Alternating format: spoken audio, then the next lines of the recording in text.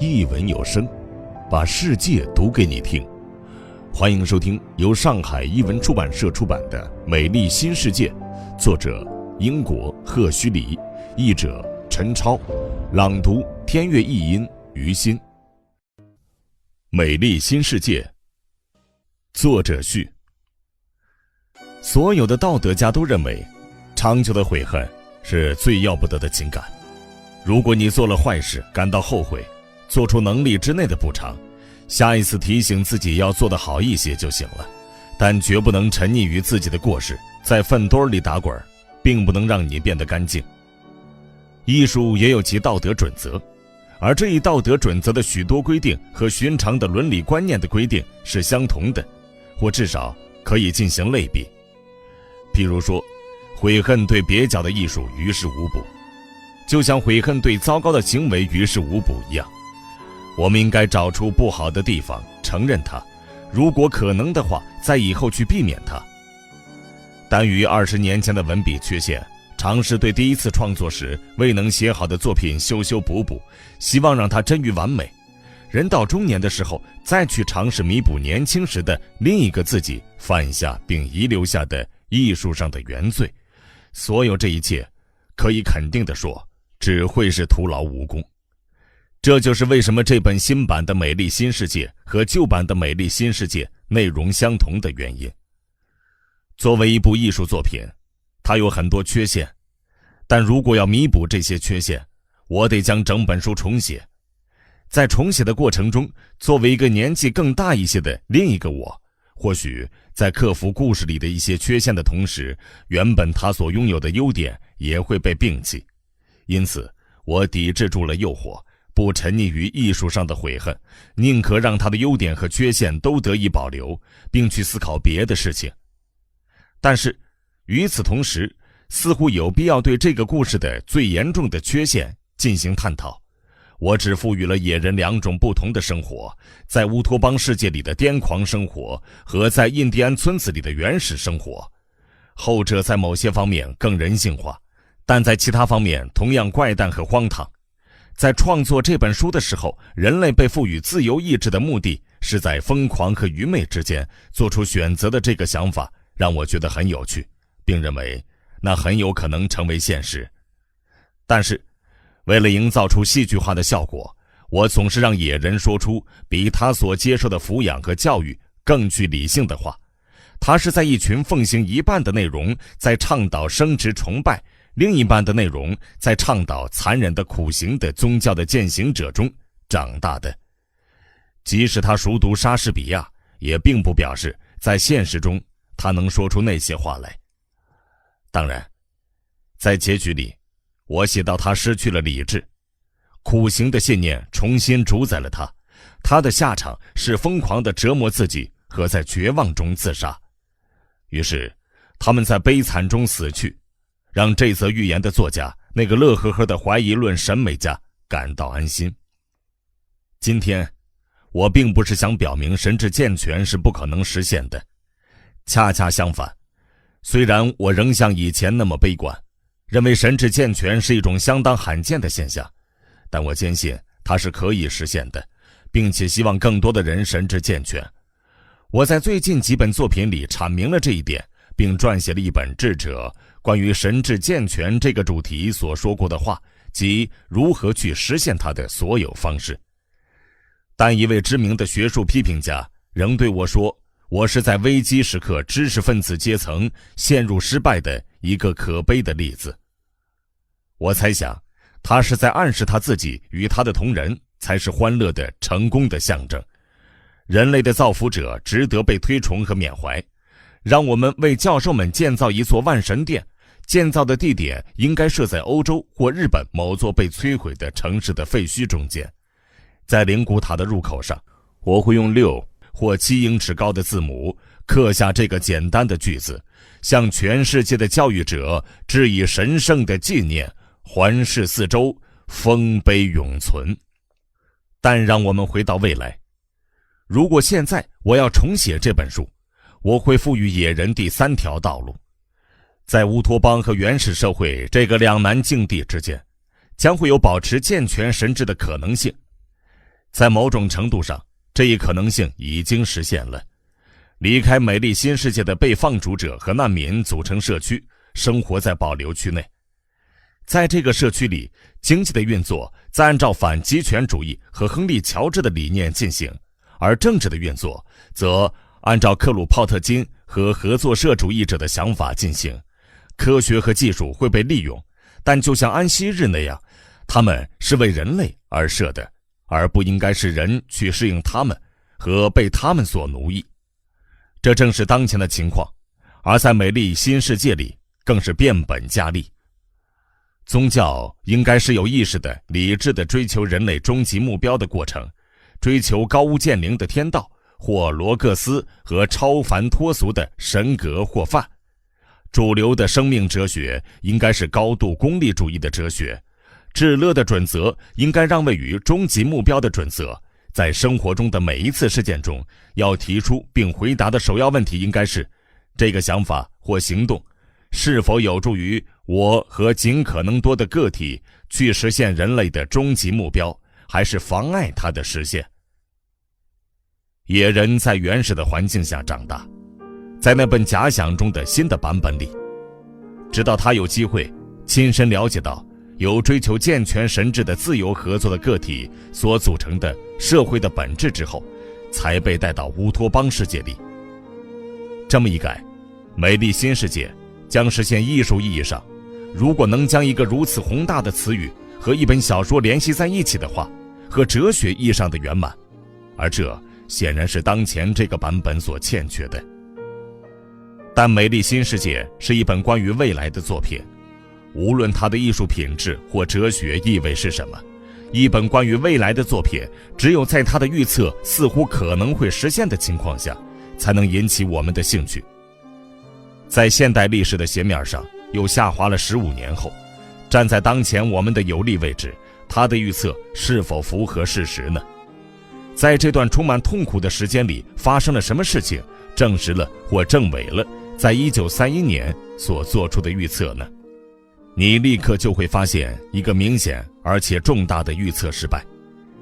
美丽新世界没有提到原子裂变，而这确实是很奇怪的过失，因为开发原子能的可能性在这本书创作之前就已经是一个热门的话题。我的老朋友罗伯特·尼克尔斯甚至就这个主题创作了一部成功的戏剧。我记得自己还在出版于20年代末的一本小说里简略地提到过这个话题。因此，如我所说，我们的福特纪元7世纪的火箭和直升机不是用原子裂变供应能源，似乎很荒唐。这个疏忽或许不可原谅，但至少可以很容易解释清楚。美丽新世界的主题并不是科技的进步，而是科技的进步对人类个体的影响。物理、化学和工程所取得的胜利被视为理所当然、心照不宣的内容。唯一专门进行描写的科学进步是应用于人类身上的未来生物学、生理学和心理学的研究结果。只有借助生命科学的手段，生命的质量才能被深刻地改变。物质科学可以被应用于毁灭生命，或使得生活变得极其复杂和痛苦。但除非作为生物学家和心理学家的手段，他们并不能改变生命的自然形态和表达。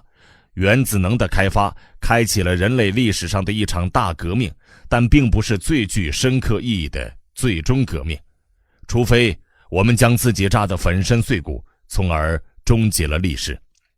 这场真正具有革命意义的革命，将不是在外部世界，而是在人类的灵与肉中实现。萨德侯爵生活在一个革命的年代，自然而然的，他以革命的理论去合理化解释他独特的癫狂。罗伯斯庇尔只实现了政治层面的最肤浅的革命，巴贝夫尝试进行更加深入的经济革命。萨德侯爵认为自己的革命具有真正的革命意义，而不只是政治层面和经济层面的革命，那是影响到每一个男女老少的革命，他们的身体自此将成为所有人共同拥有的性财产。他们的思想中天生的体面观念和传统文化辛辛苦苦进行灌输的禁忌将被涤荡一空。当然，虐待狂和具有真正革命意义的革命之间并没有必要的或不可避免的关联。萨德侯爵是一个疯子，他的革命的目标是让全世界陷入混乱和毁灭。统治着美丽新世界的人，或许神智并不健全，以这个词语的绝对含义而言，但他们并不是疯子，他们的目标并不是无政府状态，而是社会的稳定。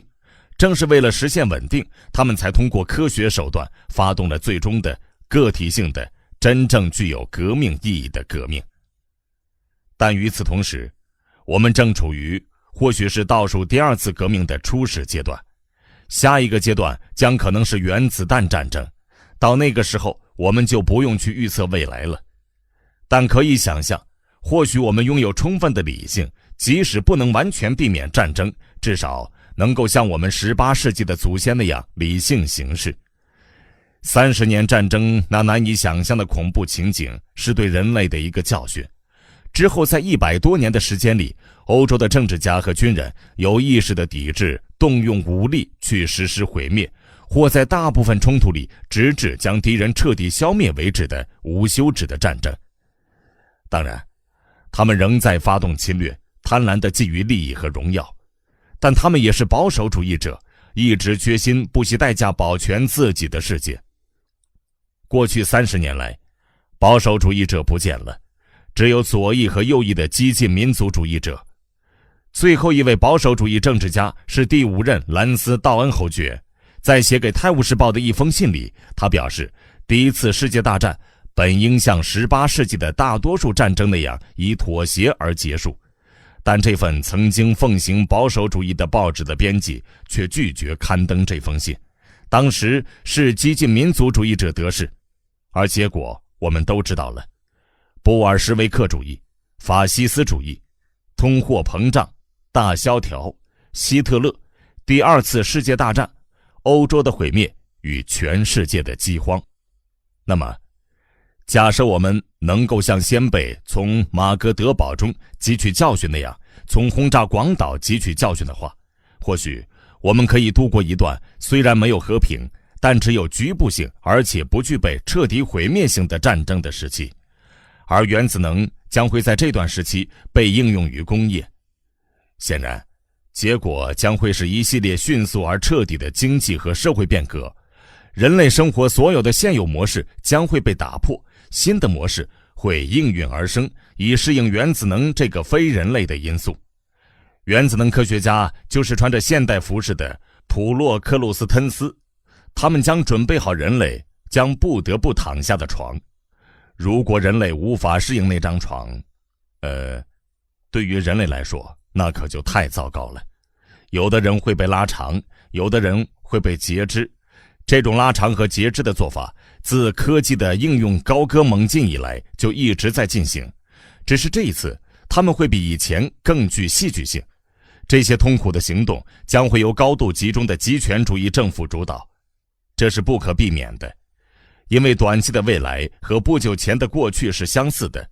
而在不久前的过去，在大规模生产的经济和绝大多数人都是无产者的人口中所发生的科技的迅速改变，总是会导致经济和社会的动荡。为了克服动荡，权力已经被集中，政府的控制日益增强。即使在原子能得以应用之前，或许全世界的政府会彻底走向极权主义，而在原子能得以应用的期间及之后，可以完全肯定，他们将走向极权主义。只有大规模的反对集中化和倡导自助的群众运动，才能阻止当前迈向中央集权的趋势。但目前，并没有这么一场运动会发生的迹象。当然，没有理由认为新的极权主义会和旧的极权主义一样，依靠大棒、火枪队、人为的饥荒、大规模监禁、大规模迁徙而实施的统治，不仅灭绝人性，如今没有人在乎这些了，而且是效率低下的体现。而在高科技的年代，效率低下就是亵渎神明的原罪。在一个真正有效率的极权主义国家里，为政治领导人服务的无所不能的干部及其麾下的管理者大军，控制着一群不需要实施胁迫的奴隶，因为他们热爱自己的奴役身份。让他们爱上奴役，就是安排给当前的极权主义国家里宣传部门的干事、报纸的编辑和学校的老师的任务，但他们的方式仍很原始和不符合科学。耶稣会曾经夸口说，如果由他们负责一个孩子的教育，他们将能够塑造那个人的宗教思想，但这只是一厢情愿的想法。当代的教育家在塑造学生的反射神经方面的效率，或许还远远不如教育伏尔泰的可敬的神父。宣传工作已经取得的最伟大的成就，不是让被影响者去做什么，而是让他们不去做什么。真相是重大的，但更重大的事情，从实际的角度看，是对真相保持沉默。集权体制的宣传工作者只需对某些话题保持沉默，拉下丘吉尔先生所说的铁幕，将群众和政治领导人认为不好的事实或争论隔绝开来。这对思想的影响，就要比最雄辩的谴责或最不可抗拒的逻辑驳斥更卓有成效。但光是沉默并不足够。如果迫害、消灭和其他社会摩擦的现象要得以避免的话，正面宣传必须和反面宣传同样有效。未来最重要的曼哈顿计划将由政府资助，对政治家和参与其中的科学家所说的幸福的问题进行探究。换句话说，让人们热爱奴役身份的问题。没有经济上的安稳，对奴役身份的热爱就不可能存在。为了节约篇幅，我假定无所不能的干部和管理者会彻底解决长治久安的问题，但安稳很快就会被视为理所当然。他的成就只是表层的外部性的革命，只有在对人的身心进行深刻革命的情况下，才能实现对奴役身份的热爱。要实现这一革命，除了其他手段之外，我们还需要下面这些发现与发明。首先，心理暗示技术的飞跃，先是通过婴儿培育，然后借助药物如浪荡碱。其次，全方位的对人与人的差别的认识，使得政府能够为任何个体分配他或她在社会和经济等级体系中适合的位置。元凿方锐将会带来对社会体制有害的想法和煽动其他人的不满。第三，因为无论现实多么美妙，人们总是希望去度假。酒精和尼古丁的替代品能比杜松子酒或海洛因带来更强烈的快感，而且危害更小。第四，但这将是一个长期的计划，需要经过几代人时间的极权主义控制才能成功实现。一个不会出错的优生学机制，目的是使人类的繁衍实现标准化，协助管理者的任务。在美丽新世界里，人类繁衍的标准化被渲染到了离奇的程度，但并非不可能实现。从技术手段和意识形态上，我们还需要经过漫长的路程，才能实现瓶装婴儿和一组组的经过波卡诺夫斯基流程处理的半白痴。但到了福特纪元600年时，天知道还有什么事情是不会发生的。与此同时，那个更加幸福和安稳的世界其他特征，诸如苏模、睡眠教育和科学等级体制，或许再过3-4代人就能够实现。而美丽新世界里的性滥交似乎也不是非常遥远。美国几座城市的离婚人数已经和结婚人数相当。无疑，再过几年，结婚证将会像养狗证那样被贩卖，有效期为12个月，而且没有法律禁止换狗或在一段时间内养多于一只宠物。随着政治和经济自由的消亡，性的自由会相应的增加作为补偿。独裁者，除非他需要炮灰和依靠家庭去殖民空旷或被征服的地区，会致力于倡导这一自由。这些连同在药物、电影和收音机的作用下做白日梦的自由，将有助于他的臣民接受命中注定的奴役。考虑到这一切之后，似乎乌托邦比15年前任何人所想象的离我们都更加接近。当时我预测它将在600年后实现，今天看来，1个世纪内那个恐怖的世界就将降临到我们头上。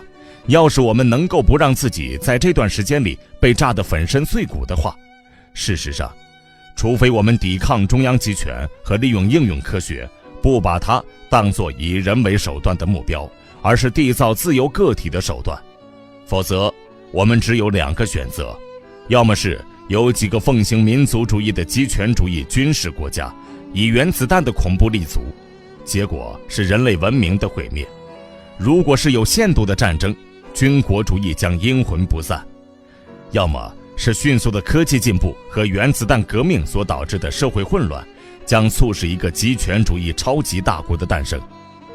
为了效率和稳定，世界演变成为一个好战而残暴的乌托邦。你付出了金钱，而且你将承担起选择的后果。一文有声，把世界读给你听。这是一座低矮的灰色建筑，只有34层楼高。正门入口的上方写着中伦敦生育与培育中心，在一面徽章上刻着世界国的格言：集体、身份、稳定。底楼那个宽敞的房间面朝北方，尽管室内像热带一样炎热，整个夏天窗外却很冷。一道微弱暗淡的光线从窗户射入，饥渴地寻找着披着布帘的人体模型或面容苍白冻得起鸡皮疙瘩的学术人士，却发现只有实验室里的玻璃器皿、镀镍器皿和闪烁着清冷光芒的瓷器，四下萧瑟交叠。那些工人们穿着白色的工作服，手上戴着死尸般苍白的橡胶手套，灯光凝滞而死气沉沉，像是一个幽灵。只有在显微镜的黄色镜筒上，它才折射出一丝生机。那些显微镜和擦亮的试管放在一起，像一块块美味的黄油，在工作台上摆了长长的一列。还有这间，主任打开门，是受精室。300位受精操作员正俯身操作着仪器。生育与培育中心的主任走进房间时，在几乎听不到呼吸声的安静中，是全神贯注之下不经意间发出的自言自语的喃喃声或口哨声。一群新来的学生可怜兮兮地跟在主人身后，他们都很年轻，朝气蓬勃，但阅历尚浅。每个人都拿着笔记本，只要这位大人物一开口，就忙不迭地做着笔记。这可是权威可靠的信息，机会难得。中伦敦生育与培育中心的主任总是很重视亲自带学生参观各个部门。大致向你们介绍一下。他向他们进行讲解，因为他们当然必须有一些大致的认识，才能够理智地进行工作，但还是知道的越少越好，如果他们想要成为快乐的社会公民的话。因为众所周知，具体就是美德与快乐，而概述则是思想上必要的恶。社会的骨干不是哲学家，而是锯木匠和集邮爱好者。明天，他略带威胁，却又亲切地朝他们微笑着补充道：你们将开始进行严肃的工作，你们没有时间听笼统的介绍。与此同时，权威可靠的信息啊，机会难得，抄到笔记本里。这帮男生疯也似的抄写着。主任走进房间，他个子高瘦，但身材笔挺，下巴很长，牙齿大而突出。当他没有说话时，刚好被他那丰润饱满的嘴唇遮住。他是老是少呢？30岁？55岁？实在是很难辨认。反正在安稳的福特纪元632年这个年头，你不会想到去问这个问题。我这就开始。生育与培育中心的主任说道。那些学生更加热切地在笔记本里做着记录。这就开始。他挥挥手，这些就是培育器。他打开一扇绝缘门，向他们展示一排排标着号码的试管。这个星期的卵子供应以血温进行保存，而男性的精子……说到这里，他打开另一扇门，他们必须以35度保温，而不是37度。正常的血温会杀死他们，裹得热乎乎的公山羊可没办法配种生出羊羔啊。他仍然倚在向他们展示的培育器上，简略地讲述着现代受孕过程。那些铅笔在页面上匆忙地书写着难以辨认的字迹。当然，首先是关于操作流程的介绍。这是为了社会福利的志愿行动，更何况他的奖金抵得上6个月的工资啊。接着，他继续介绍让被剥离的卵巢保持活性和积极发育的技术，然后谈到理想温度、卫生、粘度的通盘考虑，提到保存那些被提取出来的成熟卵子的液体，然后领着学生走到工作台边，当场向他们展示如何从试管里抽出这种液体，并一滴滴地放置在经过特别加温的显微镜的载玻片上，如何检查里面那些卵子是否有异常，如何计算数目和如何转移到一个多孔的容器里。现在他带他们去观看操作，如何将这个容器浸泡在微温的粘稠液体中，里面有自由游动的精虫，并强调最低密度是每立方厘米10万条。经过10分钟后，如何将这个容器从液体中取出来，对里面的卵子再次进行检查。如果有卵子仍未受孕，如何再次浸泡在液体中，如果有必要的话再浸泡一遍。如何将这些受精的卵子放回培育器里，阿尔法和贝塔的卵子得一直等到被装进瓶里为止，而伽马、德尔塔和埃普斯隆的卵子只经过36小时就又被取出来，进行博卡诺夫斯基流程处理。博卡诺夫斯基流程。主任重复道。那些学生在他们的小笔记本里画了下划线。一个卵子，一个胚胎，一个正常的成年人，但一个经过波卡诺夫斯基流程处理的卵子会长出胚芽，会增生，会分裂，从8个到96个胚芽不等，每一个胚芽都会成长为一个形态完美的胚胎，每一个胚胎都将成长为一个正常体格的人。以前只能培育出1个人，现在可以培育出96个，这就是进步。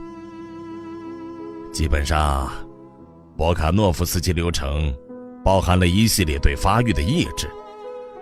我们阻止正常的生长，而吊诡的是，卵子的反应就是发育出胚芽。那些铅笔匆忙地书写着。他指着一条缓缓移动的传送带，上面有一个摆满了试管的架子，正进入一个大的金属盒子里。另一个摆得满满的架子正在出现，机器发出轻微的运作声。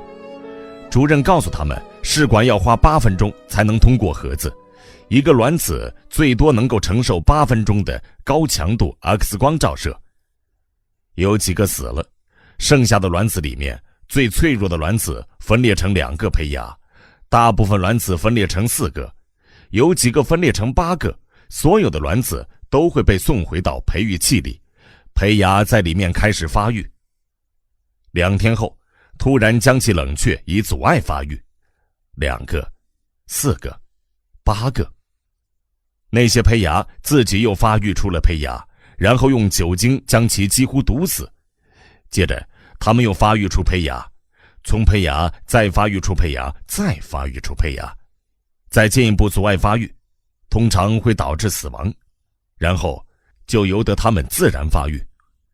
到了这时，原先的卵子从8个变成了可观的96个胚胎。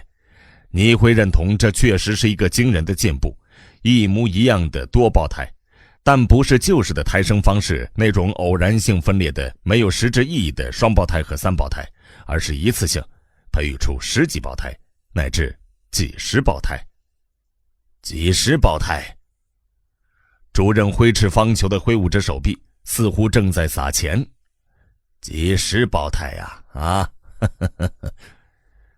但一个学生傻乎乎地询问这么做有什么好处啊，我的好孩子啊。主任一个箭步冲到他跟前。你不明白吗？难道你真的不明白吗？他举起一只手，表情肃穆地说道。波卡诺夫斯基流程是社会稳定的主要手段之一。社会稳定的主要手段。标准化的男人和女人，标准化的群体，一座小型工厂的员工可能就是同一个波卡诺夫斯基流程处理的卵子的产物。96个一模一样的多胞胎操作96部一模一样的机器。他的声音几乎因为兴奋而发颤。现在你们知道自己置身于何处了，历史上第一次。他引用了世界国的格言：集体、身份、稳定。多么伟大的言论呢！如果我们能将波卡诺夫斯基流程无限制地进行下去的话，所有的问题都将得以解决。有标准的伽马，一成不变的德尔塔，整齐划一的埃普斯隆得以解决，数以百万计的多胞胎大规模生产的准则终于被应用在生物学上。但是主任摇摇头，我们无法将波卡诺夫斯基流程无限制地进行下去。96个似乎就是极限，72个是一个平均数目，由同一个卵子和同一个男性的精子尽可能多地孕育出一模一样的多胞胎。那是他们所能做到的最好成绩。遗憾的是，这并不是最优秀的成绩，而就连这个也很难做到。因为按照自然规律，要花30年才能让200个卵子成熟。但我们的任务是在这个时候就稳定人口，就在这里，就是现在，花上1/4世纪的时间去慢慢的孕育多胞胎，这有什么意义呢？显然，根本没有意义。在夹裂技术大大加速了成熟的过程，他们能保证2年内产出至少150个成熟的卵子，然后进行受精和波卡诺夫斯基流程处理。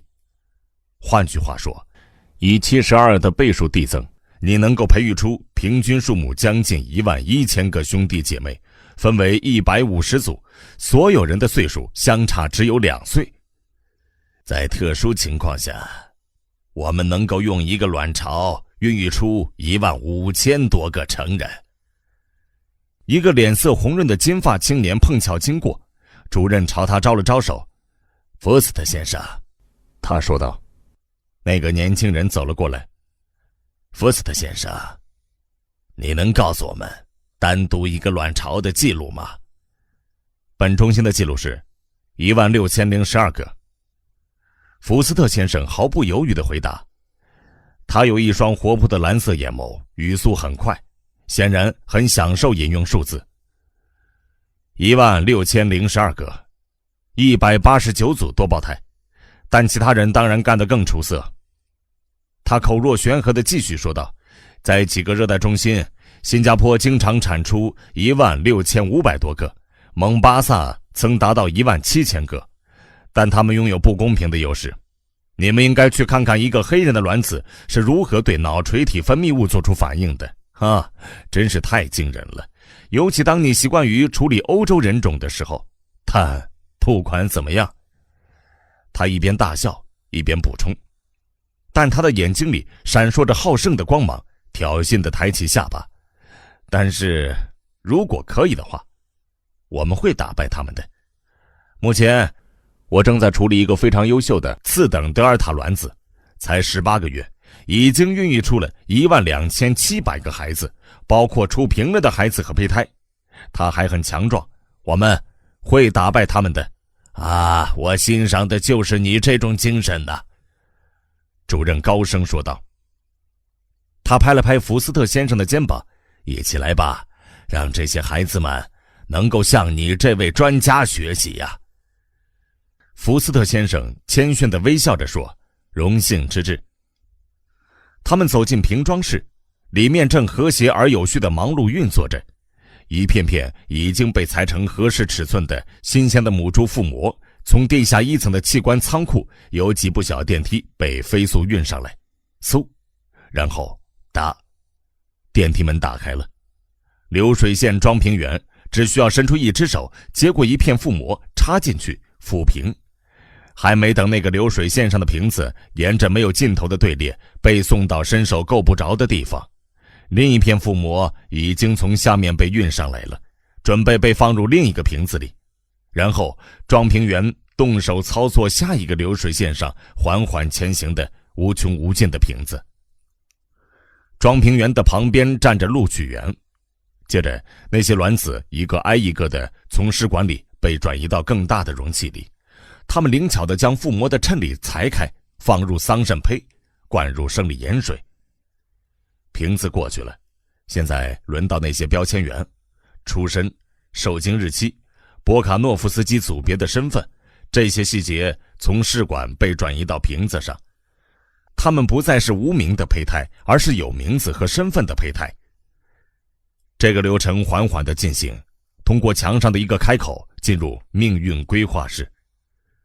他们进房时，福斯特先生说：“88立方米的索引卡片，包含了所有相关信息。”主任补充道：“每天早上及时更新，每天下午进行协调规划。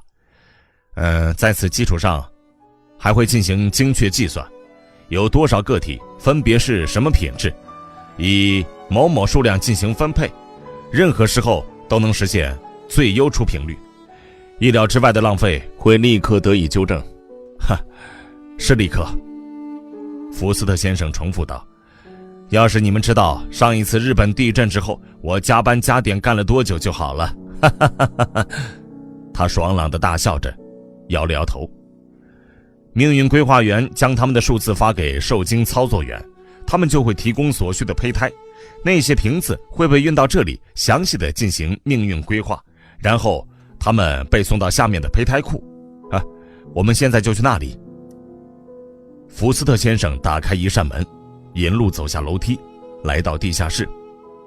他们来到一个昏暗的地方，这里的气温仍像是热带，两扇门和一条有2个拐弯的通道，确保地窖不会被日光照射到。胚胎就像是照片的飞碟，哼，福斯特先生诙谐地说道，一边打开第2扇门。他们只能忍受红光。一文有声，把世界读给你听。现在，学生们跟着他走进了闷热的黑暗中，但那是深红色而且能看得见东西的黑暗，就像夏日午后闭上眼睛的黑暗。一排排的层层叠叠的细颈凸肚瓶闪烁着不胜其数的红宝石般的光芒，在红宝石之间，昏暗的红色幽灵般的男男女女的影子在穿梭走动，他们长着紫色的眼眸，而且看得出脸上长着红疮，机械的嗡鸣声和咔嗒声轻轻地搅动着空气。向他们介绍几个数字吧，福斯特先生。主任说话好像有些累了。福斯特先生十分乐意地为他们介绍数字，220米长，200米宽，10米高。他朝上指去，就像小鸡儿喝水一样。那些学生抬眼朝高处的天花板望去。地楼，1楼和2楼有3层架子，蜘蛛网一般的钢架层层叠叠，从四面八方消失在黑暗中。在他们旁边有3个红色的幽灵，正忙碌地从一条传送梯上把细颈凸肚瓶搬下来。那条传送梯是从社会命运规划室出来的。每一个瓶子都会被放在15个架子中的其中一个，每一个架子都是一个传送机，以肉眼看不见的每小时 33.3 厘米的速度前进，以1天8米的速度前进267天，总共走2136米，在底层转一圈，在1楼转一圈，在2楼转半圈。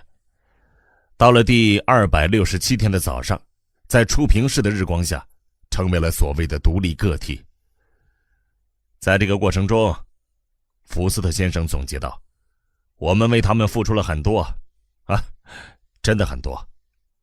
他的笑声里透着博学和得意。我欣赏的就是这种精神。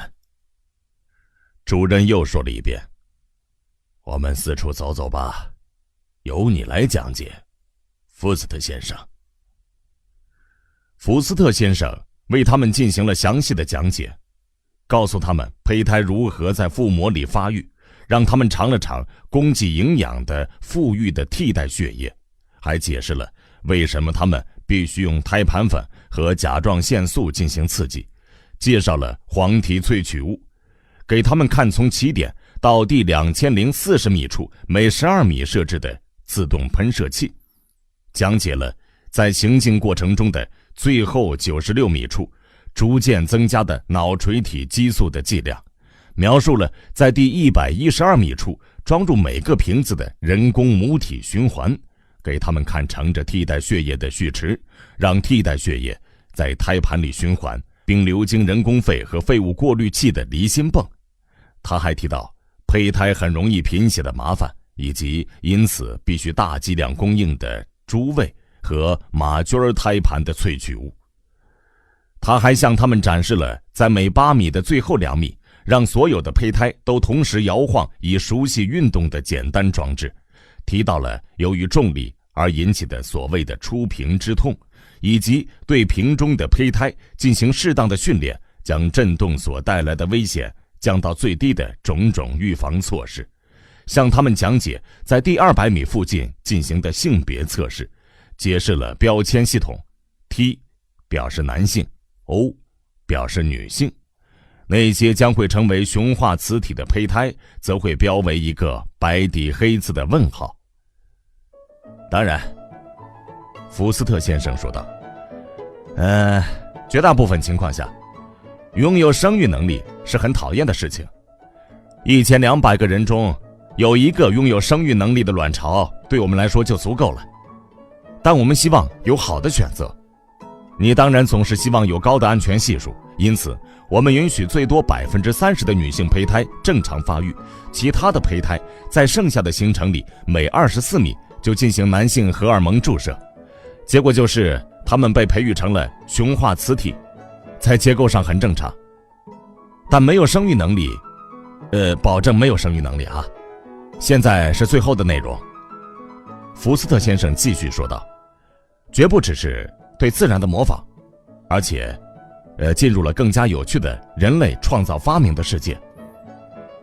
他搓着手，他们当然不满足于只是孕育胚胎，任何一头奶牛都可以做得到。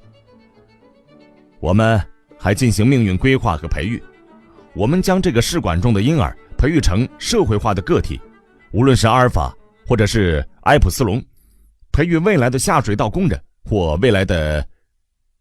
他本来想说未来的世界主宰，但他改口说的是未来的生育与培育中心的主任。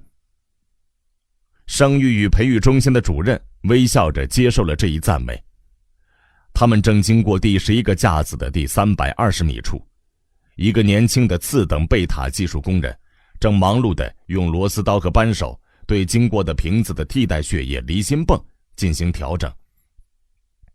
随着他将螺丝逐渐旋紧，电动马达嗡嗡嗡的声音越来越低沉，低点，再低点，最后拧一下，然后瞧一眼旋转器，大功告成。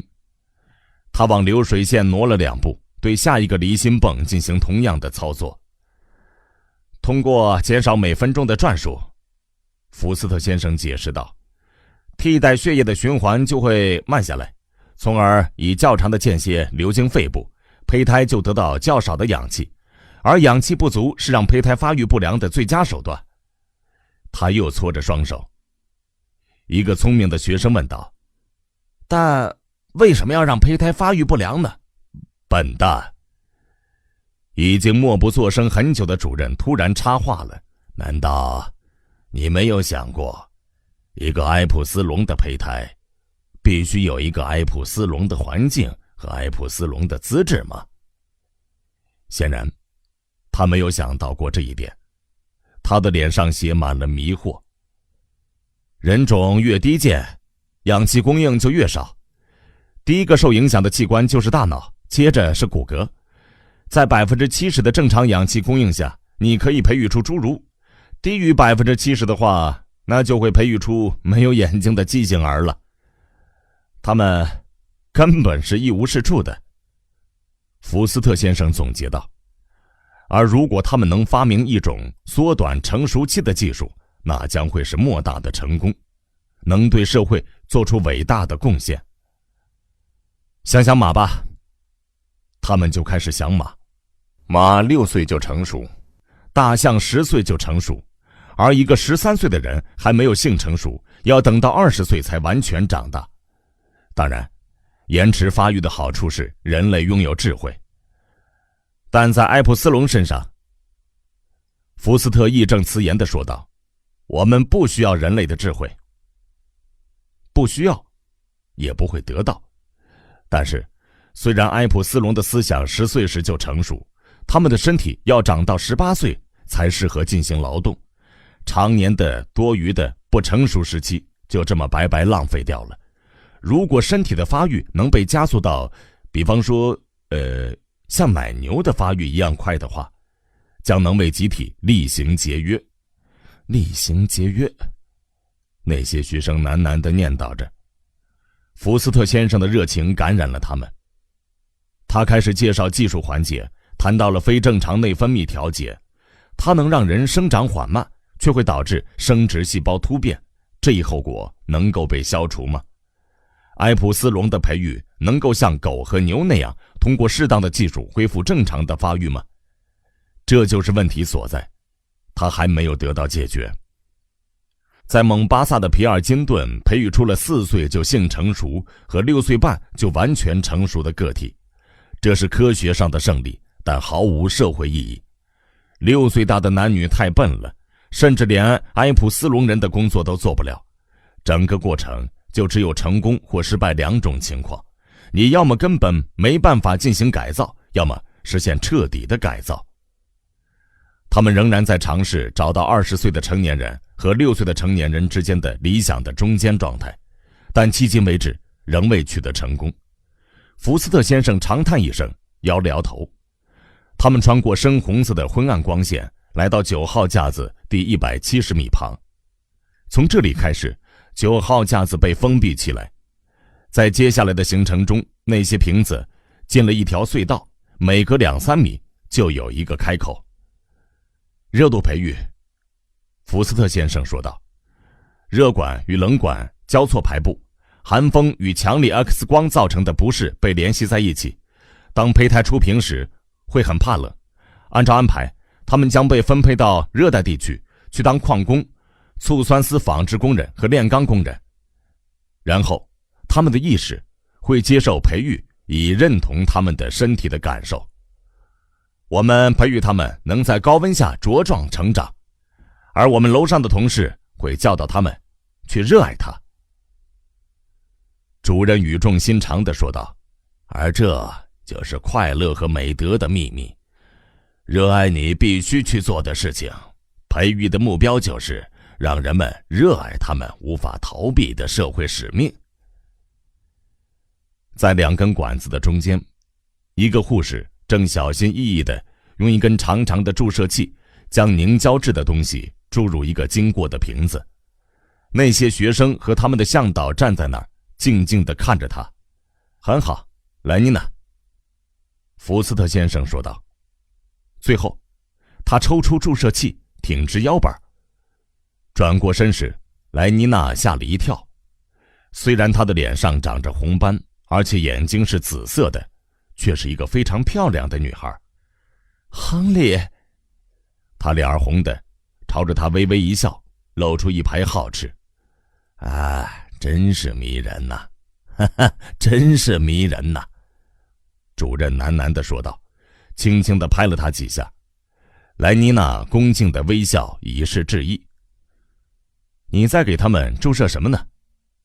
福斯特先生以非常职业的口吻问道。啊，就是普通的伤寒和锥虫病疫苗。热带的工人在150米处开始接种。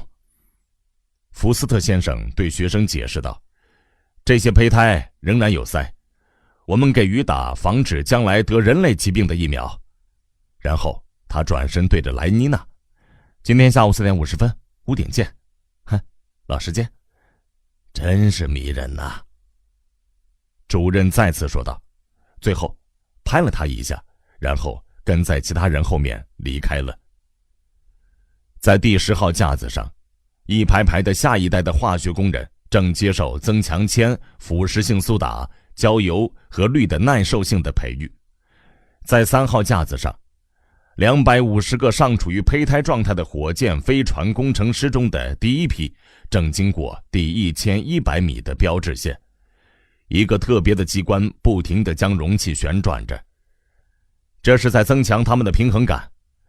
在太空中进行火箭外部维修是一件很棘手的工作，我们在它们正立的时候减缓循环，这样它们就会陷入半饥饿状态。在它们倒立的时候加倍替代血液的流动，它们就会将倒立与快乐联系在一起。事实上，当它们拿大顶时，它们是开心的不得了啊。现在我想向你们展示培育优等阿尔法知识分子的很有趣的方法。我们在1楼的5号架有很多胚胎。他对着2个正准备下楼的男生说道，他们在大约900米处，得等到那些胚胎的尾巴掉了才能进行真正有意义的智力培育。跟我来。但主任看着他的表，2点50分了，我担心没有时间去参观知识分子的胚胎了，我们得在孩子们午睡结束到上面的育儿所去。福斯特先生很失望，至少去出评室看一眼也行啊。那好吧，就看一眼吧。主任宽容地微笑着。一文有声，把世界读给你听。福斯特先生被留在出评室里，生育与培育中心的主任和他的学生们走进最近的电梯，来到5楼。门牌上写着育儿所新巴甫洛夫培育室。主任打开一扇门，他们来到一间空荡荡的大房间，光线很亮堂，因为整面南墙就是一扇窗户。6、7个护士穿着正式的粘胶纤维布料的白色夹克和长裤，头发掖在白色的无菌帽下面，正忙碌地在地板上摆放长长的一列盛着玫瑰花的碗。那些碗很大，满满的盛着玫瑰花，有几千片成熟绽放的花瓣，像丝绸一般柔滑，就像是无数小天使的面颊。在明亮的光线下，这些小天使的脸庞不只有粉嫩的白人脸庞和雅利安人的脸庞，还有明黄色的中国人的脸庞、墨西哥人的脸庞，还有好像吹天堂之号累得中风般的脸庞，还有死人一样的苍白色的脸庞，就像大理石那么苍白。生育与培育中心的主任进来时，那几个护士立正敬礼。把书摆好，他简恶地说道。那几个护士默默地遵守命令，在玫瑰花碗之间整齐地摆好书，4开本的幼儿读本打开着，上面印着格外招人喜爱的鸟兽虫鱼的彩色图片。现在把孩子们带进来。他们匆忙走出房间，1、2分钟后回来了，每个人推着一架高高的小型升降机，上面有好几个4面围着铁丝网的架子，里面是8个月大的婴儿，全都长得一模一样，显然是一组波卡诺夫斯基多胞胎，全部都穿着黄褐色的衣服，因为他们的级别是德尔塔。把他们卸下来。那些婴儿被卸了下来。把他们转过身儿，这样他们可以看到鲜花和书本。那些婴儿被转过身，立刻安静了下来，然后开始朝那些亮丽的色彩斑斓的花瓣和白纸上鲜艳活泼的图案爬去。他们爬近时，太阳暂时从乌云后面露出来，那些玫瑰似乎绽放出内在的激情，那些闪闪发亮的树叶似乎弥漫散发出新的深奥含义。那些正蹒跚爬行的婴儿们兴奋地尖叫着，开心地咯咯咯地笑个不停。主任搓着双手，很好，简直就是天造地设的安排。爬得最快的几个婴儿已经来到了终点，漫无目的地伸出小手，触摸着、紧抓着和撕扯着变形的玫瑰花。那些闪闪发光的书叶被揉成一团。主任等到所有的孩子都玩得不亦乐乎时，开口说道：“仔细看好了。”然后他举起手发出信号。站在房间另一头的开关面板旁边的护士长拉下一个小小的拉杆，一声剧烈的爆炸声响起，然后是尖利的警报声，声音越来越尖，几乎让人疯狂。那些孩子被吓得哇哇大哭，脸蛋因为恐惧而扭曲着。现在，主任高喊着，现在我们开始用中等强度的电击实施培育。他再次挥了挥手，那个护士长拉下第二个拉杆。那些婴儿的啼哭突然间变了腔调，他们发出尖利的痉挛般的叫嚷，声音里透着绝望和癫狂。他们小小的身体僵硬地抽搐着，四肢似乎在看不见的丝线牵引下呆板地扭动着。我们可以给整片地板通电，但这样就够了。他朝那个护士做了个手势。爆炸声平息了，铃声也停止了，尖利的警报声的频率渐渐降低，直至悄无声息。那些僵硬的抽搐的身躯松弛了下来，原本失魂落魄的痛哭哀嚎回到了正常的出于恐惧的啼哭。再把鲜花和书本给他们。那些护士执行了命令，但是那些玫瑰花一凑近过来，一看到那些鲜艳的猫咪、公鸡、黑绵羊的图片，那些婴儿就恐惧地缩开了，哭声突然间转弱为强。哈哈哈哈，看到了吗？哈哈，看到了吗？书本与噪音，鲜花与触电，已经在这些婴儿的头脑里紧密地联系在一起。经过200次相同或类似的重复教育，将会变得根深蒂固。人类缔造的联系是大自然无力解开的。他们长大以后将会，用心理学家的话说，本能地痛恨书本和鲜花，那是无法改变的条件反射。他们会一辈子对书本和鲜花避之唯恐不及。主任转身对护士们说道：“把他们带走吧。”这些穿着黄褐色衣服的婴儿仍然哭哭啼啼的，被抱到升降机上，然后被推了出去，留下一股馊牛奶的味道和令人感到舒心的宁静。一个学生举起手，虽然他很清楚为什么你不能让下等人把集体时间浪费在书本上，他们读到的内容或许会对他们的应激反应造成负面影响，这样的危险总是存在。但是他不明白为什么不能碰鲜花，为什么要费尽心思让德尔塔不喜欢鲜花呢？生育与培育中心的主任耐心地进行解释，让那些孩子一看到鲜花就惊叫痛哭，是基于崇高的经济政策。在不是很久之前，大概是1个世纪左右吧，加玛、德尔塔甚至埃普斯隆都被设定为喜欢鲜花，喜欢大自然，尤其是喜欢鲜花，让他们一有机会就想去郊外，这样就能够促使他们使用交通工具。那他们不是使用交通工具了吗？那个学生问道。用的很多，但别的什么都没有消费。他指出樱花草与风景有一个严重的缺陷，它们是免费的。热爱自然使得工厂开工不足，他们决定消除对于大自然的热爱，至少对低下阶层要这么做。消除对大自然的热爱，但不是消费交通工具的倾向。当然，他们应该继续往郊区跑，虽然他们很痛恨它。问题是要找出更加合乎经济法则的方式，而不是纯粹出于对樱花草和风景的热爱，而这个方法被适时地找到了。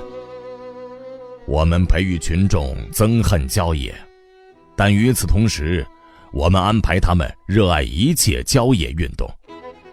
与此同时，我们确保所有的郊野运动都需要使用精密的器械，因此促使他们会去消费工业品和交通工具，于是就采取了电击这一手段。哦，我懂了。那个学生默不作声了，他对此崇拜得五体投地。沉默了一会儿之后，主任清了清喉咙，开始说道：从前呢，当我们的主福特依然在世时，有一个小男孩名叫鲁本·拉宾诺维奇。鲁本的父母是说波兰语的。我想你们知道什么是波兰语吧？一门已经灭绝的语言，就像法语和德语一样。另一个学生多嘴的插话，以展示自己的博学。那父母呢？那些学生不安地沉默着。几个男生脸红了，他们还没有学会区分意义重大但非常微妙的淫秽与纯粹科学之间的区别。最后，一个男生大胆地举起手：人类以前……他面红耳赤地犹豫着。他们以前是胎生的。说得很对。主任赞许地点点头。当婴儿出屏时，是出生，有人更正道。那时候他们是父母生出来的。我是说，当然不是现在的婴儿，而是那时候的婴儿。那个可怜的男生完全迷糊了。简单的说，父母就是父亲和母亲。这个下流但很有科学启示意义的词语，重重地砸在这帮目光畏缩、默不作声的男生的心头。母亲，他在沉默中高声重复着，然后靠在椅子上，语气沉重地说道：我知道，这些事实让人觉得很讨厌，但那时候大部分的事实确实让人觉着很讨厌。他又谈起小鲁本。在他的房间里，有一天晚上，由于一时疏忽，他的父母不小心让收音机一直开着。你们必须记住，由于那时候是肮脏的胎生，孩子们总是由他们的父母抚养的，而不是在国家培育中心里成长。当孩子睡着时，一则来自伦敦的广播突然开始播放。第二天早上，他的光惊讶地发现小鲁本醒来后一字不差地背诵着由古怪的老作家乔治·肖伯纳写的一篇长文。他是少数几位作品获准流传到我们这一代人的作家之一。他正按照一种经考证却有歧视的传统在谈论自己的才华。对于小鲁本来说，听这一番话当然就像在听天书一样，还以为自己的孩子突然发疯了，于是带他去看医生。幸好医生懂英语，听出那就是昨晚肖伯纳发表的演讲，意识到这件事情的意义重大，并就这件事儿给医学杂志写了一封信。睡眠教育或催眠教育的原则被发现了。生育与培育中心的主任吊人胃口地停了下来。这个原则被发现了，要等到许多年之后，这个原则才能得到完全的应用。小鲁本的这个案例就发生在我们的福特的第一辆梯形轿车投放市场的20-30年后。说到这里，主任在腹部比出 T 的姿势，所有的学生都毕恭毕敬地跟着做。但是那帮学生狂热地做着笔记。催眠教育最初应用于福特纪元214年，为什么不是在此之前？有2个原因。其一，那些早期的实验者走了弯路，他们以为催眠教育能够作为智力教育的一个手段。一个小男孩侧着右半边的身子睡着了，伸出右手无力地垂在床边。一个温柔的声音正从一个匣子侧面的圆形格栅里传出来。尼罗河是非洲最长的河流，这是全世界第2长的河流，但长度比不上密西西比密苏里河。尼罗河是所有河流的源头，其流域长度跨越35度的纬度。第2天早上吃饭时，某人问汤米：“你知道非洲最长的河是什么河吗？”他摇了摇头。可是难道你不记得是这么开头的吗？尼罗河是非洲最长的河流，和全世界第2长的河流。那些话脱口而出。虽然长度比不上，那好，非洲最长的河流是什么河？那双眼睛一片茫然。我不知道。那尼罗河呢，汤米？尼罗河是非洲最长的河流，和全世界第2长的那最长的河流是什么河呢，汤米？汤米眼泪夺眶而出。我不知道。他哀嚎着。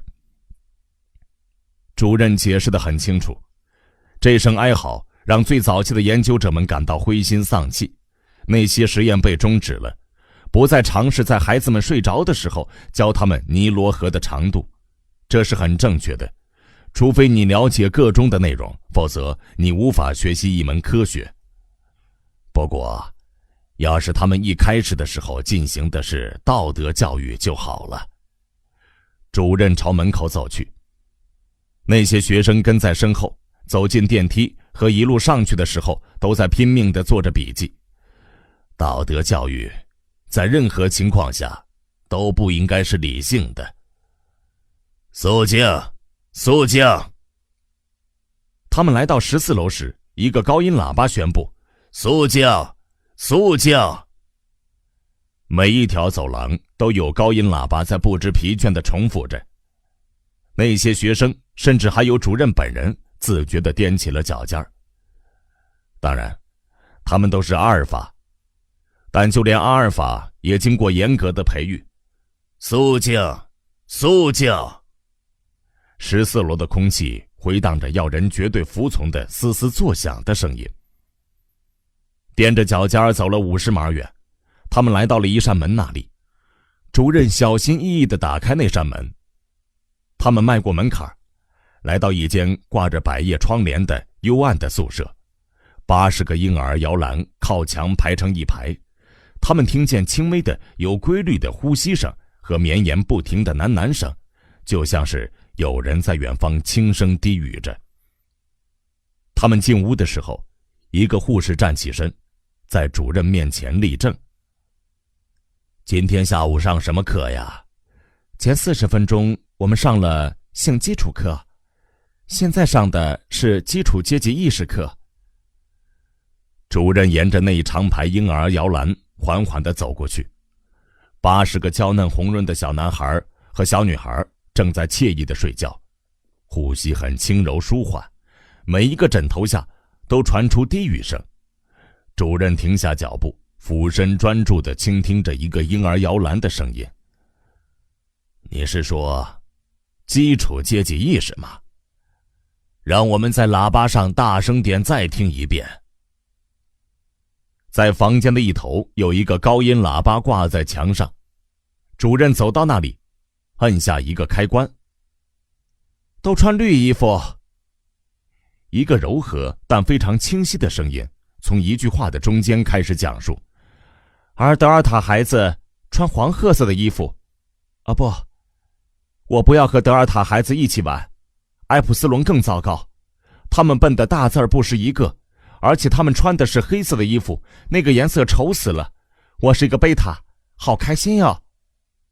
那个声音停了一下，然后继续讲述道：阿尔法孩子穿的是灰色的衣服，他们比我们更加勤勉工作，因为他们聪明绝顶。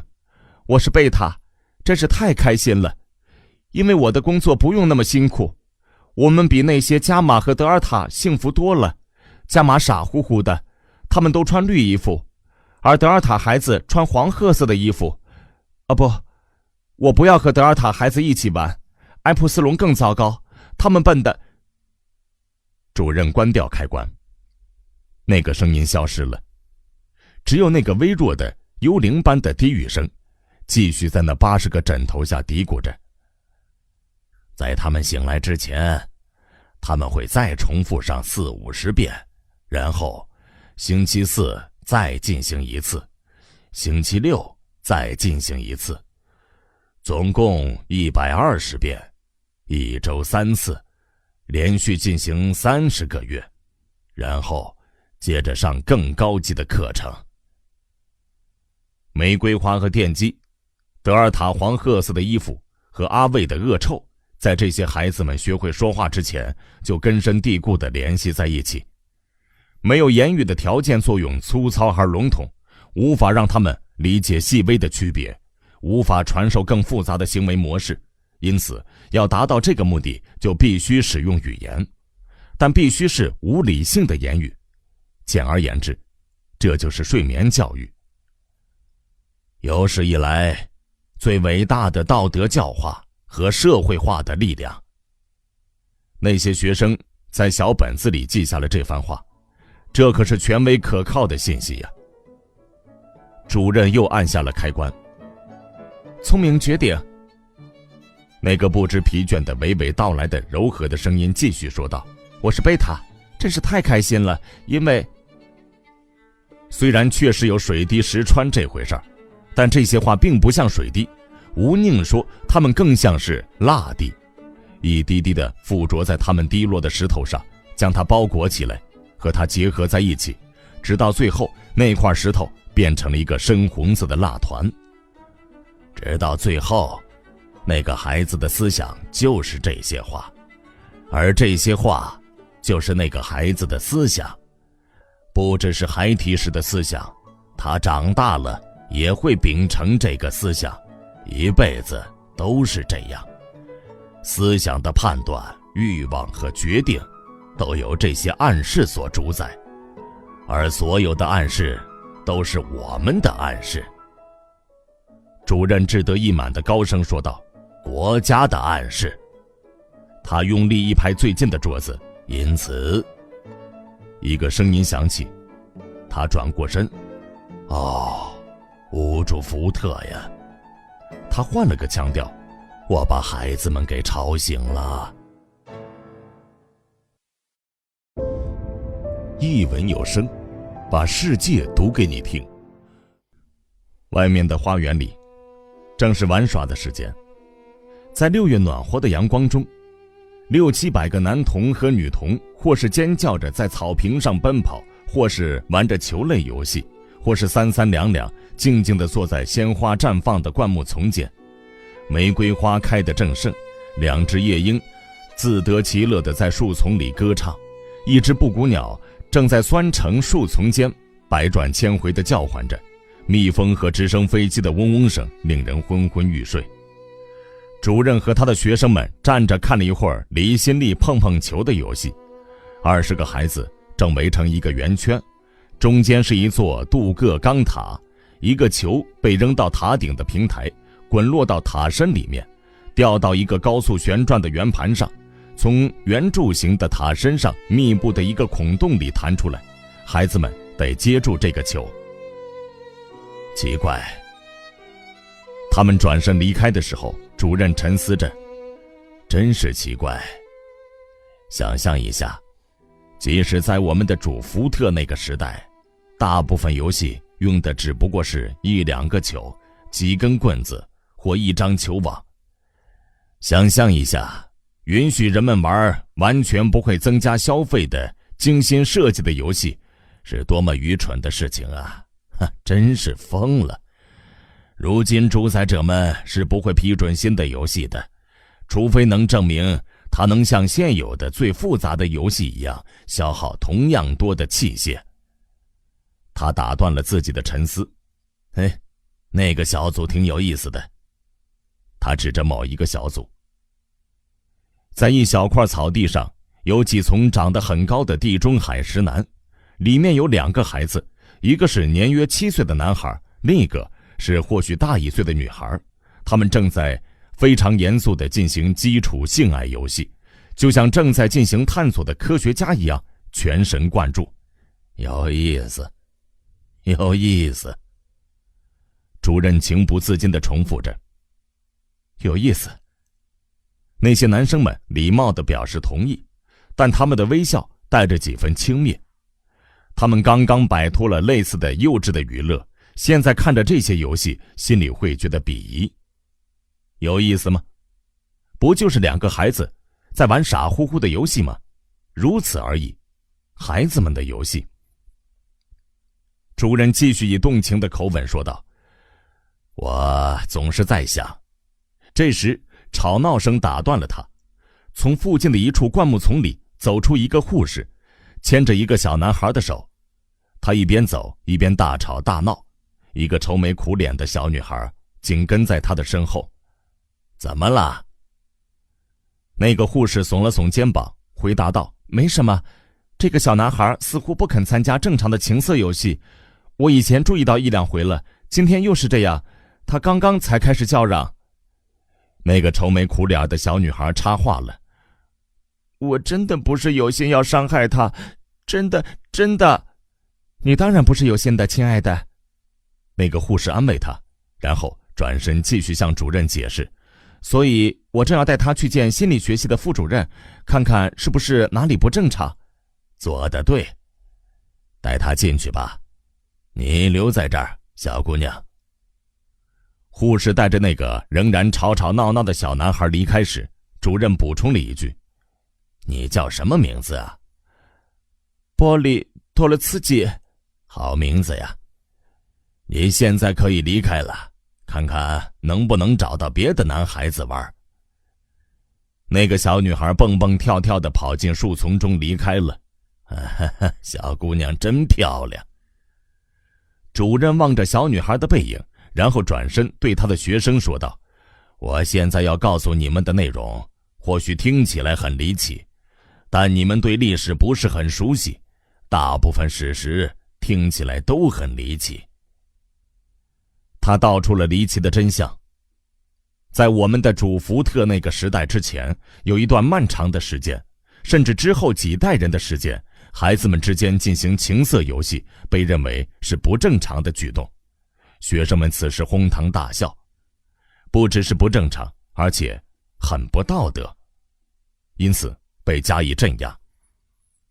他的那些听众的脸上露出惊诧莫名的怀疑的表情，不许可怜的小孩子们自己来点乐子。他们无法相信会有这种事情，甚至直到青春期。就像你们现在这个年纪。不会吧？连一点偷偷摸摸的自体性行为和同性恋行为都不行，绝对禁止。什么也不能做？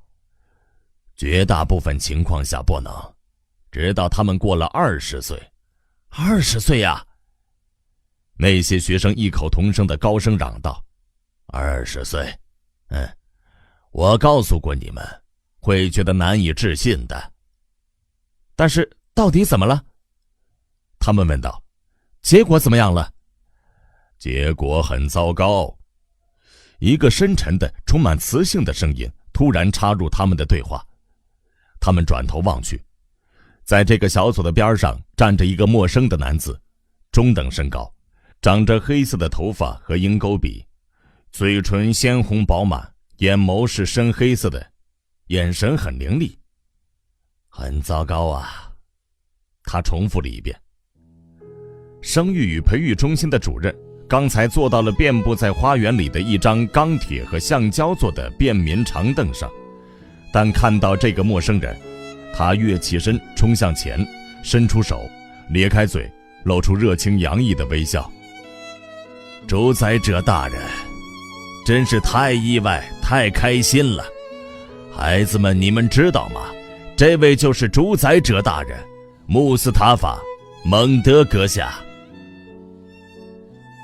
在中心的4000个房间里，4000口电子时钟同时敲响了4点钟，从高音喇叭里传出飘渺的声音：白天主要班次任务结束，白天第2班次接替，白天主要班次任务结束。他们乘着电梯一路往上去更衣室。亨利·福斯特和助理命运规划员故意背对着心里处的伯纳德·马克思，回避这个名声不太好的男人。轻微的嗡嗡声和机器的运转声仍然搅动着胚胎贮藏室深红色的空气，轮班的人来来去去，一张张长着红斑的面孔依次而过，传送带浩浩荡荡，永无休止地载着未来的男男女女向前进。莱妮娜·克劳恩轻快地朝房门走去。穆斯塔法·蒙德阁下，这群顶礼膜拜的学生的眼珠几乎夺眶而出。穆斯塔法·蒙德阁下，西欧的居民主宰者，世界10大主宰者之一，10大之一。他与主任就坐在那张长凳上。他准备留下来。是的，留下来和他们谈话。金科玉律，来自我们的主福特本人的绝对权威的信息。2个皮肤像棕虾一样的孩子从附近的一个树丛里跑出来，睁大着眼睛诧异地盯着他们看了一会儿，然后回到树丛继续他们的玩耍。你们都记得，主宰者以浑厚的声音说道，我想你们都记得我们的主那句美妙而鼓舞人心的话，历史算个球。他缓缓地重复着，历史算个球。他挥了挥手，似乎拿着一把看不见的鸡毛掸子，将几粒灰尘给担掉。这几粒尘埃就是哈拉帕、加勒底的乌尔，还有几张蜘蛛网，他们是底比斯、巴比伦、克诺索斯和麦西尼。单一单，单一单，奥德修斯在哪儿呢？约伯在哪儿呢？朱庇特、佛陀和耶稣在哪儿呢？单一单，单一单，那些什么雅典、罗马、耶路撒冷、中央王国，统统都不见了。单一单，单一单，那个原来是意大利的地方变得空荡荡了。单一单，单一单，所有大教堂都不见了。单一单，单一单，里尔王和帕斯卡尔的思想路不见了。单一单，受难曲不见了。单一单，安魂曲不见了。单一单，交响曲不见了。单一单。哈利，今儿晚上去看感官电影吗？助理命运规划师问道。我听说阿罕布拉宫那个新人很正点，他们在熊皮地毯上云雨交合，大家都说实在是叹为观止，每一根熊毛都纤毫毕现，那真是最美妙的感官效果呀。这就是为什么不教你们历史的原因，主宰者说道。但现在是时候。主任犹豫地看着他。有传闻说，在主宰者的书房的保险箱里藏有古老的禁书、圣经、诗集，无主福特知道还有什么东西。穆斯塔法·蒙德捕捉到他不安的眼神，红润的嘴角讽刺地翘了起来。没事的，主任。他语带讥讽地说道，我不会把他们带坏的。主任心里充满了迷惑，觉得自己受鄙视的人都会努力装出一副盛气凌人的样子。伯纳德·马克思脸上露出轻蔑的微笑，还美一根熊毛。我一定会去的，亨利·福斯特回答道。穆斯塔法·蒙德俯身向前，朝他们摇晃着一根手指。尝试着想象一下。他的声音让听众的横膈膜异样地颤动着。尝试着想象一下，10月怀胎的母亲是什么模样？又是那个会淫会道的词语，但这一次并没有人想笑。尝试着想象一下，生活在家庭里意味着什么？他们试了一下，但显然想象不出来。你们知道家意味着什么吗？他们摇了摇头。莱妮娜·克劳恩从昏暗的深红色的地下室上了17楼，出了电梯，向右转，穿过一道长长的走廊，打开一扇写着女更衣室的房门，走进一个震耳欲聋的满是胳膊、胸脯和内衣的乱糟糟的房间。100个浴室里，热水正四处飞溅或汩汩流出，80个真空震荡按摩器或隆隆作响或嘶嘶作响，正同时轻柔着吮吸着80位女性结实的古铜色的躯体。每个人都扯着最高的嗓门在说话，一部合成音乐机正在播放一曲动听的小号独奏。你好，芬妮。莱妮娜朝一个年轻女人打招呼，两人的衣架和储物柜连在一起。芬妮在瓶装室工作，她也姓克劳恩。不过，由于世界上20亿人只有1万个名字，这种巧合并不会让人觉得惊奇。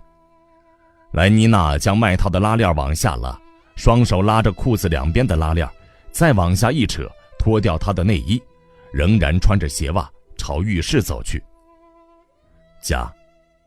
家，几个狭小的房间，住着一个苦闷的男人，一个时不时就会生孩子的女人，一群吵吵闹闹的不同年龄的男孩和女孩。没有空气，没有空间，一座没有充分消毒的监狱，充斥着黑暗、疾病和恶臭。主宰者唤起了形象生动的情景，有一个男生要比其他人更加敏感，但是听到这些描述就变得脸色煞白，差点呕吐出来。一文有声，把世界读给你听。莱妮娜走出浴室，用浴巾擦干身子，拿起一根长长的插在墙上的伸缩管，将管口放在胸脯上，似乎想要自杀，然后按下开关，一股暖风将上好的爽身粉喷在她的身上，8种不同味道的香薰和古龙水的旋钮开关就设在洗手盆的上面。他旋开从左边数起的第3个旋钮开关，为自己选了素心兰味的香水，手里拿着鞋袜，走出去看看有没有一台真空震荡按摩器是空闲的。家，无论是现实的家还是精神的家，都是那么肮脏。在精神上，它就像一个兔子洞或一座垃圾堆，由于紧密结合的生活而充满了摩擦，充斥着情感。家庭成员之间是亲密关系，令人窒息的多么危险、疯狂、肮脏的关系。母亲疯疯癫癫地养育着孩子，她自己的孩子，就像一只母猫养育着它的猫咪。但那是一只会说话的母猫，一只反反复复地说着“我的宝贝，我的宝贝”的母猫。我的宝贝，到我的怀抱里来。那些小手，肚子饿了，还有那难以言状的充满痛苦的快乐。直到最后，我的孩子睡着了，我的孩子嘴角泛着白色的奶沫睡着了，我的小宝贝睡着了。是的，穆斯塔法蒙德点了点头。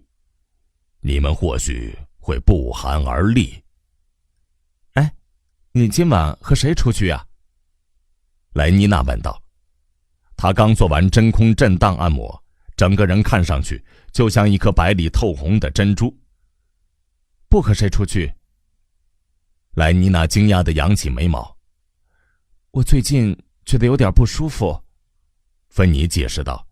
威尔斯医生建议我吃点代孕药，但是亲爱的，你才19岁呀，要到21岁才必须进行第一次代孕。我知道，亲爱的，但有的人如果早点开始会比较好。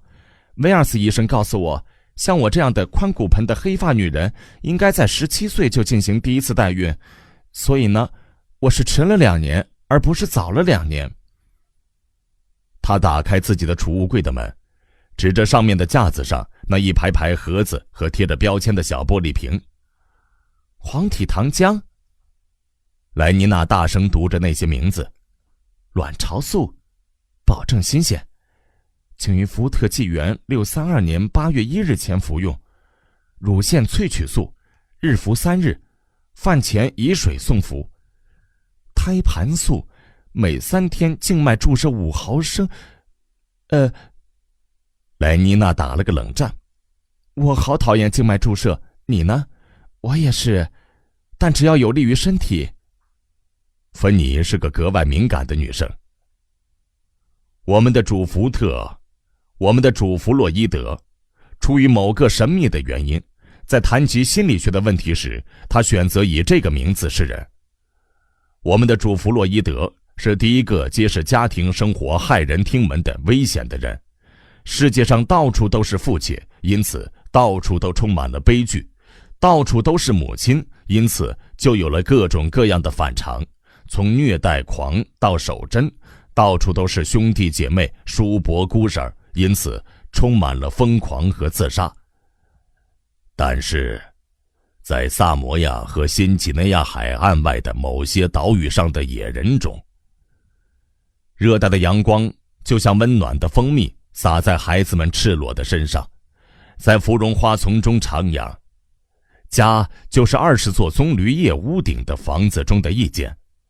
在特罗布里恩群岛，怀孕是祖先的幽灵作祟的结果，没有人曾经听说过父亲这回事儿。2个极端相遇了，他们注定是要相遇的。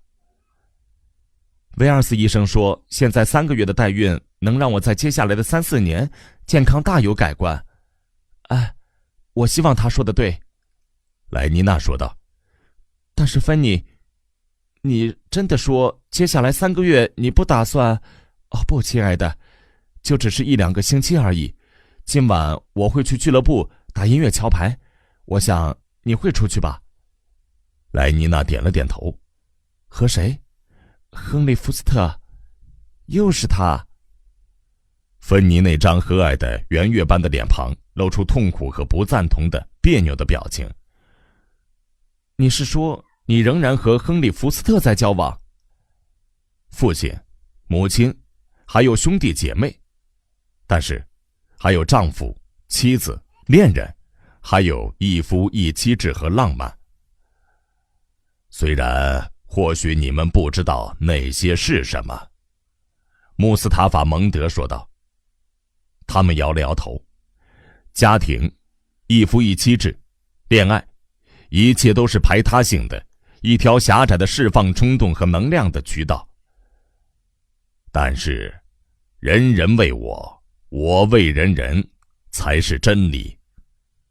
他以睡眠教学法的格言作为结束语。那些学生点了点头，非常认同这则在夜晚重复了62000次的格言。它不仅是真理，而且是不言自明的无可辩驳的定理。但是说到底，莱妮娜抗议道，我和亨利在一起不过才4个多月。才4个多月呀，亏你说得出口。芬妮继续说道，伸出一只手指责难他，这段时间除了亨利就没有别人了，是吧？莱妮娜满脸通红，但她的眼神和声音仍然不服气。是的，一直没有别人。她回答时的口吻几乎带着挑衅。我不明白为什么要扯上别人。他还真搞不懂状况呀。芬妮重复着，似乎在对着莱妮娜左肩后面一个看不见的人在说话。然后她的声音突然一变，但是说正经的，她说道，我真的认为你得小心点，一直像这样子只和一个男人交往很不好。40岁或45岁还不算太糟糕，但是在你这个年纪，妮娜，不，这样真的不好。你知道主任非常反对感情强烈或长久的关系。4个多月和亨利·福斯特在一起，没有别的男人，为什么？要是他知道的话，他会很生气的。想象一下压力下的水管里的水。他们想象着这幕情景，我只要戳一个洞，水就会喷射而出。主宰者将它戳了20个洞，出现的则是20条涓涓的水流。我的宝贝，我的宝贝，妈妈。疯狂是会传染的。我的爱人，我仅有的唯一的爱人，宝贝，宝贝。母亲，一夫一妻制，恋爱，所以水喷得老高，泡沫四溅，汹涌澎湃，因为冲动只有一个发泄口。我的爱人，我的宝贝。难怪那些可怜的前现代人都那么疯狂、邪恶和可怜，他们的世界不让他们轻松面对，不允许他们保持理性、高尚和快乐。由于母亲和爱人，由于他们没有接受培育服从的禁令，由于有那些诱惑和寂寞的悔恨，由于有种种疾病和无尽的孤立的痛苦，由于种种无常和贫穷，他们不得不产生强烈的情感，而有了强烈的情感，他们怎么能稳定呢？当然，没有必要和他分手，时不时和别人在一起，就是这样。他也在和别的女孩子交往，不是吗？莱妮娜承认了。他当然有别的女孩子。要知道，亨利·福斯特可是个完美的绅士，总是一贯正确，而且还有主任呢。你知道，他是个很固执己见的人。莱妮娜点了点头。他今天下午从后面拍了拍我。莱妮娜说道。是吧？你知道的。芬妮很得意，这表明了他的立场，最严格的传统。稳定，主宰者说道。稳定，没有社会稳定，就没有文明；没有社会文明，就没有个人稳定。他的声音就像一个号角，听着他的声音，他们觉得更加高大，更加温暖。那部机器转呐转呐，必须保持永远运作下去。如果它停止运作了，死亡将会降临。这部机器开始运转的时候，地球上生活着10亿人，在150年里，人口增加到了20亿。停止机器的运作，在150星期内，人口将会再减至10亿，10亿人将会活活饿死。齿轮必须稳定的运作，但不能听之任之，必须有人去看管他们，就像轮盘稳稳地固定在机轴上的男人，理性的人，听话的人，因为满足而意志坚定。哭泣，我的宝贝，我的母亲，我唯一的爱的呻吟。我的罪恶，我可怕的上帝，痛苦地惨叫着，狂热地抑郁着，为衰老和贫穷而哀叹。他们怎么能够去看管机器呢？如果他们无法看管那些机器，那10亿男女的尸体就无处安葬，无处火化。芬妮以诱哄的口吻说道：说到底，除了亨利之外，再和1-2个男人好，又不是什么痛苦或难过的事情。你知道的，你应该更放纵一些。稳定，主宰者坚持说道。稳定是首要的、终极的需要。稳定，因此就有了一切。他朝花园扬两手，宏伟的培育中心，那些或躲在树丛里，或在草坪上奔跑的赤身裸体的孩子们。莱妮娜摇了摇头，若有所思地说道：不知道为什么，我最近不是很想滥交。有时候你就是没有兴致。难道你没有同感吗，芬妮？芬妮同情和理解地点了点头。但一个人总得去做出努力。他语重心长地说道：这是你的责任。说到底，人人为我，我为人人。是的，人人为我，我为人人。莱妮娜缓缓地复述了一遍，叹了口气，沉默了一会儿，然后握住芬妮的手，轻轻地捏了捏。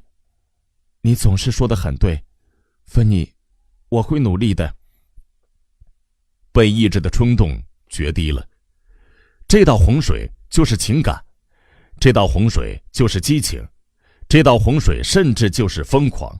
它取决于浪潮的力量和堤坝的高度与强度。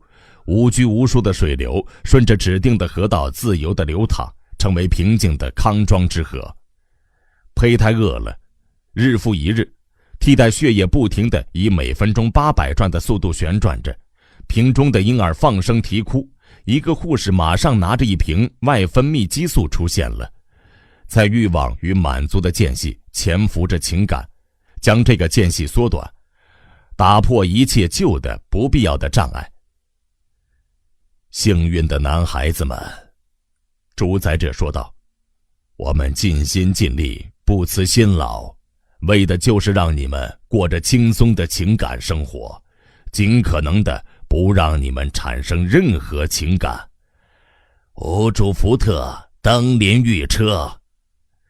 生育与培育中心的主任喃喃地说道，天下太平了。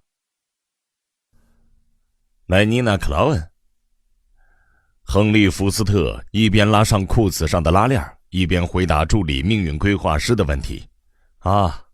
她是个好女孩，身材丰满。我很奇怪，你怎么还没上了她？我也不知道为什么。助理命运规划师说道，一有机会，我就会把她给上了。伯纳德·马克思面朝着更衣室过道的对面，偷听到了他们的说话内容，脸色顿时变得苍白。说老实话，莱妮娜说道，我开始对每天只有亨利的日子有点厌倦了。他套上左脚的袜子。你认识伯纳德·马克思吗？他以明显故作轻松的口吻问道。芬妮的表情很惊讶。你不是要说为什么不可以啊？伯纳德是优等阿尔法，而且他叫我和他去一个野人保留区。我一直想去看看野人保留区，但他名声不大好，我干嘛要理会他的名声呢？他们说他不喜欢玩障碍高尔夫。他们说。莱妮娜模仿着他的口吻。还有就是他大部分时候老是自己一个人。芬妮的声音里透着惊恐。和我在一起的时候他就不孤独了。人们对他的态度那么恶劣，不知道为什么，我觉得他人很好啊。他冲着自己微笑着，他真是太害羞了，就好像他是世界的主宰者，而他只是一个次等加码机修工一样。想想你们自己的生活吧，穆斯塔法·蒙德说道。你们有谁曾经遇到过无法克服的困难吗？对于这个问题，大家以沉默表示否定。你们有谁被迫在产生欲望和得到满足之间等候很漫长的时间吗？一个男生开口了，但犹豫不语。说嘛，主人说道，不要让大人久等。我曾经等了将近4个星期，我想要的一个女孩子才让我和她好。然后你觉得情绪很激动？太可怕了。说得很对，太可怕了。我们的祖先是那么愚昧和目光短浅。当第一批改革者出现了，并提出将他们从这些可怕的情感中解救出来时，他们不想跟他们扯上关系。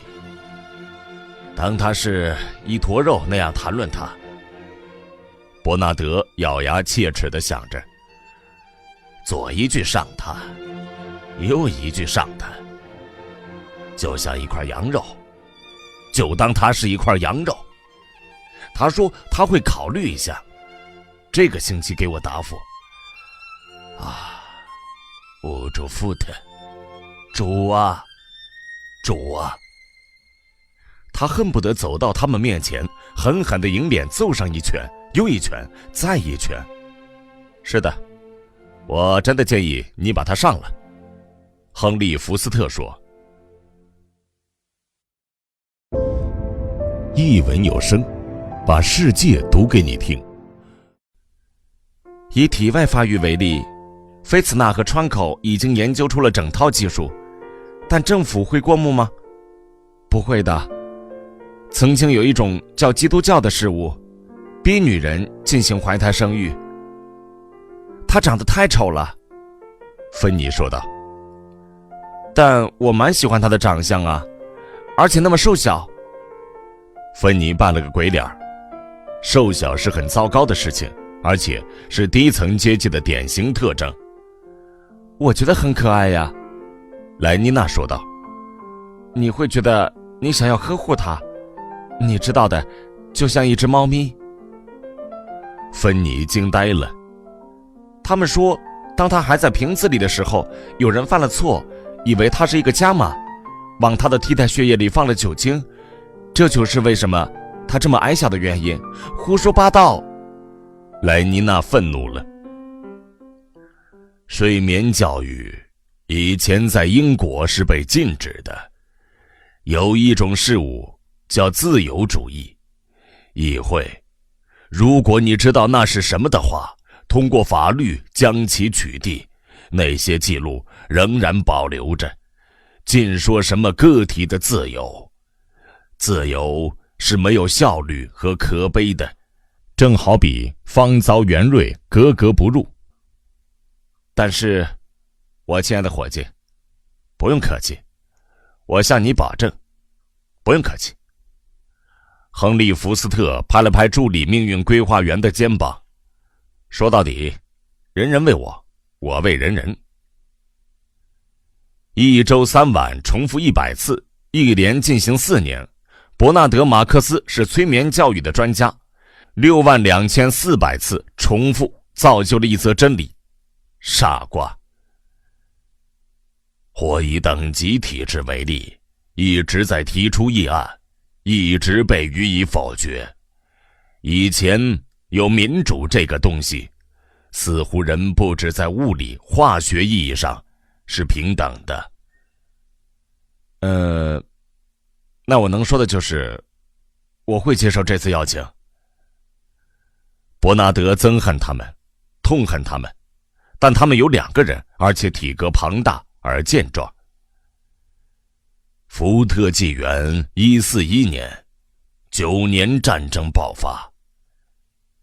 即使他的替代血液里掺了酒精这件事儿是真的，我也会接受邀请。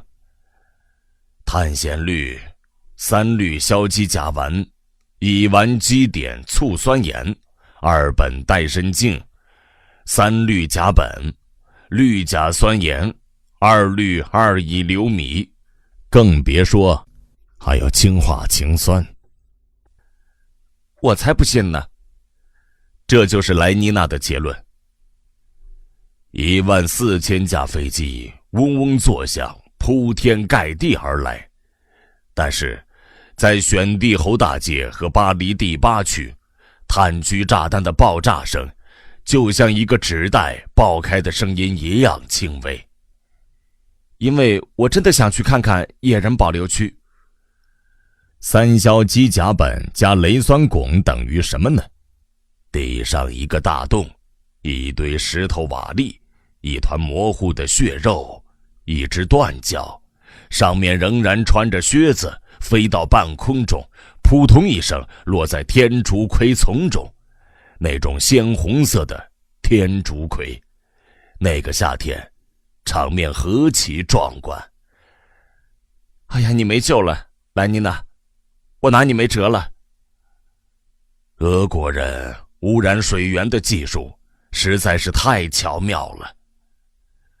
芬妮和莱妮娜背靠着背，沉默地继续换衣服。9年战争，经济大萧条，世界在控制和毁灭之间进行选择，在稳定和……芬妮·克劳恩也是个好女孩，助理命运规划员说道。在育儿所里，基础阶级意识课结束了，那些声音开始转而灌输对工业供应品的未来需求。我真的喜欢飞行，他们悄声说道。我真的喜欢飞行，我真的喜欢穿上新衣服，我真的喜欢。当然，自由主义就像炭疽一样致命，但你不能靠暴力行事。比不上莱妮娜那么丰满，根本比不上。可是，旧衣服丑死了。不知疲倦的耳语继续说道：“我们总把旧衣服给扔掉，丢衣服比补衣服好，丢衣服比补衣服好，丢衣服比……政府是做天下，不是打天下。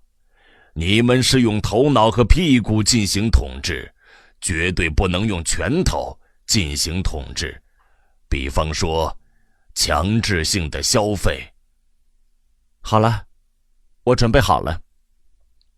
莱妮娜说道，但芬妮一直没有说话，还转过身去。我们言归于好吧，亲爱的芬妮。每一个男人、女人和孩子，每年都被迫要进行定量的消费，为了工业的利益，唯一的结果。丢衣服比补衣服好，补丁越多，越是穷光蛋。补丁越多，芬妮阴沉着脸，总有一天你会惹上麻烦的。爆发了大规模的基于良心的反对，什么都不消费，回归自然。我真的喜欢飞行，我真的喜欢飞行。回归文化，是的，真真正正的回归文化。光是坐在书斋里读书，你是没办法吸收多少文化的。我看上去怎么样啊？莱妮娜问道。她的外套用的是深绿色的醋酸丝纤维布料，袖口和领口是绿色的粘胶纤维布料。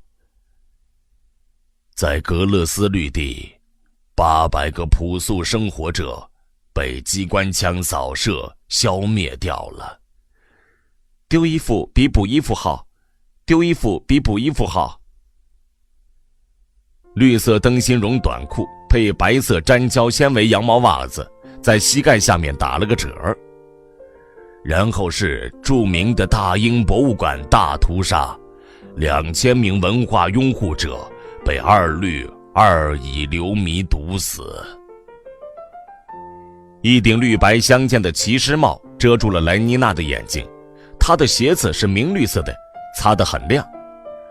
穆斯塔法·蒙德说道，最后，主宰者们意识到武力是不好的，于是采取了较为缓慢但更加可靠的体外培育、新巴甫洛夫式条件作用培育和睡眠教育。他腰际缠着一条银纹绿色仿摩洛哥皮革挎带，鼓鼓囊囊的，因为莱妮娜不是雄化雌体，装满了必备的避孕药品。菲茨纳和川考的发明终于派上了用场，开始反对胎生方式的热烈宣传。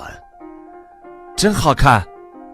芬妮兴奋地叫嚷着，她总是无法长久抵挡莱妮娜的魅力。好漂亮的马尔萨斯节育带！随之而来的是一场反对历史的运动，关闭博物馆，炸毁历史纪念碑。幸运的是，大部分纪念碑早在9年战争期间就已经被摧毁了。销毁所有在福特纪元150年之前出版的书籍。我也得弄一条这种挎带，芬妮说道。比方说，以前有叫金字塔的东西。我那条老的挎带，以前有一个人名叫莎士比亚。当然，你们没有听说过这些。我自己那条挎带真是丑死了。这些就是真正的科学教育的好处。补丁越多，越是穷光蛋；补丁越多，越是穷光蛋。我们的主福特的第一台梯形轿车的推出市场。我已经带了它快3个月了。被确立为新纪元的起始日。丢衣服比补衣服好，丢衣服比补衣服好。我刚才说过，以前有基督教这种东西。丢衣服比补衣服好，是基于消费不足的伦理与哲学。我爱新衣服，我爱新衣服，我爱。在生产力低下的时代很有必要，但在一个机器和固氮作用的时代，绝对是反社会的罪恶。是亨利·福斯特给我的。所有的十字架的顶部都被砍掉，变成了梯字架。以前还有上帝这种东西。他是真的仿摩洛哥皮革。如今我们有了世界国，有了福特节的庆典，还有社区大合唱和团结仪式。欧洲福特呀，我恨透他们了。伯纳德·马克思心想，以前有天堂这种东西，但他们仍然酗酒无度，就像肉，就像一坨肉。以前有灵魂这种东西，还有不朽这种东西。问问亨利，他是从哪儿买到的？但他们总是吸食吗啡和可卡因。更糟糕的是，他认为自己就是一坨肉。2000名药理学家和生化学家于福特纪元178年接受资助。他看上去闷闷不乐的。助理命运规划员指着伯纳德·马克思说道：6年后实现了商业化生产，完美的药品。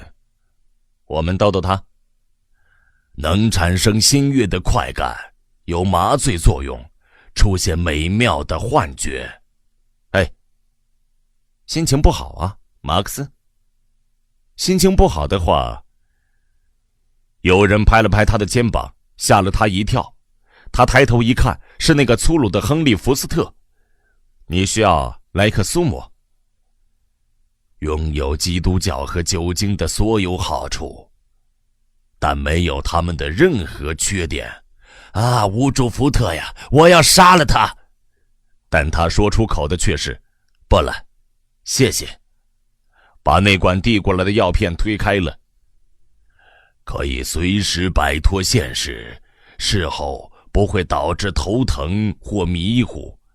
收下吧，亨利·福斯特坚持道。收下吧。稳定得到了切实的保证。一刻解千愁。助理命运规划员引用了那句耳熟能详的催眠哲理。剩下要征服的，就只有衰老。该死的，哦，该死的！伯纳德·马克思嚷道。轻浮自大。性激素荷尔蒙输入年轻人的血液。美颜，记住哦，吃苏摩好过受折磨。哈哈哈哈哈！两人大笑着出去了。旧时代的所有生理上的弊端都被克服了，当然，伴随着这些，别忘了问他关于那条马尔萨斯节育带的事情。芬妮说道。所有的老年人的精神特征也被一扫而空，他们一辈子都会有稳定的性格。天黑前打2圈障碍高尔夫，我一定要飞行。工作，娱乐，我们在60岁的时候仍像17岁时一样精力充沛，胃口大开。在糟糕的旧时代，老人会消沉退休，皈依宗教，把时间花在阅读和思考上。思考，白痴，出了。伯纳德·马克思一边朝走廊的电梯走去，一边自言自语：这就是进步。老年人能工作，老年人能交够，老年人一直在享乐，没有时间坐下来去思考，即使由于偶然的不幸，在令人心里踏实的消遣之间出现了空隙，他可以服用苏沫，美妙的苏沫，半颗苏沫就能够享受半个假期，一颗苏沫就能够度过周末，2颗苏沫就能神游东方极乐世界，3颗苏沫就能来到永恒的漆黑的月球世界。回来时，他们会发现自己已经度过了空隙，每天脚踏实地的工作和消遣，一部感官电影紧接着另一部感官电影，和一个又一个丰满的女孩子交往，打一拳又一拳的电磁高尔夫。走开，小姑娘！主任生气地嚷道：走开，小男孩！你们没看到这位大人忙得很吗？去别的地方玩你们的情色游戏吧。可怜的孩子，主宰者说道。在轻微的机器运转的嗡嗡声中，传送带浩浩荡荡地缓缓向前推进，每小时33厘米，无数红宝石在暗红的漆黑中闪烁着光亮。一文有声，把世界读给你听。电梯里挤满了从阿尔法更衣室里出来的人。莱妮娜走进去时，许多人对她友好的点头微笑。她是个很受欢迎的女孩子，曾和他们当中几乎所有人共度一夜春宵。向他们回礼示意时，她在心里想，他们都是亲切而且魅力十足的男生，但是她还是希望乔治·埃德泽尔的耳朵没那么大。或许他在第328米处被注射了太多的甲状旁腺激素。看着本尼托·胡佛，他不禁想起他脱光衣服时全身毛茸茸的样子。想起了本尼托那身卷曲的黑毛，他不禁有点难受。转头看到角落里的伯纳德·马克思那个瘦小的身躯和那张忧郁的脸庞。伯纳德，他走到他身边，我正在找你呢。电梯运行的嗡嗡声中，他的声音显得很清脆。其他人好奇地转头望着他们。我想和你谈谈我们去新墨西哥的计划。他的眼角瞥见本尼托·胡佛惊讶地倒吸一口凉气，他觉得很讨厌，心里嘀咕着，居然很吃惊我没有央求和他再去旅行一趟。然后他以更热情的口吻大声说道，我很想7月份和你一起去度假1周。他在大庭广众之下表明自己对亨利的不忠，芬妮应该很高兴，即使那个人是伯纳德。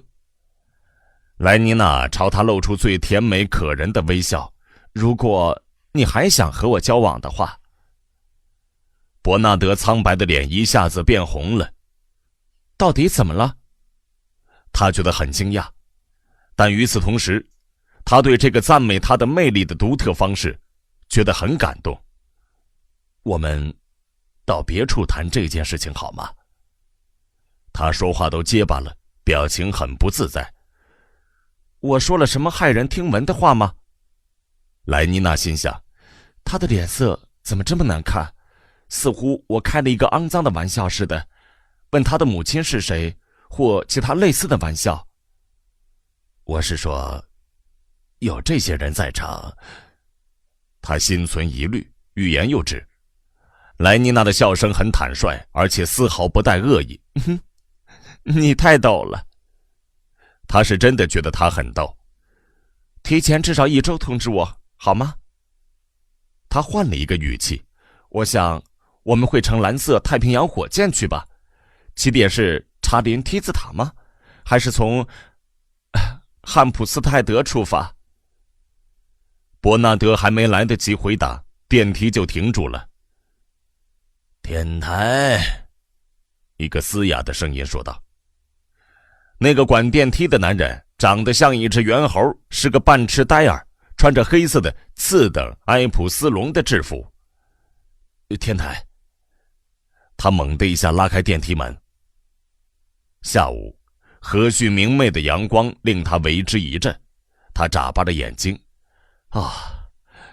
天台。他欣喜地重复了一遍，似乎突然间从死气沉沉的昏迷中愉快地醒来。天台。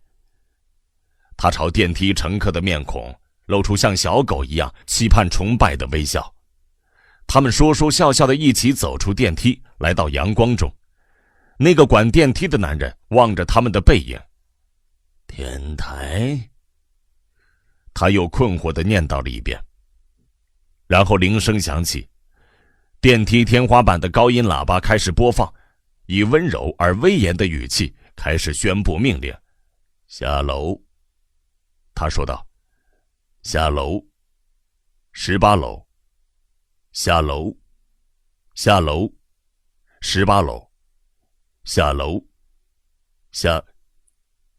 那个管电梯的男人关上大门，按下一个按钮，电梯立刻回落到昏暗的嗡嗡作响的天井里，回到他所习惯的浑浑噩噩的状态中。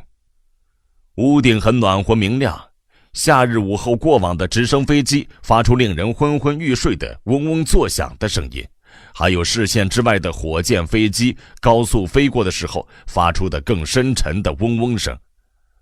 从明媚的天空上方5-6英尺的高空掠过，就像爱抚着柔和的空气。伯纳德·马克思深深地吸了一口气，仰头望着天空，然后环顾眺望着蓝色的地平线，最后低头看着莱妮娜的脸庞。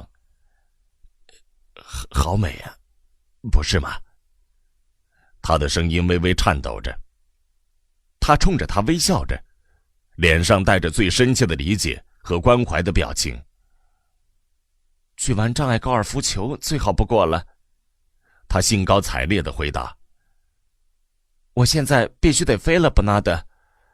如果我让亨利一直等的话，他会生气的。挑个合适的时间告诉我日期吧。他挥挥手跑开了，穿过宽阔平坦的天台朝机库跑去。伯纳德站在那儿，望着渐渐远去的闪闪发亮的白色长袜，那双晒得黝黑的膝盖充满活力的弯曲伸直，弯曲伸直，在深绿色的夹克下，那条合身的灯芯绒短裤轻柔地摆动着，他的脸上露出痛苦的表情。我得说，她很漂亮。他的身后传来一个洪亮而爽朗的声音。伯纳德吓了一跳，回头一看，是本尼托·胡佛那张胖乎乎的红润的脸庞，正低着头冲着他展现出露骨的热忱的开怀微笑。本尼托是个出了名的好人，人们都说他这辈子都用不着去碰苏沫，其他人会心情不好和发脾气得去度假，但他从来不受侵扰。对于本尼托来说，世界总是明媚的，而且非常丰满。多好的姑娘啊！然后他口气一变，不过听我说，他继续说道，你看上去闷闷不乐的，你需要来一克苏沫。本尼托将右手插进裤袋里，拿出一个小玻璃瓶，1克解10忧。听我说呀！伯纳德突然转身跑开了。本尼托盯着他的背影，心想，这家伙到底怎么了？然后摇了摇头，觉得酒精进了这个可怜的家伙的替代血液的那个传闻一定是真的。我想影响到脑子了。他把装苏沫的瓶子放好，拿出一包性荷尔蒙口香糖，将一片塞进嘴里，缓步朝机库走去，细细咀嚼回味着。亨利·福斯特已经将他的飞机开出了机库，莱妮娜到的时候，他正坐在驾驶舱里等候着。当他登上驾驶舱坐到他身边时，他只说了这么一句：迟到了4分钟。然后启动引擎，将直升飞机挂上档。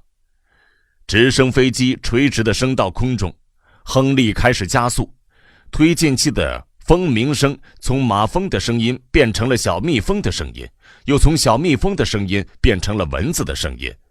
速度计显示，他们正以每分钟2英里的最高速度在升空。伦敦在他们身下消失。几秒钟后，那些庞大的平顶建筑物就好像是一床从公园和花园的绿地上冒出来的形状各异的蘑菇。在它们中间，有一株比较高的颀长苗条的霉菌，是直指天空的茶林梯子塔，顶端是一个闪烁着光亮的混凝土圆台。一朵朵硕大清新的白云，就像健美的运动员的身躯，在他们头顶的蓝天上翻腾舒卷。突然间，一只细小的深红色的昆虫从云间落下来，发出嗡嗡嗡的声音。那是红色火箭，亨利说道，从纽约来的。他看了看手表，晚了7分钟。他补充了一句，然后摇了摇头，这些大西洋航班出了名儿的不靠谱啊。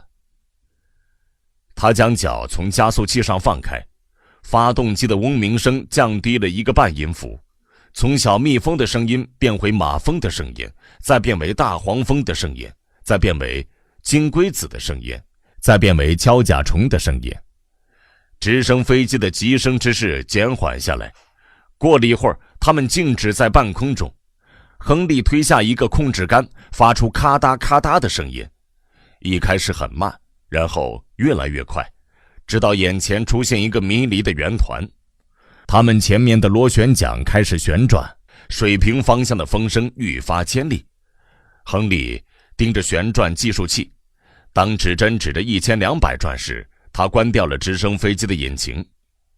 现在飞机已经有足够的前进动力，能在这个高度继续往前飞了。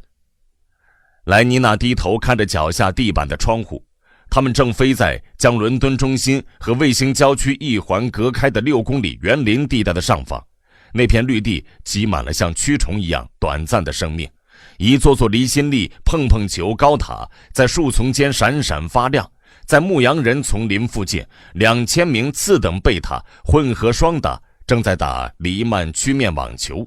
从诺丁山到威尔斯登，公路两边是双排自动电梯墙手球场地。在伊林体育馆，一场德尔塔体操表演和社区合唱正在进行。多难看的黄不拉几的颜色。莱妮娜说出了睡眠教学法针对她这个阶层灌输的偏见。豪恩斯路的感官电影制片厂的几座建筑物占据了7英亩半的面积，旁边是一群穿着黑色和卡其色制服的劳动者，正在忙碌地修整大溪路的路面。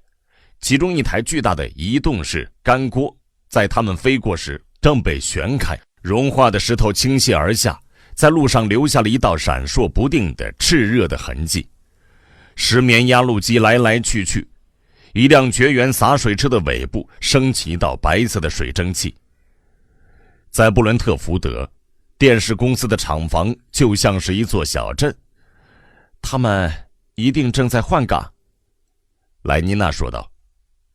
那些穿着叶绿色服装的加马女孩和穿着黑色服装的半痴呆儿，就像蚂蚁和蚜虫一样，或簇拥在入口处，或排队准备搭单轨电车。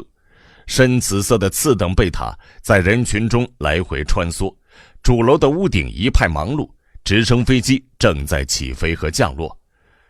说真的，莱妮娜说道，我很高兴自己不是加马。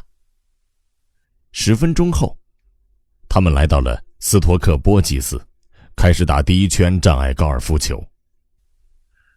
伯纳德低垂着眼睛，快步走过天台，即使偶尔看到一个同伴，也会立刻回避。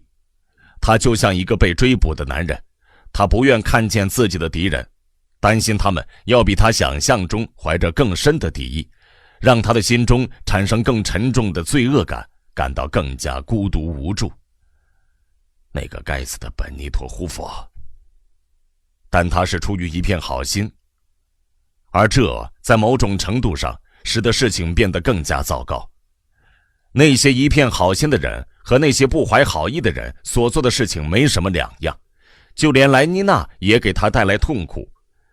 他记得那几个星期的胆怯和犹豫，他对有没有勇气去向他表白经历了观望、渴望和绝望。他敢面对被轻蔑的拒绝而遭受侮辱的危险吗？但是如果他说愿意的话，那会是多么开心的事情。现在他已经答应了，但他仍然觉得很苦恼，因为他觉得今天下午最适合玩障碍高尔夫，因为他离他而去，和亨利·福斯特在一起，因为他觉得他不想在大庭广众谈论两人最私密的事情很好笑。总而言之，因为他的行为就像任何一个健康体面的英国女孩的行为，而不是乖张离奇，而感到苦恼。他打开自己的机库，叫来一对闲着没事的次等德尔塔的员工，要他们将他的飞机推到屋顶。这里的机库有单独一组波卡诺夫斯基多胞胎照料，那些人都是孪生子，长得都一模一样，个头瘦小，肤色黝黑，相貌丑陋。伯纳德以尖刻、傲慢甚至咄咄逼人的口吻命令他们做事。一个人对自己的优越地位没有底气时，就会这么做。对于伯纳德来说，与下等阶层的成员打交道一直是最犯怵的事情，因为无论是什么原因，现在关于他的替代血液里掺进了酒精这个传闻很可能就是真的，因为事故总是会发生。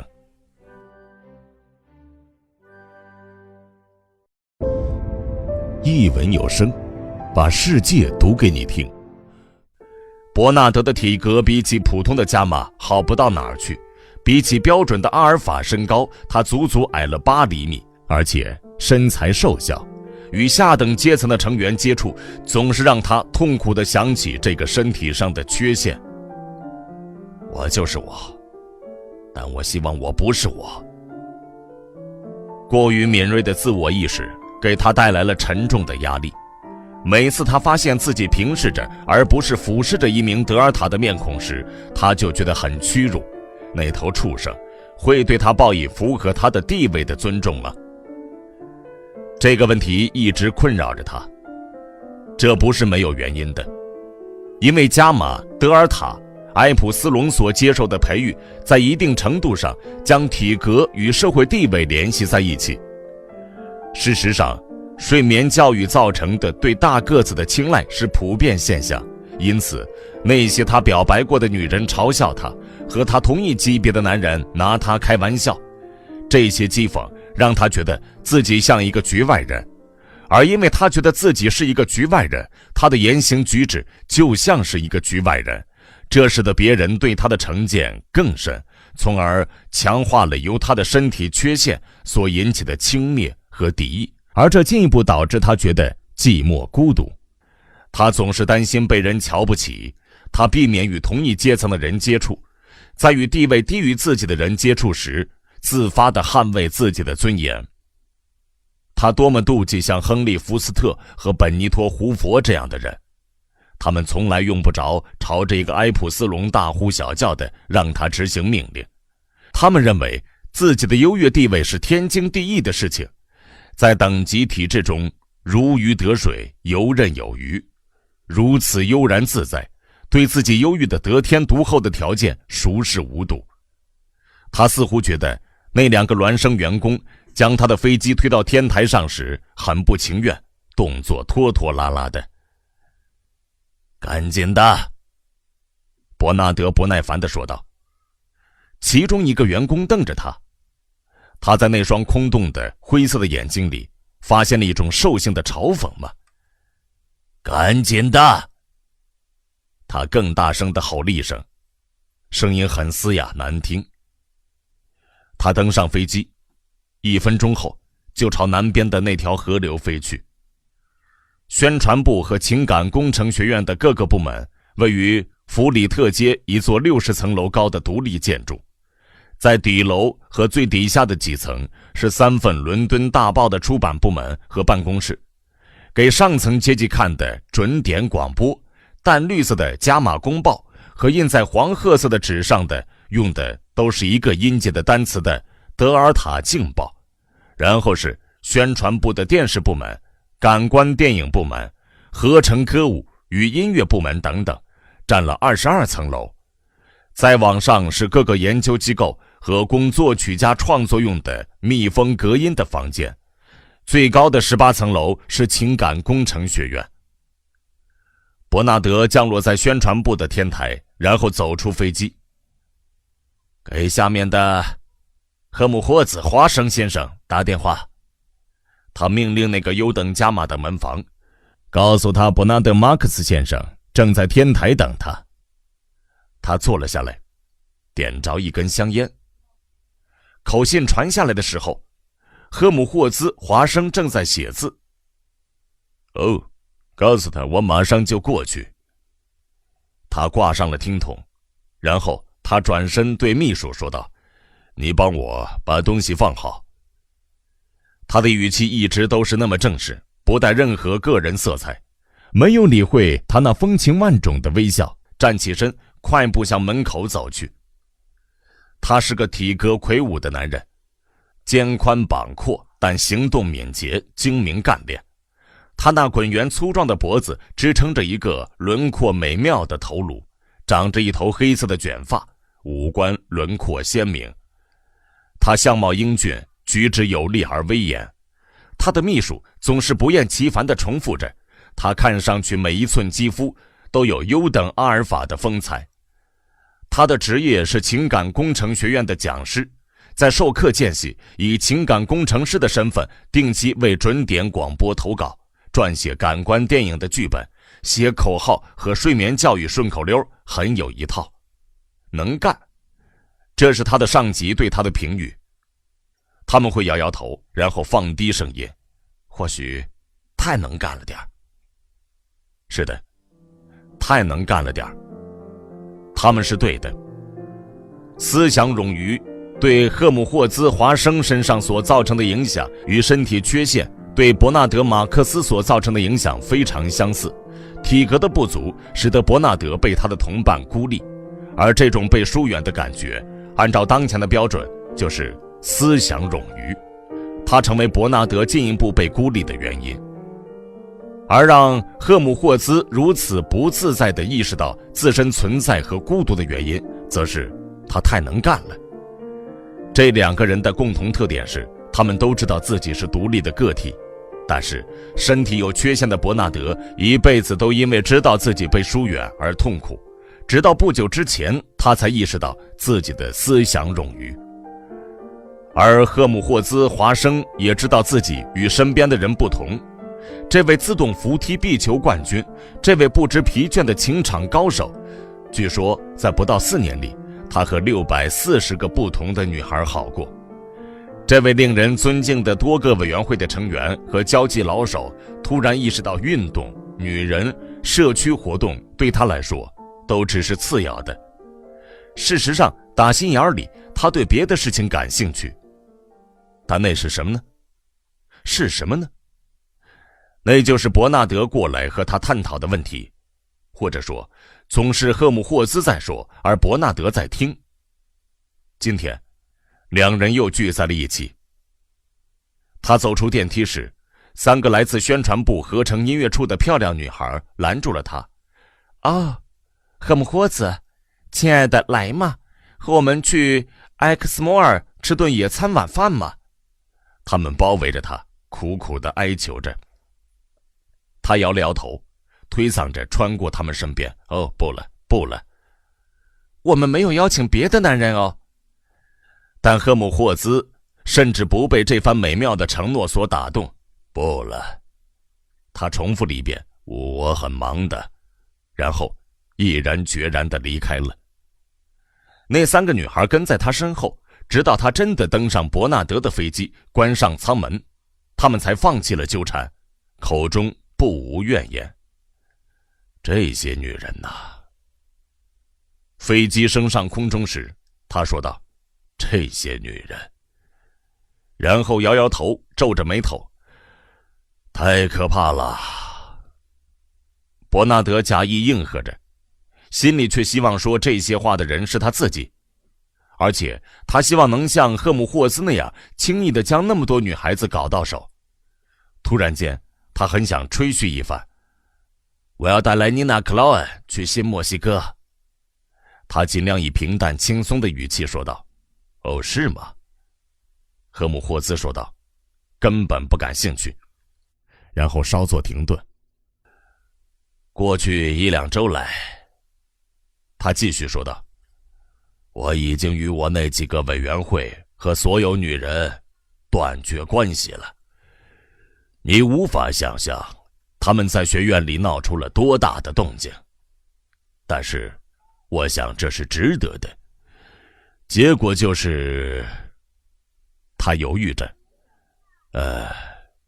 事情很奇怪，太奇怪了。身体缺陷会导致思想冗余，这个过程似乎是可逆的。思想冗余似乎为了自身的目的，能够导致自发性的刻意孤独的失眠和耳聋，以及人为的禁欲和性无能。这场短暂的飞行，接下来的时间就在沉默中度过了。他们来到伯纳德的房间，舒舒服服地伸着懒腰，坐在充气沙发上。赫姆霍兹又开始了。他缓缓地说道：你是否感觉到你的内心似乎有某种一直未曾被使用过的过剩的经历，在等候着你给他机会宣泄出来？你知道的，就像奔腾而下变成瀑布，而不是流入涡轮发电机的水流。他疑惑地看着伯纳德。你是说，如果置身于不同的情形，一个人可能体验到的所有的情感？赫姆霍兹摇了摇头，不完全是。我想说的是，我有时候会有一种奇怪的感觉，我觉得我有重要的东西要说，而且我有能力把它说出来，但我不知道要说些什么，因此无法使用那股力量。如果有某种不同的创作方式，或别的写作题材。他沉默着，然后说道：你知道的。他最后说道：我很擅长遣词造句，你知道的，那种突然间让你为之一振的语句，就像你坐到了一根钉子上，他们似乎很新颖和振奋人心，即使他们写的是睡眠教育的浅显内容，但那似乎并不足够。光是有好的语句并不足够，你所写的题材也得好才行。但你写得很好呀，赫姆霍兹还行了。赫姆霍兹耸了耸肩膀，但他们没办法深入，他们还不够分量。我觉得我能写出更有分量的东西，是的，更加激烈，更加澎湃的东西。但那是什么呢？什么是更有分量的东西呢？当别人都知道你要写什么，你怎么能够充满激情呢？文字就像 X 光，如果你运用恰当的话，它们能够穿透一切。你阅读着那些文字，然后你就被穿透了。那就是我试图教给我的学生的一件事情，如何写出有穿透力的文字。但被一篇关于集体歌曲或香薰设备的最新改进的文章穿透，有什么好处呢？而且，你真的能让文字具有穿透力吗？你知道的，就像非常强烈的 X 光，当你尽写那些东西的时候，你能就虚而论实吗？归根结底就是这个问题，我一直在尝试着，尝试着。嘘，伯纳德突然说道，然后竖起一根手指表示警告。两人倾听着，我想门口有人。他轻声说道。赫姆霍兹站起身，踮着脚走过房间，猛地一下将房门打开。当然，门口没有人。抱歉，伯纳德说道，内心和表情很不自在。我猜想我已经有点神经过敏了，当人们对你起疑心时，你也开始对他们起疑心。他将手从眼前掠过，叹了口气，他的声音变得很悲哀，开始为自己辩护开脱。要是你知道最近我所承受的一切就好了。他几乎眼泪汪汪地说道，他的自怜自伤突然泉涌而出。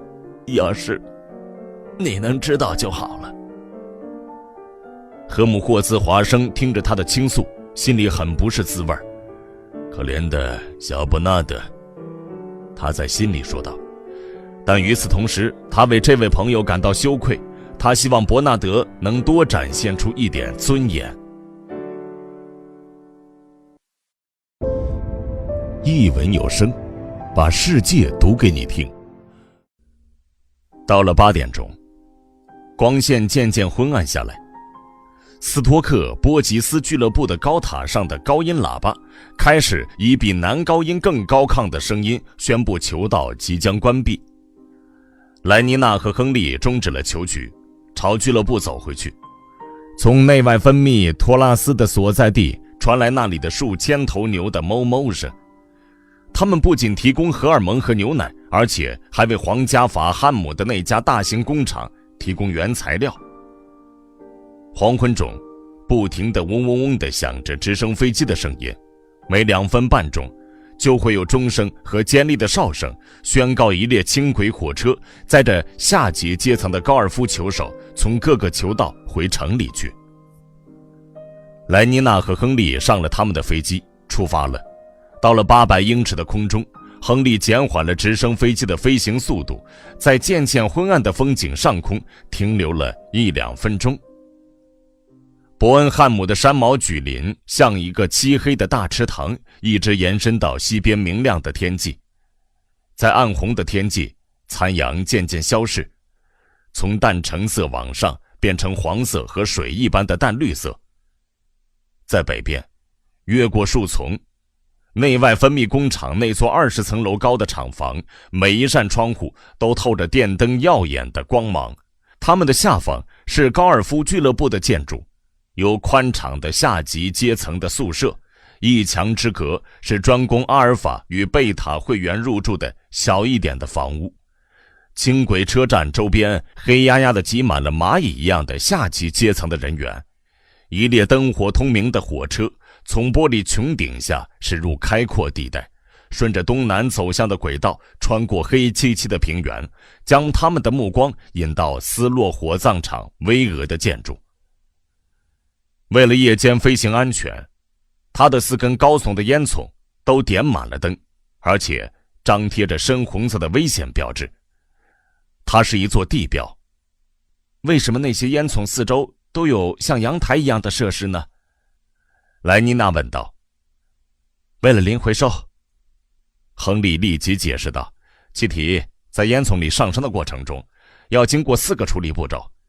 以前将死人火化时，5氧化二磷直接被排放到空气里，现在他们回收 98% 的磷，每具尸体能够回收不止 1.5 公斤呢。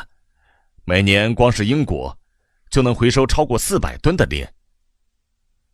亨利的口吻快乐而自豪，打心眼里为这个成就感到欢欣鼓舞，似乎这是他自己的成就一样。想到即使我们死了也能够继续为社会做贡献，真好，帮助植物生长。与此同时，莱妮娜移开了视线，正垂直地看着下方的轻轨车站。真好，他表示赞同。但奇怪的是，即使是阿尔法和贝塔，也并不比下面那些肮脏矮小的伽马、德尔塔和埃普斯隆更能帮助植物生长。所有人在物理和化学意义上都是平等的，亨利语重心长地说道，而且即使是埃普斯隆也在做出不可或缺的贡献。就连埃普斯隆……莱妮娜突然想起，当她还是个小姑娘，在上学的时候，有一回她在夜里醒来，第一次发现，在她睡着的时候，一直有声音在悄悄地说话。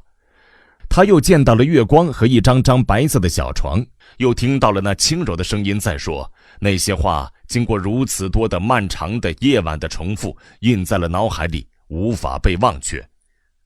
人人为我，我为人人，每个人都是不可或缺的，就连埃普斯隆也是有用的，我们离不开埃普斯隆。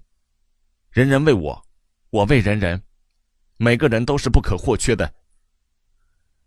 莱妮娜记得一开始时的恐惧与惊讶，她醒了半个小时，然后在那些不断重复的声音的影响下，她的思绪渐渐平静下来，陷入令人心安的舒缓的悄悄袭来的睡意当中。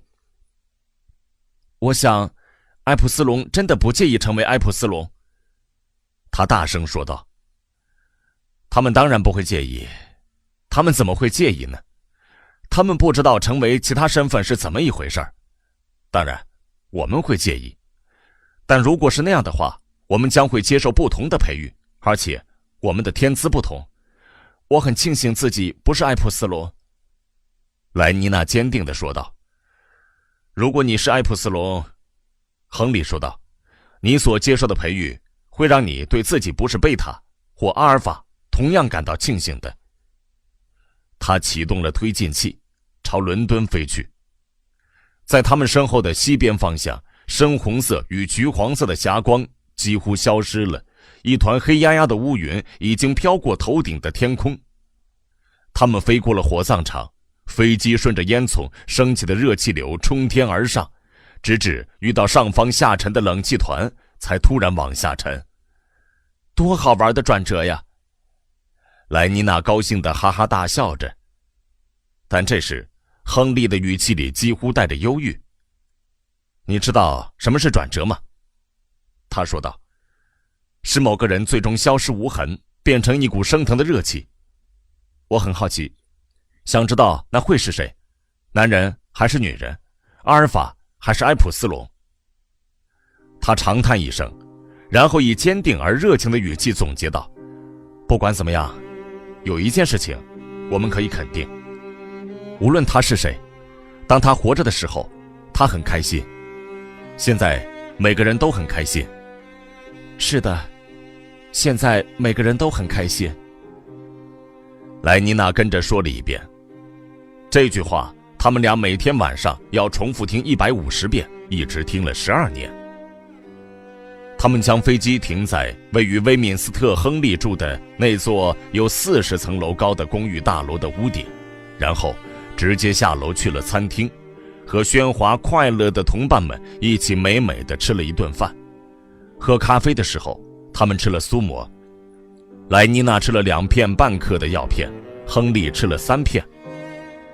9点20分的时候，他们走过大街，去那间新装修的威敏斯特大教堂看卡巴莱表演。夜空中几乎没有一片云彩，也没有月亮，但星光灿烂。幸运的是，莱妮娜和亨利并没有察觉到这件令人不快的事情。空中的各式灯光招牌有效地隔绝了外面的漆黑。加尔文·斯托普斯和他的16位萨克斯风手。新装修的大教堂的正面闪烁着巨大的字母，诱人地写着伦敦最美妙的香薰与彩色屏幕，最新的合成音乐应有尽有。他们进去了，里面的空气弥漫着龙涎香和檀香的味道，有点闷热。在大厅的穹顶，彩色屏幕正放映着一幅热带日落的图画，那16位萨克斯风手正在演奏一首大家都喜欢听的老歌。你是我的可爱的小平儿，世上没有哪一个平儿能够比得上。400对舞伴正在光亮的地板上跳着舞步舞。很快，莱妮娜和亨利成为了第401队，萨克斯风哀怨地吹奏着，就像是猫咪在月亮下叫春，女低音与男高音在呻吟，似乎快死掉了一样。伴随着丰富的和声，他们带着颤音的合唱逐渐接近高潮，越来越高亢响亮。最后指挥家将手一扬，开始演奏最后一段支离破碎的飘渺的乐章，将16个只是凡人的萨克斯风手撤掉。先是高昂的 A 大调，然后在一片寂静和漆黑中，是一段逐渐转弱的通透的乐章，从4分音符下沉到气若游丝却又不断气的弦乐演奏，而那个5/4节拍仍在乐声下脉动，让漆黑中的每一秒钟都充满了紧张的期待。最后期待得到了满足，朝阳骤然绽放光芒。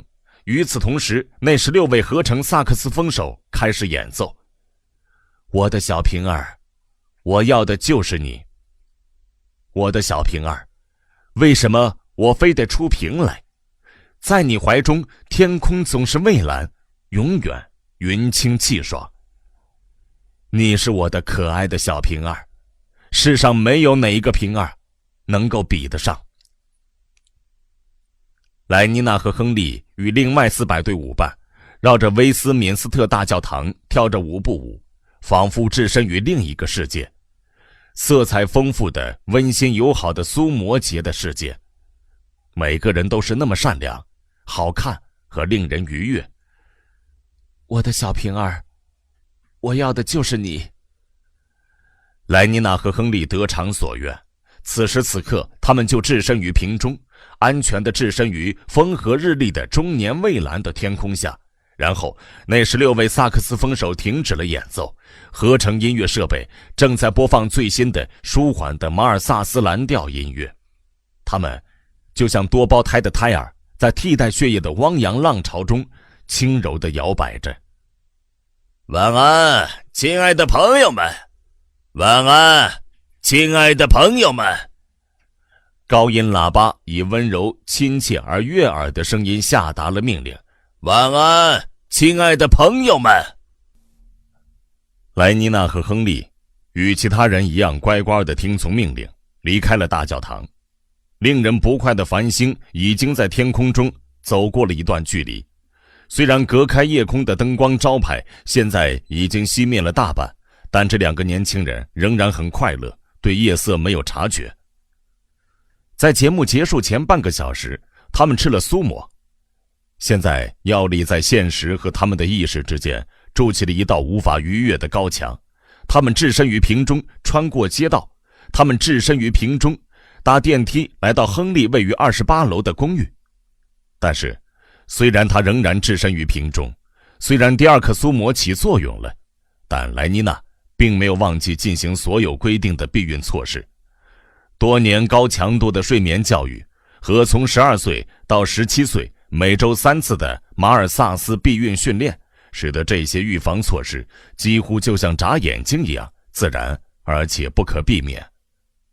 啊，我想起来了。从浴室回来时，莱妮娜说道：芬妮·克劳恩想知道你送给我的漂亮的绿色仿摩洛哥皮革挎带是从哪儿弄到的。每隔1周的星期4是伯纳德的团结仪式日。在阿弗洛狄宫，赫姆霍兹前不久根据第2法令被选入。一早吃过晚饭后，他与朋友们道别，在屋顶叫了辆的士，吩咐司机飞到福特之子合唱歌厅。飞机升到几百米的空中，然后朝东边飞去。在转向的时候，巍峨壮丽的歌厅出现在伯纳德的眼前。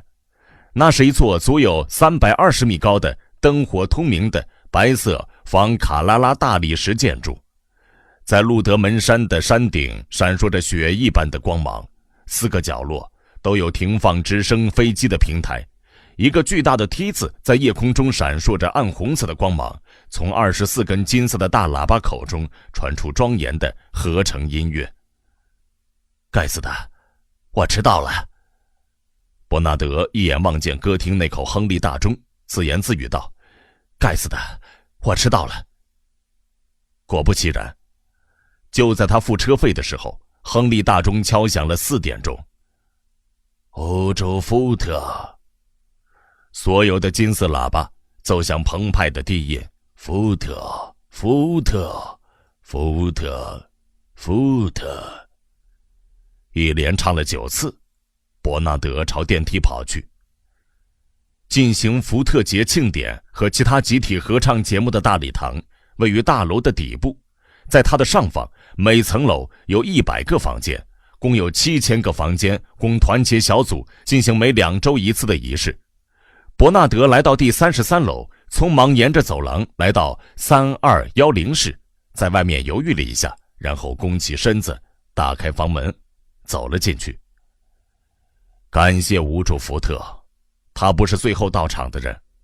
圆桌旁边的12张椅子，还有3张仍虚位以待。他以最低调的姿态溜到最近的一张椅子，准备好等那些比他还迟的人一到，就朝他们皱眉头摆脸色。他左边那个女孩转身问他：今天下午你在玩什么？障碍高尔夫球还是电磁高尔夫球啊？伯纳德看着他，无主福特呀，他是莫甘娜·罗斯柴尔德。他脸红了，羞赧地承认他2样都没完。莫甘娜惊讶地盯着他，两人尴尬地沉默着。然后他断然转过脸去，与左边另一个更喜欢运动的男士聊天。对于团结一师来说，真是一个好的开始。伯纳德悲哀地想着，意识到自己将会再一次无法获得救赎。要是他刚才能给自己一点时间，四周观察一下，而不是匆忙奔向最近的椅子就好了。他原本可以坐在菲菲、布拉德拉福和乔安娜·迪塞尔的中间，而他却像一只没头苍蝇那样坐在了莫甘娜的身边。莫甘娜，无主福特呀，他那2条黑漆漆的眉毛，那2条眉毛在鼻梁上蹙到了一块儿。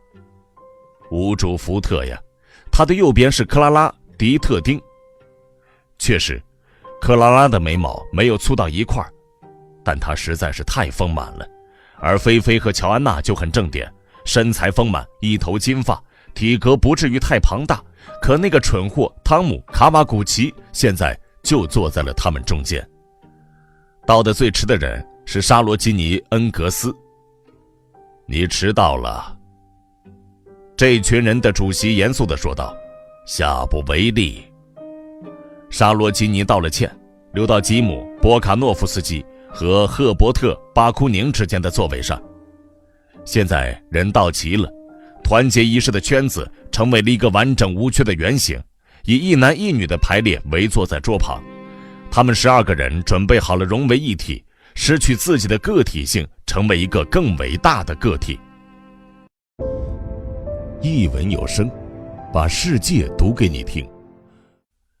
主席站起身，比出梯字的手势，然后打开合成音乐，播放柔和的无休止的鼓点声和管弦乐的和声，不停地重复着第一首团结赞美诗那简短而无法逃避的旋律，演奏了一遍又一遍。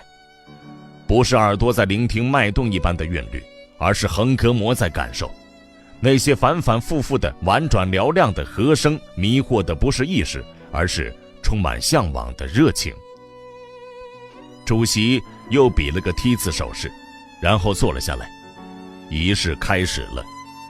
一盒精致的苏摩药片被摆放在桌子的中心处，盛着草莓冰淇淋苏摩的友爱之杯从一只手传递到另一只手中，并念出那句规定的话：我喝下苏摩，消灭我自己。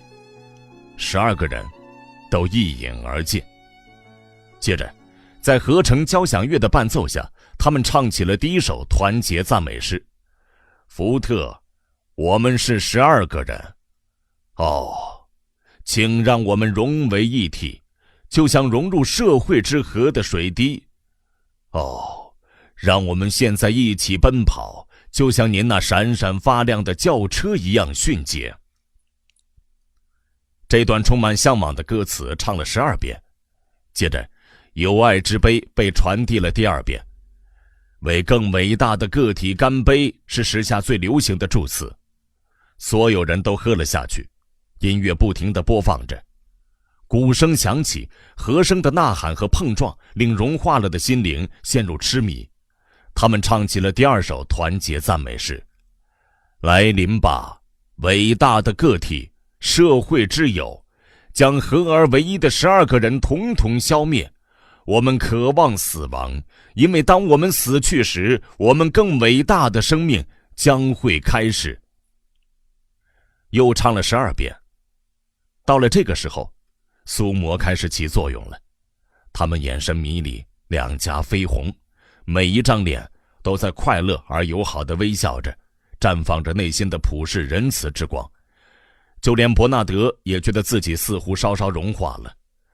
当莫甘娜·罗斯柴尔德转身朝他微笑时，他尽自己的最大努力同样报以微笑。但那2条眉毛，那2条连成一体的黑漆漆的眉毛，哎呀，但他们仍在脸上，无论他如何努力，他都无法做到视而不见。融合还没有彻底实现，要是他坐在菲菲和乔安娜的中间就好了。友爱之杯被传递了第3遍。我为他的降临而畅饮。莫甘娜·罗斯柴尔德说道。碰巧轮到他发起圆桌仪式，他兴高采烈地说道。他吃了一口，将杯子递给了伯纳德。我为他的降临而畅饮。他重复了一遍，努力地尝试体验他的到来。但那双眉毛一直让他觉得很别扭，而且他离达到高潮还远着呢，真是太糟糕了。他吃了一口，把杯子递给了克拉拉·迪特丁。又要失败了，他对自己说道。我就知道会失败的。但他继续努力保持微笑。友爱之杯又被传递了一圈，主席举手做了一个手势，合唱转入了第3首团结赞美诗，感受伟大个体的来临。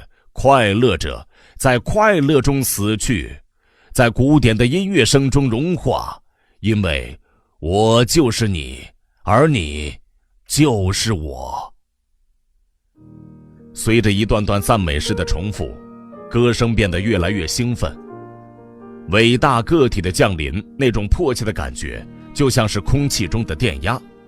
主席关掉了音乐，唱完最后一段歌词后，陷入了绝对的沉默，是紧绷的期待下的寂静，带着电流般的生命力在颤抖着，蠕动着。主席伸出手，突然间，一个低沉雄壮的声音，比人的声音更加悦耳、丰富、温暖，更加充满爱意的震颤，令人向往和怜悯。一个神秘的、动听的、不可思议的声音在他们头顶开口说话了，缓缓地说道：哦，福特，福特，福特。声音越来越低沉，渐渐减弱，一股温暖的感觉令人站立地从听众的太阳穴扩散蔓延到身体的每一个部位。他们热泪盈眶，心潮澎湃，似乎获得了独立的生命。福特，他们正在融化。无主福特，融化了，融化了。然后另一个声音骤然响起，听啊！那个声音就像小号一样嘹亮，听啊！他们倾听着。过了一会儿，降为一语声，但那比最高亢的尖叫更有穿透力。是伟大个体的脚步声。他重复着下面这句话：是伟大个体的脚步声。那个声音几乎消失了。伟大个体来到了楼梯上。再一次，房间里陷入了沉默。暂时松弛下来的期盼再次绷紧，越来越近，似乎到了撕裂的临界点。伟大个体的脚步声，哦，他们听见了，他们听见了，正轻轻地走下楼梯，越来越近，从看不见的楼梯走下来。伟大个体的脚步声，突然间，临界点到了。莫甘娜·罗斯柴尔德大睁着眼睛，双唇张开着，一下子跳了起来。我听见他了，他叫嚷着：“我听见他了。”沙洛基尼恩格斯叫嚷着：“他来了！”是的，他来了，我听见他了。菲菲、布拉德拉福和汤姆川口同时跳了起来。哦，乔安娜含糊地响应着。他来了！吉姆·博卡诺夫斯基也叫嚷着。主席前倾着身子，轻轻一碰，开始播放一段铜挠、喇叭、手鼓的骇人而狂热的演奏。啊，他来了！克拉拉·迪特丁叫嚷着。啊，似乎他正在被割喉。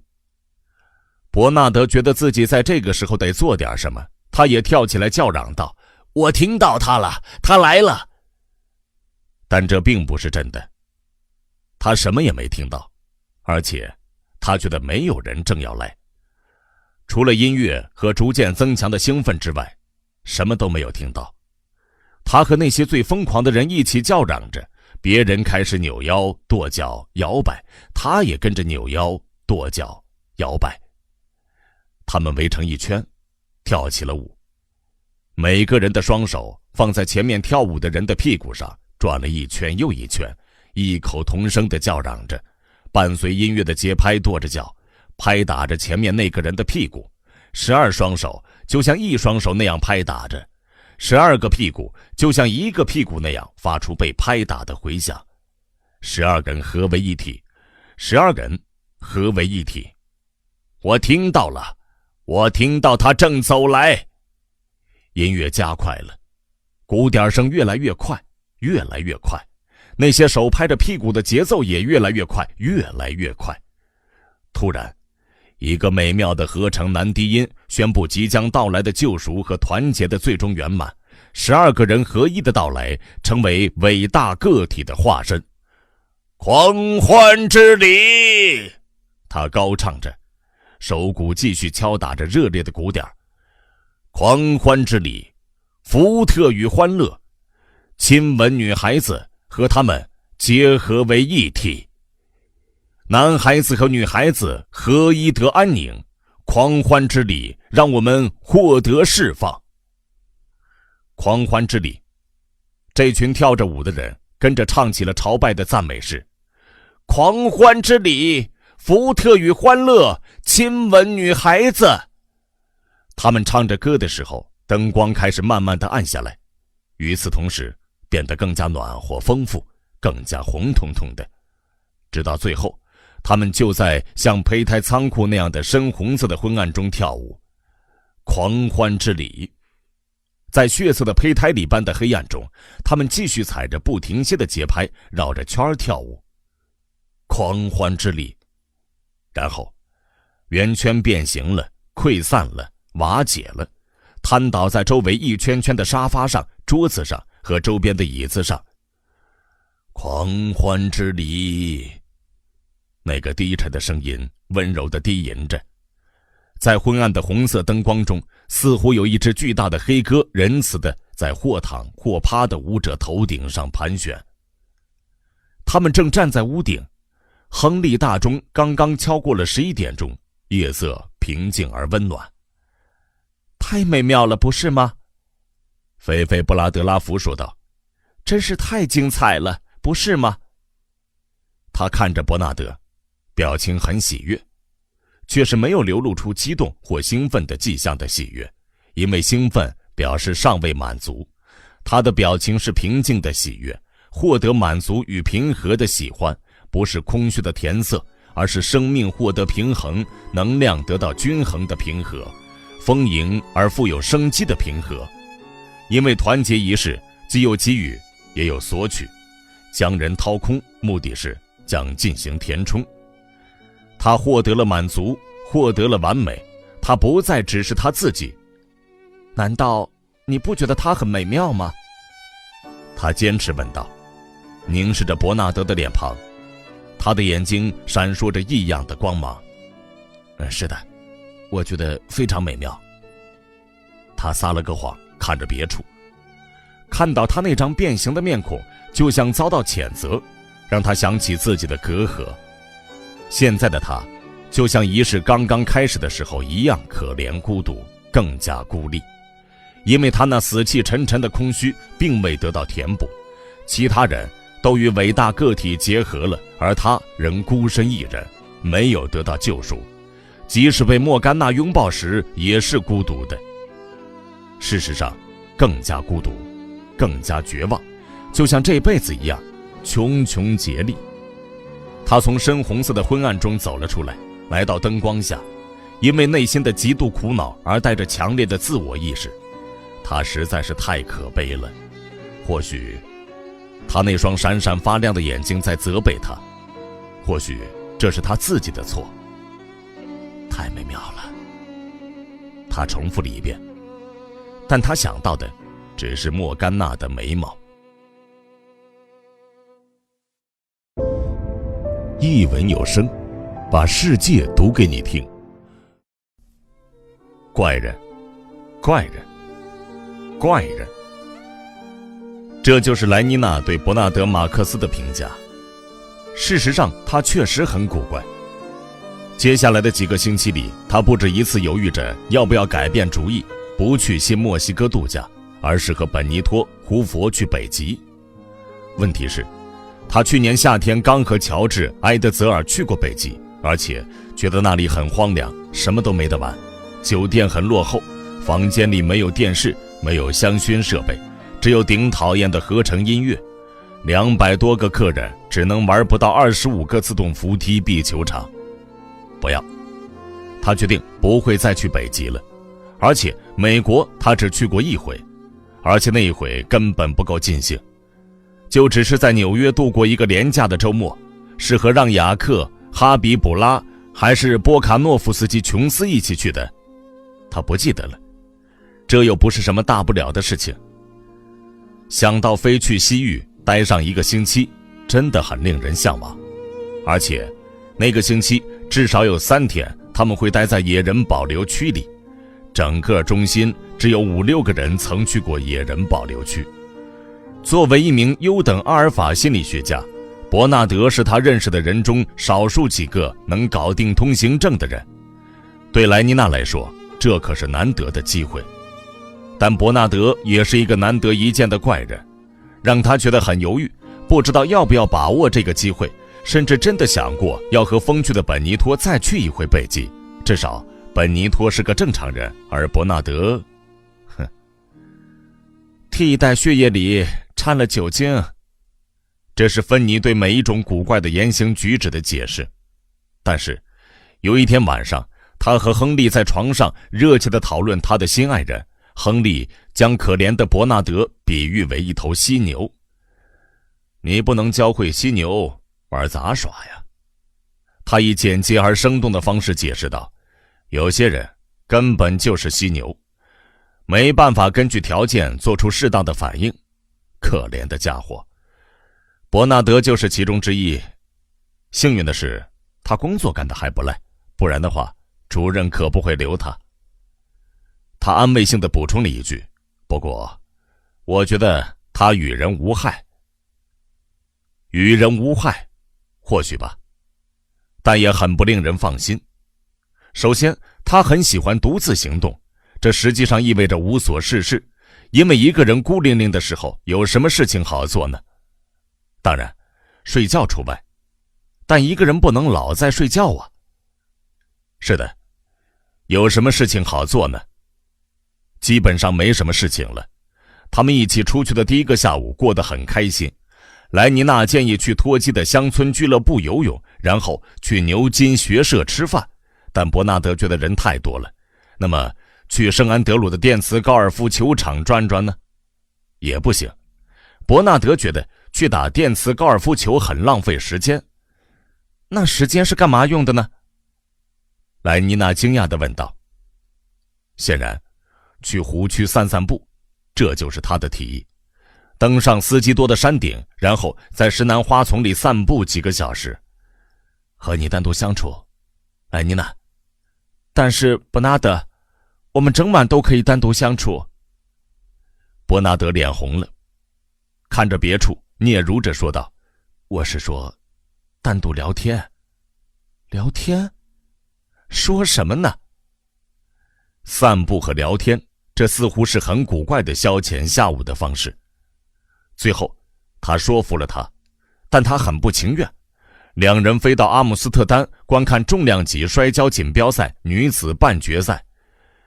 又是一群人在一起，他嘟囔着，总是这样。整个下午他一直闷闷不乐，没有和莱妮娜的朋友聊天。他们在摔跤比赛的间隙，在冰淇淋苏摩吧遇到了10几个朋友。他心情不好，所以莱妮娜给他端来了一杯加了半克苏摩的红莓圣代，但他断然拒绝了。我宁愿做自己，他说道，做卑微的自己，也不愿做别人，无论那会多么快乐。1克及时省9克。莱妮娜说出了一句在睡梦中学到的金玉良言。伯纳德不耐烦地推开递给他的那杯圣代。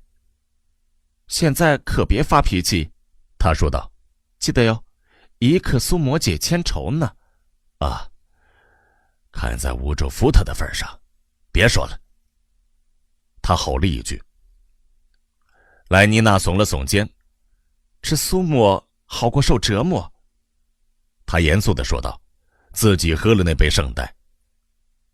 回去的路上，飞越海峡时，伯纳德固执地要停下推进器，让直升飞机在波涛上方的100英尺处盘旋。天气变糟了，刮起了西南风，天空中乌云密布。看哪，他提出要求。太吓人了，莱妮娜说道，从窗户边上缩了开去。即将到来的空虚的夜晚，下方黑漆漆的起伏不定的泡沫，飞溅的海水和苍白的月亮，在飞速移动的云朵映衬下，显得如此萧瑟惆怅，让他觉得很害怕。我们打开收音机吧，快点儿。他伸手摸到仪表盘上的旋钮，随便选了个电台。你的胸怀是一片蓝天。16个假声唱法的歌手正在唱着永远，然后顿了一下，静了下来。伯纳德将电台关掉了。我想静静地看海，吵吵闹闹的根本看不了。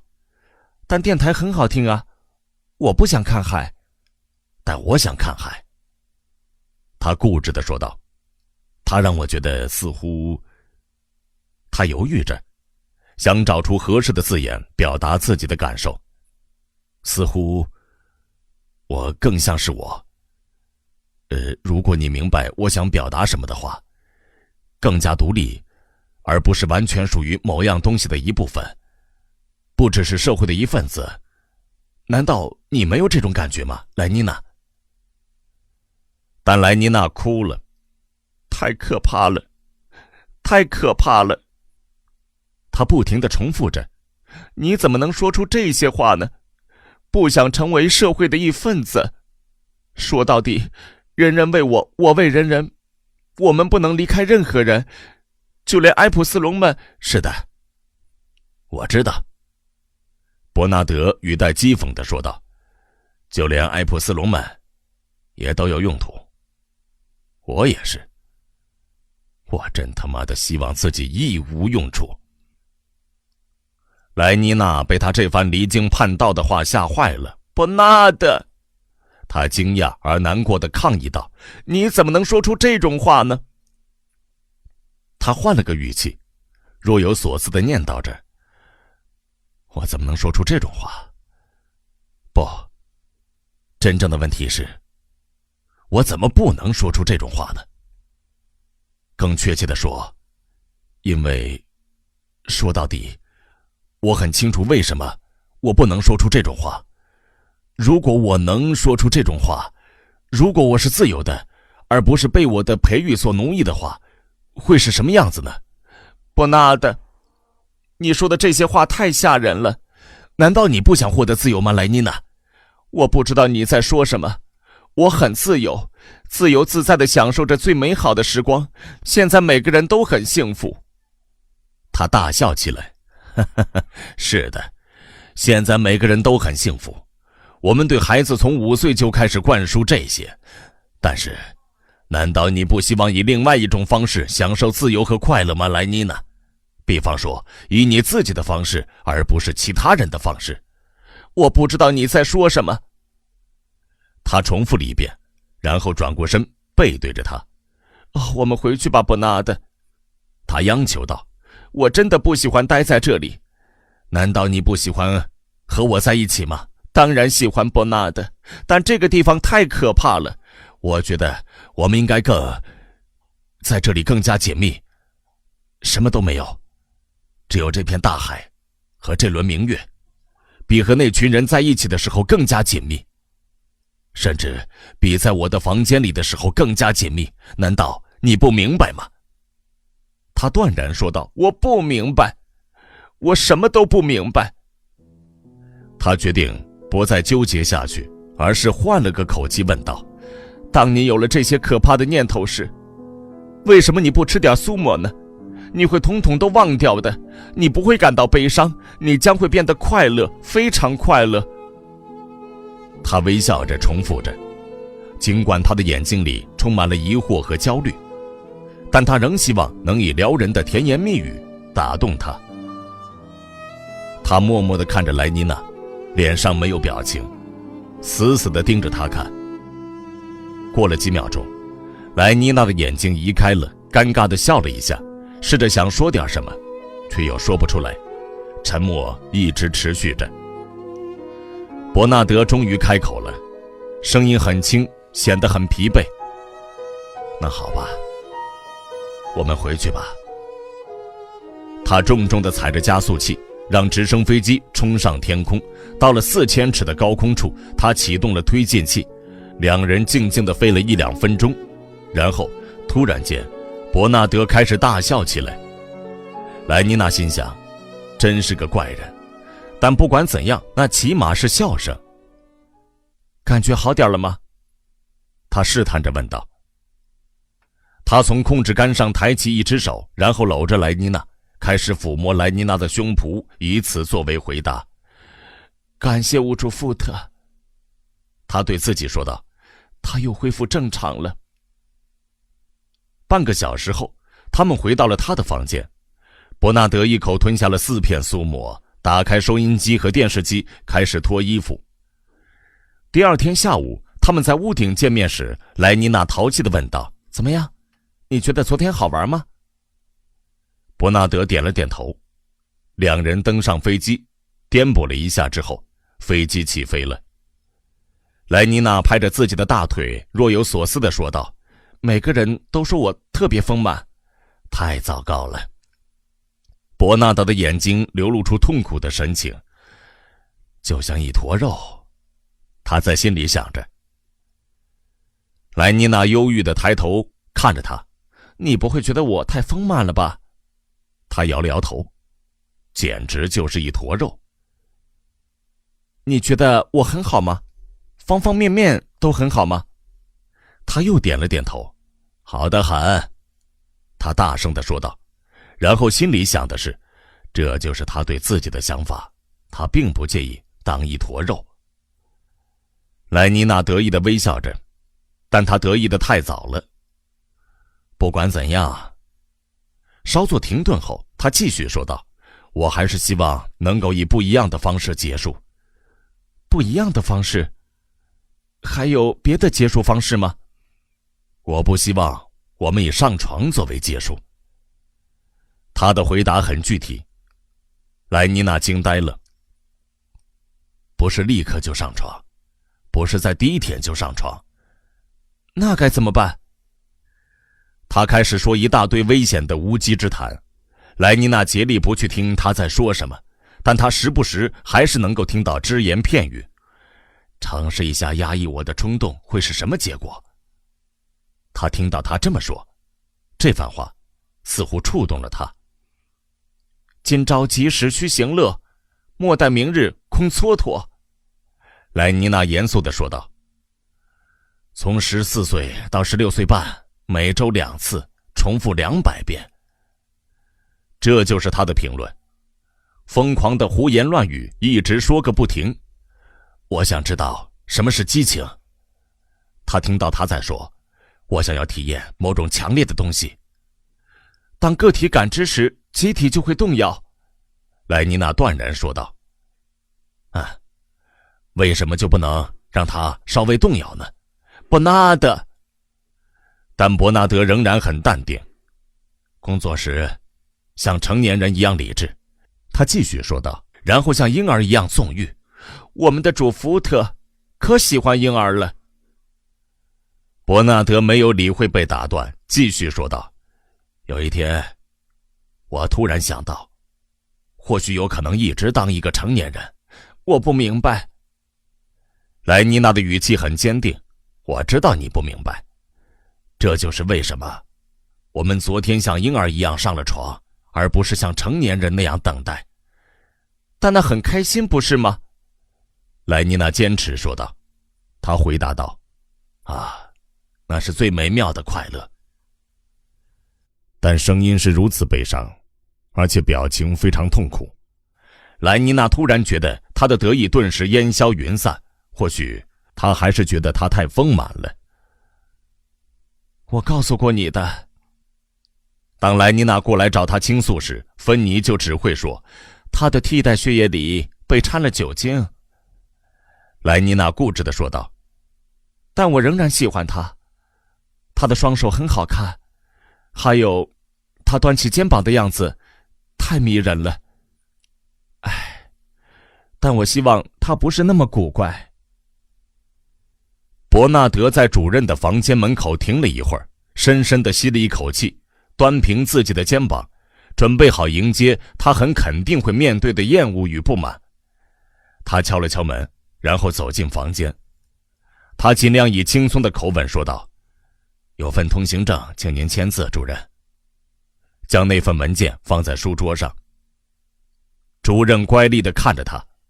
世界主宰者办公室的印章就盖在文件的抬头处，底下还有穆斯塔法·蒙德的签名，又黑又粗，一切都办得很妥当。主任没得选择，他用铅笔签了自己的名字缩写，2个小而苍白的字母贴在穆斯塔法·蒙德的签名的脚下，正准备不置一言或亲切地说，愿我们的主福特保佑你，就把文件退回去时，他看到通行证的正文写了什么。去新墨西哥的野人保留区？他问道。他的语气和他抬头看着伯纳德时的表情显得很激动吃惊。伯纳德没想到他会这么吃惊，点了点头，一言不发。主任靠在椅子上，皱着眉头。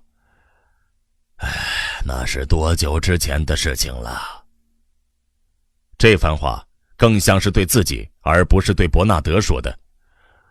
我想，有20多年了，快25年了。那时候，我跟你差不多年纪呀。他叹了口气，摇了摇头。伯纳德觉得很不自在，像主任这么一位传统严谨的人，居然会如此失态。他想要掩面夺门而出，不是因为亲耳听到别人讲述任何久远的过去这件事在本质上令人反感，那是他已经彻底杜绝了的睡眠教育灌输的偏见之一，而是因为他觉得难堪。他知道主任并不赞成，但又违心做了不想做的事情，是出于什么内在的压力呢？尽管心里很别扭，伯纳德仍专注地倾听着。那时候，我和你的想法一样，主任说道，想去看一看那些野人，获得了去新墨西哥的通行证，然后在暑假的时候去了那里，和当时的女朋友一起去的。她是个次等备胎，我想。主任合上了眼睛。我想，她长着一头黄发。我记得她很丰满，特别丰满。我们去了那里，看了野人，然后骑着马到处逛，然后，那是我的假期最后一天。然后，他失踪了。我们骑马上了那些令人讨厌的山的其中一座。那天很闷热，吃完午饭我们去睡觉，或者说我睡着了，而他应该去散步了，独自一人。反正当我一觉醒来时，他不在身边。然后我见过的最可怕的暴风雨朝我们袭来，大雨倾盆，电闪雷鸣，几匹马挣脱缰绳都跑掉了。我摔下了马，想要去追他们，却弄伤了膝盖，几乎没办法走路。但我还是一边叫一边找，一边叫一边找，但是没有他的踪迹。然后我想他应该是自己回招待所去了，于是我顺着来时的路爬下山谷。我的膝盖疼得要命，而且我的苏沫丢了。这段路花了我几个小时，直到半夜过后我才回到招待所。他不在那里，不在那里。主任重复着，然后沉默下来，最后又开口说道：第二天我们展开了搜寻，但找不到他。他一定是掉进了某处的岩壑，或被一头山狮吃掉了。只有乌珠福特知道，这件事情太可怕了。当时我很难过，非常难过。我得说，我本不应该这么难过的，因为说到底，像这样的事故可能会发生在任何人身上。当然，但社会主体会一直长存。虽然他的个体一份子或许会发生改变，但这个睡眠教育的思想安慰似乎不是特别奏效。他摇了摇头，有时候我还会梦见这件事。主任继续低声说道，梦见被雷声惊醒，发现他不见了，梦见在树底下搜寻着他。他陷入了沉默的缅怀中。一文有声，把世界读给你听。您一定吓得不轻。伯纳德的语气几乎带着羡慕。他的回答让主任内疚地意识到自己是在办公室里。他扫了一眼伯纳德，然后把眼睛移开，脸涨得通红，然后突然狐疑地看着他，气愤地捍卫自己的尊严。不要以为我和那个女孩子有什么不正当的关系，我们没有感情，没有长久的感情，那是非常健康正常的关系。他把通行证递给伯纳德。我真的不知道为什么我会说起这桩不值一提的陈年旧事来烦你。他对自己透露了一个不体面的秘密感到很恼火，把气撒到伯纳德身上。现在他的眼神流露着赤裸裸的恶意。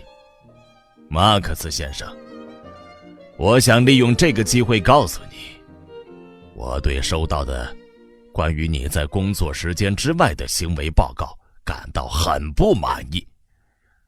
你或许会说这不关我的事，但我必须为中心的名誉着想。我的员工必须不受人非议猜疑，特别是那些身份最高贵的人。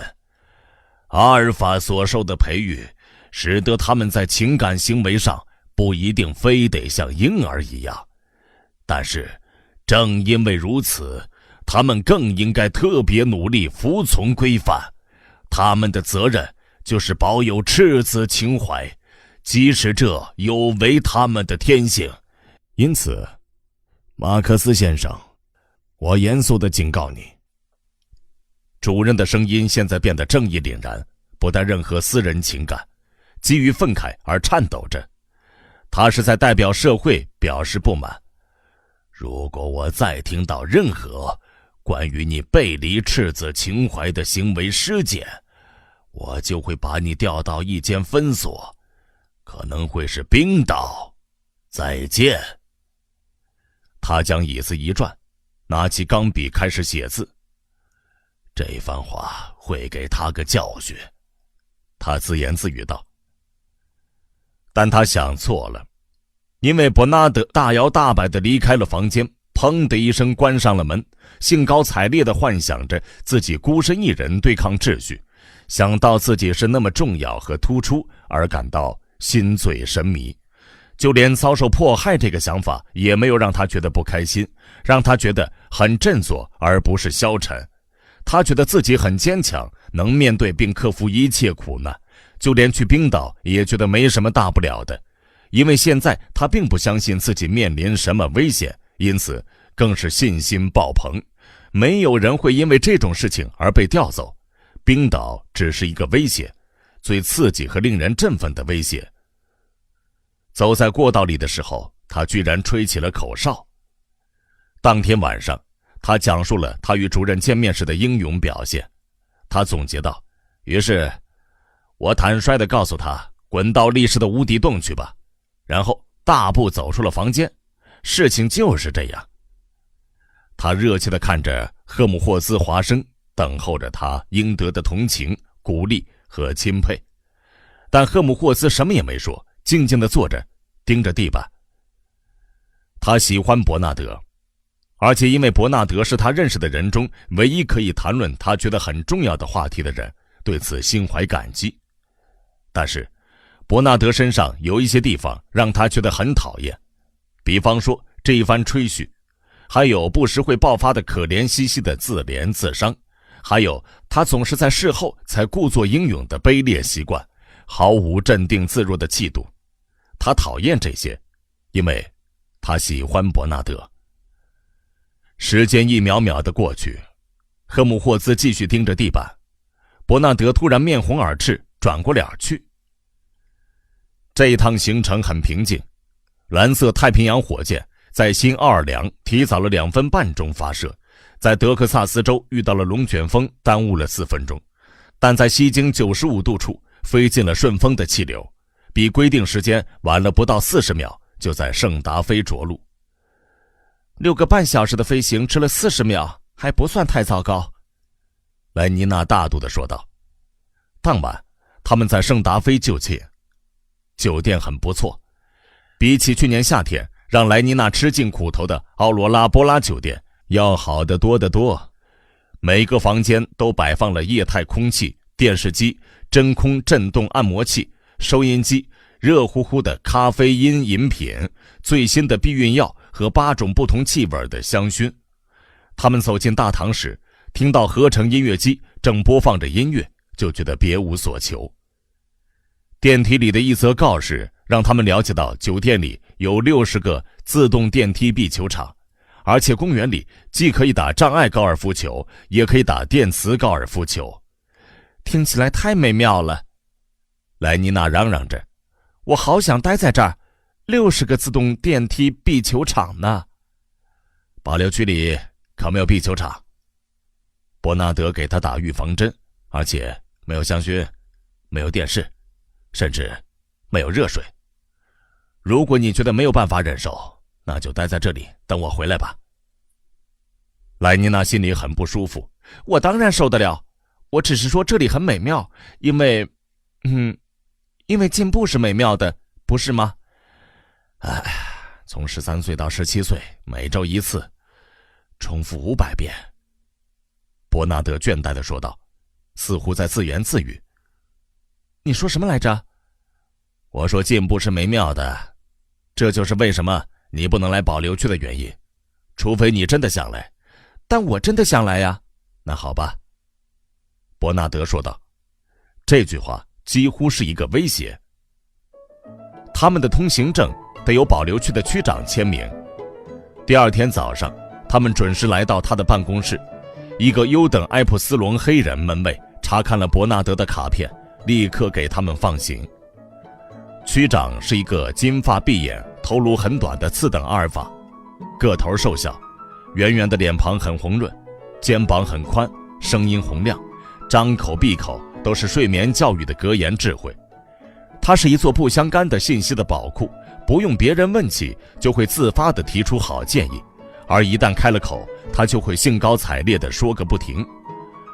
56万平方公里，分为4个独立的保留区，每一个都有高压电线围栏。这时，不知道是因为什么，伯纳德突然想起他的浴室里的古龙香水旋钮忘了关，一直敞开着流个不停。由大峡谷水电厂供电，等我回去的时候得花一大笔钱呢。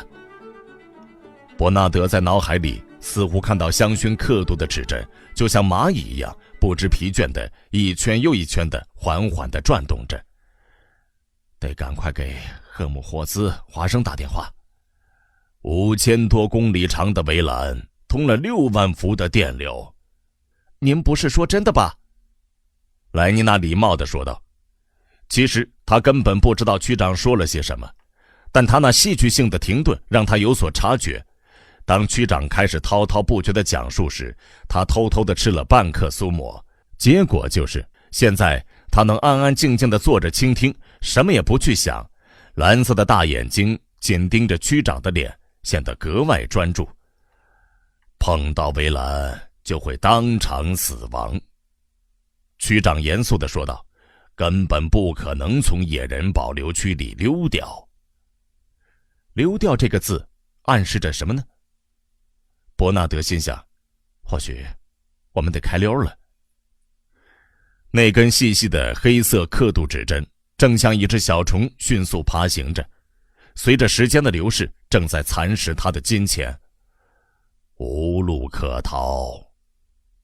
区长重复了一遍，招手示意要他在椅子上坐定。通行证还没有签署，因此伯纳德别无选择，只能乖乖听命。那些在保留区里出生的人，记住，我亲爱的年轻女士，他补充道，色眯眯地朝着莱妮娜使了个眼色，以猥琐的耳语说道，记住，在保留区里还有生孩子这回事儿。是的，真的是生出来了，太恶心了，似乎……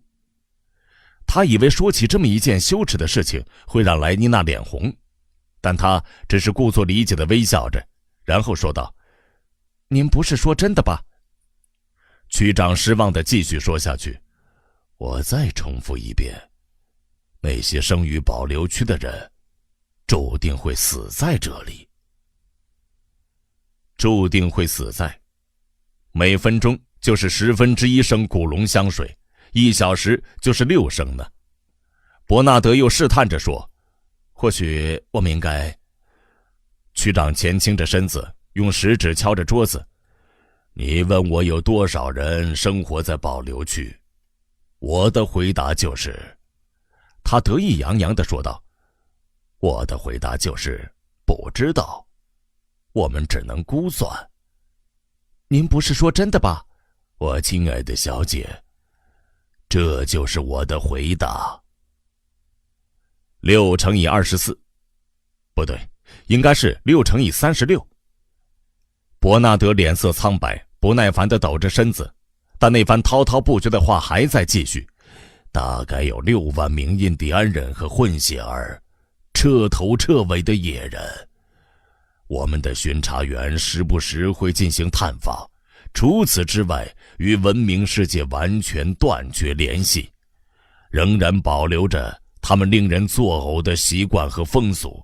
婚姻，如果你知道那是怎么一回事的话，我亲爱的小姐，家庭，没有经过培育，丑陋的迷信，基督教、图腾崇拜，还有祖先崇拜，灭绝的语言，比如说祖尼语、西班牙语、阿萨巴斯卡语，美洲狮、豪猪和其他脏兮兮的动物，传染病、牧师、有毒的蜥蜴。您不是说真的吧？他们终于离开了。伯纳德冲到电话跟前，快点，快点，快点！但他花了将近3分钟的时间才接通了赫姆霍兹华生的电话。我们或许已经置身于野人当中了，他抱怨道，真他妈的太无能了。来一颗苏沫吧。莱妮娜建议。他拒绝了，宁可一直生气下去。最后，感谢无主福特，他打通了。是的，赫姆霍兹接电话了。他对赫姆霍兹解释了事情的缘由。赫姆霍兹答应他立刻过去把香水的开关拧紧。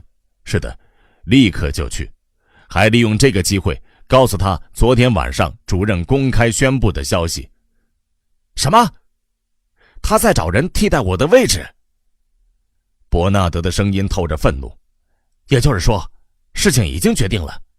哎，他提过冰岛吗？你说他提过？啊，无主福特呀，冰岛。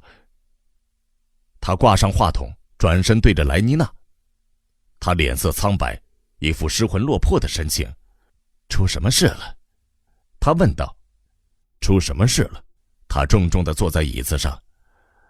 我要被发配到冰岛了。以前他总是会猜想接受重大考验会是什么情况，不吃苏抹，全凭自己的精神世界去支撑，会蒙受一些痛苦，遭受一些迫害，他甚至渴望苦难。就在1个星期前，在主任的办公室，他还幻想过自己英勇地进行抵抗，一言不发地坚强地承受折磨。主任的威胁曾令他感到得意洋洋，让他觉得比真实的自己更加高大。但现在他意识到，那是因为他并没有将威胁放在心上。他曾经不相信真到这个时候主任会采取行动，现在看起来似乎威胁真的就要来临了。伯纳德吓坏了，那想象中的坚韧和幻想中的勇气顿时烟消云散，没有留下一丝痕迹。他对自己很恼火，真是一个笨蛋，和主任作对，不再给他一个机会。现在他心里非常清楚了，主任一直在找机会整他。冰岛，冰岛。莱妮娜摇摇头，过去未来多烦忧。他引用了一句话，吃上一颗复合球。最后他劝说他吃了4片苏抹。5分钟后，历史的根与未来的果都被统统剪除，只有当下的花朵在灿烂绽放。那个门卫过来传话，说奉区长的命令，一个保留区的卫兵开着飞机过来了，正在酒店的天台等候。他们立刻上楼。一个穿着绿色加码制服的有1/8黑人血统的混血儿敬了个礼，开始背诵上午的行程。先是鸟瞰10来个主要的印第安人村庄，然后在熔岩区的山谷降落吃午饭。那里的招待所很舒服。然后上山去那个印第安人的村庄，那些野人们或许正在庆祝他们的夏季，那是过夜的最好的地方。他们在飞机上坐好后就出发了。10分钟后，他们就穿越了将文明与野蛮分隔的边境，围栏延绵不绝，成一道不可抗拒的直线，在山脉中上下蜿蜒，穿越岩漠或沙漠，横穿森林、深沟纵壑的大峡谷、峭壁、山峰和平顶山，圈出彰显人类意志的得意的几何图案。在他的脚下零星点缀着白骨，一具在黄褐色的地面映衬下还没有腐烂的发黑的尸体，那不知道是野鹿、野牛、美洲狮、箭猪、土狼的尸体，还是贪婪的秃鹫被腐肉的气息吸引，却离毁灭性的电线太近，遭到电击而死，仿佛冥冥之中自有报应。他们从不学习。那个穿着绿色制服的飞行员指着他们下面那些骨骸道，也从不吸取教训。他补充了一句，哈哈大笑，似乎那些被电死的动物也是他个人的丰功伟绩。伯纳德也笑了。吃了2颗苏摩后，这个玩笑似乎变得好好笑。笑完之后，他们立刻沉沉睡去，在睡梦中飞越了陶斯和特苏基，飞越了纳姆比、皮库里斯和波瓦基，飞越了西亚、科切蒂，飞越了拉古纳、阿科马和神秘的平顶山，飞越了祖尼、奇波拉和奥霍卡连特。醒来时，发现飞机已经着陆。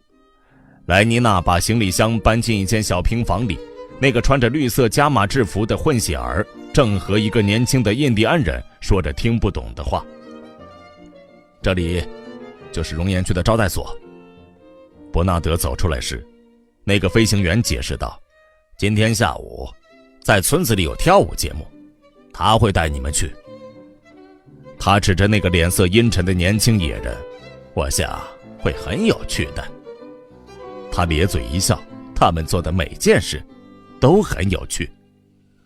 说完，他登上飞机，启动了引擎。明天就回去，记住。他安慰莱妮娜，野人们都很温顺，不会伤害您的。他们已经尝够了毒气弹的滋味，知道自己绝对不能玩任何把戏。他仍然哈哈大笑，启动了直升飞机，加速飞走了。一文有声，把世界读给你听。那座平顶山就像一艘搁浅在黄沙之峡的船只，峡谷在险峻的崖壁之间蜿蜒，在倾斜的崖壁之间贯穿着一条绿带，那是河流和它的原野。在峡谷的中央，那艘石船的船首有一块几何形状完整的光秃秃的岩石，似乎是它的一部分。那里就是熔岩区的所在。高耸的岩石层层叠叠，越高的层面积越小，就像被锯开的金字塔，直指蓝色的天空。在它们的脚下错落分布着几座低矮的房屋，墙壁纵横交错，悬崖的三面陡峭地在平原上直耸而起，几道烟柱在无风的空中垂直升腾，然后消逝无痕。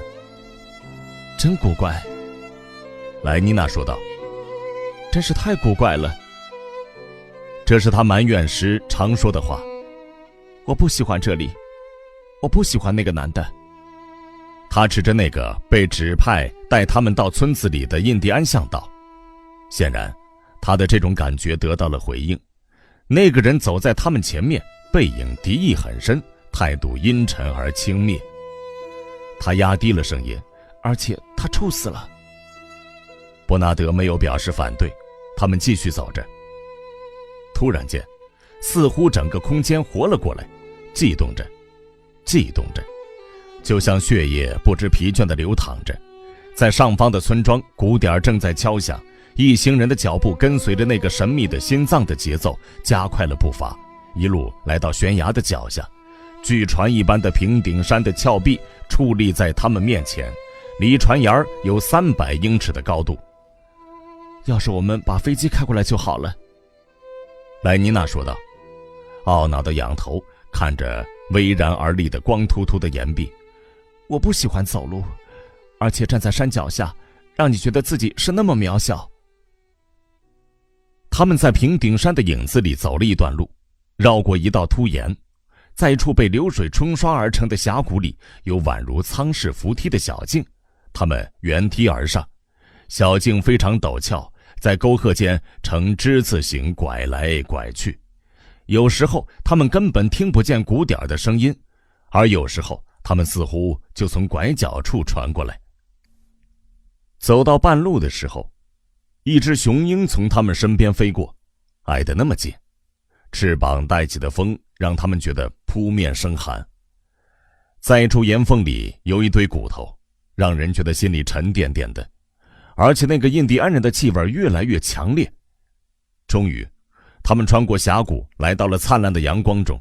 平顶山的顶部是一片平坦的石屏，就像查林梯子塔一样，莱妮娜说道。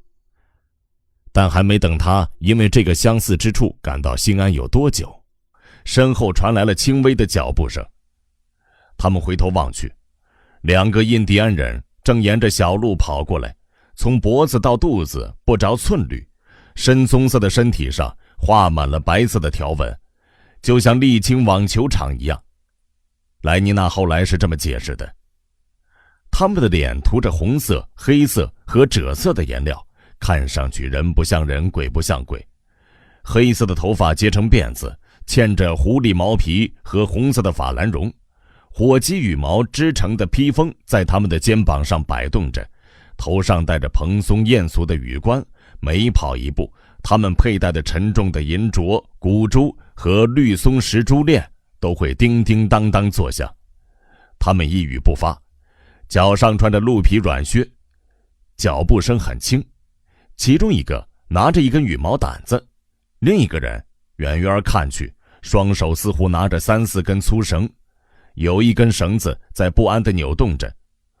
突然间，莱妮娜看清原来那些是几条蛇。那2个人越来越近，黑色的眼眸看着他，但没有流露出认出他或察觉到他的存在的最细微的迹象。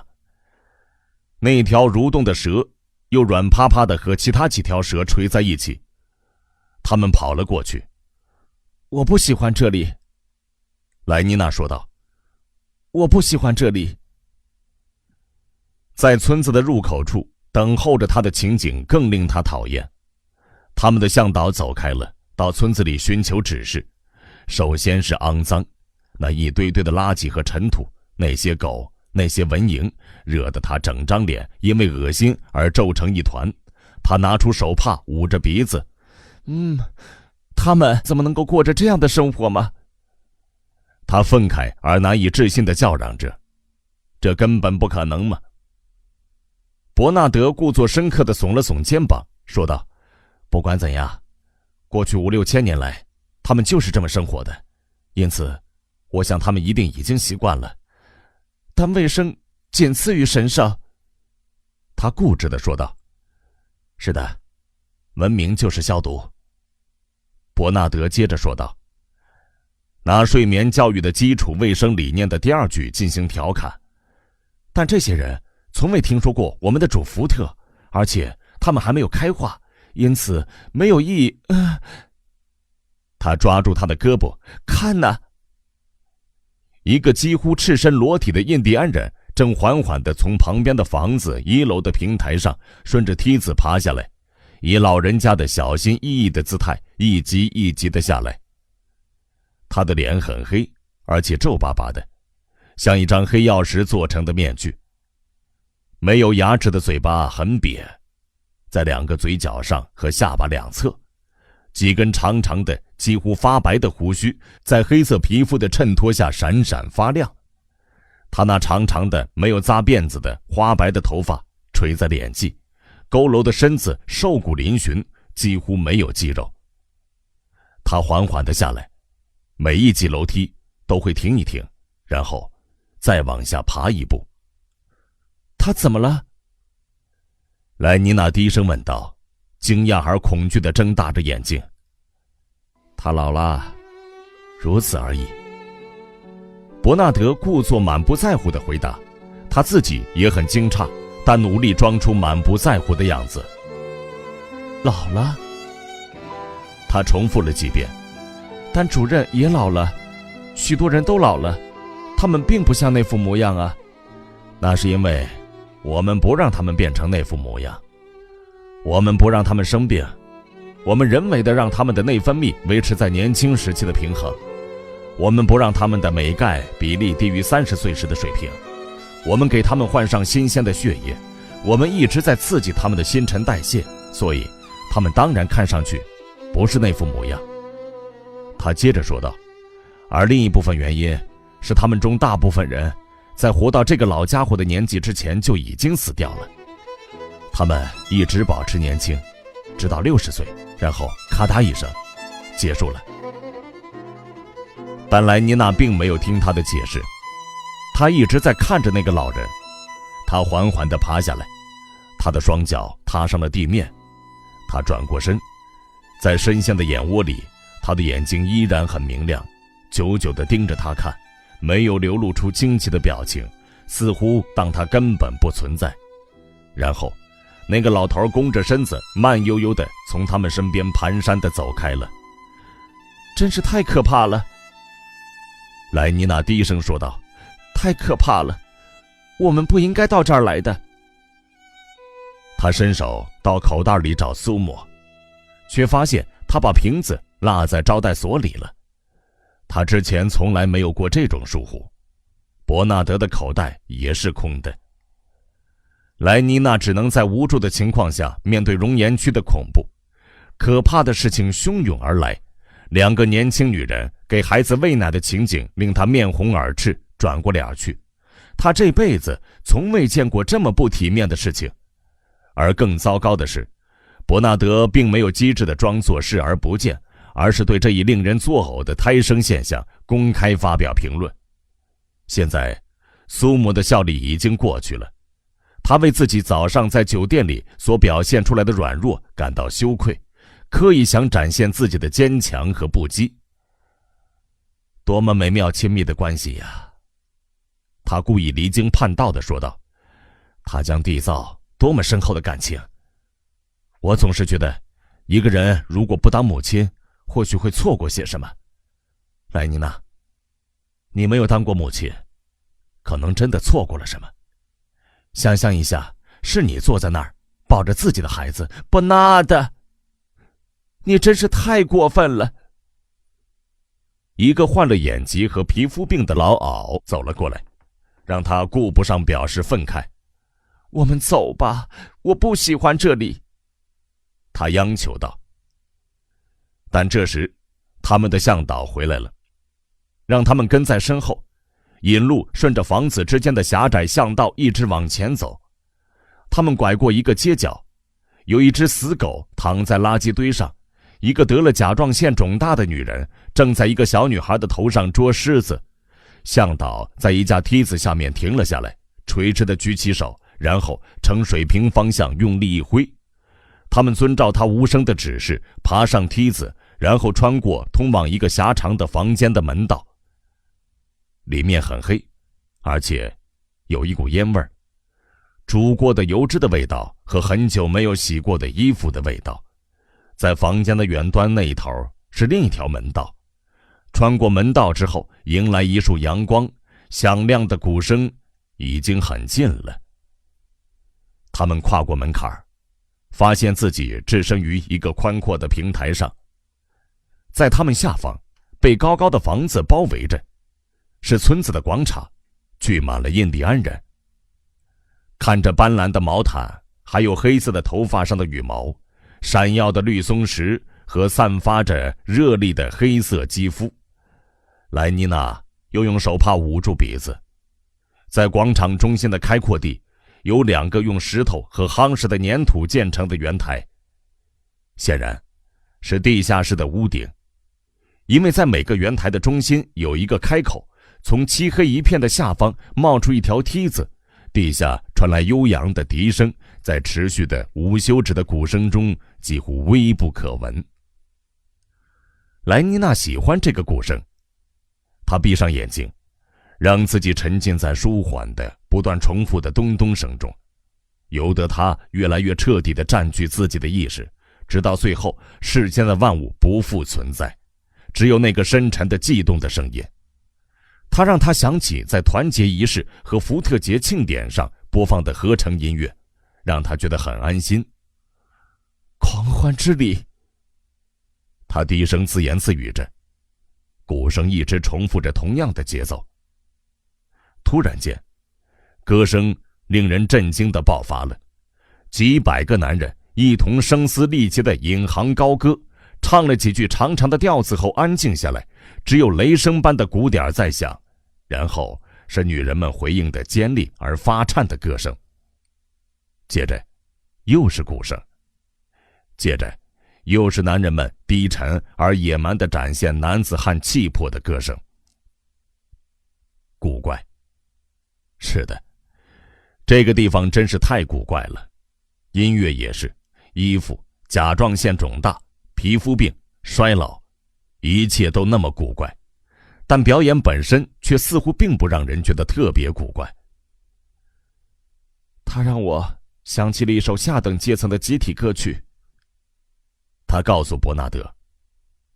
但过了一会儿，他就不觉得这是无伤大雅的盛大集会了，因为突然间从地底下的密室里涌出一群可怕的怪物，他们戴着丑陋的面具或涂得面目全非，围着广场一圈又一圈的跳起了奇怪的舞蹈，一边跳一边唱，跳了一圈又一圈，每一次都跳得略快一些。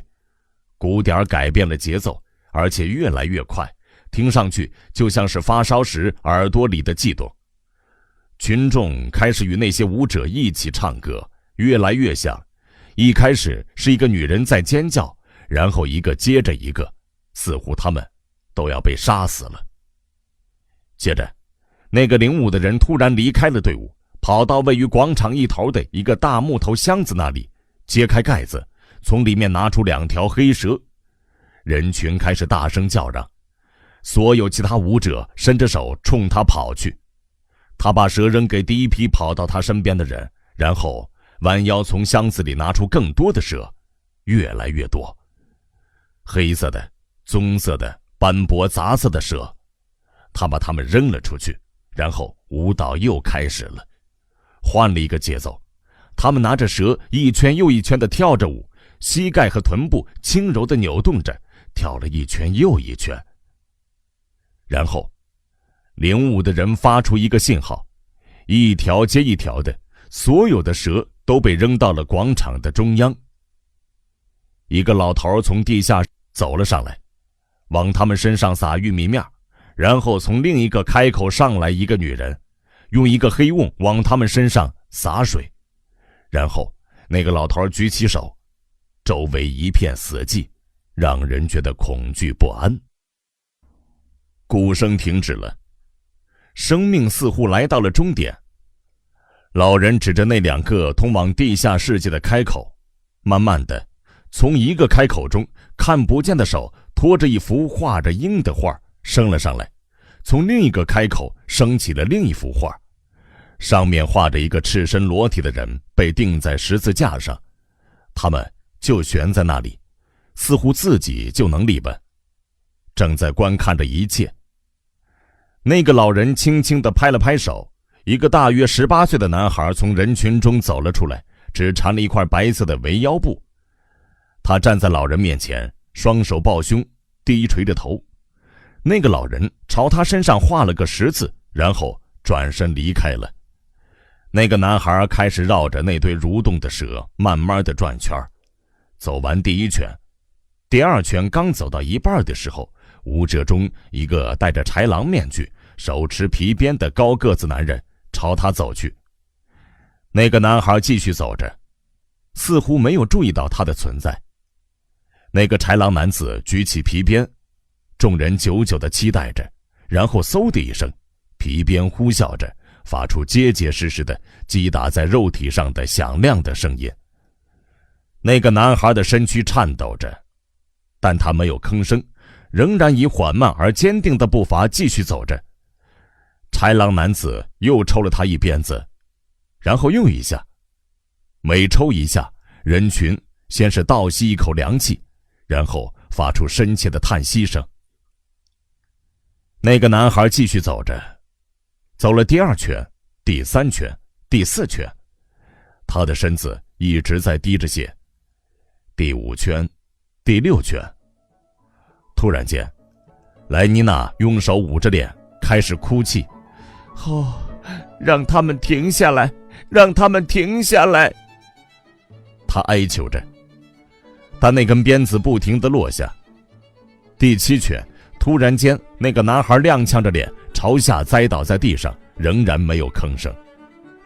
那个老头弯着腰，用一根长长的白色的羽毛轻抚着他的背部，然后高举着他，让人们看到了他变成了鲜红色，然后将他在那堆蛇上面挥舞了3下，几滴血掉了下来。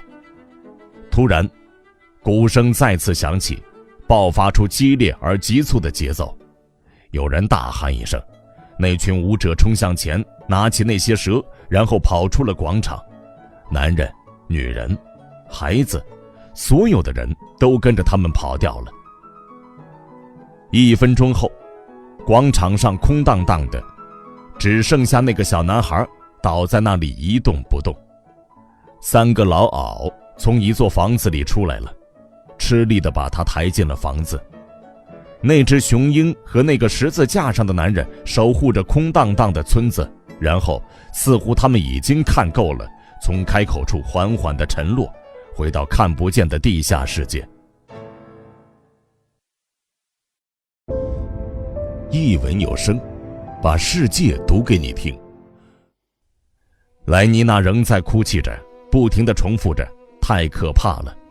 伯纳德怎么劝慰她都没有用，太可怕了，那些血。她不寒而栗，我好想吃点苏沫。从里屋里传来了脚步声，莱妮娜没有动，坐在那儿，用手捂着脸，不去看那个人，和他保持着距离。只有伯纳德转过身。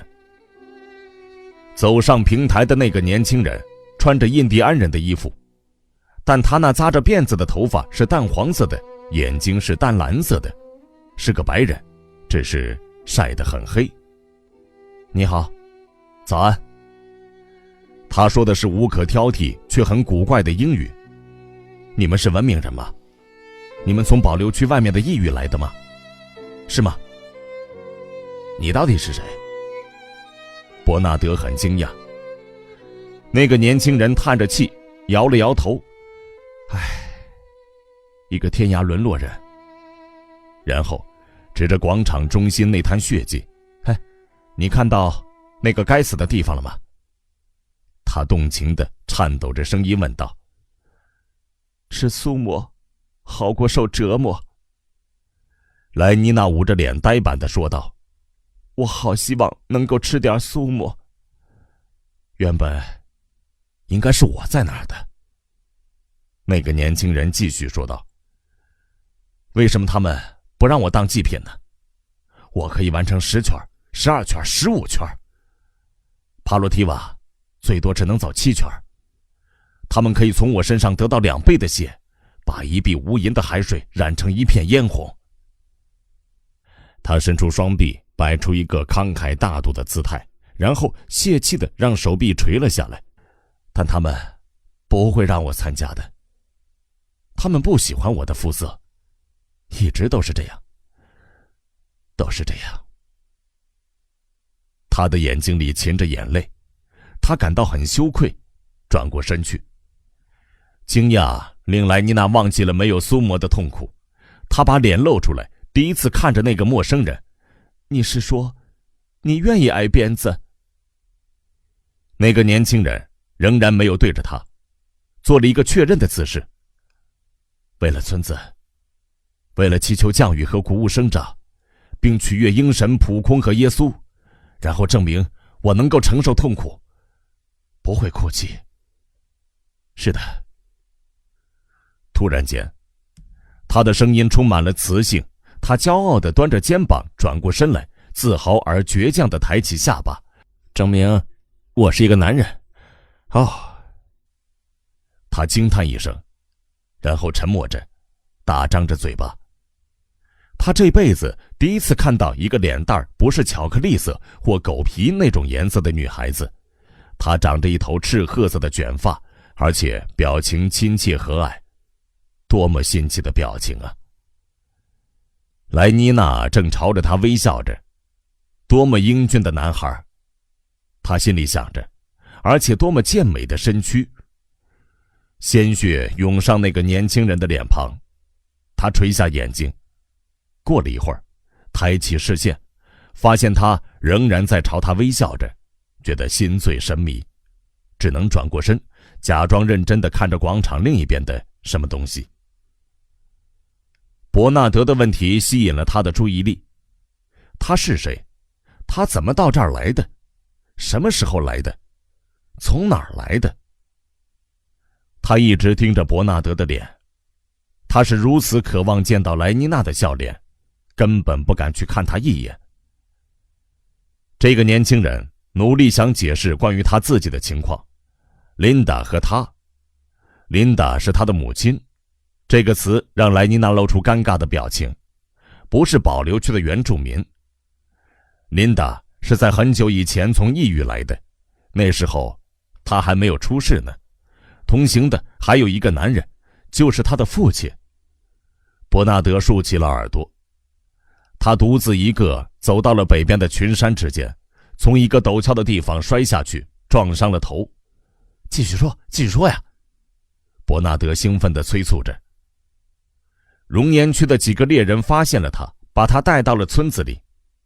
至于那个是他父亲的男人，琳达再也没有见过他。他的名字叫托马金。对了，主任的名字就叫托马斯。他一定已经飞走了，回到异域，没有带上他。他真是一个无情的、坏心眼儿的、没人性的小人。于是，我在熔岩区出事。他总结道。在熔岩区。他摇了摇头。村子外围的那间小房子实在是太肮脏了。它与村子之间隔着尘土和垃圾，两只饥肠辘辘的狗正在门口的垃圾堆上猥琐地闻来闻去。他们走进屋子时，里面光线昏暗，发出阵阵恶臭，而且蚊虫的声音很响。琳达，那个年轻人喊道。从里屋传来一个沙哑的女人的声音：“来啦。”他们等候着。地板上有几个碗，里面是一顿饭吃剩的东西，或许是好几顿饭吃剩的东西。房门打开了，一个非常臃肿的、金发白肤的妇人踏过门槛，大张着嘴巴，难以置信地看着这两个陌生人。莱妮娜恶心地注意到他的两个门牙不见了，而剩下的牙齿的颜色都……嗨，他不寒而栗。他比那个老头更糟糕，那么肥胖，而且一脸皱纹，有气无力的，还有那下垂的双颊，长着紫色的斑点，鼻子上长满了血丝，双眼通红充血，还有他的脖子，那个脖子，还有那条他戴在头上的毛毯，又破又脏。在那件棕色的麻袋一样的束腰外衣下，那对硕大的胸脯和凸起的肚子，还有那个臀部，哦，比那个老头更糟糕，简直糟透了。突然间，这头动物滔滔不绝地开始说话，还伸着双臂朝他冲来。无主福特呀，主呀，太恶心了！再过一会儿，他那对胀鼓鼓的胸脯就会碰到他，他会吐出来的。无主福特呀，他还流着口水要亲吻他，而且味道那么难闻，显然从来没有洗过澡，而且散发着那种放进德尔塔和埃普斯隆的瓶子里的东西的难闻的恶臭。不，关于伯纳德的传闻都不是真的，绝对就是酒精的臭味。他赶快挣脱开来。那张浮肿和扭曲的脸正对着他，这头动物正在哭泣。哦，我亲爱的，我亲爱的。在呜咽声中，他滔滔不绝地说着，要是你知道我有多高兴就好了。经过这么些年，看到一张文明人的脸，是的，还有文明人的衣服，我还以为我再也见不到一件真正的醋酸丝绸缎衣服了。他的手指触摸着莱妮娜的衬衣的衣袖，那些指甲都是黑的。还有这件迷人的粘胶纤维仿天鹅绒短裤，你知道吗，亲爱的，我那些旧衣服都还留着，我来的时候穿的那些衣服放在一个箱子里。过一会儿我给你看啊。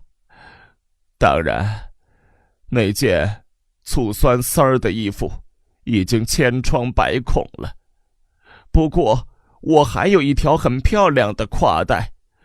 不过我得说，你的绿色仿摩洛哥皮革挎带更加好看，带上我那条挎带，我也好看不到哪儿去了。他又开始流泪。我想约翰告诉过你了，我所承受的苦难，连一克苏沫都吃不到，只能时不时的喝点龙舌兰酒，是波普带给我的。波普是我以前认识的一个男孩，但过后他会让你觉得特别难受，而且仙人掌酒会让你觉得恶心，总是会在第二天让你有一种很糟糕的羞愧的感觉。我真是觉得很羞愧。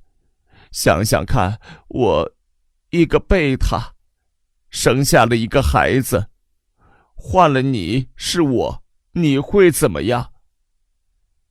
这个暗示让莱妮娜不寒而栗。但这不是我的错，我发誓，因为我仍然不知道事情是怎么发生的。我一直在做马尔萨斯节育锻炼，你知道的，1、2、3、4，我发誓，但事情还是发生了。当然，这里没有流产中心。还顺便问一句，他还在切儿媳吗？他问道。莱妮娜点了点头。还是每到星期2和星期4就灯火通明吗？莱妮娜又点了点头。那座美丽的粉红色的玻璃高塔。可怜的琳达闭上眼睛，入神地仰着脸，缅怀着脑海中那个灯火通明的记忆。还有夜里的河流，他轻声说道，大滴大滴的眼泪从他紧闭的眼睑后面渗出来。晚上从斯托克波基斯飞回家，然后来一个热水澡和真空震动按摩。但这里……他深深地吸了一口气，摇了摇头，又睁开眼睛，吸了1、2口气，然后用手指擤了一把鼻涕，擦在外衣的下摆上。看到莱妮娜不由自主地露出厌恶的神情，他说道：“哦，我非常抱歉，我不应该这么做的，我很抱歉，但没有手帕，你能怎么办呢？我记得以前他总是让我觉得很懊恼，那么肮脏，没有清洁用具。他们刚把我带到这里来的时候，我的头上有一道很深的伤口，你想象不到他们用什么给我包扎处理的，泥巴，就只有泥巴。文明就是杀菌，我总是告诉他们。还有斯特雷托科克的 G 到班布里的 T， 见到一座漂亮的洗手间去沐浴，似乎他们还是小孩子一样，但他们当然不能理解。他们怎么能够理解呢？最后，我想我已经习惯了。话又说回来，没有方便的热水，你怎么能够保持东西干净呢？看看这些衣服，这些该死的羊毛和醋酸丝可不一样。它很经久耐穿，而且衣服破了，你还得补。但我可是一个贝塔，我在受精室里工作，从来没有人教过我这些事情，这不是我应该做的事情。而且，补衣服是不对的，衣服破了就扔掉买新的，补丁越多越是穷光蛋，难道不是吗？补衣服是反社会的举动，但这里什么都不一样，就像和一群疯子生活在一起，他们所做的每一件事情都是疯狂之举。他看着周围，看到约翰和伯纳德已经离开了，正在屋子外面的尘土和垃圾间走着，但他还是神秘兮兮地压低了声音，凑了上前，而莱妮娜则僵着身子退让着。他挨得那么近，那种棕色的胚胎毒物的恶臭浮动着他脸颊上的绒毛。他嘶哑的低声说着，比方说，这里的人是怎么相处的？我告诉你吧，太疯狂了，真是太疯狂了。人人为我，我为人人，不是吗？不是吗？他一直拽着莱妮娜的袖子，莱妮娜点了点，转到一边的头，将一直憋着的空气吐出来，然后设法又吸了一口气，总算没有闻到太臭的味道。琳达继续说道：而这里呢，根本没有人人为我，我为人人这回事儿。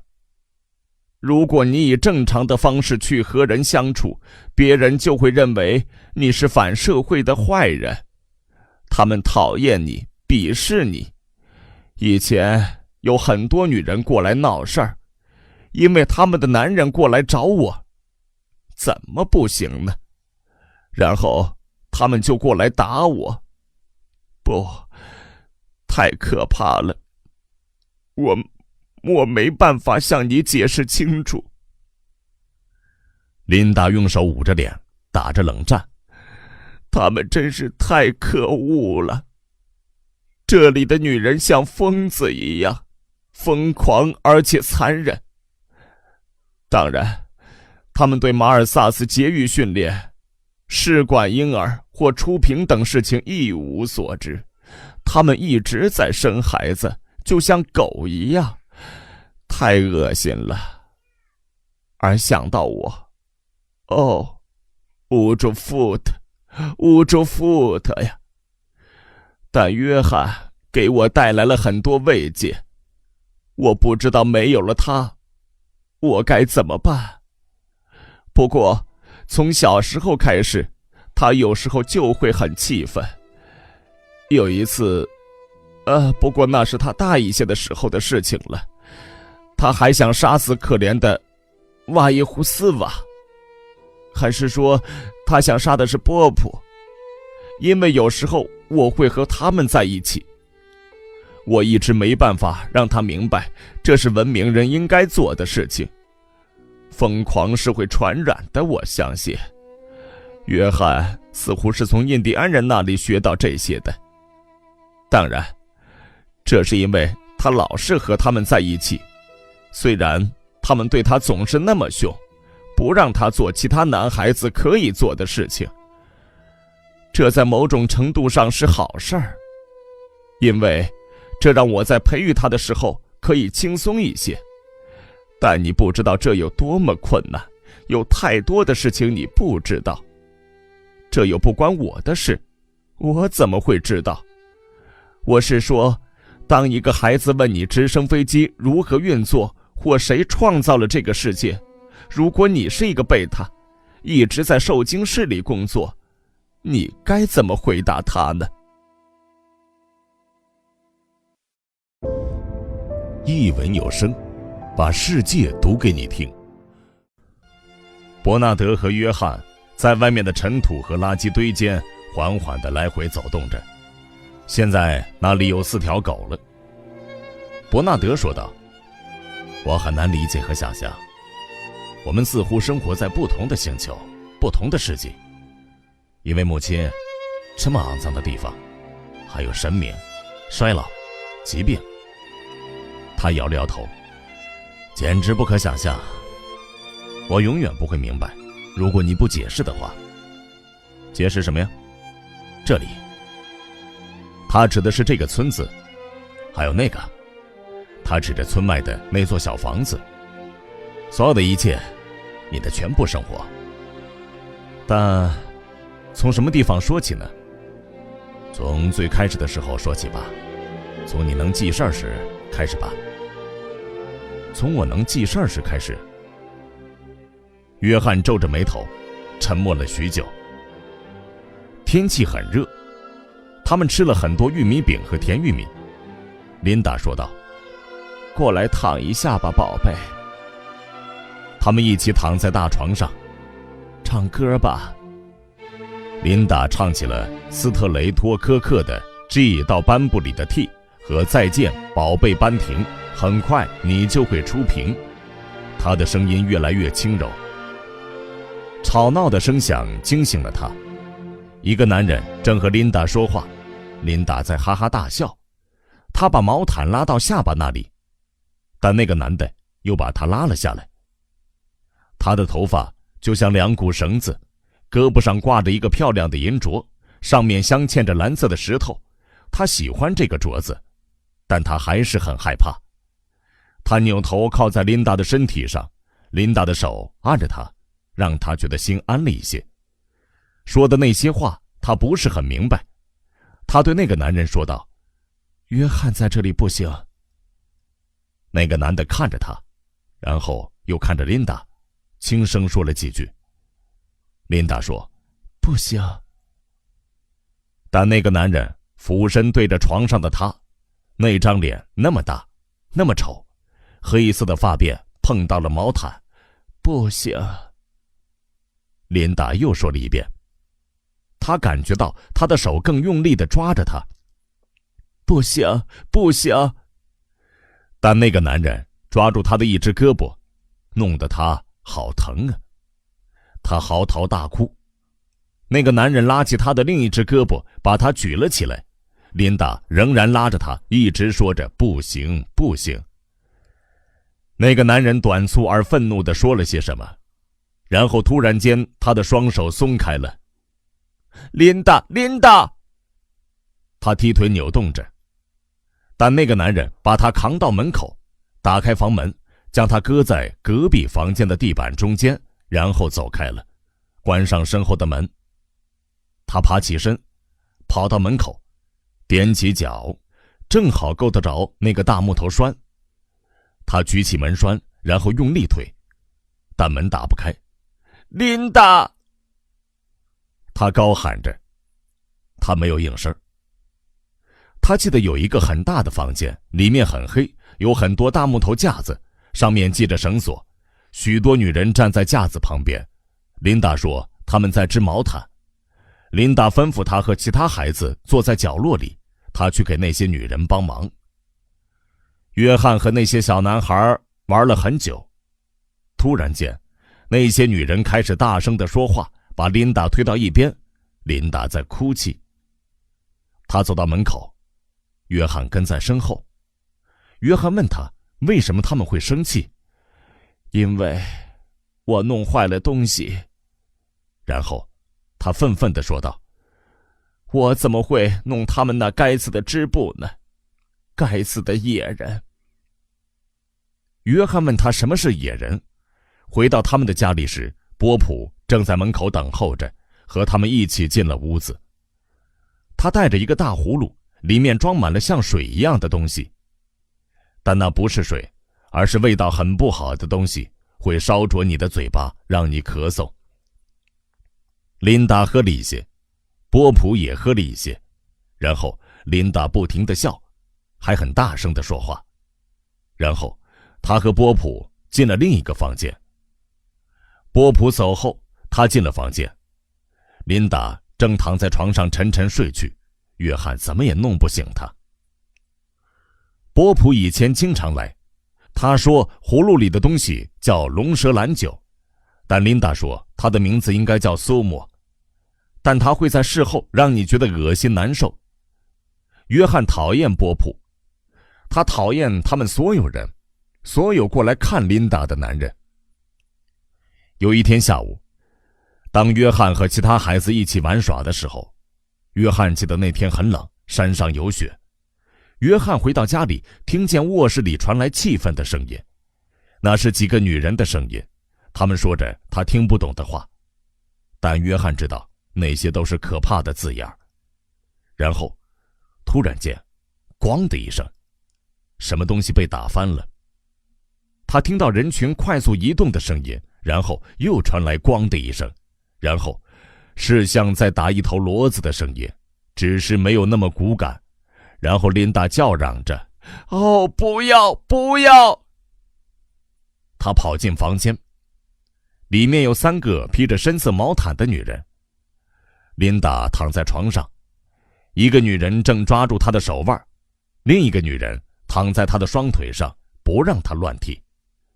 第3个女人正拿着鞭子抽她，1下、2下、3下，每一下琳达都嚎啕大哭着，惨叫着。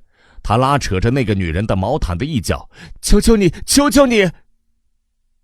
她用另一只手将约翰推开，那根鞭子1下又1下地抽下来。琳达惨叫着，他用双手抓住那个女人棕色的大手，用尽全身力气咬了下去。他惊叫一声，把手挣脱开来，将约翰推倒在地，然后拿着皮鞭抽了约翰3下。那种疼痛是约翰从未曾尝到过的，就像被火灼烧一样。那根鞭子又呼啸而来，但这次是琳达在惨叫。为什么他们要伤害你，琳达？当晚他问琳达。她在哭泣，因为她的背上红色的鞭痕仍然疼得很厉害。但她之所以哭的另一个原因是那些女人们那么凶，那么不讲道理，而且因为约翰只是一个小孩子，对付不了他们。琳达也在哭。她已经是个大人了，但她打不过3个女人，这对她也不公平。为什么他们要伤害你，琳达？我不知道，我怎么知道？约翰听不清楚他在说些什么，因为他正趴躺着，把脸埋在枕头里。他们说那些男人是他们的。他继续说道，他似乎根本不是在对他说话，他似乎正在跟他体内的某个人说话，一席他并不理解的长谈。最后他开始哭泣，比以往任何时候都哭得大声。哦，别哭，琳达，你别哭。他挨在琳达身边，搂着琳达的脖子。琳达叫嚷着，哦，看着点儿，我的肩膀，哦。他重重地将约翰推开，约翰的头撞到墙上。小笨蛋，他叫嚷着，然后突然开始掴他，一巴掌接着又一巴掌。他哭喊着说道，琳达，不，妈妈，不要打我，我不是你妈妈，我不想当你妈妈，但是琳达。他一巴掌打在约翰的脸颊上。变成一个野人，他叫嚷着，就像禽兽一样生崽儿。要不是因为你，我可能已经去找巡查员了，可能我已经离开了，但带着孩子就不行，真是太丢人了。约翰看到他又要打自己了，抬起胳膊护着自己的脸。不要，琳达，请不要打我，小畜生。他拉下他的胳膊，露出他的脸。不要，琳达。他闭上眼睛，等待着被打，但他并没有打他。过了一会儿，他又睁开眼睛，看到他正在看着他。他试着对他微笑。突然间，琳达一把搂着约翰，不停地亲吻着他。有时候连续好几天，琳达根本不起床，就躺在那儿难过，要不然她就和波普带过来的那些东西哈哈大笑，然后就睡着了。有时候她病了，她总是忘记给她洗澡，除了冷冰冰的玉米饼之外，就没有别的东西可以吃了。约翰记得，当他第一次在他的头发里面发现那些小虫子的时候，他吓得连声尖叫。最开心的时刻是当他讲述关于抑郁的故事。你真的能够飞起来吗？想什么时候飞就什么时候飞吗？想什么时候飞就什么时候飞。琳达会告诉他那些从一个盒子里飘出来的美妙的音乐，你可以玩耍的那些好玩的游戏，还有那些好吃好喝的东西，还有你轻轻按下墙上的一个东西就亮的灯，还有那些你能够听到、闻到、看到和感受到的电影，还有另一个盒子，能够制造出美妙的香味儿，还有粉红色、绿色、蓝色和银色的山一样高的房子。每个人都很开心，没有人难过或生气，而且贯彻人人为我，我为人人的宗旨。还有那些你能够看到和听到世界另一头发生了什么事情的盒子，还有盛在漂亮干净的瓶子里的婴儿，到处都那么干净，没有难闻的味道，没有肮脏。人们从不孤独，而是生活在一起，如此幸福快乐，就像熔岩区这里夏季的舞蹈，但要比它快乐得多，而且那里每一天都这么快乐，每一天。约翰一听就是几个小时。有时候当他与其他孩子玩得太累的时候，村子里的一位老人会和他们聊天，用那些印第安话聊起了伟大的造物主，他的右手与左手之间的漫长的斗争，潮湿与干旱之间的斗争，聊起了阿沃纳维罗纳。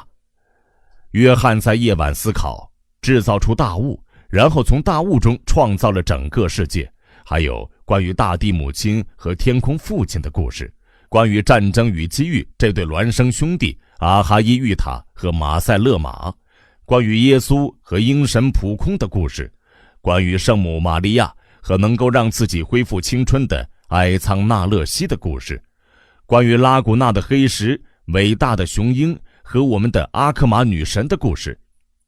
这些都是奇怪的故事，但因为是用他并不完全理解的另外一种语言讲述的，因此格外精彩。躺在床上的时候，他会想起天堂与伦敦，我们的阿克玛女神和一排排瓶子里的婴儿，还有飞翔的耶稣和琳达，还有伟大的世界生育和培育中心的主任和阿沃纳维罗纳。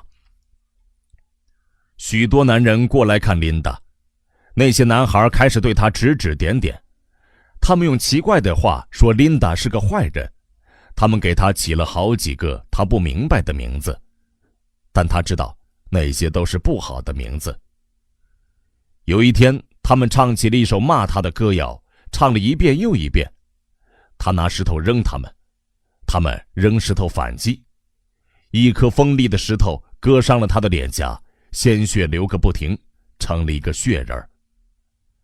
琳达教他读书，他用一根炭条在墙上画画，画着一头坐着的动物，一个瓶子里的婴儿，然后他写了字：猫咪在毯子上，小孩在瓶子里。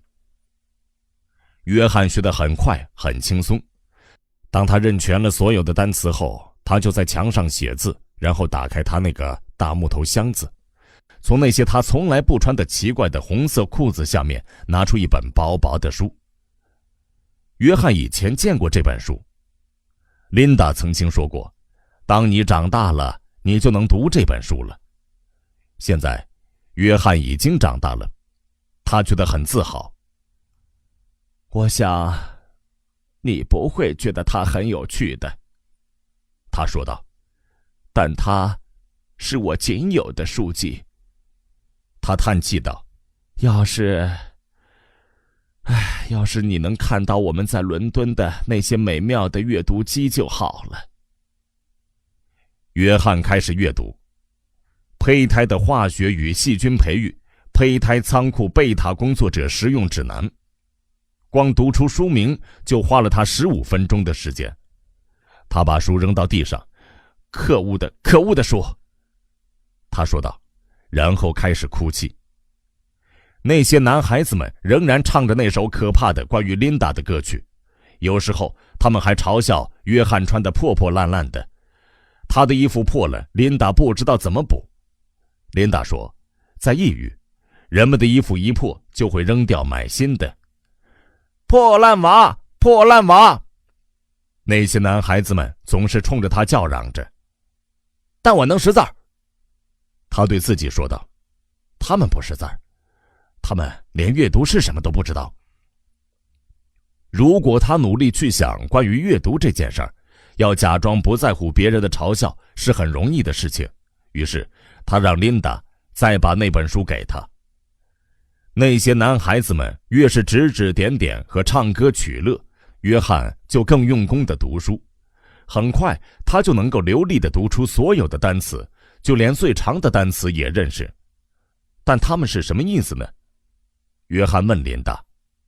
但即使琳达能回答，内容也是含糊不清，而大体上他根本回答不出来。什么是化学品呀？约翰问道。就像美颜那种东西，还有让德尔塔和埃普斯隆个头矮小和智力退化的酒精，还有促进骨头生长的碳酸钙，诸如此类的东西。那你怎么做出化学品呢，琳达？它们是从哪儿来的呢？我不知道。你从瓶子里把它们取出来，瓶子空了，你就派人去化学品仓库里拿。我想是化学仓库里的那些人把它们做出来的，或许他们是派人到工厂里拿的，我不知道。我从来没有接触过化学，我的工作一直就是照顾胚胎。他问的其他的问题都是同样的回答，琳达似乎什么也不知道。村子里的老人们有更加明确的回答：人类和所有动物的种子，还有太阳、大地、天空的种子，是阿瓦纳维洛纳增长之物中创造出来的。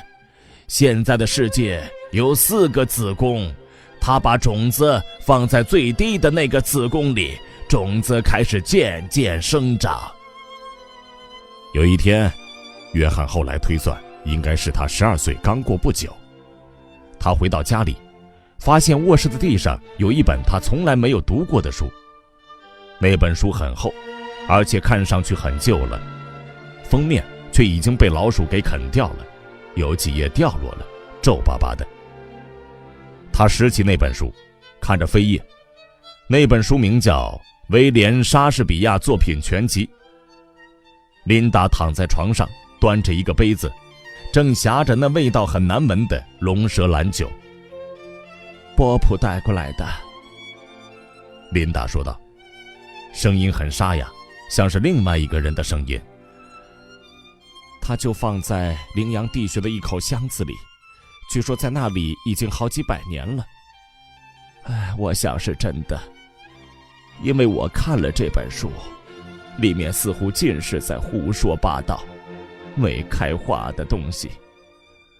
不过呢，拿来给你练习阅读还是蛮不错的。他喝完最后一口，把杯子放在床边的地上，侧着身子打了几个嗝，接着就睡着了。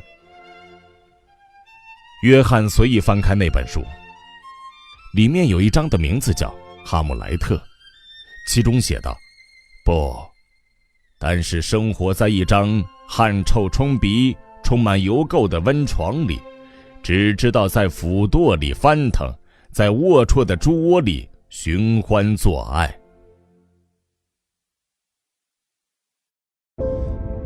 一文有声，把世界读给你听。这些奇怪的字句，就像会说话的雷声一般，轰隆隆地响彻他的脑海，就像夏天舞蹈的鼓声，如果那些鼓能够说话的话，又像是高唱着丰收之歌的男人，如此美妙，如此美妙，让你哭泣。就像老米兹马拿着他那些羽毛，那些雕满了花纹的神杖和古珠石珠，念叨着伊亚斯、拉兹鲁斯、洛奎斯、洛奎斯、洛奎基艾斯鲁斯、鲁兹斯。但比米兹马的巫术更神奇，因为它有更深奥的含义，因为他在和他说话，说着精彩而一知半解的话，像是可怕而绚丽的魔法。关于琳达，关于躺在床上鼾声大作的琳达，还有床边的地板上那个空酒杯，关于琳达与波普，琳达与波普。他越来越憎恨波普，一个人可以尽管满面都是笑，骨子里却是杀人的奸贼，狠心的、奸诈的、淫邪的、悖逆的恶贼。这些词到底是什么意思？约翰只是一知半解，但他们有着强大的魔力，而且一直在约翰的脑海里隆隆作响。有时候似乎之前约翰并不是真的憎恨波普，因为约翰无法表述他有多么痛恨波普，因此并不是真的憎恨他。但现在他知道了这些字眼，他们就像鼓声、歌声和咒语。这些字眼和他们的出处，那些奇奇怪怪的故事，约翰搞不清楚故事在讲些什么，但他们仍然很精彩。他们让他有理由去憎恨波普，而且他们让约翰的憎恨变得更加真切，他们甚至让波普本人也变得更加真切起来。有一天，他玩耍后回来，里屋的门打开着，他看到他们一起躺在床上睡着了。肤色白皙的琳达，身边是几乎黝黑的波普，一只胳膊垫在他的肩膀下，另一只黑色的手按在他的胸脯上。他的一条发辫横跨他的喉咙，像一条黑蛇正要饿死他。波普的葫芦和一个杯子就搁在床边的地上，琳达在打着呼噜。约翰的心似乎消失了，只剩下一个洞。约翰整个人都空了，空荡荡的，冷冰冰的，觉得头晕目眩。他靠着墙让自己站稳，狠心的、奸诈的、淫邪的，就像那些祈求丰收的男人在歌唱一样，就像咒语一样。那些字眼在他的脑海里一遍又一遍地重复着。突然间，他从全身发冷变为全身发热，他的脸颊因为鲜血上涌而变得发烫。房间在他的眼前摇晃着变黑了，他咬牙切齿地说道：“我要杀了他，我要杀了他，我要杀了他。”他不停地说着。突然间，他想起了更多的台词。当他烂醉如泥，大发雷霆，淫踏寻欢时，他拥有魔法，咒语做出了解释，并下达了命令。他走到外面的房间里。当他烂醉如泥，切肉的刀就搁在壁炉旁边的地板上。约翰拿起刀子，蹑手蹑脚地回到门口。当他烂醉如泥，烂醉如泥，约翰跑过去刺下一刀。哦，鲜血。又刺下一刀。波普从睡梦中惊醒，他举起手想再刺一刀，却发现自己的手腕被抓住了，动弹不得。被扭了过来。约翰动弹不得，约翰被抓住了。波普那双又小又黑的眼睛凑得那么近，紧盯着他的眼睛。他看着别处，波普的肩膀上有2处伤痕。哦，看哪，流血了！琳达叫嚷着：“看哪，流血了！”他一见到血就受不了。波普抬起另一只手，约翰以为要揍他，硬着头皮等候着承受这一下，但这只手只是拖着他的下巴，把他的脸转过来，使他不得不再一次看着波普的眼睛。看了很久，好像有好几个小时。突然间，约翰再也受不了了，他开始哭泣。波普哈哈大笑起来，用印第安语说道：“滚开，滚开！我勇敢的阿哈伊与他。”约翰逃到另一个房间，不让别人看到他的眼泪。“你15岁了。”老米兹玛用印第安话说道，“现在我可以教你做陶器。”他们坐在河边，一起动手干活。米兹玛双手捧着一堆湿润的粘土，说道：“首先，让我们做一个小小的月亮。”老人将那堆粘土压成一个圆盘，然后把边缘折起来，月亮变成了一个浅浅的杯子。他缓慢而笨拙地模仿着老人精细的动作。一个月亮，一个杯子，现在是一条蛇。米兹玛又铺开一条粘土，把它卷成一个长长的有弹性的圆柱体，圈成一个圆圈，然后压在杯子的边缘上。然后再来一条蛇，再来一条，再来一条。一圈接一圈，米兹玛把陶罐的侧面做了起来。它的底部很窄，然后中部凸起，到了罐颈的部位又收窄了。他又揉又拍，又挤又刮，最后罐子站了起来，和熔岩区常见的水罐的形状没什么两样，但它是乳白色的，而不是黑色的，而且仍然很软，不能触摸。约翰照着米兹玛的罐子做的那个粗糙的仿制品就摆放在他旁边，看着这2个罐子，他忍不住笑了。但下一刻会做得更好，他说道，然后开始弄湿另一团粘土。构思、塑形，感觉到他的手指变得越来越灵巧有力，这带给了他莫大的快乐。A B C， 没他命。他一边做陶艺，一边对自己唱歌：肝脏里有脂肪，海里有鳕鱼。米兹玛也在唱歌，关于屠熊的一首歌。他们干了一整天，这一天他忙得全神贯注，不亦乐乎。老米兹玛说道：明年冬天我会教你如何制作弓箭。他在屋外站了很久，里面的仪式终于结束了。房门打开了，他们走了出来。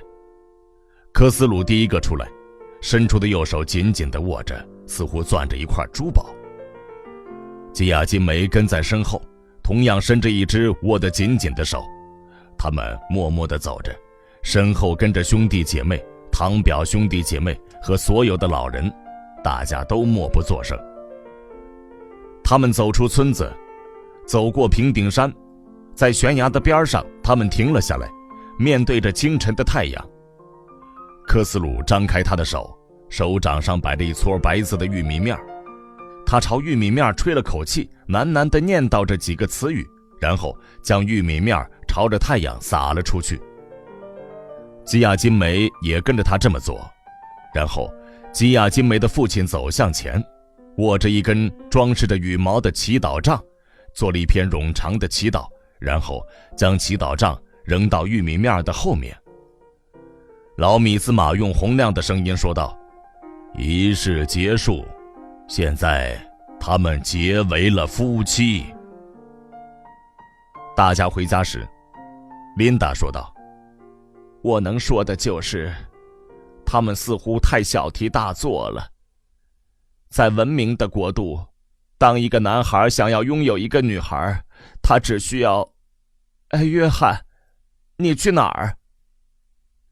他没有理会他，但一直跑，跑得远远的，跑到约翰能独自一人待着的地方。结束了。老米兹玛的话在他的脑海里回荡着。结束了，结束了。他一直默默地隔得远远的爱着基亚金梅，但那是激烈的、绝望的、无可救药的爱。现在一切都结束了，他16岁了。在满月之夜，在羚羊地穴，秘密将会揭晓，秘密将会发生和得以保守。他们会到地底下去。进入地穴时是男孩，出来后就成为了男子汉。男孩子们都很害怕，同时又迫不及待。那一天终于到来了，太阳下山了，月亮升了起来。他和其他男孩子一起去。大人们站在地穴的入口，身影漆黑，楼梯一直通往亮着红光的深处。最前面的几个男孩已经开始爬着楼梯下去了。突然间，一个男人走上前，抓住他的胳膊，把他从那群孩子们中间拉了出来。他挣脱开来，躲了回去，和其他男孩子在一起。这一次，那个男人揍了他，抓住他的头发。你不能去，白毛孩，母狗的孩子不能去。另一个男人说道。男孩子们哈哈大笑。滚！他仍然徘徊在队伍的边上。滚！那个男人又吼了一声。一个男人弯腰捡起一块石头扔了过来。滚滚滚滚滚滚滚！一堆石头扔了过来。约翰流血了，跑到漆黑的地方。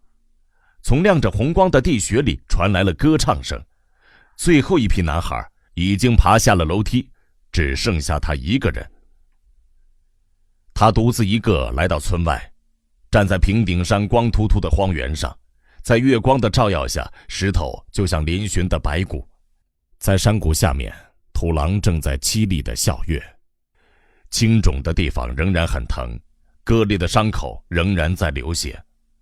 但他哭泣不是因为疼痛，而是因为只有他独自一人，因为他被赶了出来，孤独地在这个死寂荒凉的只有月亮和岩石为伴的世界里。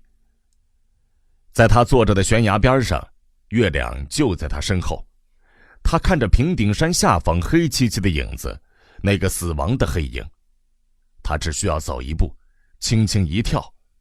他伸出右手，在月光的照耀下，鲜血仍汩汩地从他手腕上的伤口流出来，每隔几秒钟，一滴血就会滴落，是漆黑的，在死寂的月光下几乎没有颜色，滴落，滴落，滴落。明天，明天，明天。他发现了时间、死亡和上帝。孤独，总是孤独。那个年轻人说道。这番话勾起了伯纳德哀伤的共鸣。孤独，总是孤独。我也是，他脱口而出，十分孤独。是吗？约翰看上去很惊讶，我以为在抑郁。我的意思是，琳达总是说那里没有人会孤独。伯纳德尴尬的脸红了，你懂的。他转开眼睛，喃喃地说道，我想我和大部分人不一样，如果你出屏的时候与众不同的话。是的，就是这样。那个年轻人点了点头。如果一个人与众不同，他一定会很孤独。他们对孤独的人很残忍，你知道吗？他们什么都不让我干。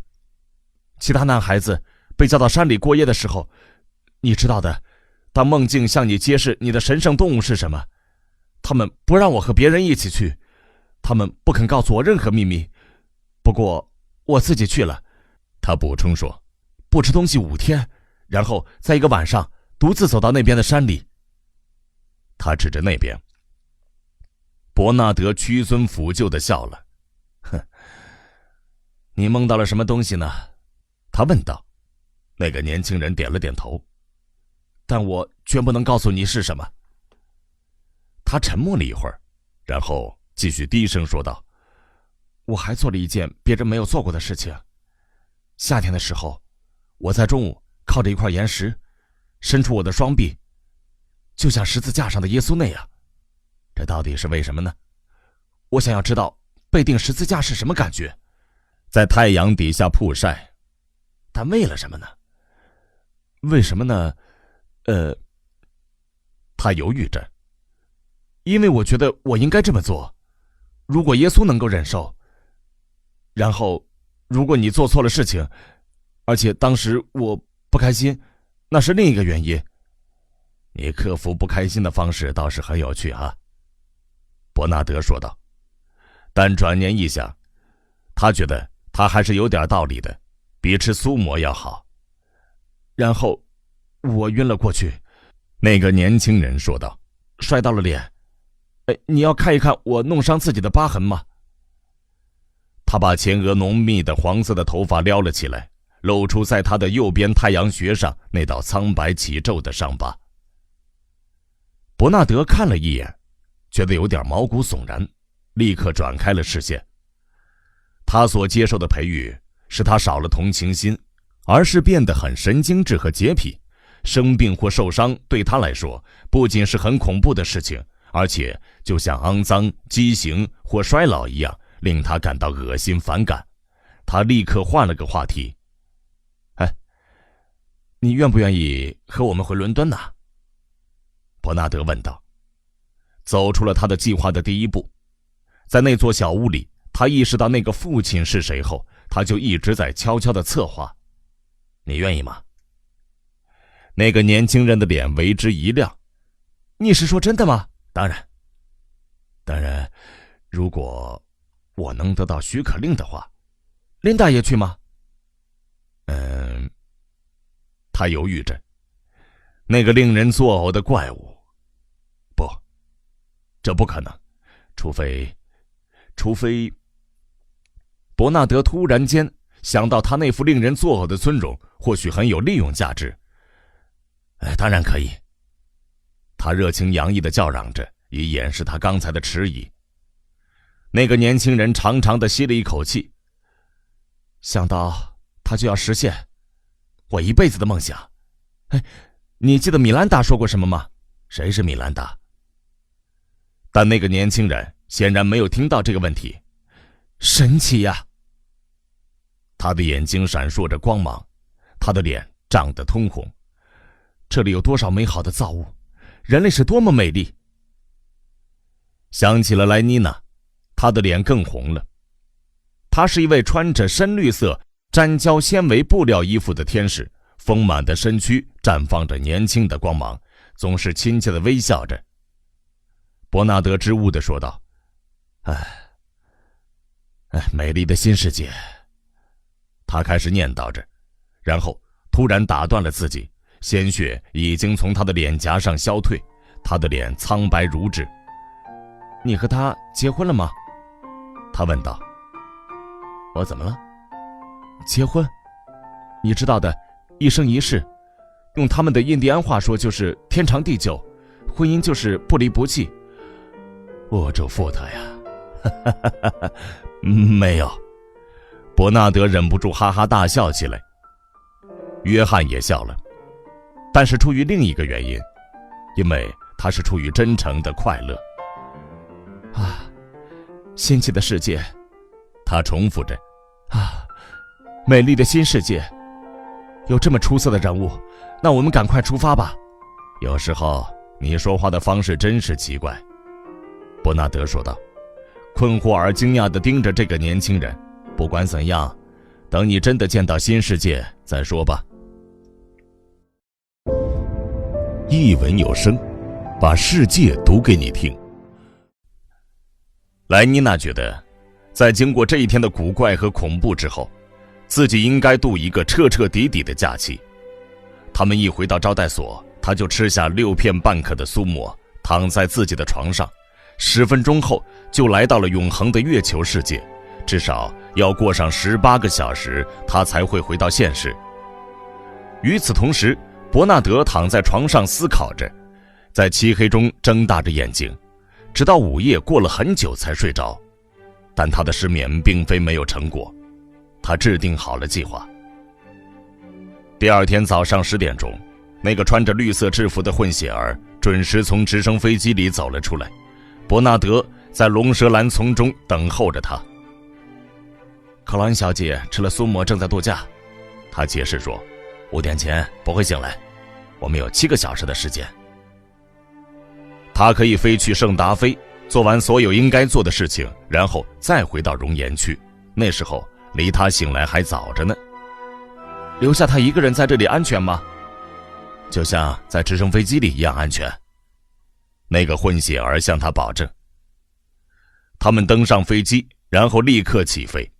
10点34分，他们在圣达菲邮政大楼的天台着陆。10点37分，伯纳德接通了白厅的世界主宰者办公室的电话，与主宰者的第4个人秘书通话。10点44分，他将故事向第1秘书复述了一遍。10点47分半，他听到主宰者穆斯塔法·蒙德本人深沉而富有磁性的声音在他的耳朵里回荡。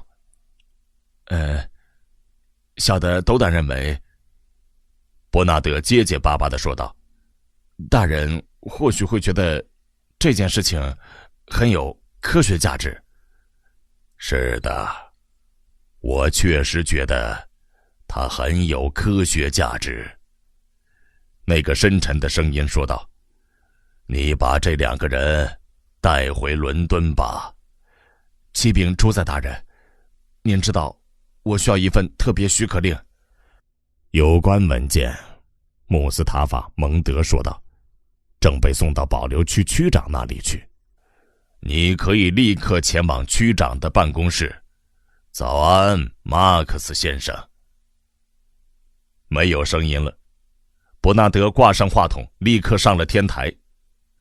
去区长的办公室。他对那个优等加码混血儿说道。10点54分，伯纳德与区长握手。幸会，马克思先生，幸会。他毕恭毕敬地忙不迭说道，我们刚刚收到特别命令。我知道。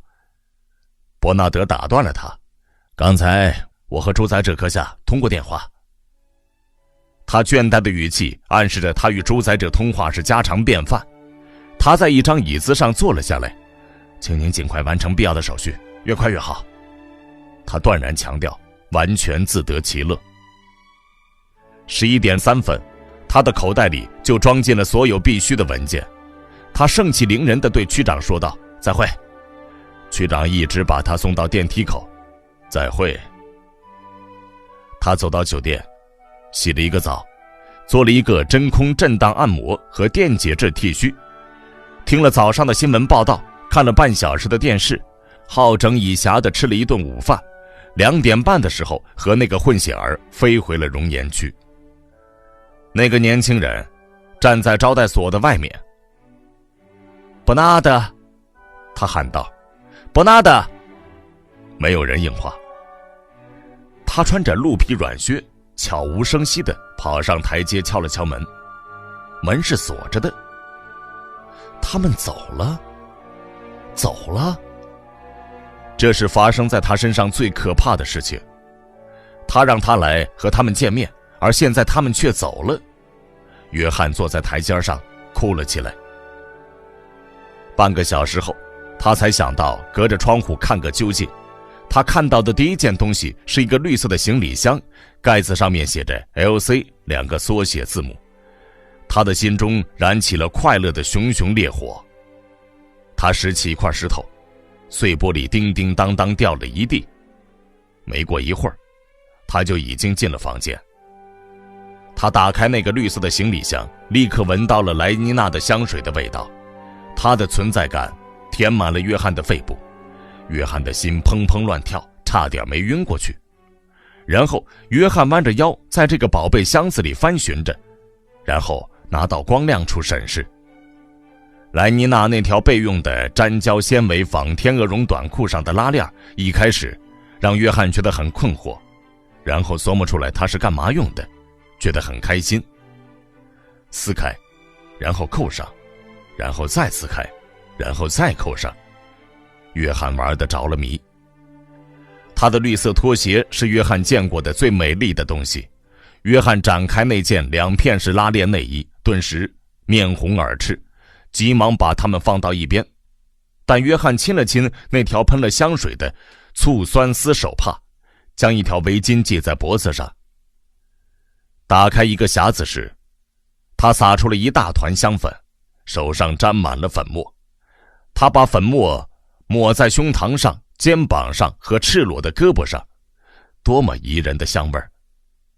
他闭上眼睛，用沾着香粉的胳膊摩挲着脸颊，光滑的肌肤轻抚着他的脸，鼻孔里充斥着麝香粉的味道。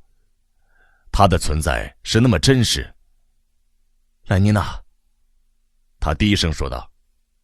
莱妮娜。一个声音吓了他一跳。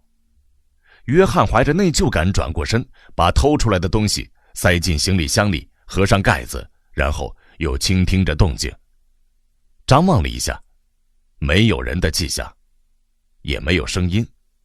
但刚才他确实听到了声音，像是叹气的声音，又像一块木板发出的咯吱声。他踮着脚尖来到门边，小心翼翼地打开门，发现自己面前是一个宽阔的平台，在平台的对面是另一道门，门是打开着的。他走了出去，推开房门，朝里面窥视。在一张矮床上，被子被掀了起来，莱妮娜穿着粉红色的一件是拉链睡衣，睡得正香，在如云的卷发映衬下显得如此美丽。粉红色的脚趾甲和她沉睡中的脸庞是如此稚嫩和动人，软绵绵的双手和四肢看上去是那么信任和无助，泪水不禁涌入她的眼眶。她小心翼翼，但其实根本没有这个必要，因为只有枪声才能在时间到来之前把她从苏摩假期中拉回来。她走进房间，跪在床边的地板上，端详着她，嘴唇翕张着，喃喃说道：他的眼睛，他的头发，他的面庞，他的步态，他的语调。你口口声声对我说，一切洁白的东西和他的玉手一比，都会变成墨水一样黝黑，都会自惭形秽。比起他柔仪的一握来，天鹅的绒毛都会显得粗硬。一只苍蝇在他身边嗡嗡嗡地飞舞着，约翰挥手把他赶跑了。苍蝇，他想起了这些篇章，都可以接触亲爱的朱丽叶的皎洁的玉手，从她的嘴唇上偷取天堂中的幸福。那2片嘴唇是这样的纯洁真淑，永远含着娇羞，好像觉得它们自身的香吻也是一种罪恶。约翰伸出手，以非常缓慢的犹豫迟疑的姿态，就像一个人要去抚摸一只害羞而且可能很危险的鸟儿，在几乎就要碰到他那软绵绵的手指距离只有1英寸的地方停住了，颤抖着。他敢吗？他敢用自己那卑贱的手去亵渎？不，他不敢。这只小鸟太危险了，他的手缩了回去。莱妮娜太漂亮了，太美丽了。突然间，约翰发现自己意识到，只要他将莱妮娜脖梗处的拉链往下用力一拉，他闭上眼睛，像刚从水里出来的小狗甩耳朵那样用力地甩着自己的头。多么下流可耻的想法！约翰为自己感到羞愧。莱妮娜是这样的纯洁真淑。空中传来了嗡嗡嗡的声音，又有一只苍蝇想要偷取天堂中的幸福，是一只黄蜂。约翰看着周围，什么也没看见。嗡嗡嗡的声音越来越响，听位置是在被打破的玻璃窗外，是飞机。约翰慌慌张张地站起身来，跑进另一个房间，从开着的窗口跳了出去，匆忙顺着2边是高大的龙舌兰的小径逃跑时，正好看到了从直升飞机里出来的伯纳德·马克思。一文有声，把世界读给你听。布鲁姆斯伯里中心的4000个房间的4000个电子钟的指针都指向2点27分。主任喜欢把它称为这个工业之潮。它正在全速运作着，每个人都很忙碌，每件事情都井然有序。在显微镜下，精子的长长的尾巴正疯狂地扭动着，想要率先将头钻入卵子中。受精后，卵子开始膨胀，如果进行波卡诺夫斯基流程的处理，就会产生分裂，长出胚芽，裂变为单独的胚胎群体。电梯轰隆隆地从社会命运规划室降落到地下室，胎儿泡在暖和的暗红色的腹膜中，浸着替代血液和荷尔蒙，逐渐成长，然后被灌入毒药，失去活力，发育成愚笨的埃普斯龙。在轻微的嗡嗡声和咔嗒声中，永无休止地移动的架子以肉眼看不见的速度缓缓地行进几个星期。到了出屏室里，新出屏的婴儿发出恐惧而惊奇的第一声啼哭。下层地下室的发电机轰鸣着驱动电梯上上下下。在11个楼层所有的育儿所里，喂食的时候到了。1800个经过精心分类标注过的婴儿正同时就着1800个奶瓶吮吸着经过巴氏消毒处理的添加了外分泌物的牛奶。在他们上方是连续10层宿舍，年纪还小需要午睡的小男孩和小女孩和每个人一样忙碌，但他们并不知道这一点，混混沌沌地听着关于卫生、社交能力、阶级意识和幼儿爱情生活的睡眠教育课程。在这些孩子的上方是康乐室，外面在下雨，900个大一点的孩子正玩着积木和橡皮泥，找拉链和情色游戏。嗡嗡嗡，嗡嗡嗡，蜂巢在嗡嗡作响，快乐地忙碌着。年轻的女孩们欢快地唱着歌，操作着试管。命运规划员一边工作一边吹着口哨。在出屏室里，员工们对着那些空荡荡的瓶子大开玩笑。主任与亨利·福斯特走进受惊室，主任的神情很难看，严肃地板着脸。他成了一个公众样板，他说道。在这个房间里，因为他的员工要比中心的其他人身份更加高贵，我已经告诉他2点半的时候来这儿见我。他的工作很出色，亨利故作大方地插话。我知道，因此更要严肃处理。他的智力天赋要求他承担起相应的道德责任。一个人的天赋越高，引领他走歪路的力量就会越大。让他一个人受苦，好过让许多人被他败坏。冷静地思考这件事情，福斯特先生，你就会认识到，没有任何罪行比异端行为更加十恶不赦。谋杀只会杀害1-2个人，而说到底，个体算得了什么呢？他做事扫过那一排排的显微镜、试管和培育器。我们可以轻而易举地制造一个新的个体出来，想造多少个就造多少个。异端行为威胁的不只是个体的生命，它还对社会本身造成了冲击。是的，对社会本身。他重复着。他来了。伯纳德走进房间，正从2排受惊员之间朝他们走来。他强装自信，勉强掩饰着他的紧张，打招呼道：“早上好，主任。”声音洪亮到滑稽的地步。为了掩饰这个错误，他又问道：“您让我来这儿找您？”这次声音又柔和的可笑，像在吱声。“是的，马克思先生。”主任拿腔作调地说道：“我告诉过你到这儿来，我知道你昨晚度完假回来了。”“是的。”伯纳德回答。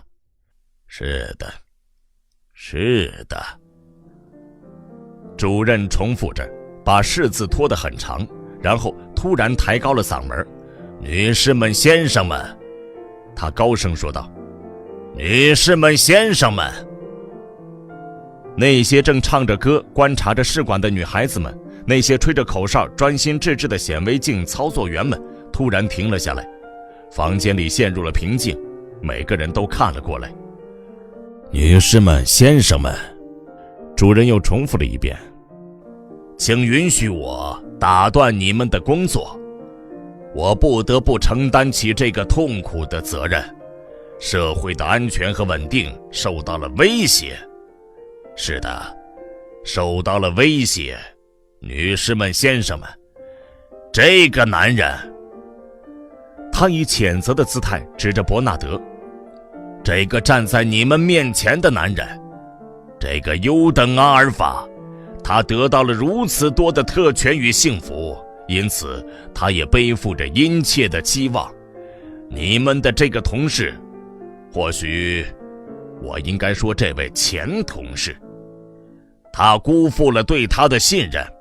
他对运动和缩摩怀有异端思想，对性生活怀有可耻的非正统思想，拒绝遵循我们的主福特的教导，在办公时间之外，甚至不愿意怀有赤子之心。”说到这里，主任比出了 T 的手势，证明他是社会的公敌和颠覆者。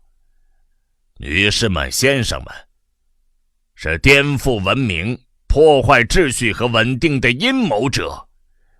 基于这个原因，我提议将他解雇，罢免他在本中心所担任的职务。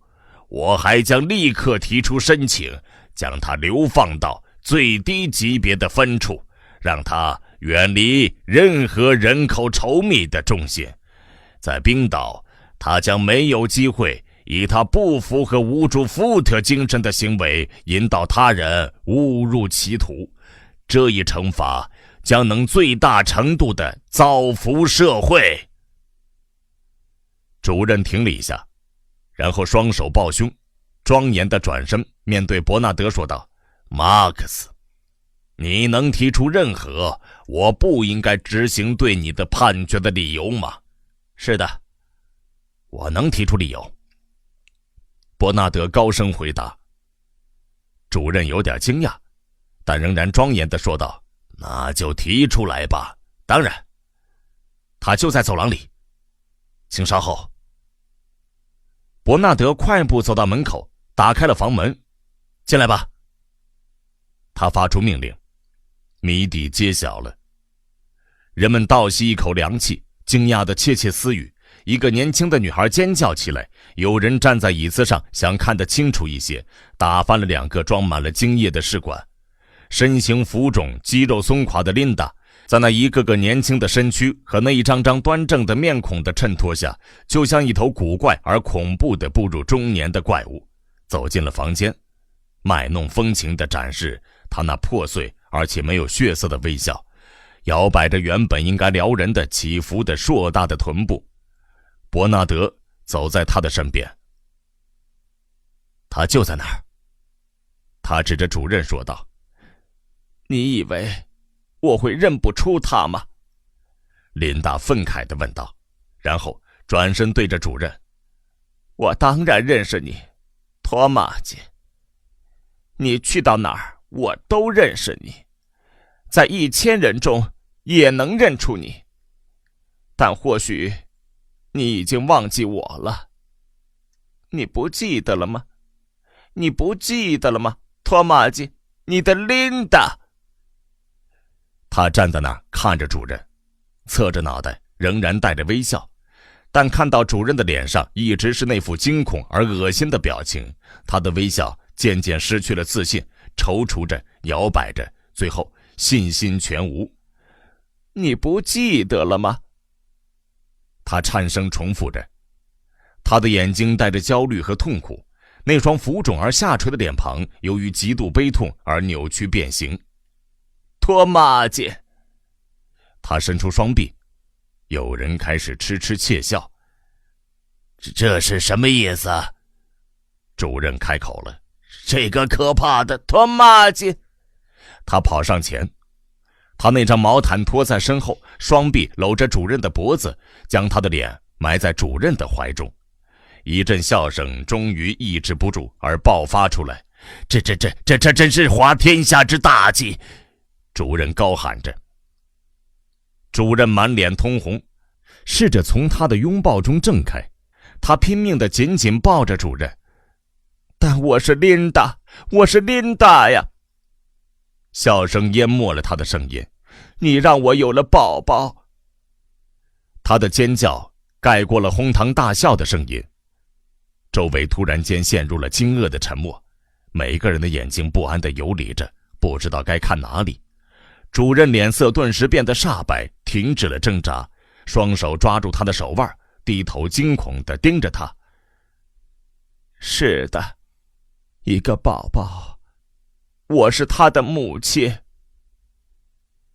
他将这桩丑事公之于众，陷入羞愤的沉默，然后突然从主任身边挣开，惭愧地捂着脸，啜泣着说道：这不是我的错，托马吉，因为我一直在做节育训练，不是吗？不是吗？我一直在做，我不知道怎么会。如果你知道那有多可怕就好了，托马吉。但不管怎样，他给我带来了慰藉。他转身对着门口喊道：约翰，约翰！约翰立刻进来，刚进门的时候停下了脚步，打量着周围，然后穿着鹿皮软靴的双脚，迈着柔和的步伐，快步走过房间，跪倒在主人面前，以清晰的声音说道：我的父亲。这个词因为父亲的含义并没有那么淫秽，他并没有养育孩子这个令人厌恶和道德沦丧的内涵，只是低俗、肮脏而不猥亵的粗话。这个可笑的下流的词语舒缓了原本几乎无法承受的紧张情绪，响亮的几乎歇斯底里的笑声突然迸发出来，一浪接着一浪，似乎永远不会平息。我的父亲，而他就是主任。我的父亲，哦，伍祝福特，哦，伍祝福特呀，这真是太妙了！叫嚷声和喧闹声此起彼伏，一张张面孔笑开了花，连眼泪都笑出来了。又有6瓶精液被打翻了。我的父亲！主任脸色苍白，目光炯炯地瞪着他，眼神中带着迷惑和羞愧。我的父亲！原本已经渐渐平息的笑声再次爆发，比刚才更加响亮。他用双手堵着耳朵，冲出了房间。一文有声，把世界读给你听。经过了受惊时那一幕之后，整个伦敦的上层阶级都迫不及待想见见那个跪倒在生育与培育中心主任面前的可爱的生物，或者应该说是前任主任，因为这个可怜的家伙事后立刻辞职了，再也未曾踏足中心，而且他还跪倒下来叫他我的父亲。这个玩笑有趣的几乎不像是真事儿，但琳达则没有人关注，没有人想要去见琳达。说一个人是母亲，这根本不是一个笑话，而是一则猥亵的言行。而且他并不是一个真正的野人，而是和其他人一样是从瓶子里培育出来的，因此不会有什么真正的奇思妙想。最后，这是人们不愿意见到琳达的最重要的原因，她的样貌。她肥胖臃肿，年迈体衰，牙齿都掉光了，而且皮肤长了斑点，还有那副身材，哦，伍祝福特呀，看到她你就会觉得恶心。是的，恶心的要命。因此那些上流人物决定不去见琳达，而琳达本人也不想见他们。对于他来说，回到文明就是回到了苏摩，他可以躺在床上不停地度假，不用回归现实，忍受头痛或呕吐，不会有喝完仙人掌酒之后常有的那种感觉，似乎你做了某件令你抬不起头做人的如此羞耻的反社会的举动。苏摩完全没有这些不良后果，他所赋予的假期是完美的。如果度假后的早上你觉得不好受，那并不是你自身的问题，而是和假期的快乐相比较的结果。解决方法就是继续度假。他贪婪地要求更大更频繁的剂量。肖医生一开始不肯开，然后由得他想吃多少就吃多少，他一天要吃多达20克。这会在1-2个月内就让他丧命的。医生对伯纳德说道，呼吸循环系统将会停止工作，再也无法呼吸，然后死掉。这也是一件好事啊。当然，如果我们能够恢复青春，情况会不一样，但我们做不到啊。就像每个人想的一样，琳达正吃了苏摩在度假，因此她根本不碍事儿。约翰出乎意料地提出了反对。你给他吃那么多，不是会缩短他的寿命吗？从某种意义上说，是的。肖医生承认，但在另一种意义上，我们其实是在延长他的寿命。年轻的约翰疑惑地盯着他。苏摩或许会让你少活几年，医生继续说道。但你要想想它赐予你的超越时间的无法衡量的持久性。每一次苏摩假期都是我们的祖先所说的永恒。约翰开始理解了。我的嘴唇和眼睛里有永生的欢乐，他喃喃说道。没什么。肖医生继续说道。当然，你不能由得人们随随便便就进入永恒。如果他们有要紧的工作的话，但因为他并没有要紧的工作。约翰坚持说道。我仍然认为这是不对的。医生耸了耸肩膀，那好嘛，如果你希望他一直疯狂叫嚷的话。最后，约翰不得不做出让步，琳达得到了他的苏摩。自此，他一直待在伯纳德的公寓37楼的那个小房间里，躺在病床上，广播和电视一直开着，天竺薄荷的香薰一直在滴个不停，苏摩药片就在伸手可及的地方，他就一直待在那儿，而又可以说根本不在那儿，置身于无限遥远的另一个世界。广播里的音乐就像是一座堂皇缤纷的迷宫，一座变幻无常的迷宫，通往绝对真理的光明的中心。电视机里的那些舞蹈形象是无法以言语描述的美妙的歌舞感官电影的表演者。第一个不停的天竺薄荷香水并不只是香薰，它是太阳，是100万个萨克斯风，是在和波普做爱，只是更加快乐，快乐的无可比拟，而且永无休止。肖医生说道：不行，我们不能让人恢复青春，但我非常高兴能够有这个机会看到一个人类衰老的例子。非常感谢你把我叫来。他热切地和伯纳德握手。大家都想和约翰见面，由于只有通过他的指定监护人伯纳德才能和约翰见面。现在伯纳德发现自己在人生中第一次不仅被当作正常人看待，而且成了一位非常重要的大人物。再也没有人谈论他的替代血液里掺了酒精，也没有人嘲笑他的样貌。亨利·福斯特对他格外友好，本尼托·胡佛送给他6盒性荷尔蒙口香糖作为礼物。助理命运规划员几乎是可怜兮兮地在巴结讨好他，希望能受邀参加伯纳德的晚宴。至于那些女人，伯纳德只需要暗示他们有可能被邀请，就能随心所欲地和任何一个女人上床。伯纳德邀请我下个星期3和野人见面，芬妮得意地宣布。我好开心呀，莱妮娜说道。现在你得承认你对伯纳德的观感是错的了吧？难道你不觉得他真的是个好人吗？芬妮点了点头，说道：我必须承认，我觉得很惊讶，但也很开心。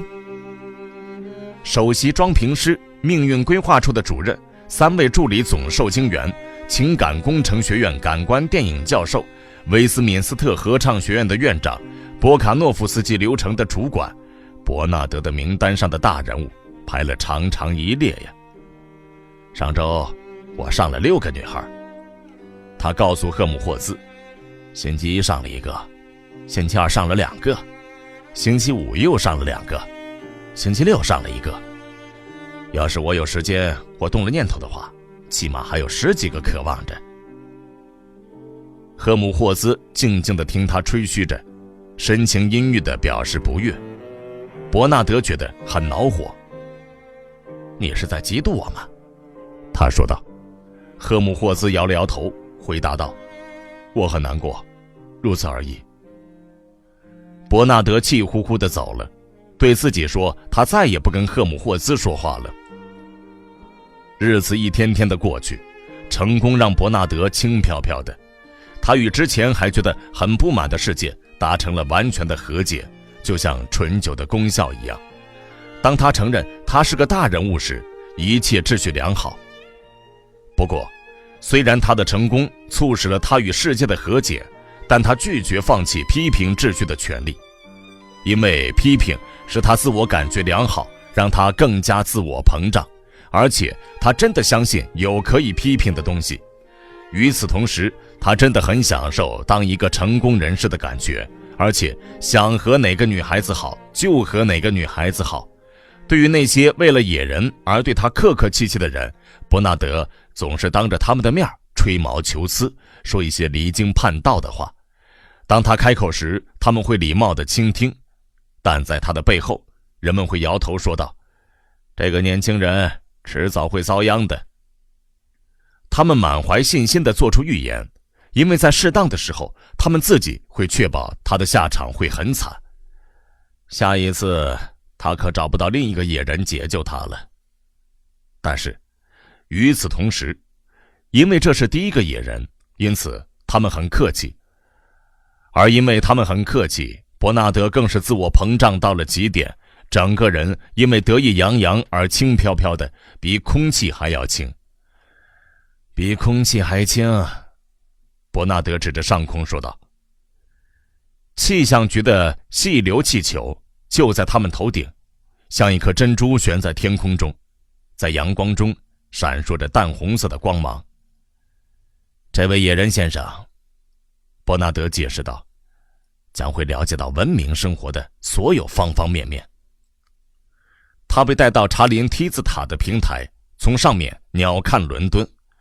气象局的主任和常驻气象学家担任导游，但说话最多的人是伯纳德。他神采飞扬，俨然是一位世界主宰者的气派，比空气还要轻。翠绿色的火箭从天空中落下来，8个长得一模一样的穿着卡其布制服的达罗皮图裔多胞胎正从客舱的8个舷窗朝外边张望。他们是乘务员。每小时1250公里。气象局的主任感慨地说道，您怎么看，野人先生？约翰认真地想了一想，然后说道，但艾利亚能在40分钟内给地球围上一圈腰带。伯纳德在给穆斯塔法·蒙德的报告中写道，令人惊讶的是，野人对现代文明的各项发明并没有表现得很惊奇或震撼。无疑，这一部分原因是因为他已经从琳达这个女人，她的 X 琴那里听说过了。穆斯塔法·蒙德皱着眉头，这个傻瓜以为我神经衰弱到不敢看这个词完整的写出来吗？另一部分原因是他一心只关注他称之为灵魂的东西，他坚持认为那是独立于客观环境之外的实体，而我尝试地向他指出。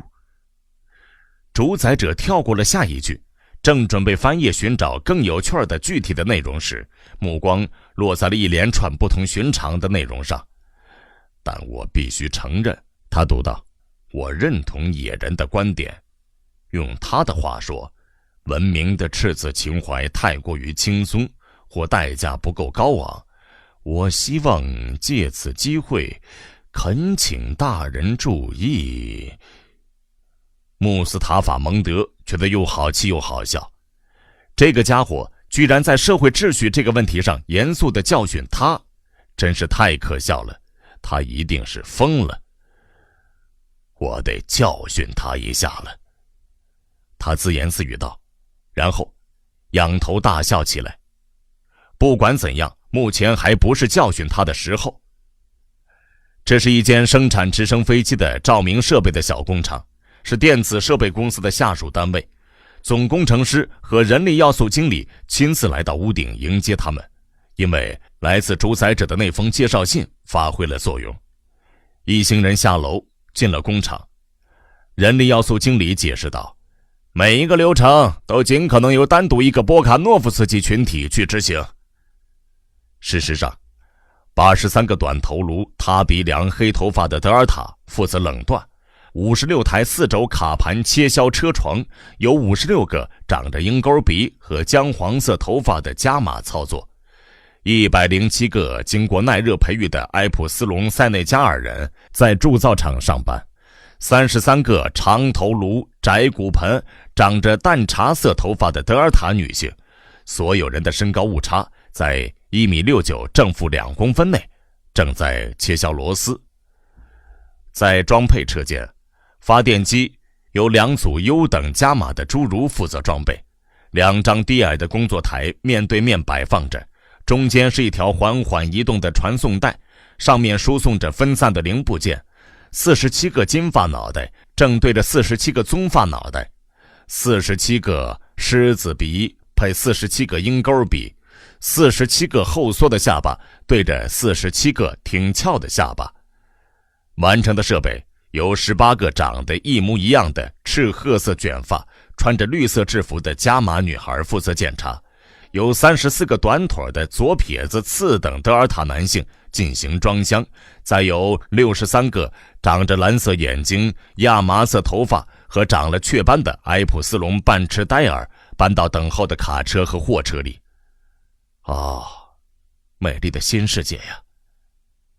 可恶的记忆让野人发现自己在念叨着米兰达的台词。啊，美丽的新世界，有这么出色的人物。离开工厂时，人力要素经理总结道：“我向您保证，我们的工人从来不会惹是生非。我们总是发现……”但野人突然间摆脱了他们，跑到一处月桂丛后面，剧烈的干呕着，仿佛他的立足之地不是坚实的土地，而是遇上了气流的直升飞机。伯纳德写道：“野人拒绝服用苏抹。而且似乎因为琳达这个女人，她的阿克斯琴总是在度假而感到非常忧愁。值得注意的是，虽然她的阿克斯琴是那么苍老，而且样貌极其令人反感，野人总是去看她，而且似乎很关心她。一个非常有趣的例子，展现了早期教育能够修正甚至逆转自然本能。这里指的是躲避讨厌的事物的本能。”他们来到伊顿高中的天台，在校园的对面，52层楼高的勒普顿塔在阳光中闪烁着白色的亮光。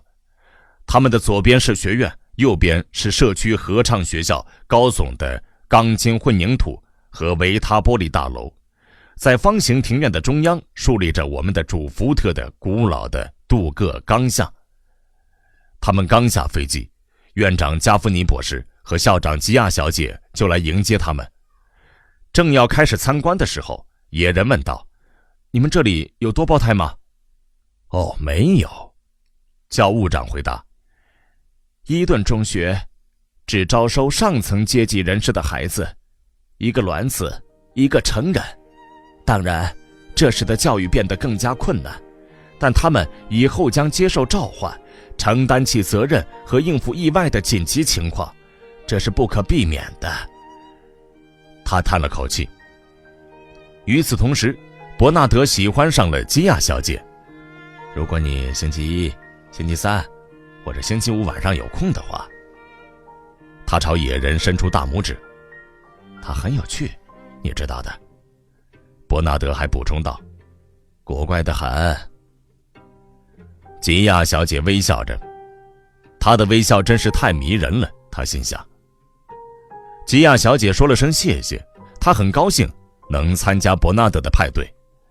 教务长打开了一扇门，在双优阿尔法的教室待了5分钟后，约翰觉得一头雾水。什么是基本相对论？他低声问伯纳德。伯纳德尝试解释，但想了一想之后，建议去参观别的教室。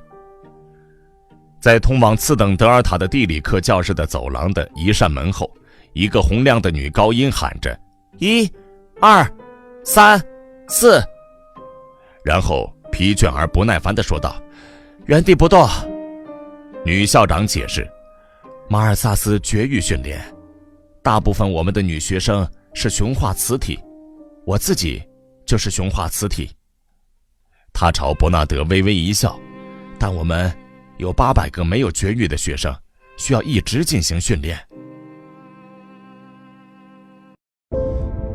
一文有声，把世界读给你听。在次等贝塔的地理教室里，约翰了解到野人保留区是由于气候或地理条件不利或自然资源匮乏，不值得进行文明开发的地方。哒的一声，教室暗了下来。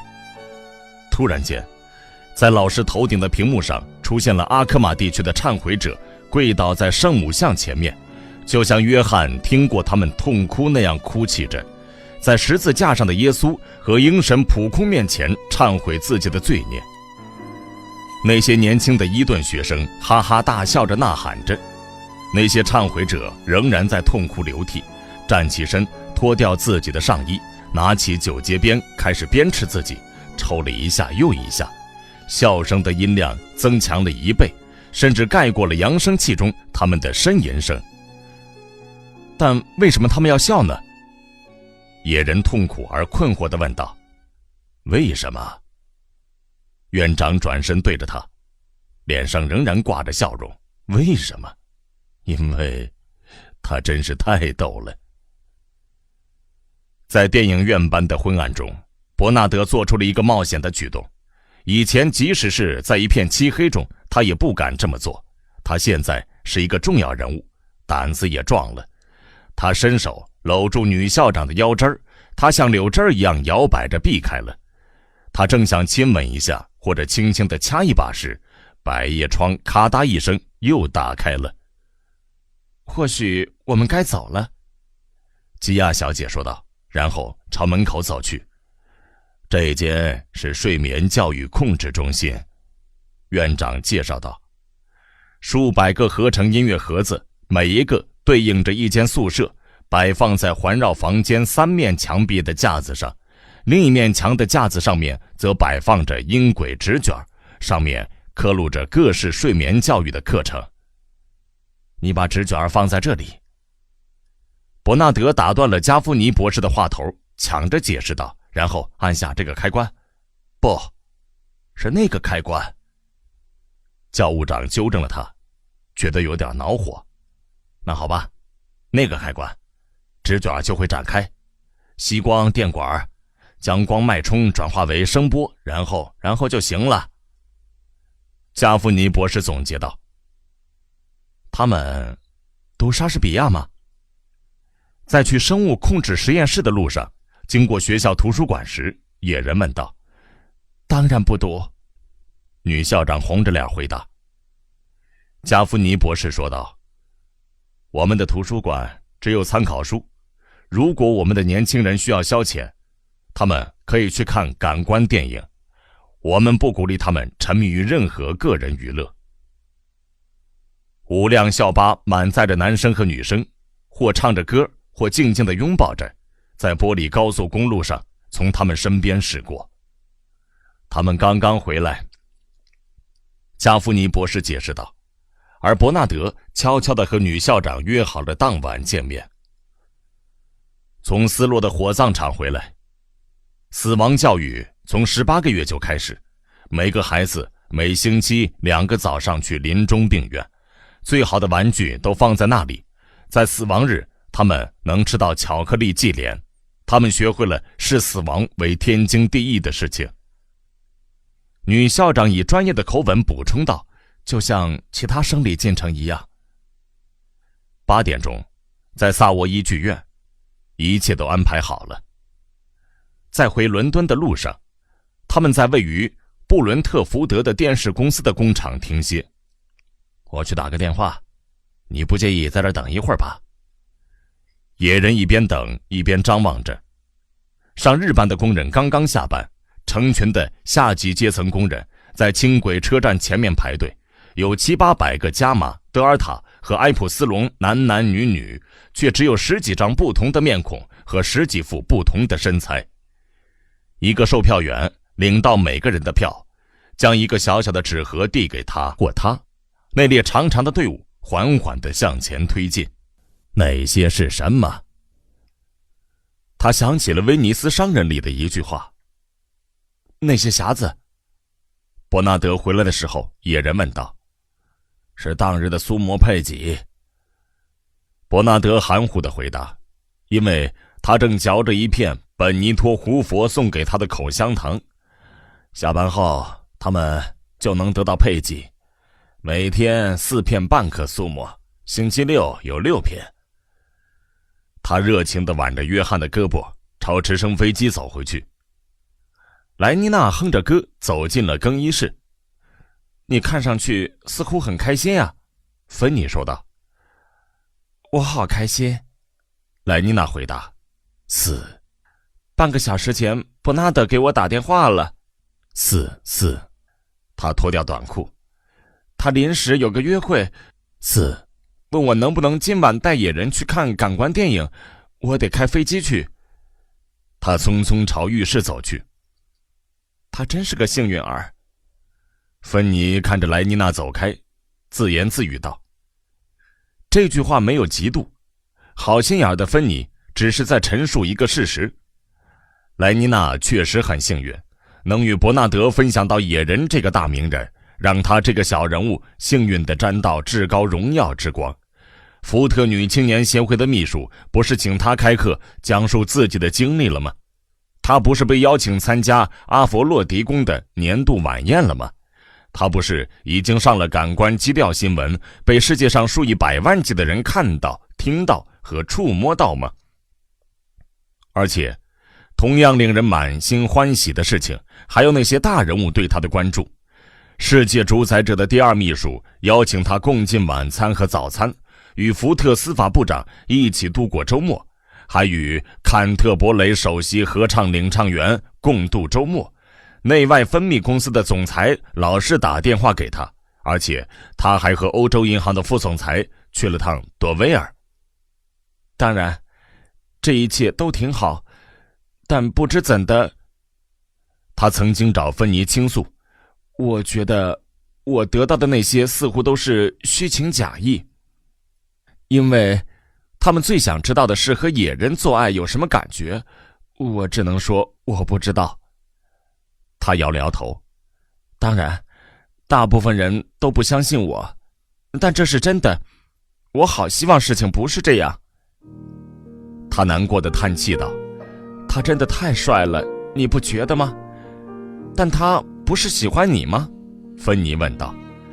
有时候我觉得他喜欢我，但有时候我觉得他不喜欢我，他总是尽力回避我。我一进房间他就出去，他不碰我，甚至不看我一眼。但有时候如果我突然转身，我会看到他在盯着我，然后你知道的，如果男人喜欢你的话会是什么样子。是的，芬妮知道。我不知道该怎么办，莱妮娜说道。莱妮娜不知道该怎么办，不仅觉得很迷惑，而且很不开心。因为你知道的，芬妮，我喜欢他，越来越喜欢他。洗完澡后喷香水时，他心想，现在真正的机会来了，喷喷喷，真正的机会。他激动地唱起了歌，亲爱的，紧紧地抱着我，让我醉去，亲吻我，直至我窒息。亲爱的，抱紧我，就像暖和的兔子，爱情就像苏沫一般神奇。香薰机器正播放着清新宜人的草本狂想曲，荡漾的百里香和薰衣草二重奏，还有迷迭香、罗勒草、桃金娘、龙蒿一系列大胆的香料变奏，以龙涎香作为开始，然后缓缓地回到檀香、樟脑、香柏和新割的香草，偶尔会出现不和谐的调子，一股腰子布丁，还有淡淡的像是猪屎的味道。再回到乐章刚开始时简单朴素的香味儿，最后一股百里香的味道渐渐淡去，周围响起了掌声。灯光亮起，合成音乐机开始播放唱片，那是高音小提琴、重低音大提琴和双簧管的三重奏，让空气中充斥着那种让人觉得很舒服的慵懒。过了30-40个拍子，然后以这3种乐器做伴奏，一个比人声更动听的声音以柔和的颤音开始歌唱，时而嘶哑，时而从头顶发声，时而像笛声一样空洞，时而发出热烈的和声。他轻松地从加斯帕德·福斯特的音乐表演低音记录转换到比卢克雷齐亚·艾祖加利曾经独领有史以来所有歌唱家风骚的最高 C 调更高的颤动的蝙蝠音。莱妮娜和野人坐在充气坐床上，享受着香气和音乐。现在轮到眼睛和肌肤了。灯光暗了下来，炽烈的字母显得那么耀眼，似乎自动地悬浮于黑暗中。直升飞机上的3周，一场超级演唱，合成配音，彩色立体影像感官大戏，同步香薰伴奏。抓住你的椅子扶手上那几个金属把手，莱妮娜低声说道，不然你就体验不到感官效果了。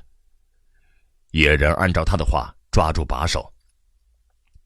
与此同时，那些耀眼的字母消失了，有10秒钟的时间，周围一片漆黑。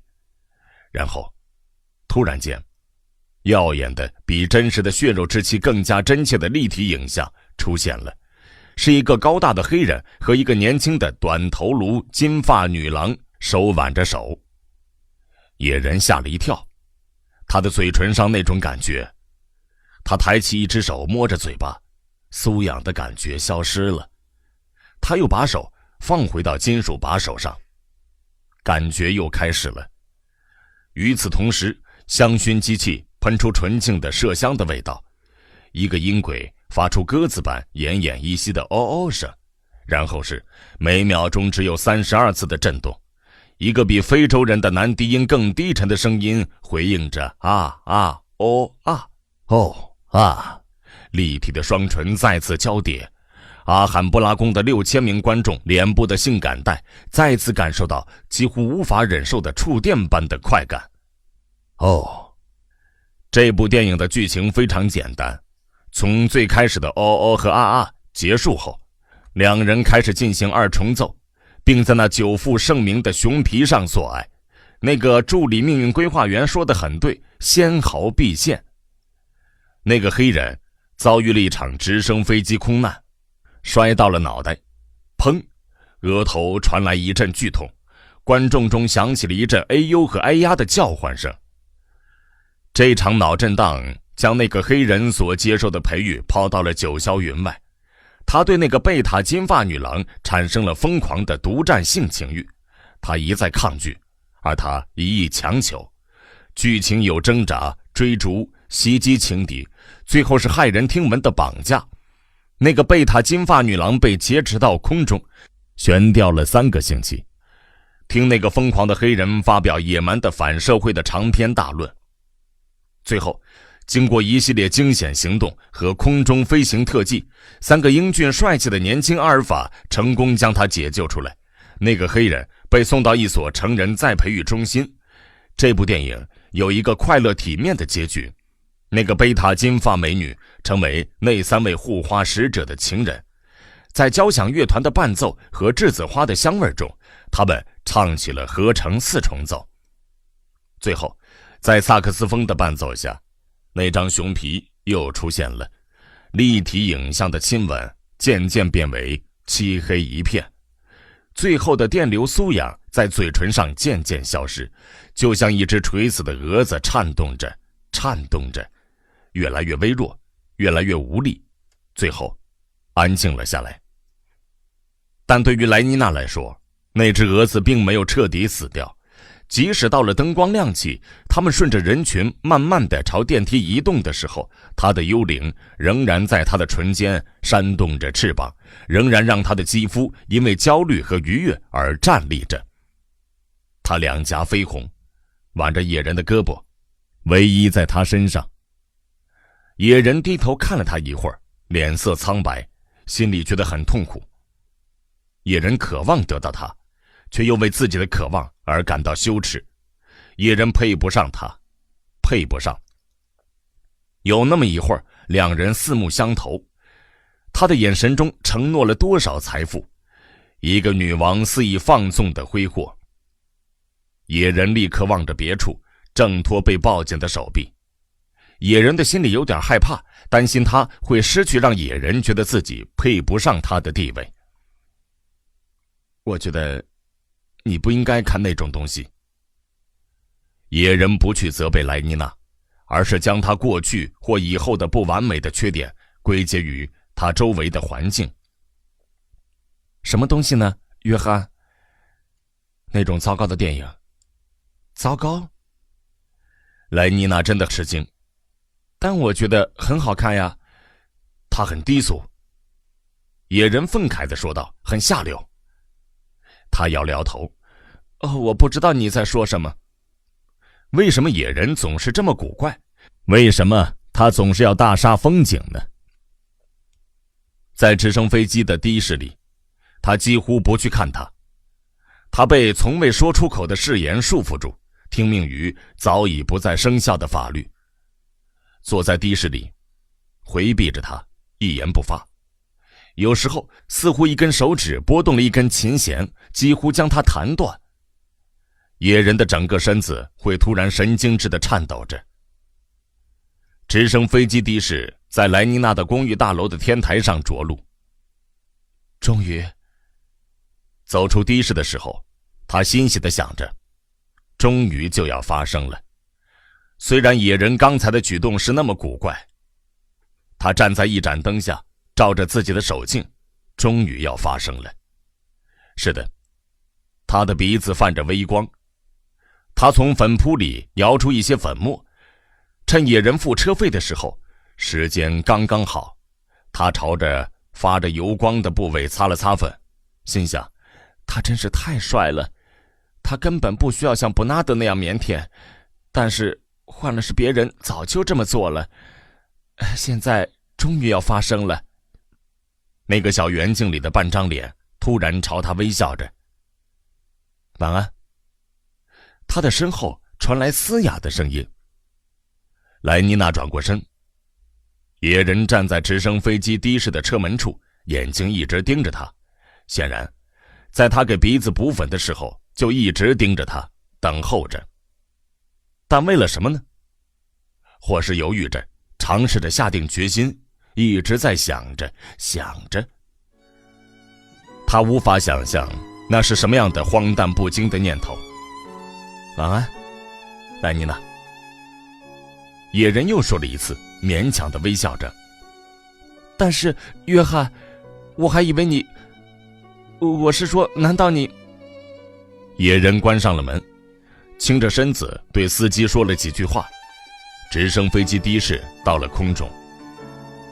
野人透过地板上的窗户看着下方，看到莱妮娜扬起的面孔在蓝色的灯光下显得很苍白。他张着嘴，正在叫嚷着。他那因为透视角度而看上去变短了的身躯正迅速远离野人。四方形的天台越来越小，似乎正掉落在漆黑中。5分钟后，他回到自己的房间。他拿出那本被老鼠啃咬过的书，怀着虔诚的心情，小心翼翼地翻开斑驳破碎的书页，开始阅读《奥赛罗》。野人记得，奥赛罗就像直升飞机上的3周里的男主角，是一个黑人。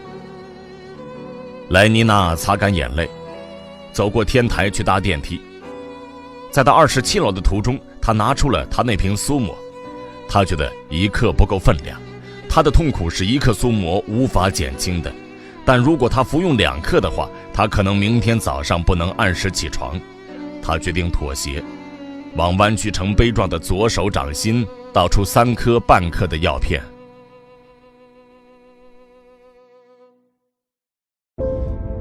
一文有声，把世界读给你听。伯纳德只能抬高嗓门，透过锁着的门高喊，但野人就是不肯开门。但大家都到了，等你呢，让他们等吧。门那边传来瓮声瓮气的声音。你心里很清楚，约翰，要在扯高嗓门的情况下好言相劝实在是太难了。我特意叫他们来见你的，那你应该先问我愿不愿意见他们，但之前你不是都来了吗？约翰，就是这样，所以我不想再去了，就当是为了我。伯纳德好言好语地高吼着，你就不能为了我来一趟吗？不行。你是说真的吗？是的。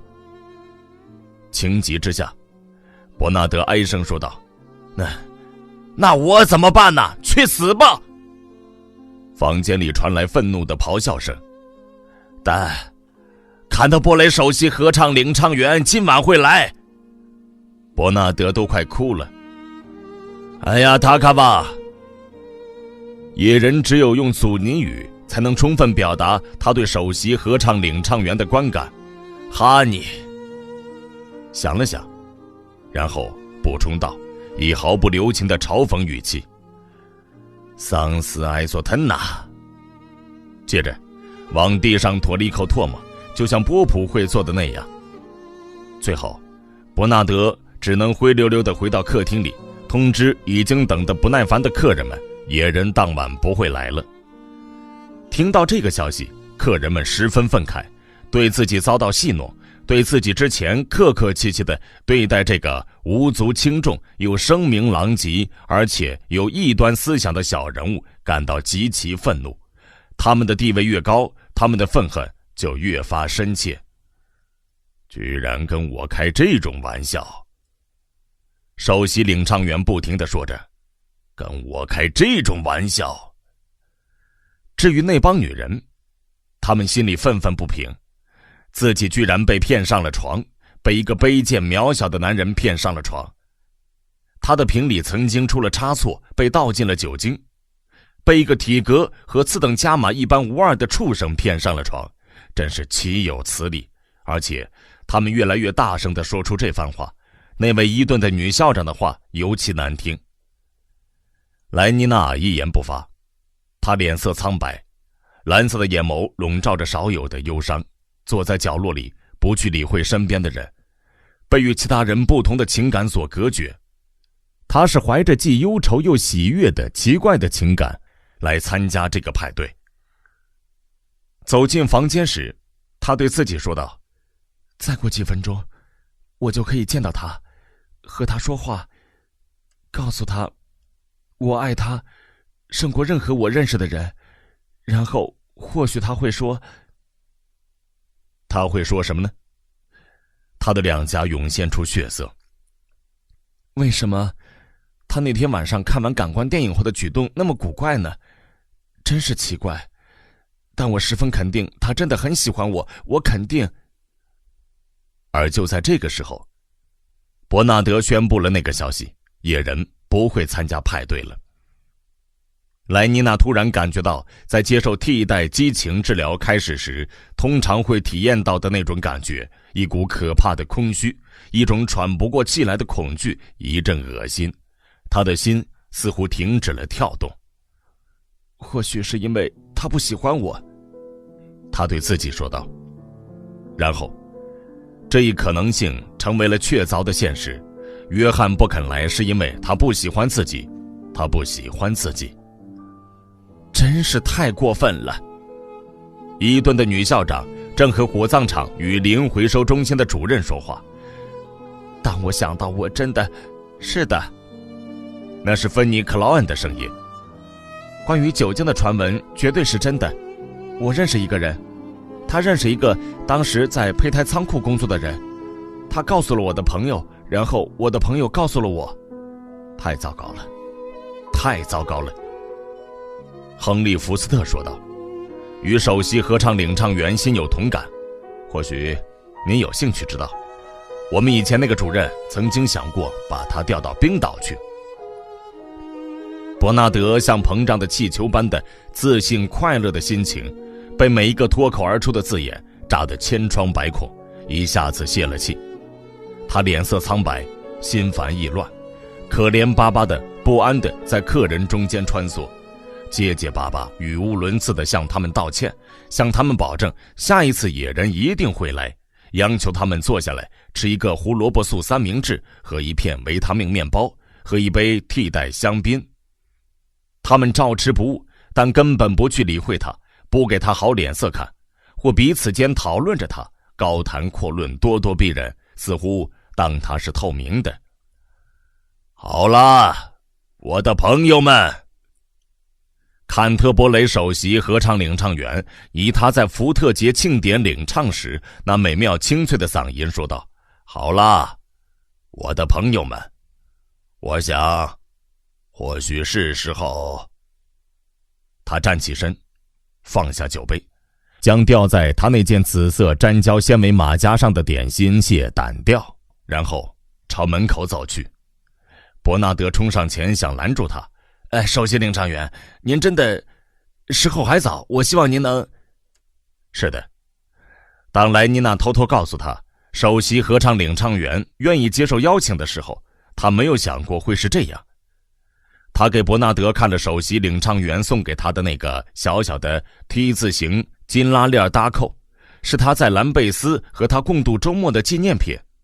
与坎特伯雷首席合唱领唱员和野人先生会面。伯纳德得意洋洋地在每一张邀请函上写下了这句话，但野人偏偏就在今天晚上把自己锁在房间里，还吼道哈尼，甚至还吼出桑斯埃佐滕纳这样的话。幸亏伯纳德不懂祖尼语，原本将是伯纳德的人生巅峰的时刻，却变成了他最耻辱的时刻。我恳切希望，他结结巴巴地重复着，以哀求凌乱的眼神仰望着这位大人物。首席合唱领唱员以洪亮而庄严的声音说道：我年轻的朋友，然后停了停，让我给你一点建议。他朝伯纳德晃了晃手指，趁还不是太晚，一个有益的建议。他的声音变得阴森森的，有过则改，我年轻的朋友，有过则改。他比出 T 字的手势，然后转身换了个口吻，亲爱的莱妮娜，跟我走吧。莱妮娜顺从地听命，但没有微笑，也不觉得高兴，对这一荣誉根本无动于衷，跟在他的身后离开了房间。其他客人一个接一个体面地离开了，最后一个客人砰的一声关上了门，只剩下伯纳德一个人。饱受打击，彻底灰心丧气，他颓然跌坐在一张椅子上，双手捂着脸开始哭泣。但几分钟后，他觉得思绪平复了一些，拿出4片苏沫。在楼上的房间里，野人正在阅读《罗密欧与朱丽叶》。莱妮娜与首席合唱领唱员来到兰贝斯宫的屋顶。快点儿，快点儿，我年轻的朋友，我是说莱妮娜。首席领唱员在电梯门口不耐烦地喊着。莱妮娜刚才稍作停留，抬头看了看月亮，她低头收回视线，快步走过天台，和他会合。生物学的新理论，这是穆斯塔法·蒙德刚刚读完的那篇论文的题目。他坐了一会儿，皱着眉头思索着，然后拿起笔在封面写下，该作者对目标这个概念的数理分析方法颇有新意，而且才华横溢，但内容离经叛道，为了当前的社会秩序着想，它是危险而且有潜在反动性的读物，不得出版。然后继续写道，将作者关押查看，如有必要送至圣赫勒拿岛的海洋生物研究站。然后在下面画了一条横线。在签名的时候，他心里想到，真是遗憾，它确实是一本杰作。但一旦你开始承认需要对目标做出解释，那你不知道会引起什么后果。正是这类思想或许会轻而易举地让上流阶层那些思想不稳定的人所接受的培育统统作废，使他们失去对快乐就是至善的信仰，转而相信人生的目标高于现实生活，相信生命的目标不是让快乐一直持续下去，而是意识的强化与升华，还有知识的进步。朱在这心想，这些或许是真的，但在目前的情况下绝对不能承认。他又拿起笔，在不得出版这几个字下面画了第2条横线，比第1条横线更黑更粗。然后他叹了口气，心想，如果你不用去考虑幸福，是多么开心的事情啊。约翰闭上眼睛，脸上洋溢着兴高采烈的光泽，轻声对着无人处吟诵着，火炬远不及它的明亮，它皎然悬在暮天的夹上，像黑奴耳边璀璨的珠环，它是天上明珠降落人间。一文有声，把世界读给你听。那个 T 字项链在莱妮娜的胸前闪烁着光芒，首席合唱领唱员戏谑地抓住他扯了几下。莱妮娜突然打破了长久的沉默。我想，我最好得吃上几颗苏沫。就在这个时候，伯纳德正沉沉睡去，在梦中私密的天堂中微笑着，微笑着，微笑着。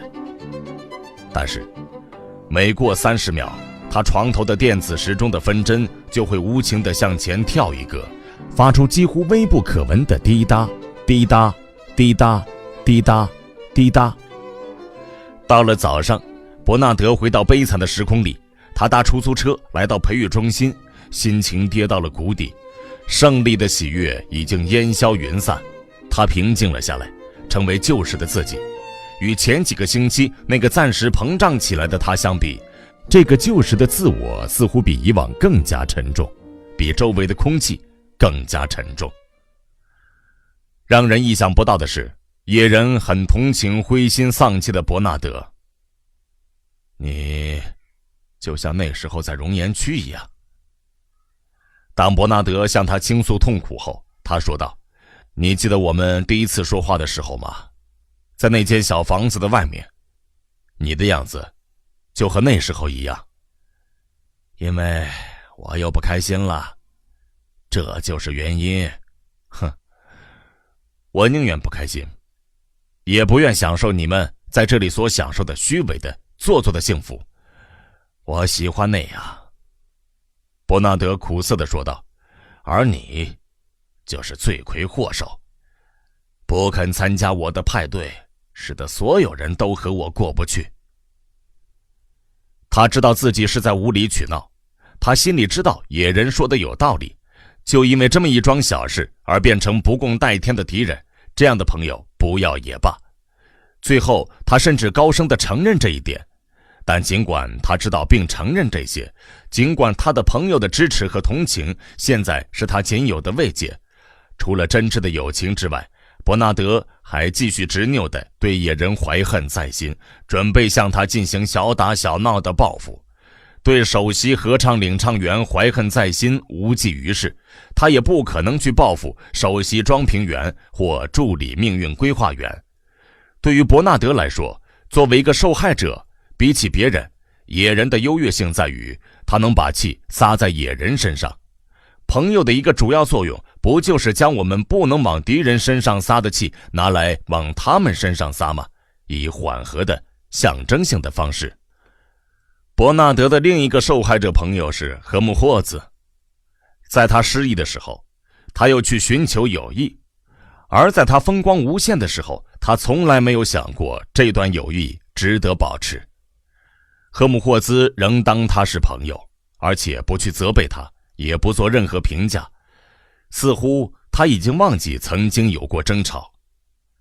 伯纳德很受感动，与此同时，因为这份宽容而感到羞愧。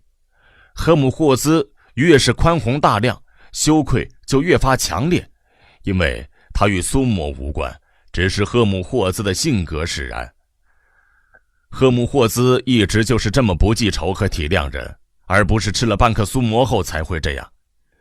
伯纳德心存感激，能重新和他做朋友真是太舒心了，但也感到愤恨。报复赫姆霍兹的大方会是一件很快乐的事情。在言归于好后的第一次见面时，伯纳德倾诉了他的痛苦，并得到了安慰。直到几天之后，他才吃惊而且不无惭愧地得知，原来并非只有他惹上了麻烦，赫姆霍兹也与当局起了矛盾。事情是因为一首运门诗而起的，他解释道。和往常一样，我给3年级的学生上高级情感构建这门课，有12个讲座，其中第7个讲座的内容是韵文诗。确切的题目是论韵文诗在道德宣传与广告中的运用。我上课时总是会用许多技术上的例子作为示范，这一次我想我可以给他们看一看我自己创作的一个例子。当然这是疯狂的举动，但我实在是无法抗拒。他哈哈大笑。我很好奇，想看看他们会有什么反应，而且……他以更加严肃的口吻继续说道，我想做一点宣传，我想为他们构建我在写这首韵文诗时自己内心的感受，捂住腹特呀。他又笑了，好一场风波。校长召见了我，并威胁要立刻将我解雇，我成了一个有污点的人。但你的韵文诗写了些什么呢？伯纳德问道。他们写的是孤独。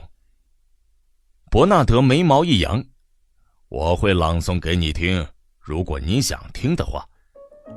赫姆霍兹开始朗诵。昨日的委员会只剩下鼓棍和一个破鼓，在城市的午夜，空中传来笛声，紧闭的嘴唇，沉睡的面孔，每一个机器都停住了。沉默的垃圾遍地的地方，这里曾是众人待过的地方。所有沉默的快乐，在哭泣，大声或低声，在说话，但那个声音我不知道是谁。苏珊不在，艾格利亚也不在，胳膊和胸脯，嘴唇和臀部慢慢地浮现。是谁的？我问道。是什么如此荒唐？那个本不存在的事物却就此存在。空虚的夜晚变得比我们云雨交合的夜晚更加充实，为什么会显得如此污秽？我把它作为一个例子，他们就向校长举报了我。我不会感到惊讶，伯纳德说道。他彻底违背了他们的睡眠教育。记住，他们听了至少有25万遍关于孤独的警告，我知道。但我想看看会是什么效果，好吗？现在你看到了。赫姆霍兹只是笑了笑，沉默了一会儿，然后说道，我觉得似乎开始有可以写的题材了，似乎开始能够运用我觉得一直在我身体里的那股力量，那股潜伏的特别的力量，似乎将会有事情发生在我身上。伯纳德心想，虽然他惹上了这些麻烦，他似乎真的很开心。赫姆霍兹和野人一见如故，他们是那么亲密，让伯纳德觉得很妒忌。经过这几个星期的相处，他从未与野人如此亲密过，而赫姆霍兹一下子就和他那么亲密。看着他们俩，听着他们聊天，他发现自己有时候愤恨地希望他没有让这两人见面。他为自己的嫉妒感到羞愧，于是通过意志力和吃苏抹让自己不产生嫉妒。但这么做并不是很成功。在苏抹假期之间，那种可恶的感觉总是萦绕心头。和野人第3次见面时，赫姆霍兹向他背诵了那首关于孤独的韵文诗。你觉得他写得怎么样？背诵完后他问道。野人摇了摇头，回答道，听听这首诗吧。然后他打开抽屉，里面放着他那本被老鼠啃过的书，打开书，然后读道，让那歌喉最响亮的鸟雀飞上那株孤独的阿拉伯树梢，宣布讣告，把哀乐演奏。赫姆霍兹越听越兴奋，听到孤独的阿拉伯树梢，他为之一振，听到你叫声刺耳的狂徒，他突然露出愉悦的微笑，听到任何专横跋扈的暴徒，血色涌上他的面颊，但听到死神来临的晚诗，他顿时脸色苍白，一种前所未有的感觉令他发颤。野人继续读下去，悟性仿佛已失去规矩，本身竟可以并非本身，形体相合又各自有名，两者既分为二又合为一，理智本身也无能为力，他明明看到合一的分离。伯纳德插话道，狂欢之礼，然后以难听的大笑声打断了朗诵。那只不过是一首团结一致的赞美诗罢了。他是因为这两个朋友喜欢彼此胜于喜欢他而进行报复。在接下来的2、3次见面中，他一而再再而三地实施这个小小的报复行动。这个伎俩非常奏效，赫姆霍兹和野人最喜欢的水晶般的诗歌被硬生生打碎和玷污，内心感到非常痛苦。到最后，赫姆霍兹威胁说，要是他敢再插话，就把他从房间里赶出去。但奇怪的是，接下来的打断是最令人难堪的，而肇事者却是赫姆霍兹自己。野人正在高声朗诵《罗密欧与朱丽叶》，怀着强烈的情怀，颤抖着声音朗诵着，因为他一直把自己看作是罗密欧，而莱妮娜是朱丽叶。赫姆霍兹听过了2个恋人第一次见面时的那幕场景，觉得很感兴趣，却又带着疑惑。在果园里的那一幕的诗情画意的描写令他觉得很愉快，但他所表达的情怀却让他觉得好笑。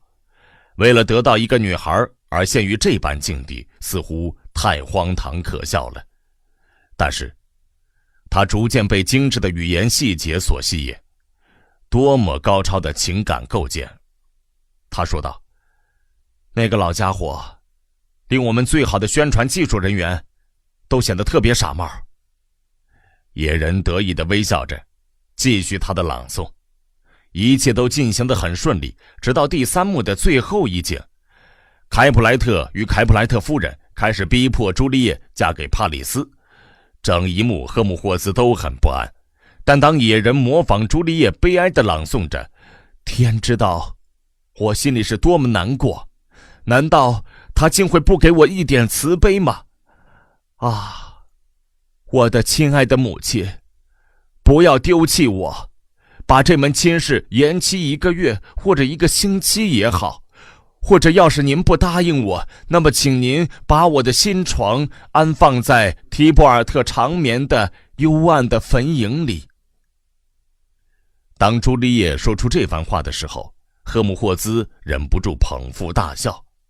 那对母亲和父亲，可笑的淫秽的字眼，强迫女儿与她不喜欢的某个人结合，而那个傻乎乎的女孩不说她已经心有所属，至少那时候是那样。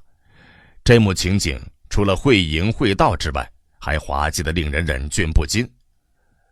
他一直在努力地憋着不笑出来，但亲爱的母亲，野人是颤抖着声音痛苦地朗诵出来的，还提到了提波尔特的坟茔。显然他没有被火化，他的灵智就浪费在一座幽暗的坟墓里。这些对他来说实在是太好笑了，他一直笑个不停，直到眼泪从脸上滑落，而野人气得脸色苍白，放下书本，愤怒地盯着他，但笑声仍在继续。野人愤慨地合起书，站起身，以自觉对牛弹琴的姿态将书锁进了抽屉里。最后赫姆霍斯好不容易喘过气来，向野人道歉，让野人听他解释。我知道一个人需要营造出像这样的玩最疯狂的情景，否则他就写不出真正的好作品了。为什么那个老家伙能成为如此优秀的宣传技术人员呢？因为他有如此多的荒诞不经、令人苦恼的事情，让人为之兴奋。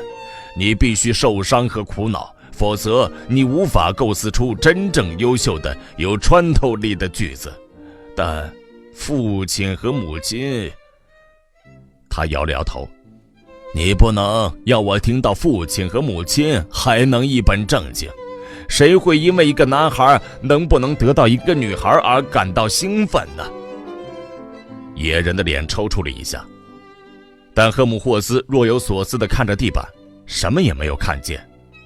不会的，他长叹一声，总结道，不会的，我们需要另外一种疯狂与激烈的描写。但那是什么呢？是什么呢？能从哪里去发掘呢？他沉默了，然后摇了摇头，我不知道。他最后说道，我真的不知道。一文有声，把世界读给你听。在昏暗的胚胎仓库里，亨利·福斯特出现了。今晚去看一场感官电影吗？莱妮娜摇了摇头，没有说话。和别人出去？他对哪个朋友和哪个朋友交往这个问题很感兴趣。是本尼托吗？他问道。他又摇了摇头。亨利察觉到那双紫色眼眸里的疲倦，雀斑下的苍白和不带笑意的深红色的嘴角边的忧伤。你不舒服吗？他问道。他心里有点不安，担心莱妮娜可能得了某种依然残存的传染病。但莱妮娜还是摇了摇头。不管怎样，你应该去看医生。亨利说道。定时看医生，烦恼不发生。他热忱地补充说道，拍了拍莱妮娜的肩膀，灌输她的睡眠教育格言。或许你需要做一次代孕，他建议道，或者做一次加强式替代激情治疗。你知道的，有时候标准式替代激情治疗并不是很……莱妮娜打破了沉默。看在主夫特的份上，闭嘴！然后转身去照料被冷落的胚胎。还替代激情治疗，要不是他快哭出来了，或许他会哈哈大笑，似乎他自己没有做过充分的替代激情治疗似的。在重新填充注射器时，他长叹一声，喃喃地自言自语着，约翰。然后乌主富特呀，他心想，我到底有没有给这个胚胎打锥虫病的疫苗呢？他记不清了。最后他决定不去冒险打第二针，然后走到下一个瓶子那里去。22年8个月又4天后，在姆万扎，一个前途无量的年轻的次等阿尔法行政官将死于锥虫病，半个多世纪来的第一例。莱妮娜叹了口气，继续她的工作。1个小时后，在更衣室里，芬妮激动地抗议着，但由得你自己陷入这般田地，太荒唐了，真是太荒唐了。他说道，为了什么？一个男人，就为了一个男人，但他是我想要的男人，世界上有好几百万个男人呢，但我不想和他们好，你又没有试过，怎么知道呢？我试过了，才几个呢？芬妮问道，轻蔑地耸了耸肩膀。1个？2个？10几个？莱妮娜摇了摇头，但没有用。他补充道。芬妮语重心长地说道，你必须坚持。但显然他对自己的建议并不是很有信心。世上无难事，只怕有心人，但是别去想他了，我做不到，那就吃点苏木，我吃了。好啊，继续吃啊。但在间歇期间，我仍然喜欢他，我会一直喜欢他。如果是这样的话，芬妮断然说道，那为什么你不干脆和他好？管他什么想法，但你不知道他有多么古怪，那就更应该坚决采取行动啊！说得倒轻松，不要胡思乱想，行动吧。芬妮的声音就像嘹亮的军号，可以去福特女青年会给次等贝塔的少男少女们进行夜间讲座了。是的，立刻行动吧，现在就去，我害怕。莱妮娜说道。你要做的就是先吃半颗苏木，我去洗澡了。他拖着毛巾走开了。门铃响了，野人正焦急地盼望着赫姆霍斯下午能过来，因为他最终下定决心要和赫姆霍斯谈论莱妮娜。他迫不及待想要倾诉心声，他一跃而起，朝房门跑去。我就知道是你，赫姆霍斯。他一边开门一边叫嚷着。莱妮娜就站在门口，穿着一件白色的醋酸丝绸缎水手服，戴着一顶白色的圆形鸭舌帽，潇洒地斜戴在左边耳朵上。野人惊叫一声，似乎被人重重地打了一拳。半克苏姆足以令莱妮娜忘记了恐惧和尴尬。你好，约翰。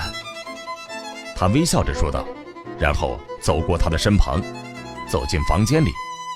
他自动地关上门，跟在他的身后。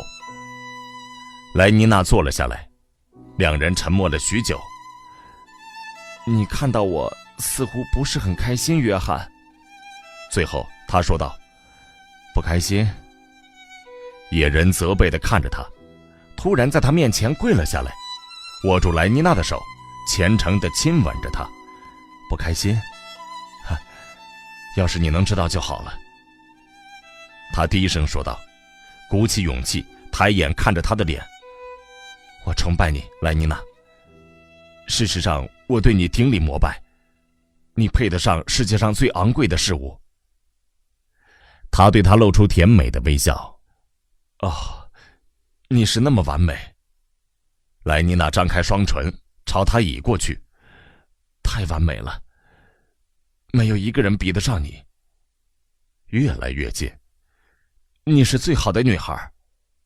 莱妮娜还在靠近。野人突然间站起身，转过脸说，这就是为什么我想要先做点什么事情。我是说，证明我配得上你。不是我真的能配得上你，但至少证明我并非完全一无是处。我想要做点什么事情。为什么你觉得有必要？莱妮娜说道，但没有把话说完。她的声音里透着不耐烦。当你张开双唇，一直凑过去，越来越近，却发现因为他突然像一个傻瓜那样笨拙地站起身，他的亲近并没有得到回应。即使现在他体内的血液有半克苏姆，也真是让人觉得懊恼。在熔岩区，野人正语无伦次地喃喃说道，你必须送给他一张尸皮。我是说，当你想要和某个女孩交往，或一张狼皮。但英格兰可没有狮子。莱妮娜就快气炸了。就算有狮子，突然露出轻蔑而痛恨的神情。我想，人们会开着直升飞机去捕猎狮子，用毒气或别的什么武器。我不会那么做，莱妮娜。他端平了肩膀，鼓起勇气看着他。看到他并不理解，正恼怒地盯着他，他困惑地继续说道，我愿意做任何事情。越来越语无伦次。你告诉我的任何事情。你知道，有的运动很痛苦，但他们所带来的这个愉悦抵消了痛苦。这就是我的感受。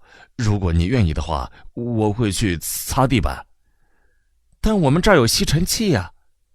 莱妮娜迷惑地说道，没有必要去擦地板。不，当然有必要。有一类卑微的工作是用艰苦卓绝的精神忍受着的，最低漏的事情往往指向最崇高的目标。我想要去做点崇高的事情，难道你就不明白吗？但如果有吸尘器的话，重点不是这个，而且还有半痴呆的埃普斯隆操作机器呢。是的，为什么要这么做呢？他继续说道，真的，为什么？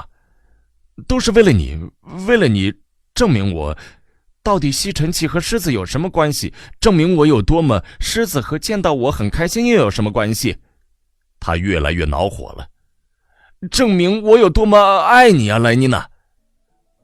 他几乎绝望地脱口而出，血液涌入莱妮娜的脸颊，那是内心的惊喜的象征。你是说真的吗，约翰？但我本不愿意说出口的。野人大声说道，痛苦地紧握双手。直到，听我说，莱妮娜，在熔岩区，人们会结婚。结什么？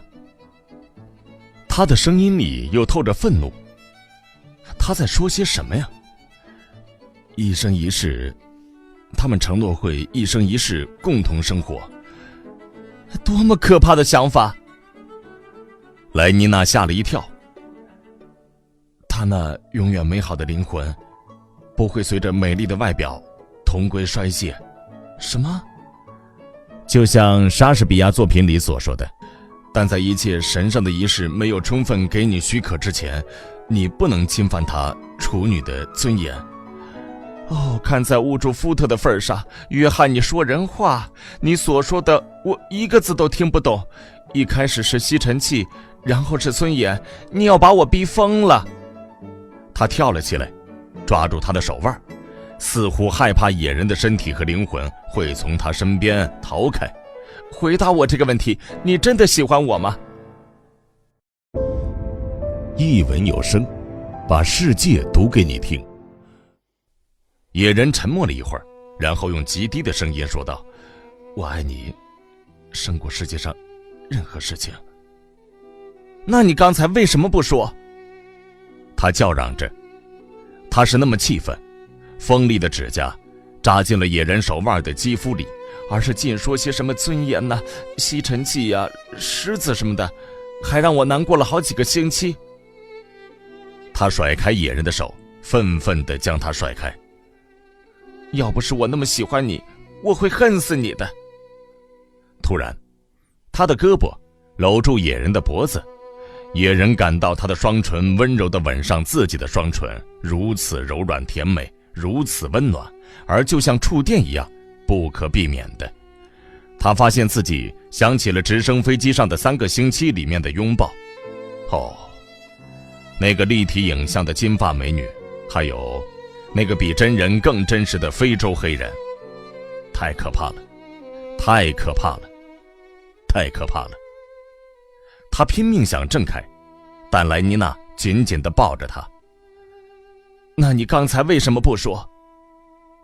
他低声问道，后仰着脸看着他，他的眼睛里带着温柔的责备。即使在最幽冥的暗示中，在最方便的场合，有四系而来的魔鬼的最强烈的山火，也不能使我的廉耻化为肉欲，不能这样，绝不能这样。野人下定了决心。你这个傻瓜，我好想和你好，如果你也想和我好的话，你为什么不说呢？但是莱妮娜，野人开始抗议。他随即松开双臂，从野人身边挪开。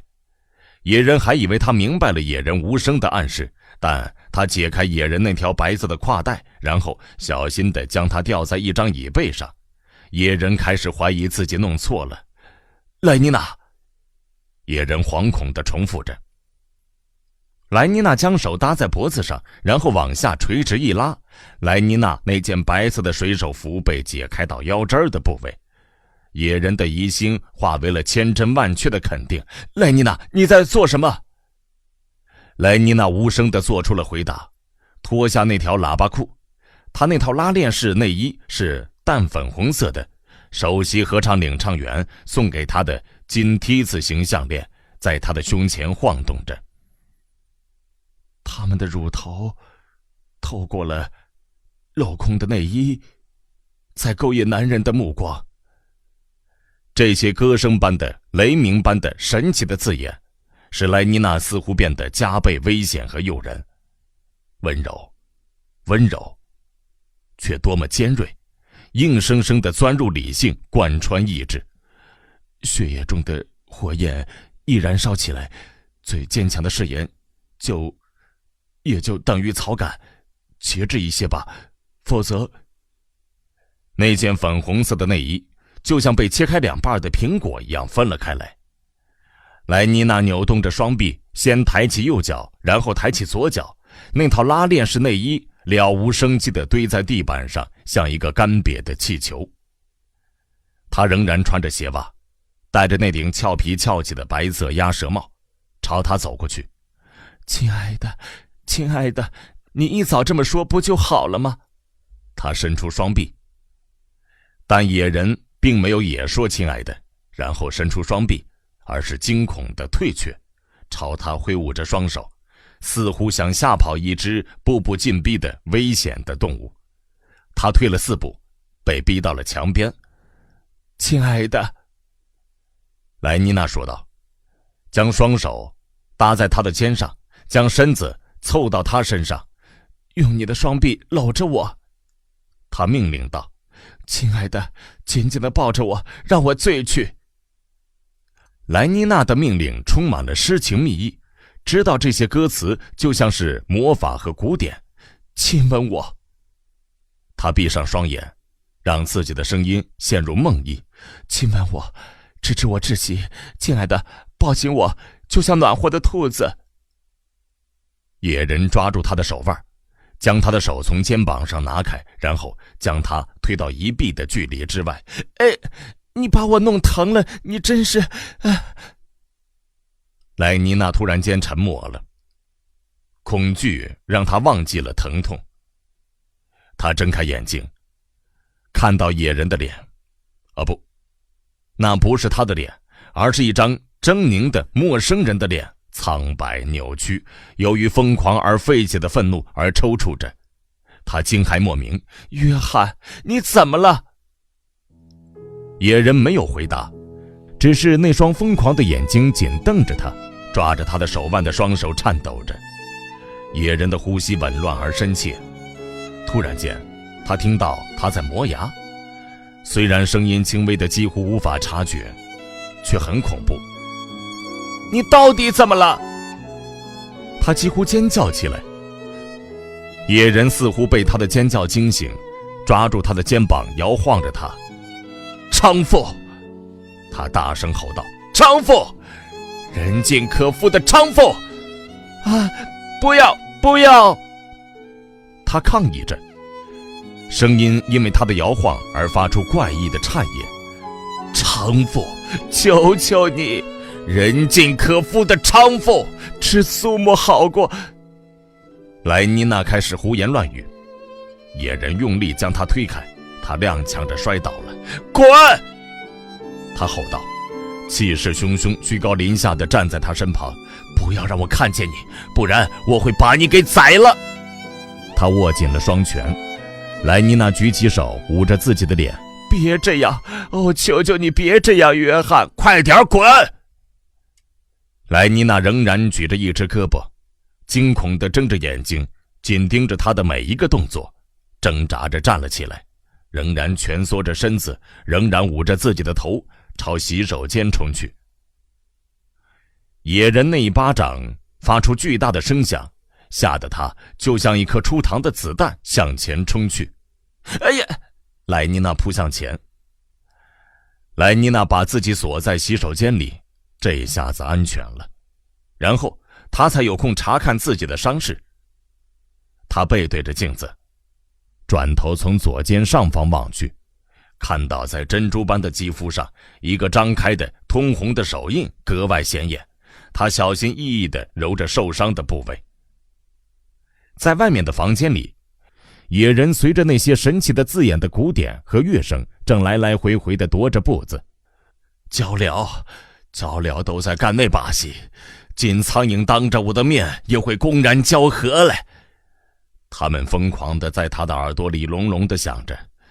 其实他自己干起那回事来，比臭猫和骚马还要浪得多了。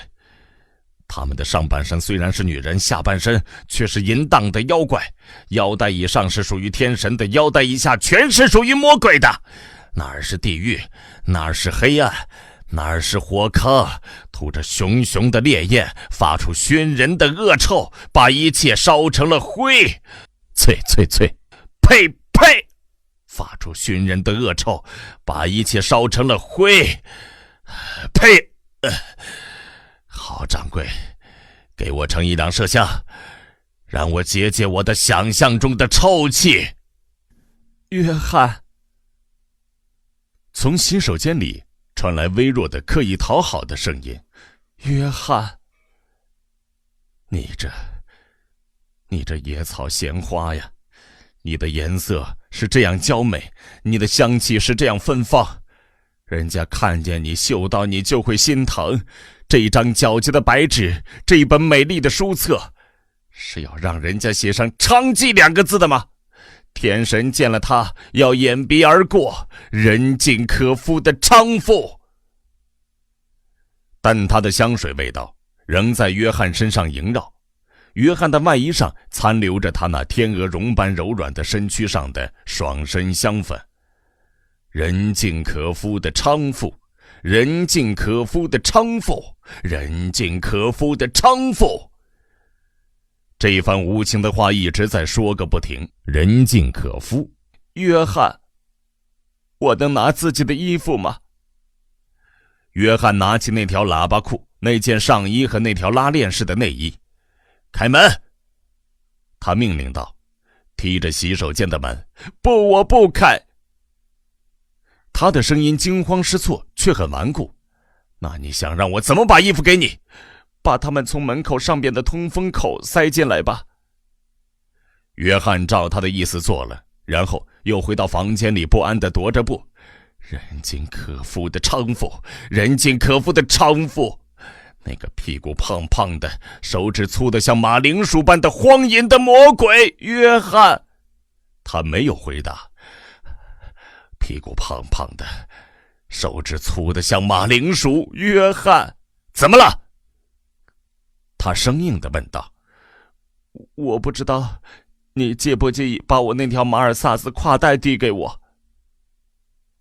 莱妮娜坐着，倾听着隔壁房间的脚步声，一边听一边猜想，她准备就这样来来回回地踱步到什么时候。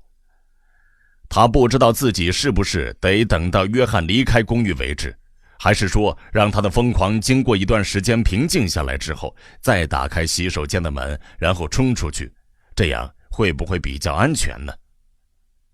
隔壁房间传来电话的铃声，打断了他不安的思绪。踱步声一下子停了下来，他听到野人的声音在与沉默进行对话。你好。是的。要是我没有冒充我自己，我就是。是的。你没有听到我说什么吗？我就是野人先生。什么？谁病了？哦，是的，我当然很关心。情况严重吗？他的情况真的很糟糕，我马上过去。不在他的房间里，那他被送到哪儿了？哦，我的天哪，地址在哪儿？公园街3号。就这样，3号吗？好，谢谢。莱妮娜听到话筒哒的一声放下的声音，然后是匆忙的脚步声，然后是关门声，接下来是一片寂静。他真的走了吗？莱妮娜小心翼翼地将门打开1/4英寸宽，从门缝里往外面张望，看到屋里空荡荡的，于是鼓起勇气把门再打开一点点，然后把整个头探出去，最后蹑手蹑脚溜了出去。心里砰砰乱跳地站了几秒钟，倾听着，然后冲到前门，打开前门，溜了出去，关上前门，跑掉了。直到电梯在天井里开始下落，他才觉得自己终于逃出升天。一文有声，把世界读给你听。公园街临终医院是一座有60层楼高的黄砖高楼。野人刚下的士直升飞机，一架颜色鲜艳的空中灵车就从天台呼啸起飞，朝西飞过公园，目的地是斯洛火葬场。在电梯的门口，操作员告诉了他需要了解的信息，然后他下到17楼的第81号病房。按照电梯操作员的解释，是一间急症高龄病房。房间很宽敞明亮，涂了黄色的油漆，里面有20张病床，都安置了病人。临终的琳达有人陪伴，不仅有伴儿，而且还有一切便利的现代设施。房间里一直播放着欢快的合成旋律，在每张病床的脚边，正对着垂死的病人是一台电视机，从早到晚一直开着。每过1刻钟，房间里的香水味道就会自动变换。在门口接待野人的那位护士解释道：我们努力在这里创造一个完全愉快的气氛，既是一流的酒店，又是一座感官体验的宫殿，希望你能明白我的意思。他在哪儿？野人问道。不去理会这些客套的解释。那位护士很生气：“你着急得很吗？”他说道。“还有希望吗？”他问道。“你是说他会不会死掉？”他点了点头。“啊，不，当然没希望。被送到这儿的人没有……”看到他苍白的脸上流露出难过的表情，女护士吓了一跳，脱口而出：“怎么了？到底怎么了？”他问道。探访者出现这种反应令他觉得很不习惯，反正也不会有很多探访者，有什么理由会有很多探访者呢？你不是觉得难受吧？他摇了摇头。她是我的母亲。野人以几乎微不可闻的声音说道。那位护士用惊恐的眼神瞥了他一眼，然后立刻转移了视线，从喉咙到太阳穴一下子涨得通红。带我去见他，野人说道，努力想恢复语气的平静。护士仍然面红耳赤，在病房里引路。一路走过，他们看到那些病人的脸仍然很年轻，没有皱纹，因为这里的人老得很慢，没有时间让面部老化，只是心脏和大脑衰竭了。那些空洞呆板、婴儿一般混混沌沌的目光追随着他们，看着这些人，野人觉得不寒而栗。琳达躺在那列长长的病床的最后一张上面，旁边靠着墙壁。他靠在枕头上，正在观看床角的电视机里播放的在南美举行的黎曼曲面网球锦标赛的半决赛。电视调成了静音，里面的小人在方形发光的玻璃里悄无声息地满场飞奔，就像水族箱里的鱼，是另一个世界里的沉默而活跃的居民。琳达看着电视，露出迷茫的淡淡的微笑，那张苍白浮肿的脸洋溢着白痴般的快乐。时不时的，他合上眼睑，有那么几秒钟的时间，他似乎在打盹，然后又猛地醒过来观看水族箱里那些网球冠军滑稽的动作，倾听超级女声伍利策利亚娜唱着亲爱的，紧紧地抱着我，让我醉去，闻着从他头顶的通风口散发出来的温暖的马鞭草的香味，醒来时闻到的就是这些气息，或沉浸在血液里的苏膜营造的由美妙的事物构成的梦境中，再次展现出他那婴儿般满足的支离破碎的没有血色的微笑。好了，我必须走了，护士说道。我那群小孩子快来了，而且3号现在随时可能就会去世。他指着病床，请自便。他快步走开了。野人坐在床边。琳达。他握着琳达的手，轻声说道。听到他的名字，琳达转过头，她模糊的眼睛认出了野人，闪烁着光芒。琳达抓住野人的手，微笑着，嘴唇翕张着，然后他的头突然往前倾，他睡着了。野人坐在床边看着琳达，透过疲惫的肉体找寻着辨认着那张年轻明艳的脸庞，伴随他度过那在童颜区的童年，回忆着他的声音，他的动作和他们共同生活所发生过的一切。斯特雷托科克的 G 到颁布里的 T， 他的歌声曾经是那么美妙，还有那些幼稚的儿歌多么陌生和神秘呀。A、B、C， 维他命 D， 肝脏里有脂肪，海里有鳕鱼。回忆起那些歌词和琳达念叨着这些歌词时的声音，他不禁热泪盈眶。还有阅读课，猫咪在毯子上，小孩在瓶子里，还有那本胚胎仓库贝塔工作者实用指南，还有夏天在那座小房子的屋顶围着火堆度过的漫长的夜晚。那时候母亲向他讲述了关于野人保留区外面的异域的故事，那个美丽的奇妙的异域，关于他的回忆，那是神奇的天堂乐土。野人仍然是一个完整的个体，没有因为与这座真实的伦敦和这些真实的文明人的接触而被玷污。突然间，刺耳的声音让他睁开双眼，他立刻抹去眼泪，回头望去，一群似乎无穷无尽的长得一模一样的8岁大的男性多胞胎正涌入房间。多胞胎跟着多胞胎，多胞胎跟着多胞胎，他们来了，就像噩梦一样。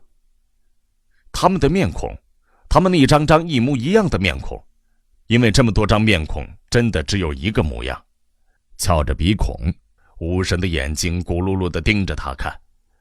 他们穿着卡其布的制服，大张着嘴巴，叽叽喳喳地尖叫着，交谈着走了进来。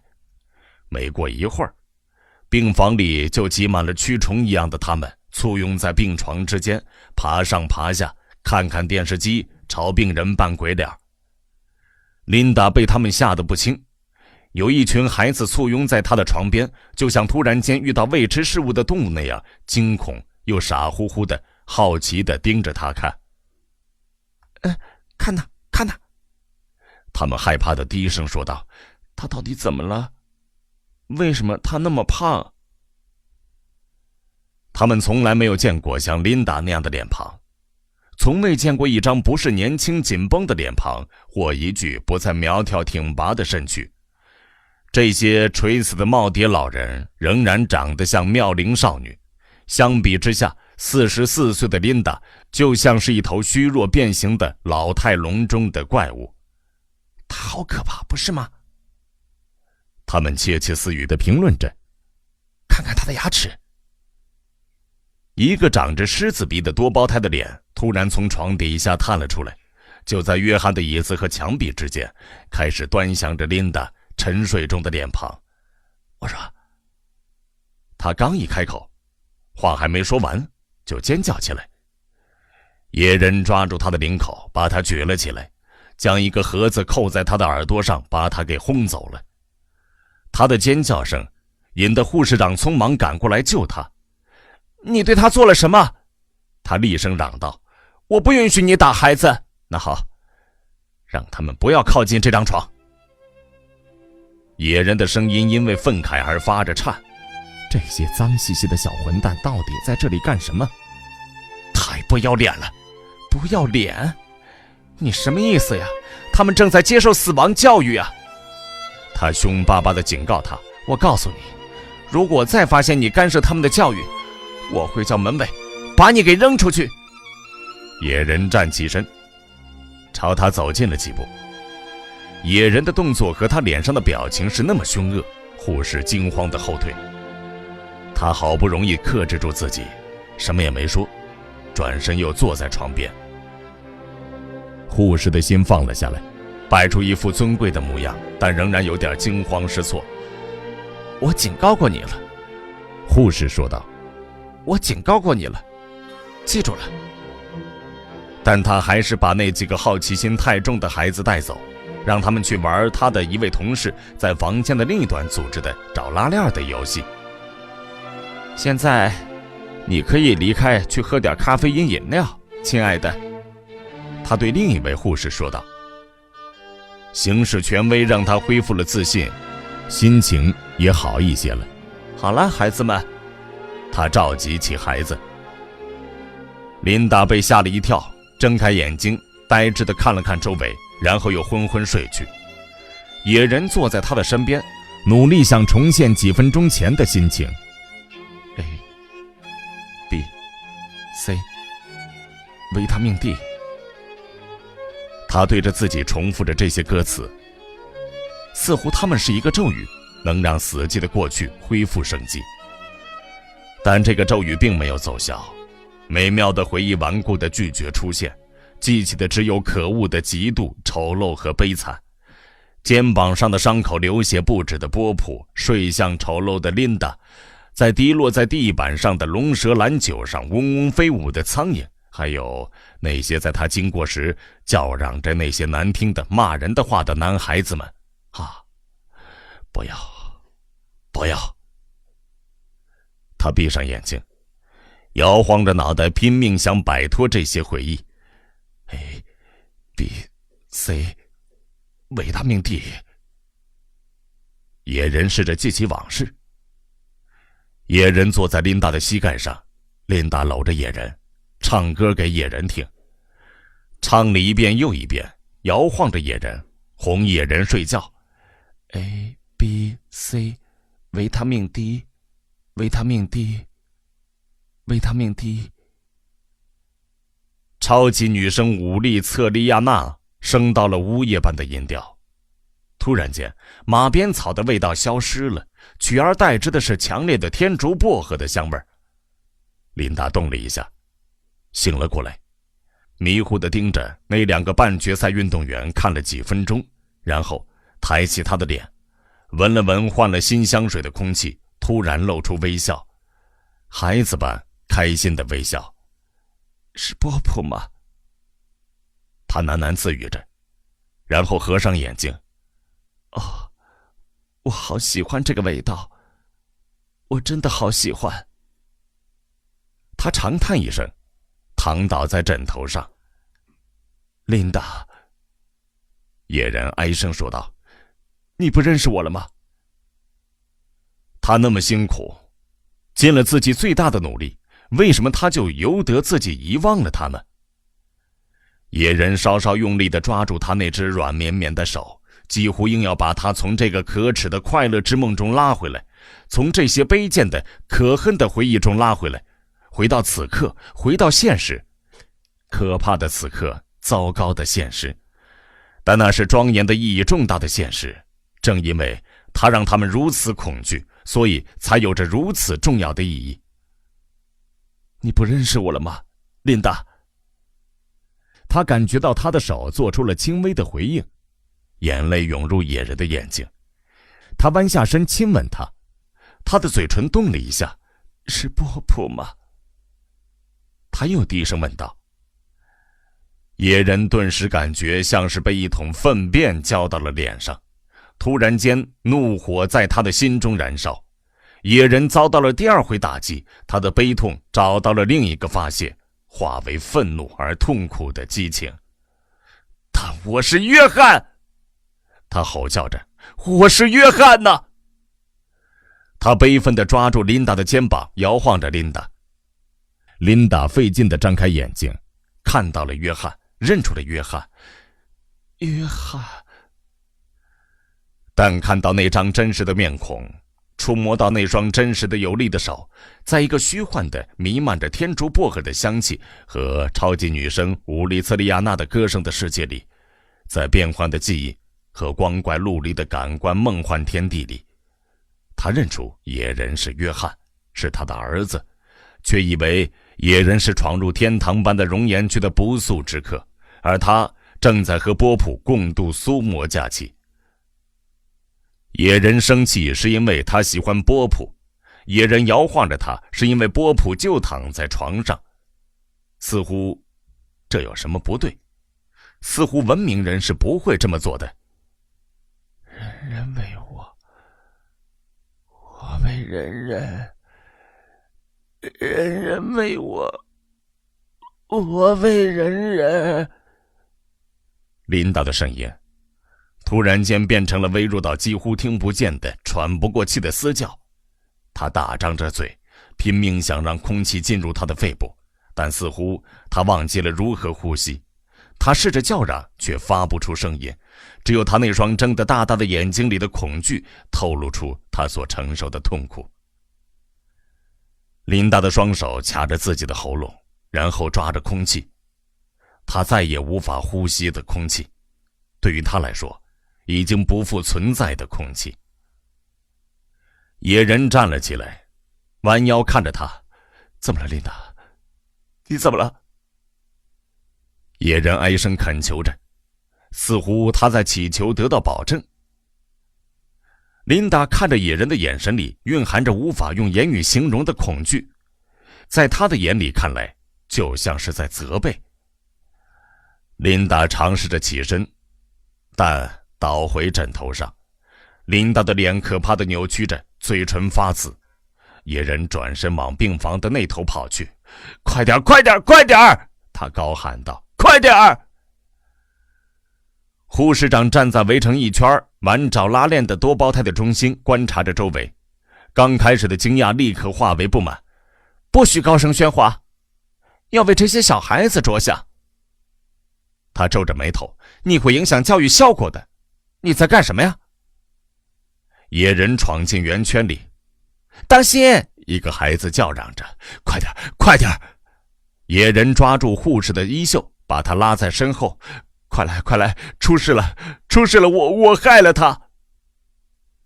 等到他们回到病房的尽头时，琳达已经死了。野人全身冰冷，静静地站了一会儿，然后跪在床边，双手捂着脸，无法自制地哭泣着。护士不安地站在那儿，看着床边这个跪在地上的人，多么可耻的一幕啊！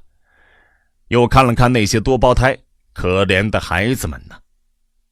他们停止了找拉链的游戏，从病房的另一头盯着这边，眼睛睁得大大的，鼻孔抬得高高的，看着第20号病床那里正在上演的惊人一幕。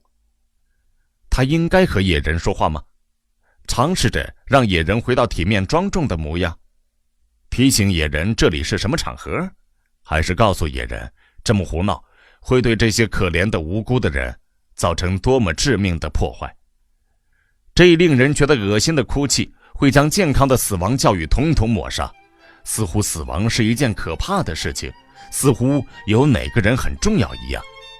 这会让他们对这个问题产生最可怕的想法，或许会刺激他们走向完全错误的彻底反社会的道路。护士长走上前，拍了拍野人的肩膀：“你就不能规矩一点吗？”他生气地低声说道。但护士长望着周围，看到有6、7个多胞胎已经正朝病房的这边走过来，圆圈正在解体。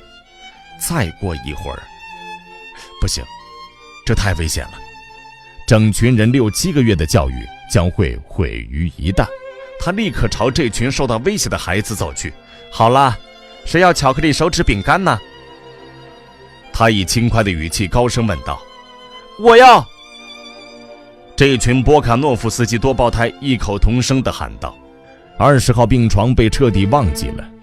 哦，上帝呀，上帝呀，上帝呀！野人不断地对自己重复着，他的脑海里充斥着悲哀与悔恨，这是唯一能够说出口的词语。上帝呀！他高声喊叫着，上帝呀！他到底在说什么？一个声音说道，凑得很近，在超级女声武利策利亚娜的颤抖的歌声中显得特别清晰刺耳。野人吓了一跳，将双手从他的脸上放了下来，看着周围5个穿着卡其布制服的多胞胎，每个人的右手都拿着一根长长的饼干，一模一样的面孔，都糊着叶状的巧克力，正站成一排，迷茫地盯着他看。他们看着他的眼睛，同时咧嘴笑起来。其中一个拿着手指饼干的一头指指点点。他死了吗？他问道。野人沉默地瞪着他。过了一会儿，站起身，默不作声地慢慢地朝门口走去。他死了吗？那个好管闲事的多胞胎快步走在他身边追问着。野人低头看着他，依然没有说话，把他推开了。那个男孩摔倒在地上，嚎啕大哭着，野人却连头都不回。一文有声，把世界读给你听。公园街的临终医院的下等工作人员由162个德尔塔构成，分为2个波卡诺夫斯基群体，分别是84个红头发的女性多胞胎和78个深色皮肤的长颅型男性多胞胎。6点钟下班的时候，这2组人在医院的前庭集中，由助理司库为他们分发苏沫。野人从电梯里走出来，走到他们中间，但他的心灵却在别处，怀着悲痛和悔恨思考着死亡。他就像一具人偶，不知道自己在做什么，开始用肩膀顶着人群想穿过去。哎，你在推谁呢？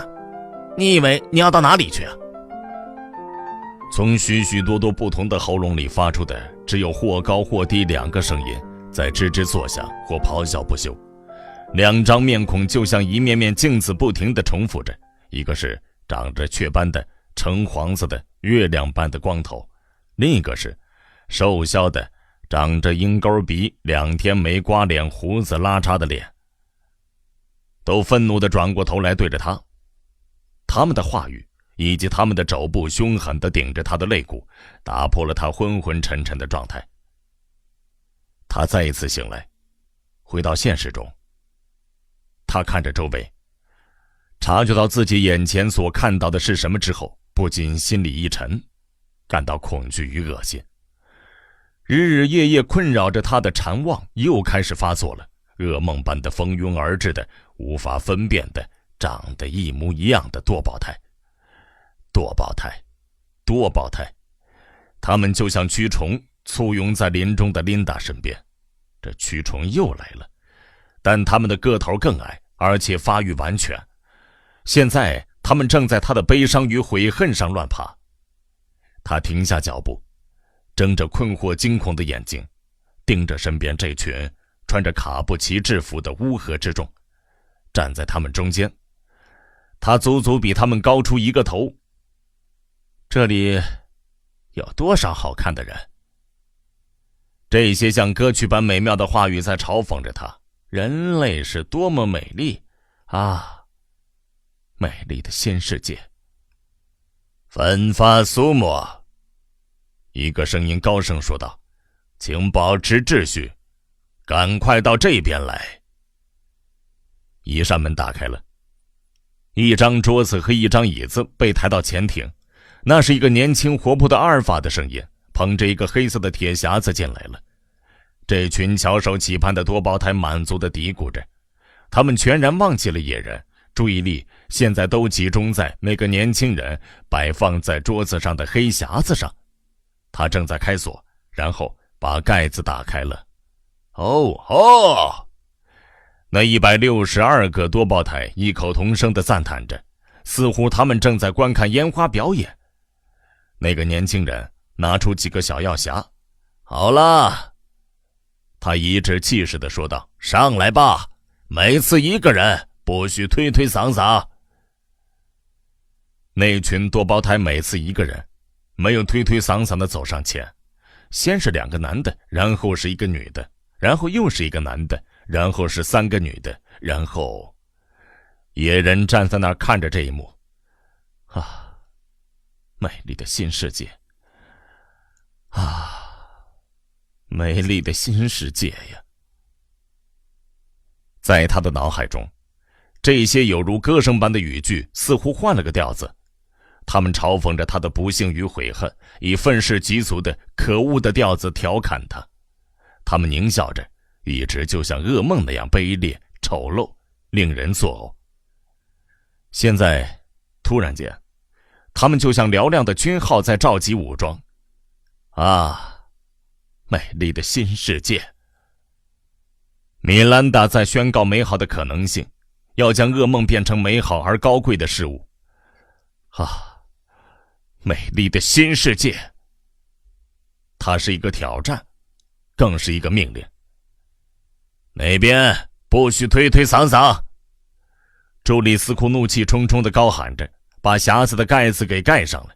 如果行为不规规矩矩的，我就不派发苏莫了。德尔塔们嘟囔着，互相推搡了一会儿，然后安静了下来。这个威胁起作用了，领不到苏莫，多么可怕的想法呀！这还差不多，那个年轻人说道，然后再次打开匣子。琳达一直是一个奴隶，琳达已经死了，其他人应该生活在自由中，世界应该变得更美好，那是一次补偿，一种义务。突然间，野人知道自己必须做什么，就像一扇百叶窗被打开了，一袭窗帘被拉开了。好了，朱里斯库说道。另一个穿着卡其布制服的女人走上前，停下来！野人以洪亮铿锵的声音高喊着：“停下来！”他朝那张桌子一路挤过去，那群德尔塔惊讶地看着他。欧洲富特呀！朱里斯库倒吸一口凉气，是那个野人。他觉得很害怕。听着，我求求你们！野人热烈地高喊着：“请借给我你们的耳朵！”他从未在大庭广众下发言，发现要表达自己的意思非常困难。不要拿那个可怕的东西，那是毒药，是毒药！听我说，野人先生。朱里斯库微笑着想安抚他。您介不介意让我？那是戕害灵魂和肉体的毒药。是的，但请让我继续分发工作，好吗？帮帮忙。他小心翼翼地拍了拍野人的胳膊，就好像在拍一头猛兽一样。请让我……不行！野人喊道：“哦，听我说好吗，老伙计，把它统统扔掉，那是可怕的毒药。”把它统统扔掉，这几个字穿透了层层叠叠的鲁钝，直插那些德尔塔的心头。他们发出了愤怒的抱怨：“我是来赐予你们自由的！”野人说道，转身面对那些多胞胎：“我来了。”那个朱里斯库听不见他在说什么，他已经溜出了前庭，正在电话本里查找着号码。不在他自己的房间里。伯纳德的结论就是，也不在我的房间里，不在你的房间里，不在阿弗洛狄宫，也不在中心霍学院。他能去哪儿呢？赫姆霍兹耸了耸肩膀。他们刚下班，以为野人会在平时经常见面的地方等候他们，但这个家伙不见踪影，真是讨厌。他们已经计划好了乘坐赫姆霍兹的4座运动型直升飞机去比亚里茨。如果他再不来的话，他们的晚餐就迟了。我们再给他5分钟吧。赫姆霍兹说道，如果他还不来的话，我们就……电话的铃声打断了他。他拿起话筒，你好，请讲。然后听了好一会儿，欧洲富特登临遇车。他骂了一句，我马上来。出什么事儿了？伯纳德问道。一个在公园街医院的人，我认识他。赫姆霍兹说道，野人在那儿，似乎发疯了。不管怎样，事情很紧急，你跟我一起去吧。他们一起匆匆沿着走廊来到电梯里。你们愿意做奴隶吗？他们刚走进医院，就听到野人说道，他的脸涨得通红，他的眼睛闪耀着热烈而愤慨的光芒。你们愿意当婴儿吗？是的，婴儿，呜呜呜的哭泣和呕奶。他被他们野兽般的愚昧激怒了，开始羞辱这些原本想要拯救的人，但这些侮辱根本无法穿透他们厚厚的愚昧的硬壳。他们一脸茫然地盯着他，眼睛里带着迟钝而阴郁的怨恨。是的，在呕奶呢！他高喊着。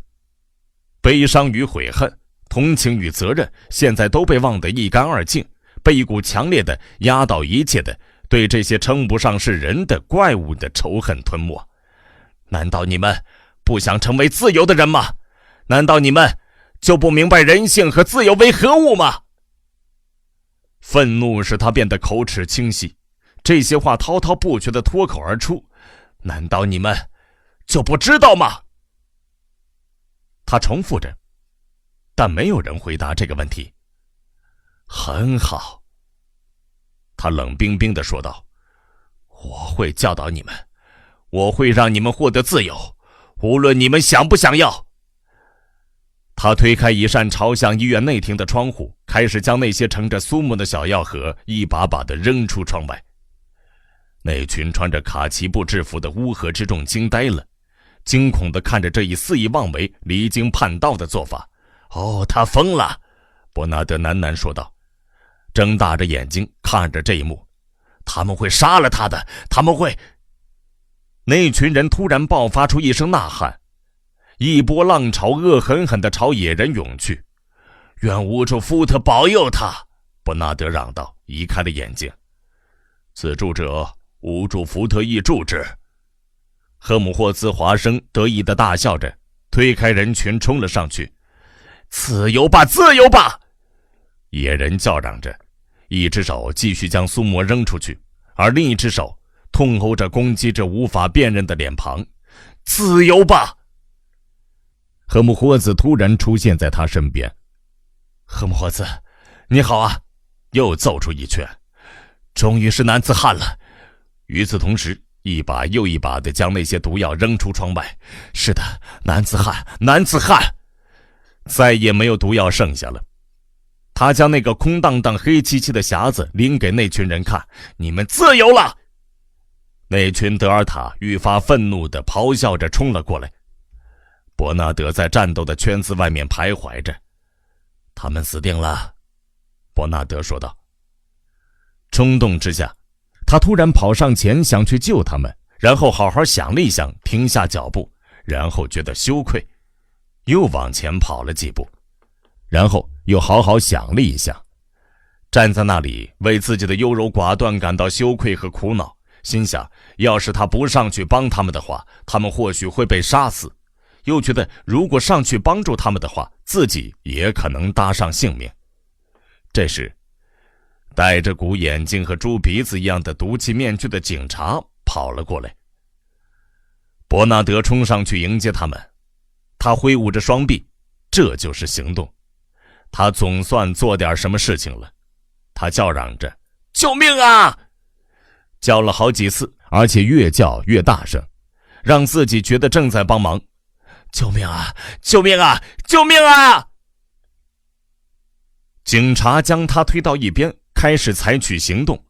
3个肩膀上绑着喷射器的警察朝空中喷射浓烈的苏沫蒸汽，还有2个警察忙着摆弄那部移动式合成音乐盒。另外4个警察端着装满了强力麻醉剂的水枪，已经挤进人群中，干净利落地分头朝那些比较凶狠的打架斗殴者开枪。快点，快点！伯纳德喊道，你们如果不快点的话，他们会被杀死的，他们会……一个警察被他的喋喋不休烦透了，用水枪射了他一下。伯纳德摇摇晃晃地站了1-2秒钟，双腿似乎没有了骨头，筋腱和肌肉只是2根果冻凝胶，最后就连凝胶也不是了，瘫倒在地上。突然间，从合成音乐盒里传出一个声音，开始说话。那是理性的声音，美好感觉之声。音轨纸卷正在播放的是合成反暴动演讲2号，中等强度，来自一个子虚乌有的人物的肺腑之声。我的朋友，我的朋友。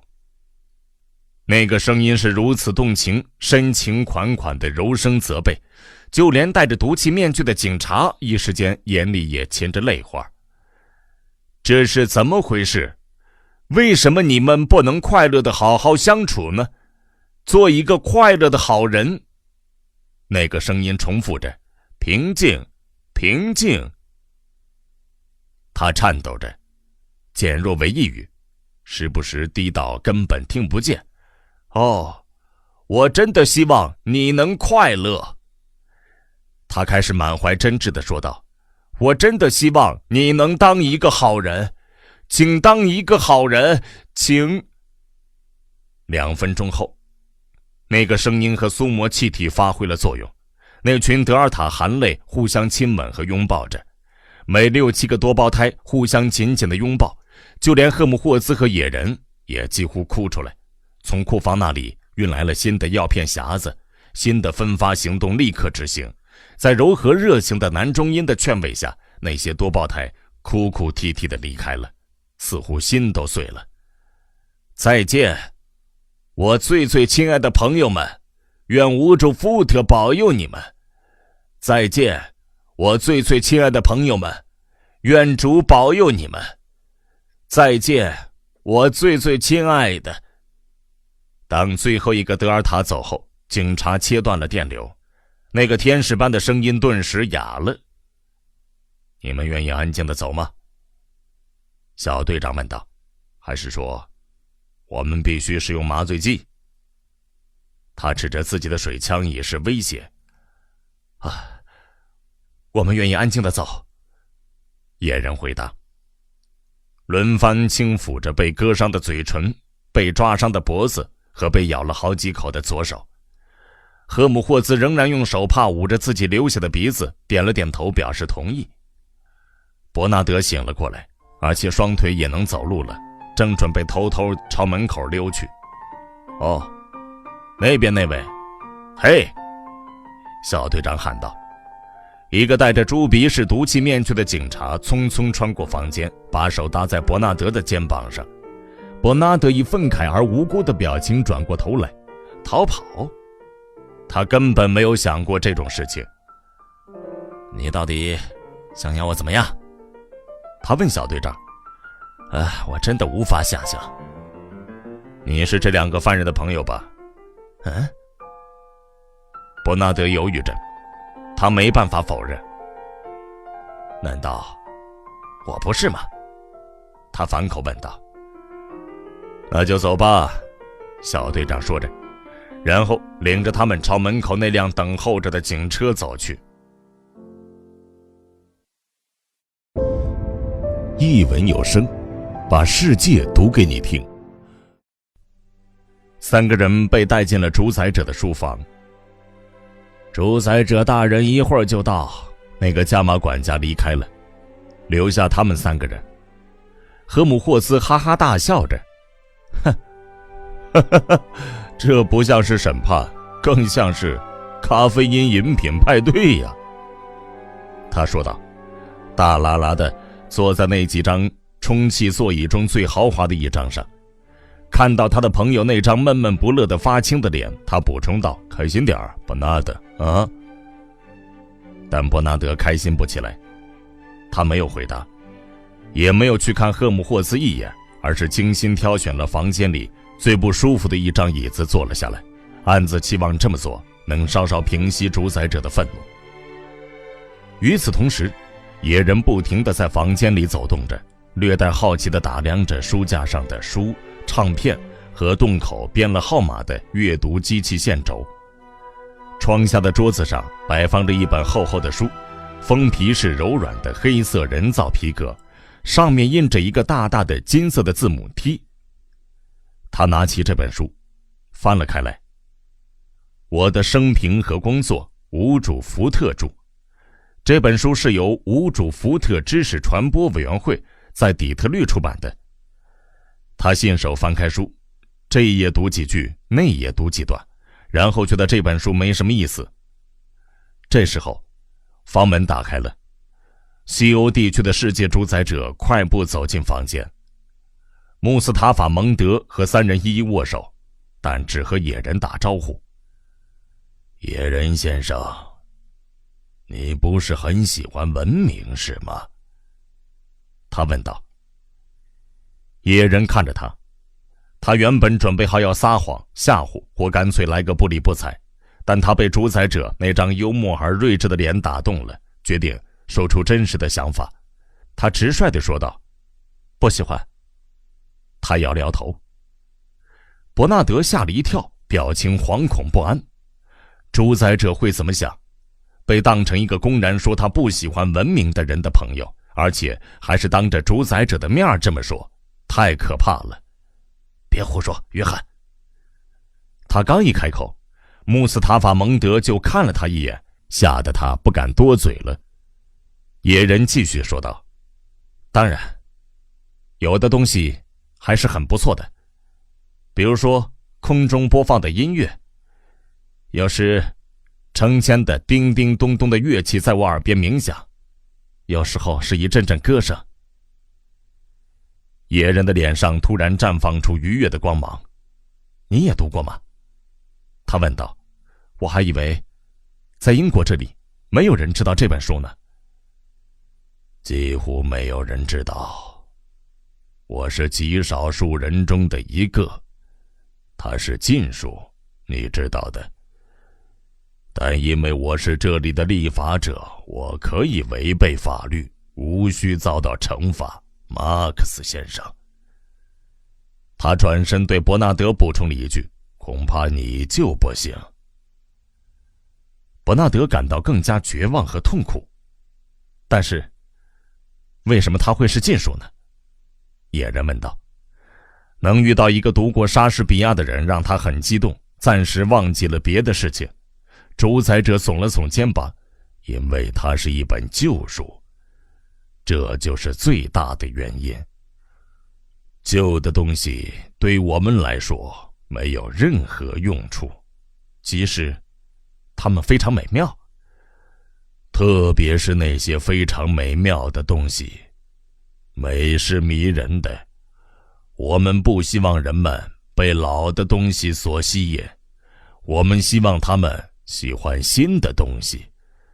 但新的东西是那么愚蠢和可怕，那些戏剧根本空洞无物，只有直升飞机飞来飞去，并且你能感觉到里面的人在接吻。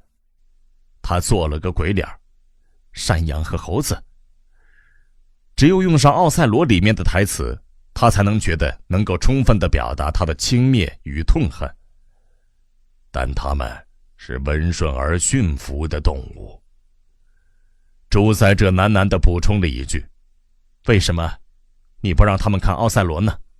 我告诉过你了，它是旧的东西，而且他们根本看不懂。是的，确实是这样。他记得赫姆霍兹是如何嘲笑罗密欧与朱丽叶的。那好，他停顿了一下，然后说，某出新的戏剧呢，像奥赛罗一样，他们又能看得懂的戏，那正是我们一直想要写出来的东西。沉默良久的赫姆霍兹说道，那是你永远都写不出来的东西。主宰者说道，因为如果他真的像奥赛罗的话，就没有人能够看得懂，无论他的内容有多么新。而且如果他的内容是新的，他根本就不可能像奥赛罗。为什么？是啊，为什么呀？赫姆霍兹念叨着，他也忘记了情况的严重性，只有伯纳德还记得，由于焦虑紧张而脸色铁青，其他人并没有理会他。为什么？因为我们的世界与奥赛罗的世界并不一样。没有钢铁，你怎么能造出汽车呢？没有社会的动荡，你就写不出悲剧。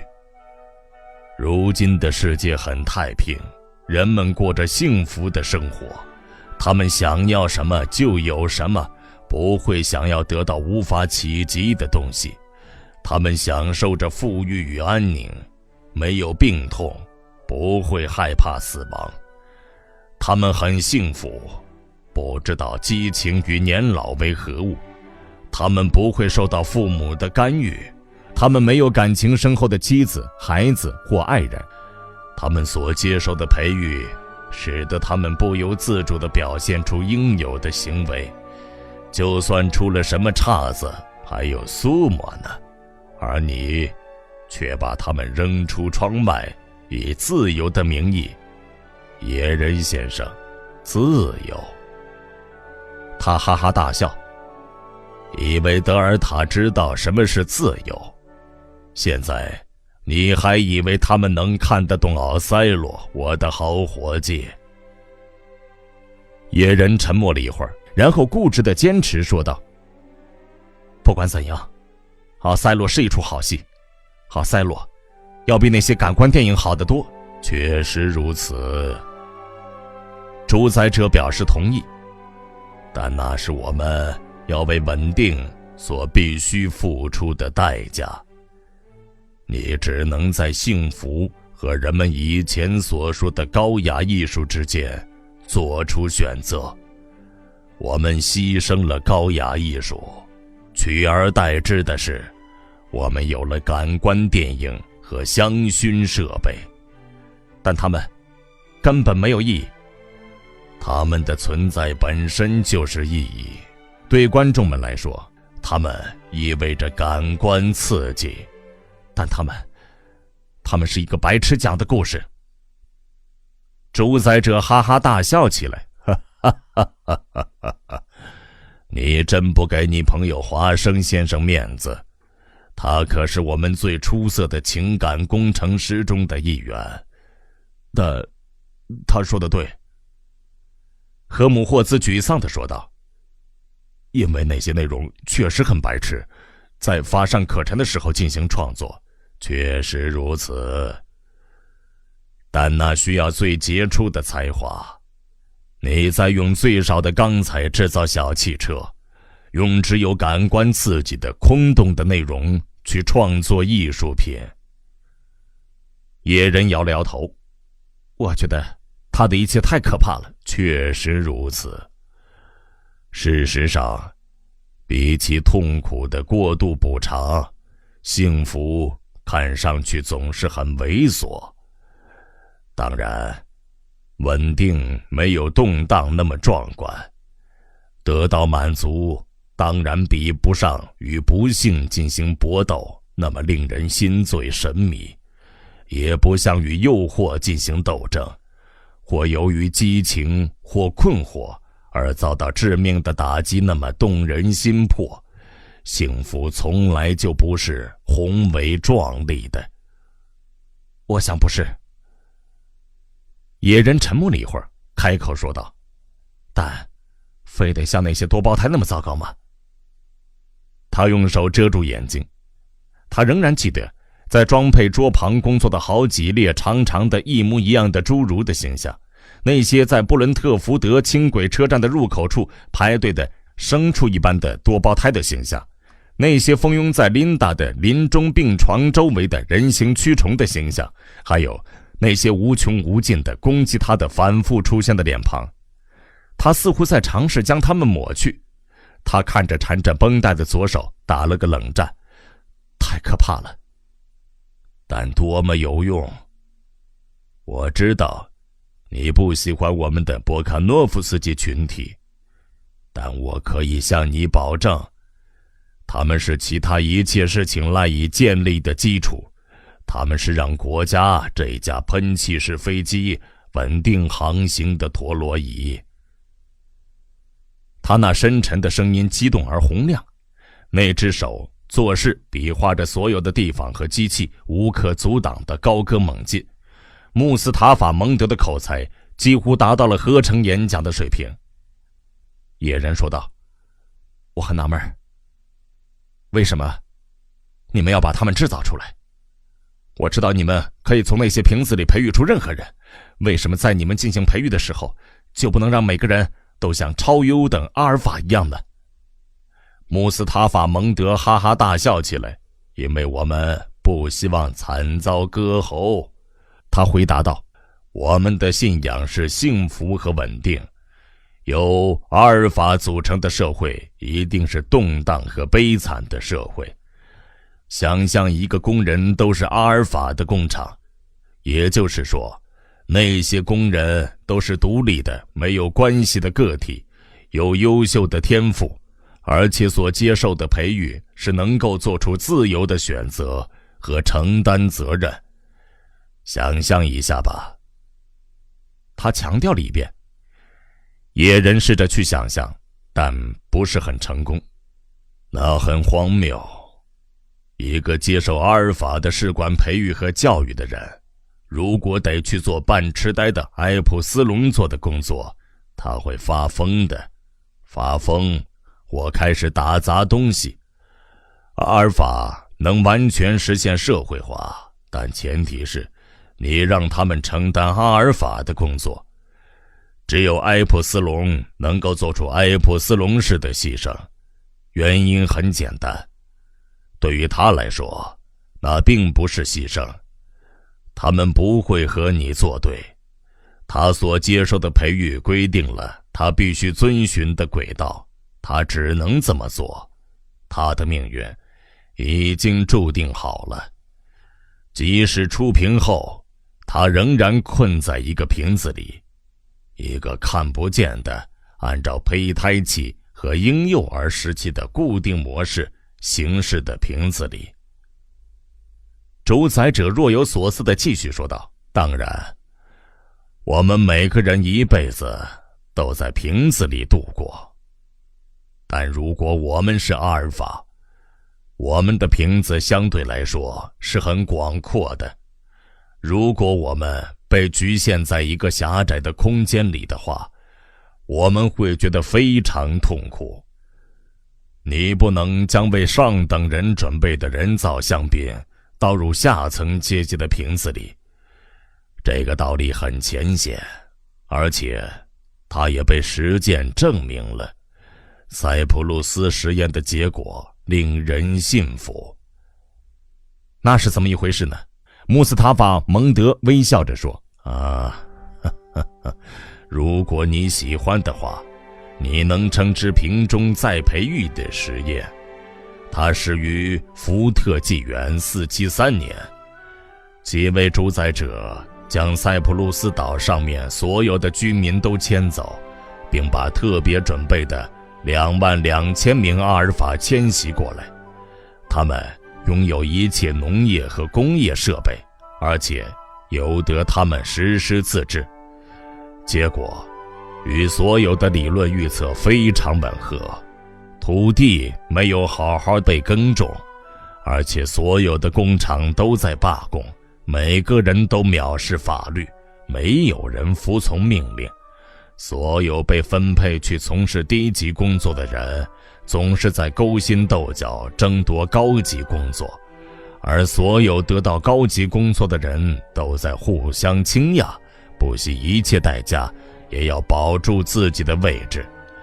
6年后，他们发动了一场惨绝人寰的内战，22000人中有19000人被杀了。幸存者们一致向世界主宰者们请愿，要求恢复对塞浦路斯岛的管制，而他们也实施了管制。这是迄今为止世上曾经出现过的由阿尔法构成的社会的结局。一文有声，把世界读给你听。野人深深地长叹一声。穆斯塔法·蒙德说道：最佳的人口数字以冰山为模型，8%的人在水平线下，1%的人在水平线上。那些水平线下的人幸福吗？比那些水平线上的人更幸福。譬如说，比你这位朋友更幸福。他指着赫姆霍兹：干那么辛苦的活儿，也幸福吗？辛苦？他们并不这么觉得，恰恰相反，他们喜欢这样。它很轻松，而且非常简单，不需要劳心费力。7个半小时的轻松工作，然后领到定量供应的苏沫，然后进行游戏，无拘无束的性交和观看感官电影。他们还能要求得到更多吗？他补充道。确实，他们或许会要求缩短工时。当然，我们能为他们缩短工时。在技术层面上，将所有下层阶级的工时缩短到1天3-4小时是非常简单的事情。但这么做的话，他们会更幸福吗？不会的。1个半世纪前进行过这个试验，整个爱尔兰岛推行每天4小时工作制，结果怎么样呢？社会陷入动荡，而且苏沫的消费大大增加。就是这样，多出来的3个半小时闲暇时间根本不是幸福之源，人们觉得一定得去度假，发明办公室堆满了节省劳动的计划，有好几千份。穆斯塔法蒙德做出一个慷慨的姿势。为什么我们不去执行呢？是为了劳动者们着想，让他们拥有过多的闲暇是极其残酷的事情。农业的情况也是如此。如果我们愿意的话，我们能够合成制造每一口食物，但我们不这么做。我们希望将1/3的人留在土地上，这是为了他们着想，因为从土地耕种食物要比从工厂里制造食物耗时更长，而且我们还要考虑到稳定。我们不希望改变，每一次改变都会威胁到稳定，那是我们对新发明的应用如此谨慎的另一个原因。纯科学的每一个发现都有潜在的反动性，甚至科学有时候也必须被视为可能的敌人。是的，就连科学也是。科学？野人皱着眉头。他知道这个词，但他说不出它到底是什么意思。莎士比亚和村子里的长者从未提到科学，而且从琳达那里，他对科学产生了模糊的印象。科学就是你用来发明直升飞机的东西，让你嘲笑丰收之舞的东西，能够让你不会长出皱纹和牙齿掉落的东西。他努力思考，琢磨着主宰者的意思。是的，穆斯塔法蒙德说道，那是稳定的另一个代价。与幸福不相兼容的事情不只是艺术，还有科学。科学是危险的，我们必须非常小心地给它套上龙头和缰绳。什么？赫姆霍兹惊讶地说道。但我们总是说科学就是一切，睡眠教学法一直都是这么说的。从13岁到17岁，每周3次。伯纳德插了一句。还有我们在学院接受的所有关于科学的宣传。是的，但什么样的科学呢？穆斯塔法蒙德语带讥讽地说道，你们没有经过科学培训，因此你们没有判断力。我是我那个时代非常优秀的物理学家，太优秀了，优秀到知道我们的科学无非就是一本烹饪书，它有一套任何人都不得质疑的正统烹饪理论，还有一系列食谱，除非得到大厨的同意，否则绝对禁止添加东西。现在我是大厨了，但那时候我是一个好奇的年轻帮厨，我开始烹饪自己的菜式，非正统的菜式，非法的菜式。事实上是一点真正的科学。他沉默了。发生什么事情了？赫姆霍兹华生问道。主宰者叹气道，就像即将发生在你们几个年轻人身上的事情，我差点就被流放到一个岛上。这几个字就像一道电流，强烈地刺激到了伯纳德。把我流放到一个岛上？他跳了起来，快步穿过房间，站在主宰者面前，比手画脚。您不能将我流放，我什么也没干，是那2个人干的，我发誓是那2个人干的。他愤慨地指着赫姆霍兹和野人。请不要把我流放到冰岛，我答应您，我会尽自己的本分，再给我一个机会，再给我一个机会吧！他开始痛哭流涕。请听我说，是他们的错。他呜咽着说：不去冰岛，求您了，大人，求您了。突然，他可怜兮兮地跪倒在主宰者面前。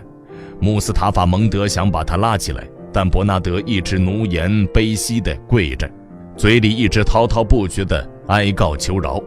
最后，主宰者不得不招来他的第4秘书。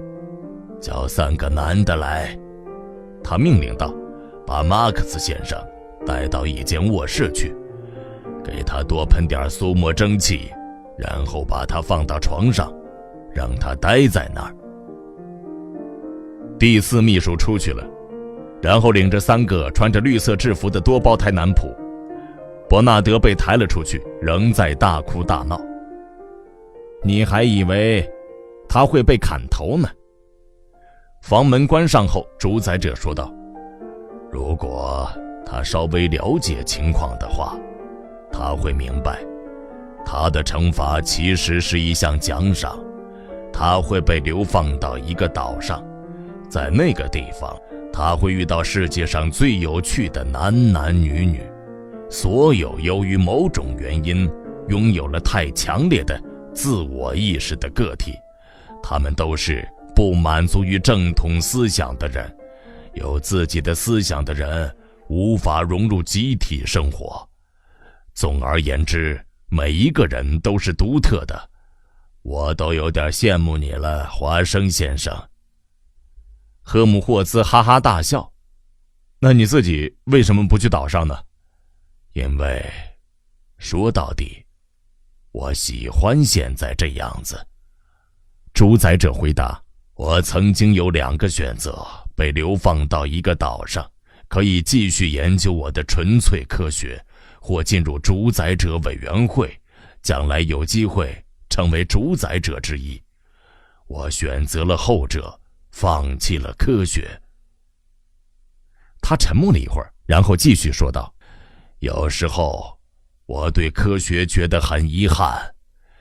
幸福是一个艰难抉择，特别是在事关别人的幸福的时候。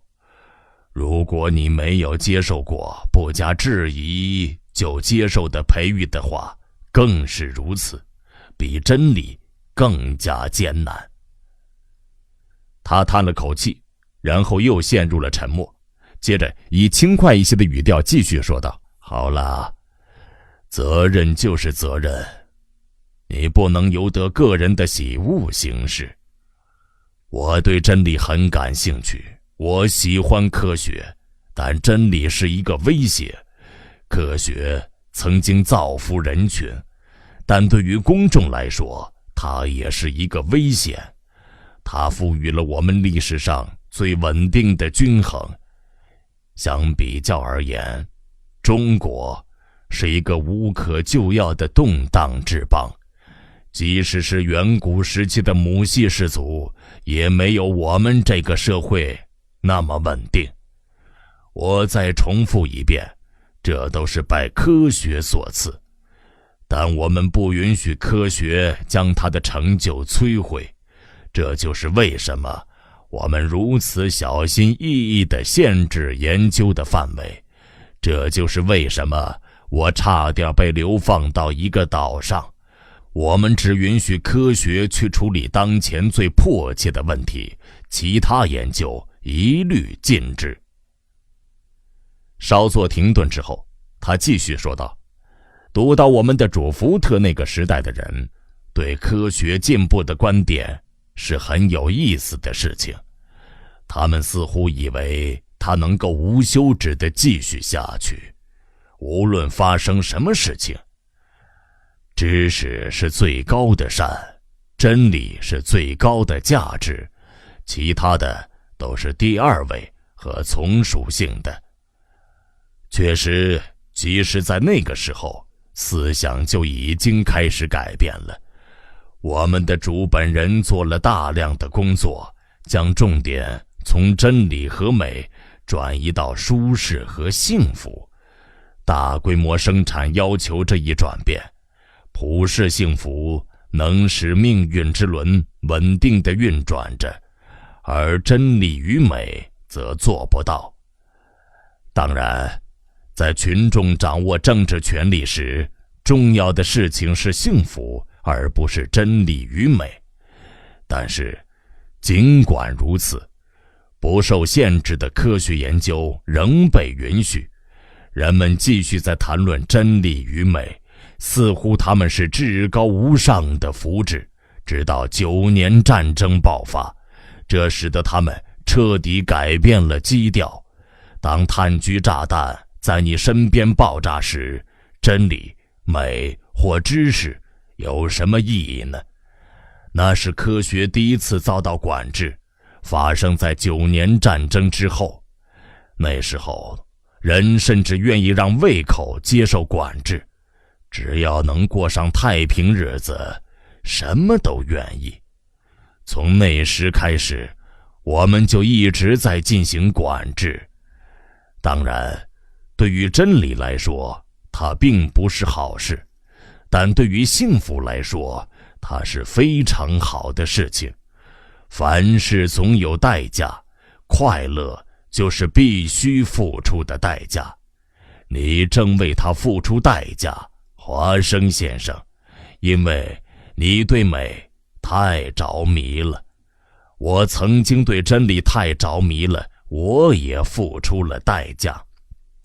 但你并没有去某个岛上。野人在沉默良久之后开口说话了。主宰者微笑着说，那就是我付出的代价。我选择了为幸福服务，为别人的幸福服务，而不是我的幸福。停顿了一下之后，他继续说道，幸运的是，世界上有那么多的岛屿，我不知道没有了他们，我们该怎么办。我想，得把你们统统关进死囚监狱里。顺便问一下，华生先生，你喜欢热带气候吗？譬如说，马克萨斯群岛，或是萨摩亚，还是说比较凉爽的地方？赫姆霍兹从充气椅子上站起身，我想要一个恶劣的气候。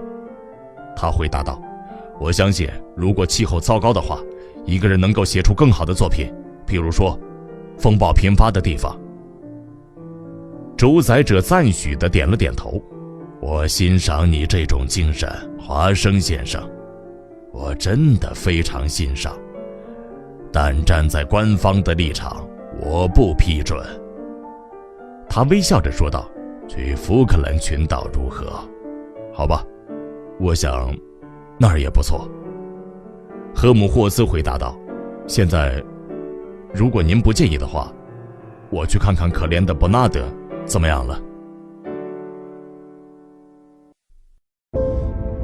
一文有声，把世界读给你听。当只剩下2个人的时候，野人问道，艺术、科学，为了幸福，你们似乎付出了相当高昂的代价。还有别的什么吗？当然还有宗教。主宰者回答道，在9年战争之前，有一种事物被称为上帝，但我已经开始忘记了。我想你对上帝很了解。野人欲言又止，他本想说关于孤独、夜晚、月色下苍白的平顶山、悬崖、坠入影子般的黑暗、死亡。他本想说点什么，却无言以对。就连莎士比亚的作品里也没有提到上帝。与此同时，主宰者已经走到房间的另一边，打开位于书架之间的墙壁上的一个大保险柜。沉重的柜门打开了，他在黑暗中搜寻着，说道，它是一个总是让我很感兴趣的课题。他抽出一本厚厚的黑色书籍。你从来没有读过这本书，是吧？野人接过书，《圣经旧约与新约全书》，他高声读着书名。这本也没读过吧？那是一本薄薄的书，封面已经不见了。效仿基督。这本也没读过吧？他递过另一本书，宗教经验种种，作者威廉·詹姆斯。我还有很多本书。穆斯塔法·蒙德坐了下来，继续说道，一大堆会淫会道的旧书。上帝在保险柜里，而无主福特在书架上。他大笑着指着他那个公开的书库，那几个架子上的书籍和摆满了阅读机器线轴和纸卷音轨的支架。但如果你了解上帝，为什么你不告诉他们？野人愤慨地说道，为什么你不让他们读这些关于上帝的书籍呢？与我们不让他们阅读奥赛罗的原因一样，他们是旧的事物，他们所写的上帝是好几百年前的事情了，而不是关于现在的上帝。但上帝是不会变的，但人会变，那有什么区别呢？有天壤之别。穆斯塔法蒙德说道。他又站起身，走到保险柜那里。曾经有一个人叫红衣主教纽曼，他说道。红衣主教，他补充说道，就像是首席合唱领唱员，或美丽的米兰的潘多尔夫，红衣主教。我在莎士比亚的作品里读过关于他们的内容。你当然读过。我刚刚说到，有一个人名叫红衣主教纽曼，就是这本书。他把这本书抽了出来。说到这本书，我顺便提这本书，是一个名叫曼恩·德比朗的人写的。他是一个哲学家，如果你知道那是什么的话。一个天地之大都无法容纳其梦想的人。野人立刻回答，确实如此。待会儿我会给你读一读他梦见的其中一件事情，与此同时听一听从前这位首席合唱领唱员说过些什么。他翻到那本书，有一张纸作为书签所标注的地方，开始进行朗读。我们并非自己的主宰，就像我们所拥有的事物并不构成我们一样，创造我们的并不是我们自己，我们并非自己的主宰，我们是上帝的造物。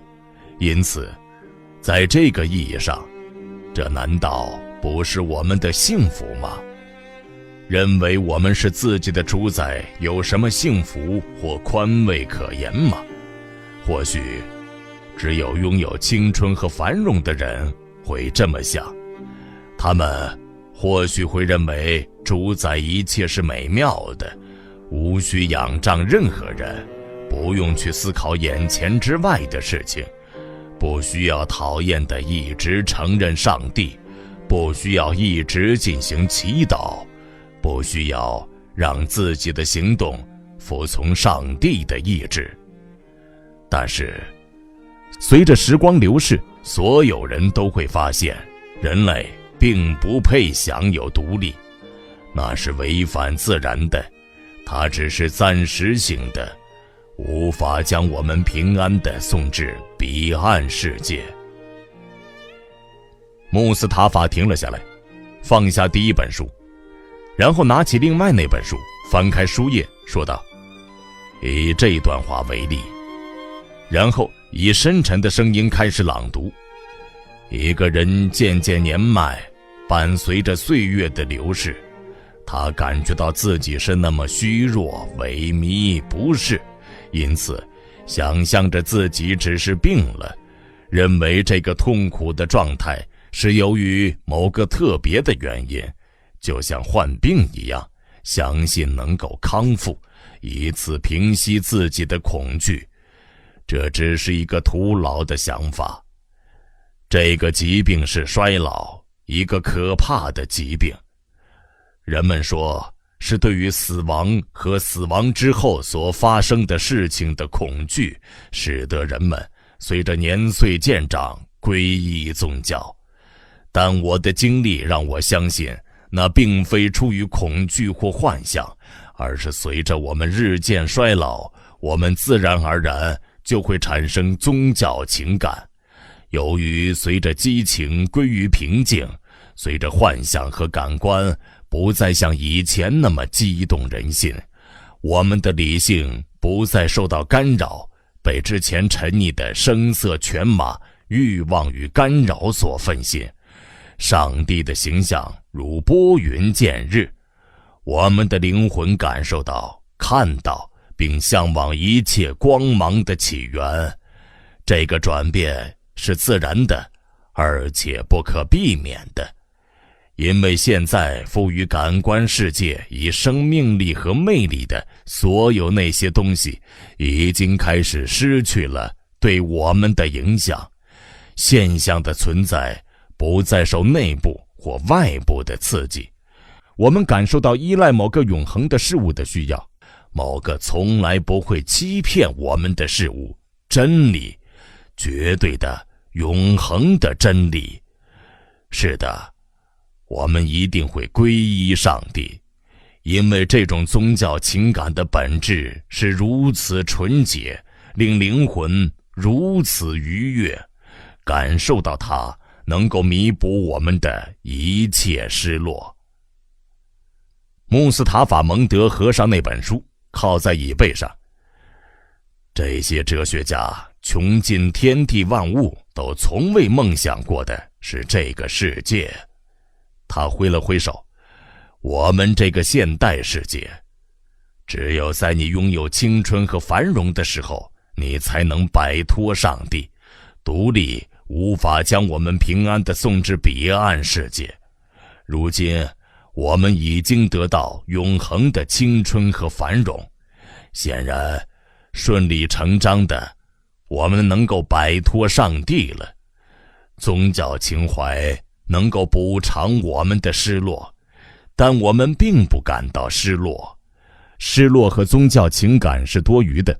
为什么在永葆青春的愿望已经得到满足的情况下，我们还要去追求永葆青春的替代品呢？当我们可以一直享乐时，为什么要去禁欲呢？当我们的心灵和肉体一直愉快活跃时，为什么我们需要平静呢？当我们有苏摩的时候，为什么要寻求慰藉呢？当我们有社会秩序时，为什么要祈求永恒呢？所以，你认为没有上帝？不，我认为上帝很可能是存在的。那为什么？穆斯塔法蒙德打断了他。但他以不同的方式显现于不同的人面前。在前现代时期，他以那些书籍所描述的形象显现，而现在，他是如何显现自己呢？野人问道。他的显现方式就是不见踪影，似乎他并不存在。那是你们的错，不如说是文明的错。上帝与机器、科学药品和普遍幸福是不相容的，你必须做出选择。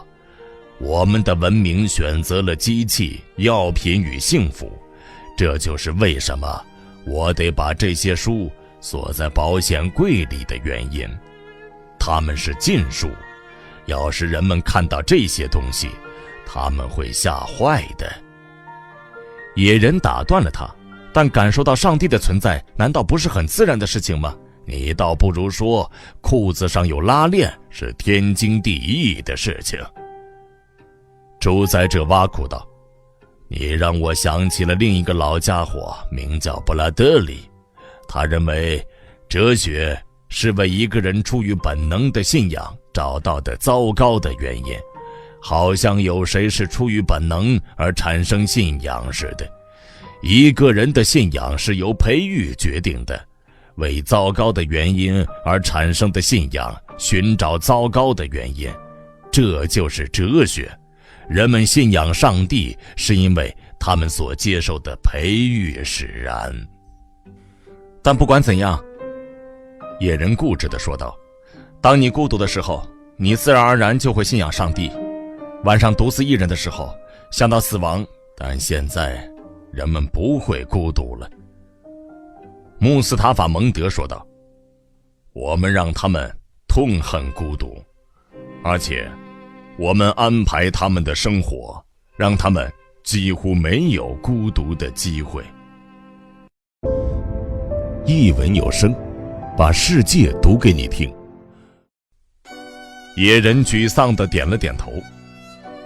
在熔岩区，他感到痛苦，是因为人们不让他参加村子里的集体活动；而在文明的伦敦，他感到痛苦，是因为他无法逃避那些集体活动，从未能平静地独处。你还记得《李尔王》中的一段话吗？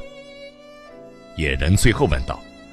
公正的天使使我们的风流罪过成为惩罚我们的工具，他们在黑暗阴险的地方生下了你，结果是他丧失了他的眼睛。还有埃德蒙的回答，你记得他受伤了，奄奄一息。你说的不错，天道的车轮已经循环过来了。现在呢？难道就没有上帝在主持公道，赏善罚恶吗？有吗？轮到主宰者提问了。你可以肆意地与一个雄化磁体风流快活，不用担心你的儿子的情妇会把你的眼睛挖出来。天道的车轮已经循环过来了。如果埃德蒙活在今天，他会怎么样呢？坐在充气沙发上，搂着一个女孩子的腰肢儿，嚼着性荷尔蒙口香糖，观看着感官电影。无疑，上帝是公正的，但他的律法是由人制定的。说到底，是人组织了社会，天命由人不由主。你肯定吗？你真的肯定？野人问道。比起那个受伤流血致死的埃德蒙，那个坐在充气沙发上的埃德蒙没有遭到天道的惩罚吗？上帝是公正的，难道他不是因风流使他堕落吗？这怎么叫堕落呢？作为一个幸福的努力工作的消费者，他是完美无瑕的。当然，如果你选择不同于我们这个社会的标准，那么或许你可以说他堕落。你必须坚持一套标准，将离心力碰碰球的规则用在电磁高尔夫球上可不行。可是价值不能凭着私心的爱憎而决定，野人说道。一方面，这东西本身必须确有可贵的地方；另一方面，它必须为估计者所重视，这样它的价值才能确立。好了，穆斯塔法蒙德抗议道，这就开始扯远了，不是吗？如果你愿意让自己去思考上帝，你就不会由得自己陷于愉快的恶习不能自拔，你就有了理由去耐心的忍受，怀着勇气去行动。在印第安人身上，我看到了这些。我相信你看到了这些，穆斯塔法蒙德说道。但我们并不是印第安人。一个文明人没有必要去忍受不愉快的事情。至于行动，无主福特是不会让他有这个想法的。如果人们开始自行其事的话，整个社会秩序将会遭到冲击。那克己呢？如果你信奉上帝，你就有理由去克制自己。但工业文明只有在不去克制自己的情况下才可能实现。以卫生和经济的名义将自我放送进行到底，否则机器就会停止运作。那你们应该推行贞洁。野人说道。说出这番话的时候，微微脸红了。但贞洁意味着激情，贞洁意味着神经衰弱，而激情与神经衰弱意味着动荡，动荡意味着文明的终结。没有愉快的恶习，就没有安稳的文明。但上帝是一切高贵与英勇的事情的理由。如果你信奉上帝的话，我亲爱的年轻的朋友，穆斯塔法蒙德说道，文明绝对不需要高贵或英勇，这些事情是政治低效的表现。在像我们这么一个组织得当的社会，没有人能有机会去做高贵或英勇的事情，只有在极其动荡的时候才有这样的机会。有了战争和忠诚，有了需要抵制的诱惑，值得去争取或捍卫的爱情，高贵或英勇，显然才有意义。但如今已经没有战争了，最需要关注的事情是不让你太爱上某个人。如今没有忠诚可言，一个人所接受的培育，使得他会不由自主地做出应该做的事情，而你应该做的事情大体上是如此愉快，所有的自然本能都可以自由放纵，没有任何诱惑需要抵制。即使糟糕的事情不幸地发生了，怕什么呢？还有苏沫能够让你度假，逃避事实。苏沫总是能平息你的愤怒，让你与敌人和解，让你能平静地忍受。在以前，你只能努力克制和经过多年的道德训练才能做到这一点，而现在只需要吞下2-3片半克的药片就可以了。现在每个人都是正人君子，一瓶苏沫就能让你掌握一半的命运，不需要眼泪的基督教精神，这就是苏沫。但眼泪是必须的。难道你不记得奥赛罗是怎么说的吗？要是每一次暴风雨之后都有这样和煦的阳光，那么尽管让狂风肆虐地吹，把死亡都吹醒了吧。有一位印第安老人给我们讲过一个故事，关于马塔斯基这个女孩，想要娶她的年轻人必须在她的花园里锄1上午的地。这似乎很简单，但里面有可怕的蚊虫，几乎没有年轻人能够忍受它们的叮咬。但有一个年轻人忍受下来了，他得到了那个女孩。真是有趣。但在文明的国度里，主宰者说道，你不用锄地就能够得到女孩，也不会有蚊虫来叮咬你。好几个世纪前，我们就已经消灭了它们。野人皱着眉点了点头。你已经消灭了他们。是，这就是你们的作风，把一切不愉快的事情消灭掉，而不是学会去忍受它，是默然忍受命运暴虐的飞溅流石，还是挺身反抗人世的天涯的苦难，通过斗争把他们扫清。但你们2样都不会去做，既不会去忍受，也不会去反抗，你们只是把飞溅和流石一笔勾销了，这太简单了。他突然沉默了，想起了他的母亲。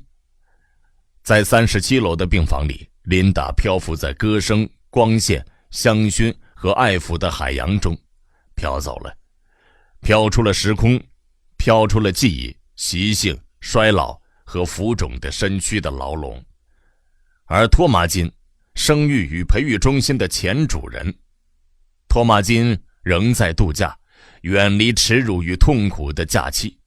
在一个他不会听到那些辱骂和讥笑的世界里，不会看到那些狰狞的面孔，不会感受到那双搂着他的脖子的湿润松弛的手臂，在一个美妙的世界里。你们所需要的，野人继续说道，是含着眼泪去改变。这里没有什么需要付出高昂的代价。1250万元。当野人告诉亨利·福斯特这番话的时候，后者曾抗议道：1250万元，这就是新的培育中心的造价，1分都不能少。拼着血肉之躯愤然和命运，死神与危机挑战，这全是为了小小一块弹丸之地，难道这句话没有意义吗？他抬头看着穆斯塔法·蒙德说道，除了上帝之外，当然上帝是一个理由，难道生活在危险中就没有意义吗？意义很大，主宰者回答。男人和女人必须时不时受到刺激，以分泌肾上腺素。那是什么？野人问道。他无法理解。那是完美健康的一个条件，这就是为什么我们规定待机治疗必须强制实行。待机治疗？替代激情治疗，每个月定期1次。我们为整个身体注射肾上腺素，它就如同生理意义上的恐惧与愤怒，能带来谋杀泰斯德蒙纳和被奥塞罗谋杀的滋润身心的效果，却不会带来麻烦。但我喜欢那些麻烦。我们不喜欢，主宰者说道。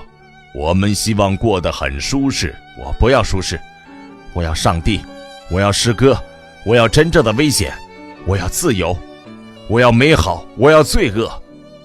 穆斯塔法蒙德说道。事实上，你要求的是不幸福的权利。那好吧，野人轻蔑地说道。我正是在要求不幸福的权利。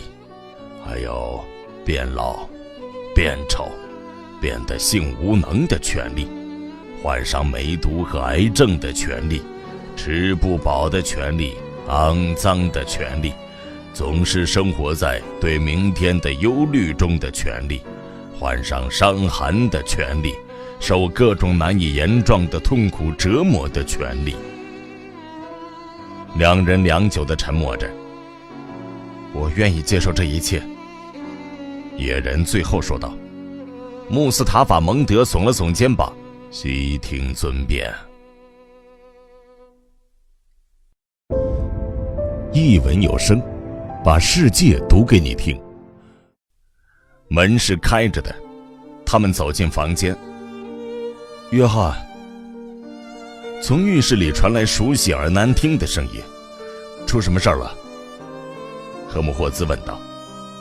没有人回答。那个恶心的声音重复了2声，然后安静下来。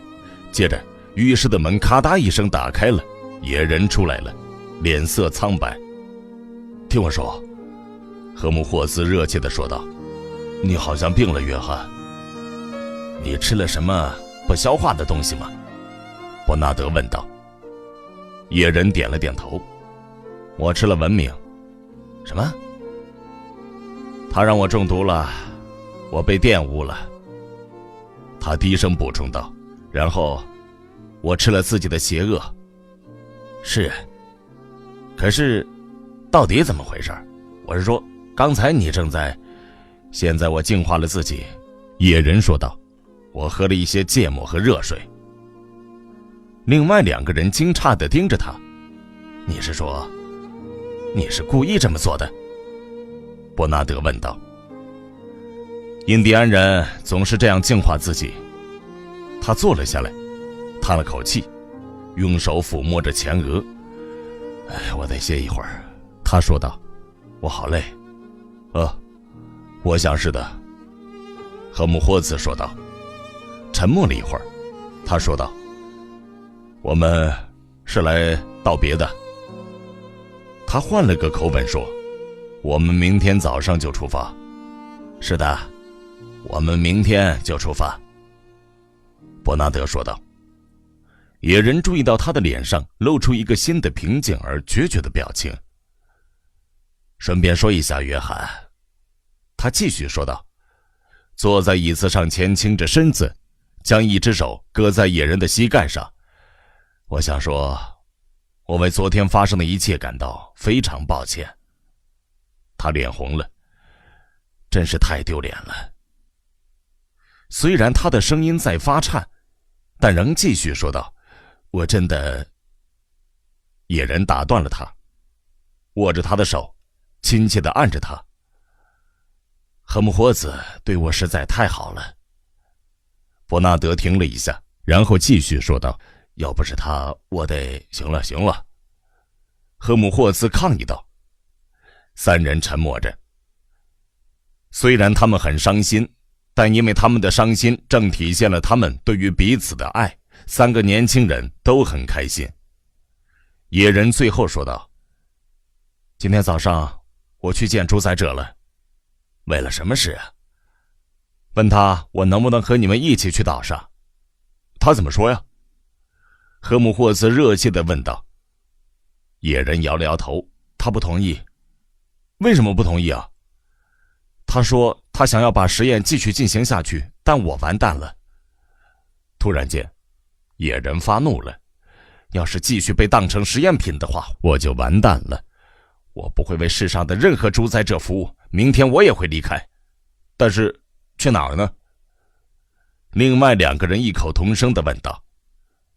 野人耸了耸肩膀，去哪儿都行，我不在乎，只要能一个人就行。从吉尔福德开始，下行航线顺着维古一直到哥德尔明，然后飞越米尔福德和惠特利，接着到黑斯米尔、彼得斯菲尔德和普茨茅斯。上行航线几乎和它平行，经过沃普斯登、汤汉姆、普顿汉、埃尔斯泰德和格雷索特。在野猪贝和星海德之间有几处地方2条航线相距不到6-7公里。对于不小心的飞行员来说，这一段距离太短了，尤其到了晚上，多吃了半颗苏木的情况下更是如此。这里出过好几次事故，特别严重的事故。上头已经决定将上行航线朝西边挪几公里。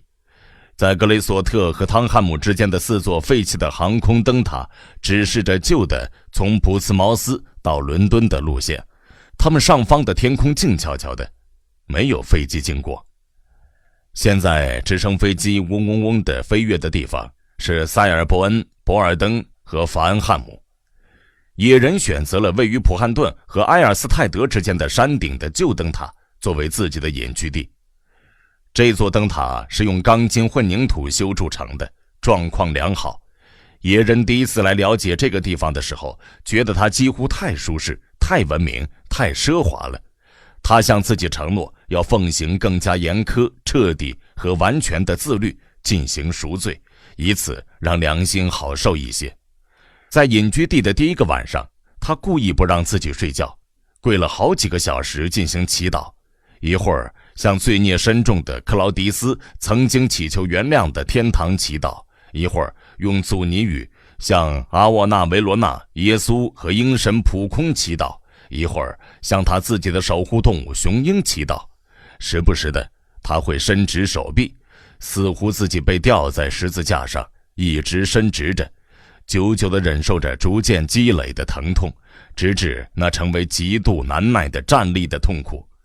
他自愿忍受这番痛苦，一边紧咬牙关，汗水从他的脸上淌落，一边不停地说着：“哦，原谅我，哦，让我变得纯洁，哦，请帮助我做一个好人。”说了一遍又一遍，直到最后，他几乎快疼晕过去了。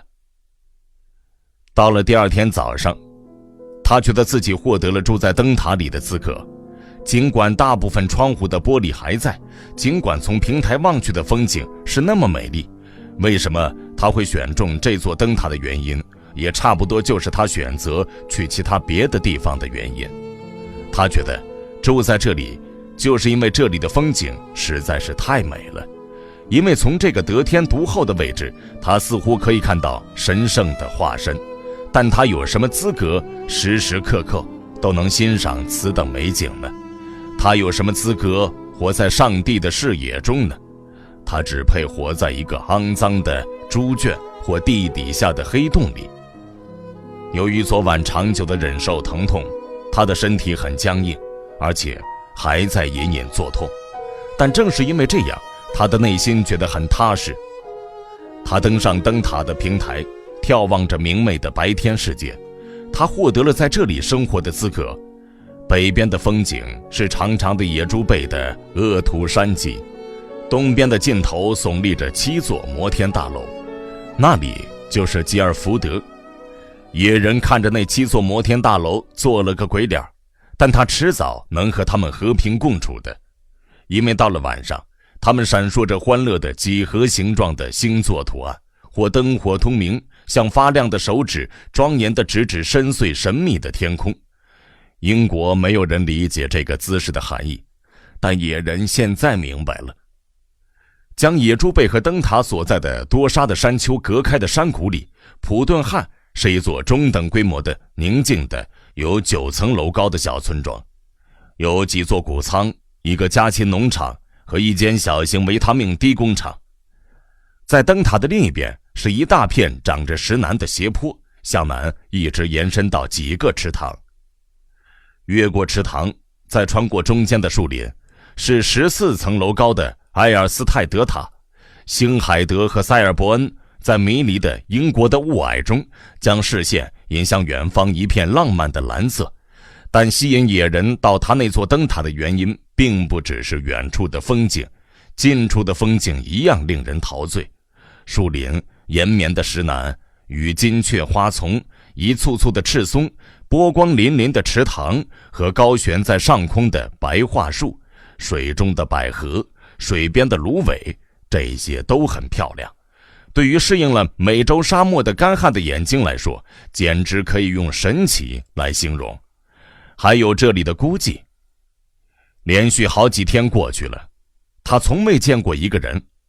这座灯塔离查林梯子塔只有15分钟的航程，但这片萨里的荒原几乎和熔岩区的群山一样荒凉。每天离开伦敦的人群只是出城去打电磁高尔夫或打网球。普顿汉不是交通枢纽，最近的黎曼区面球场在吉尔福德。这里的迷人之处只有鲜花和风景，因此他们没有理由来这里，没有人会来。野人独居的前几天，没有人来打扰他。刚到伦敦的时候，约翰领到了一笔钱用于个人的开销，他把大部分钱都用在购买装备上。在离开伦敦前，他买了4件粘胶纤维羊毛毯子、绳索、钉子、胶水、几件工具、火柴。不过他决定以后自己钻木取火，还有几个锅子和盆子，20多包种子和10公斤的小麦面粉。不要合成淀粉和棉花废弃物做的替代面粉，他坚持说道，即使它更有营养。但他无法抵制店主的游说，买了一些泛线激素饼干和维他命替代牛肉。现在看着这些罐头，他难过地责怪自己的软弱。可恶的文明世界的东西，他下定决心，即使挨饿也绝对不会去吃这些东西，这会给他们一个教训。他萌发了一个报复的念头，而这也是给他自己的教训。他数了数他的钱，他希望剩下的那点钱足够让他过冬。到了下一个春天，他的花园应该能够种出足够的粮食，让他能够自给自足，不需要依赖外部世界，而且他还可以去打猎。他见过有很多兔子，而且池塘里还有水禽。他立刻着手制作弓箭。灯塔附近有白蜡树，至于箭杆，这里有一丛漂亮笔直的针树苗。他砍下一棵年轻的白蜡树，将6尺长的没有长枝杈的树干剥光树皮，慢慢地进行手削，像老米兹玛教他的那样打磨白色的木头。最后的成品是一根和他一样高的白蜡杆，稍后的中间部位非常结实，而稍细的两头富有弹性。干这个活让他觉得非常愉快。在伦敦的那几个星期，他无所事事，无论他想要什么，只需要按下一个按钮或旋开一个把手就可以了。能够做一件需要技巧和耐心的工作，带来了纯粹的快乐。就快把白蜡杆消磨成型的时候，他才猛地意识到他在唱歌。他似乎从外面闯了进来，待到自己正在明目张胆地做坏事，他内疚的脸红了。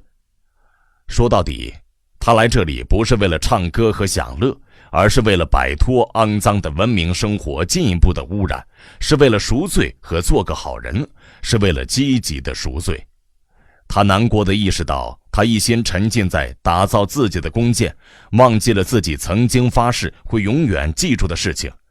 可怜的琳达，还有他蓄意谋害他的歹毒，还有那些讨厌的多胞胎，像狮子一样簇拥在他的临终病床前，还有他自己的悲痛与忏悔，还有诸位神明。他发过誓，要记住这一切。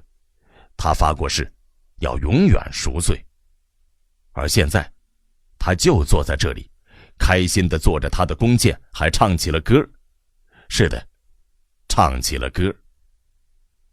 他他走到灯塔里，打开那盒芥末，烧了一些开水。半个小时后，3个来自普顿汉的同一个波卡诺夫斯基群体的次等德尔塔农场工人碰巧开车到埃尔斯泰德。开到山顶的时候，惊讶地看到一个年轻人站在那座废弃的灯塔外面，脱光了上身的衣服，用一根有节的鞭子在抽打自己。他的脊背布满了暗红色的鞭痕，每一道鞭痕都流出细细的血柱。那辆卡车的司机把车停在路边，和他的2个同伴目瞪口呆地看着这幕奇景。1下，2下，3下，他们数着抽了多少下。打了第8下之后，那个年轻人中断了他的自我惩罚，跑到树林边上，在那里剧烈呕吐。吐完之后，他拿起鞭子又开始鞭打自己，9下、10下、11下、12下。我主福特呀，司机喃喃说道。他那2个同伴也有同感。我的主福特呀，他们惊叹道。3天后，就像朝着尸体蜂拥而至的秃鹫一样，记者们来了。那把公用绿色的木头生的慢火烤干烤硬后已经准备好了，野人正忙着做他的剑。30根针数的枝条已经被削好和烤干，用锋利的钉子做箭头，小心翼翼地刻好了搭弦的凹痕。有一晚，他还跑到普顿汉的那座家禽农场，现在有足够的羽毛装备所有的箭了。正在给箭装羽毛时，第一位记者找到了他。那个男人穿着气垫鞋，悄无声息地从后面走上来。早上好，野人先生，他说道，我是准点广播的代表。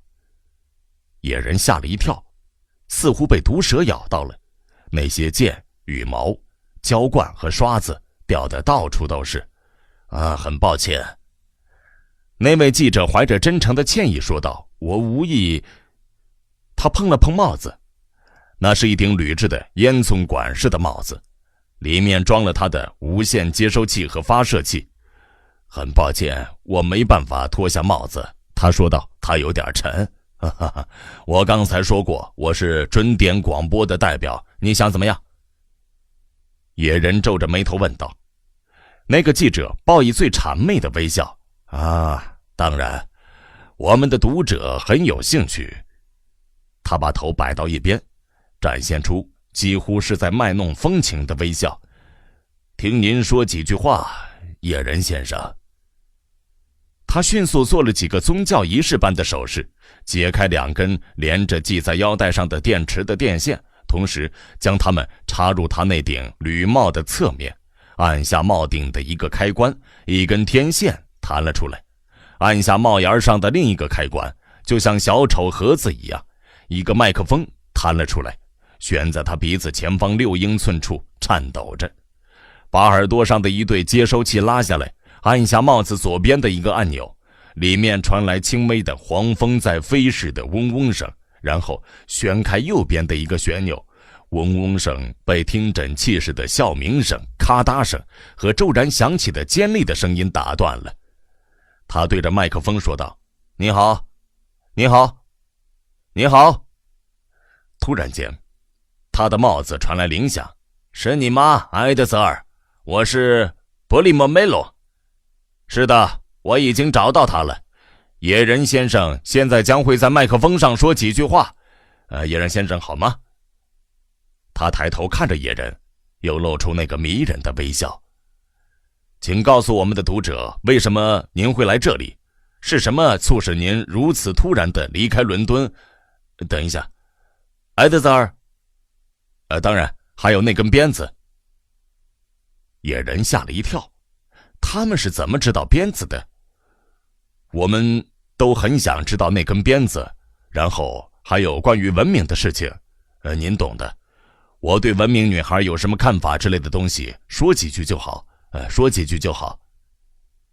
野人以一句没有意义的话满足了他的要求，他只说了8个字，就这么多，8个字。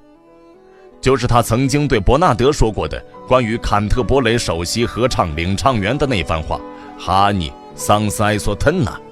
然后抓住那个记者的肩膀，把他转了个圈儿。那个年轻人胖乎乎的身躯是个很好的目标，瞄准他的屁股，以足球冠军的力道和准确踢出最精彩的一脚。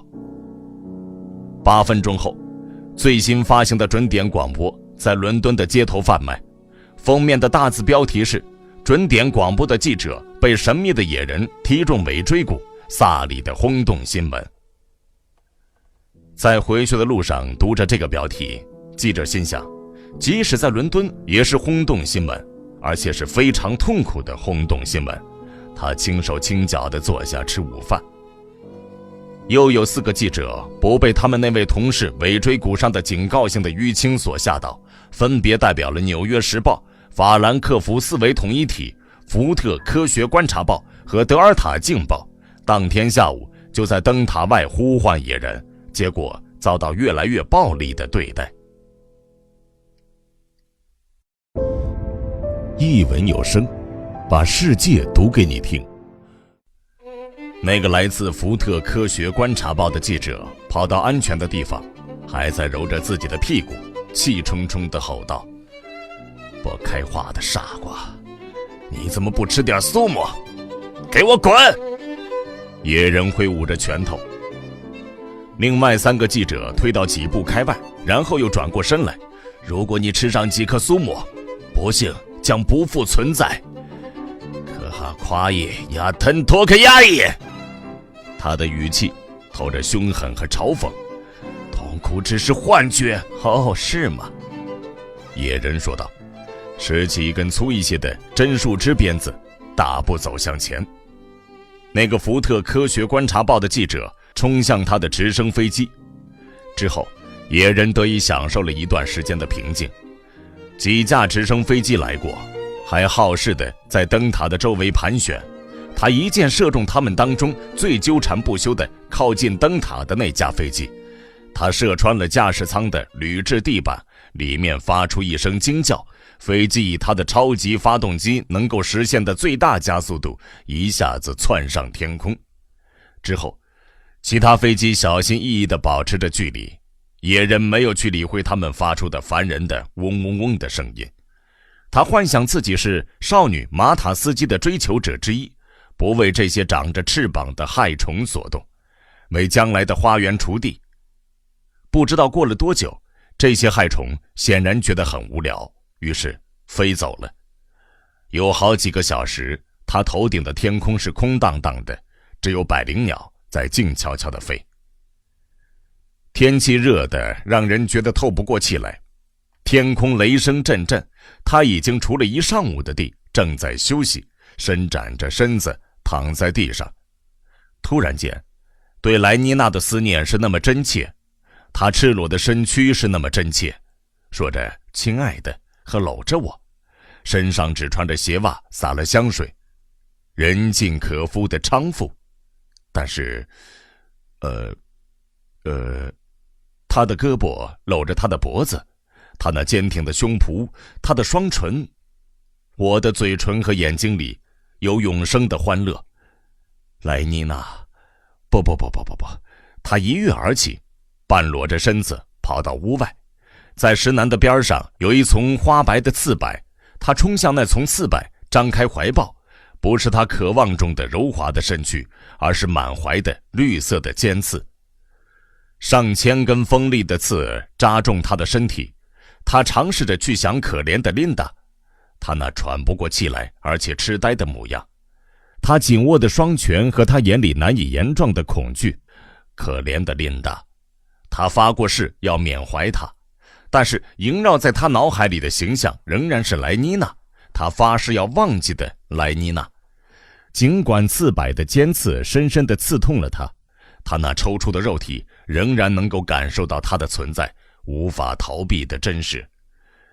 亲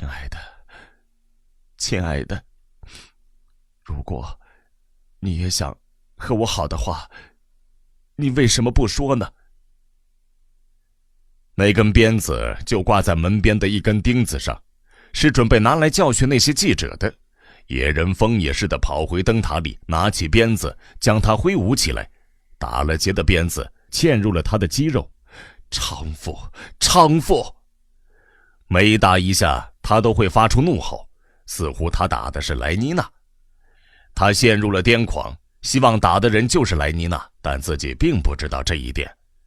白皙、温暖、香气袭人的水性杨花的莱妮娜，娼妇！然后他绝望地说道：“哦，琳达，原谅我，原谅我，上帝，我是坏人，我是罪人，宝宝，你这个娼妇，你这个娼妇！”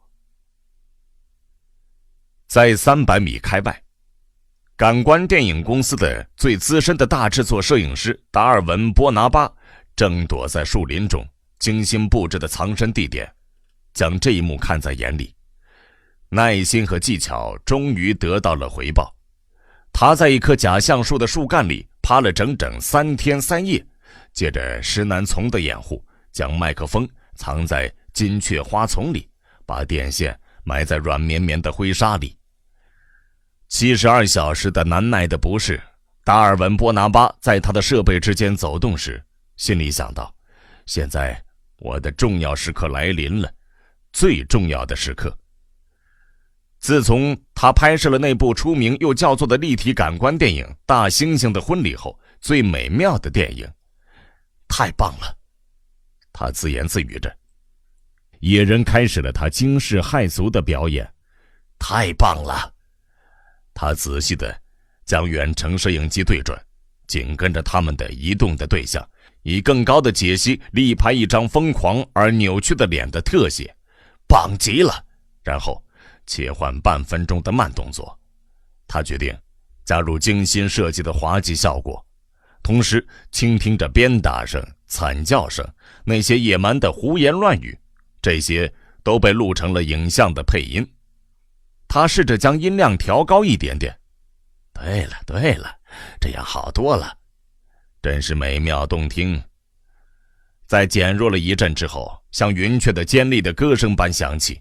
他希望野人能够转过身来，这样他能拍到那血淋淋的几倍的好特写。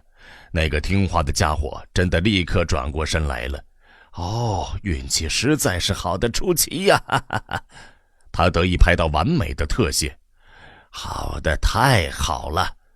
拍完之后，他自言自语道：“真是棒极了。”他抹了抹脸。等他们在工作室加入感官效果，它将会是一部精彩的电影。达尔文·波拿巴心想，几乎可以和抹香鲸的恋爱生活相提并论。无主福特呀，真是太好了。12天后，萨里的野人上映了，在西欧的每一座一流的感官电影院都可以看到、听到和感受到。波拿巴的电影立刻引发了轰动效应。他上映当晚的第2天下午，约翰的郊野宁静突然被头顶一群蜂拥而至的直升飞机打破了。他正在花园里锄地，也在他的思想中进行耕耘，艰辛地翻啃着自己的思想。死亡，他一遍又一遍地将铲子插进泥土。我们所有的昨天，不过替傻子们照亮了到死亡的土壤中去的路。在字句之间轰隆隆地响着雷声。他又铲起一铲子泥土。为什么琳达会死？为什么他会慢慢地变得人不像人，鬼不像鬼？最后他不寒而栗。他是块可轻可稳的好腐肉。他用脚踩着铲子，重重地将它踩进坚实的泥土中。在上帝看来，我们就像顽童眼中的苍蝇，他们杀死我们只为了取乐。雷声又响起了，宣称这些话语自身就是真理，比真理本身还要真实。但是那个葛罗斯特将他们称为永远仁慈的神明，而且睡眠是你所渴慕的最好的休息，可是死是永恒的宁静，你却对它心惊胆裂。永恒的宁静，但在睡眠中可能有梦。他的铲子碰到了一块石头，他弯下腰捡起石头，在死之长眠中会有何梦来临？头顶的低鸣声变成了怒吼，突然间他被阴影遮盖住，有什么东西挡在他和太阳之间。他抬头一看，大吃一惊，困惑地张望着。他的思绪仍然在那个比真理更真实的世界里徜徉，仍然专注于死亡与神圣的宏大命题。抬头看见在头顶不远处是一群盘旋的飞机，它们就像蝗虫一样飞了过来，悬在空中，然后降落在他身边的石楠丛中。从那些硕大的草蜢的肚子里走出穿着白色粘胶纤维法兰绒衣服的男人，和穿着醋酸丝绸缎长袍或仿天鹅绒短裤、无袖上装与拉链拉到一半的单衬衣的女人。每一架飞机都成双成对。几分钟后就来了10几个人，围着灯塔站成一个大圈，盯着他看，大笑着，按着照相机扔出花生，似乎在给猩猩喂食。一包包性荷尔蒙口香糖，泛线激素小饼干。每过一会儿，它们的数目越来越多，因为现在飞机从野猪背那边川流不息地飞来，就像置身于噩梦中一样，从10几架变成了几十架、几百架。野人就像一头困兽，步步退却，背靠着灯塔的墙壁，看着那一张张脸，吓得说不出话来，恍如一个白痴。一包口香糖瞄得很准，打中了他的脸颊，把他从浑浑噩噩中拉回到现实。一股惊愕的疼痛让他醒过来了，而且非常生气。滚开！他吼叫着。猿猴说话了，人群爆发出一阵大笑和鼓掌。干得好，野人老伙计，加油加油！在杂乱无章的叫嚷声中，他听到鞭子鞭子鞭子。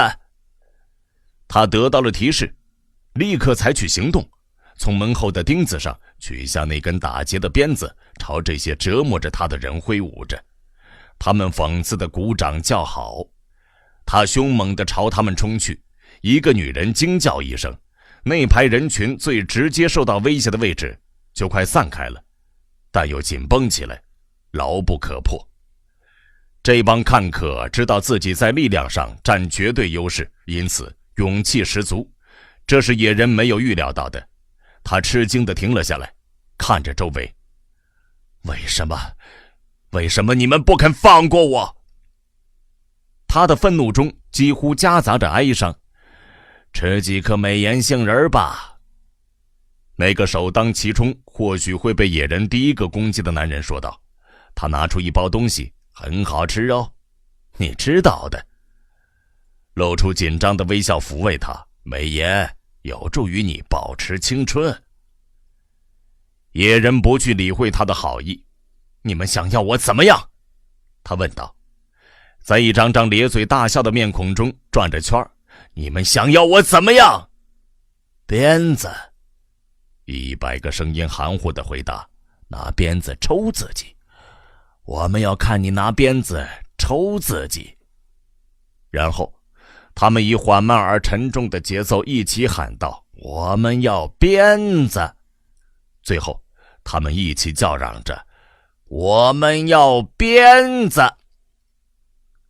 其他人立刻加入到呐喊中，这句话像鹦鹉学舌一样被不停地重复了一遍又一遍，音量越来越高。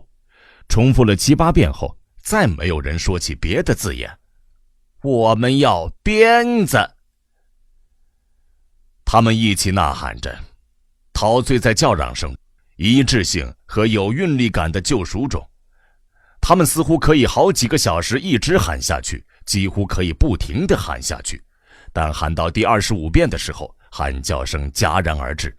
另一架直升飞机从野猪背那里飞了过来，在人群上空盘旋着，然后落在离野人几码远的地方。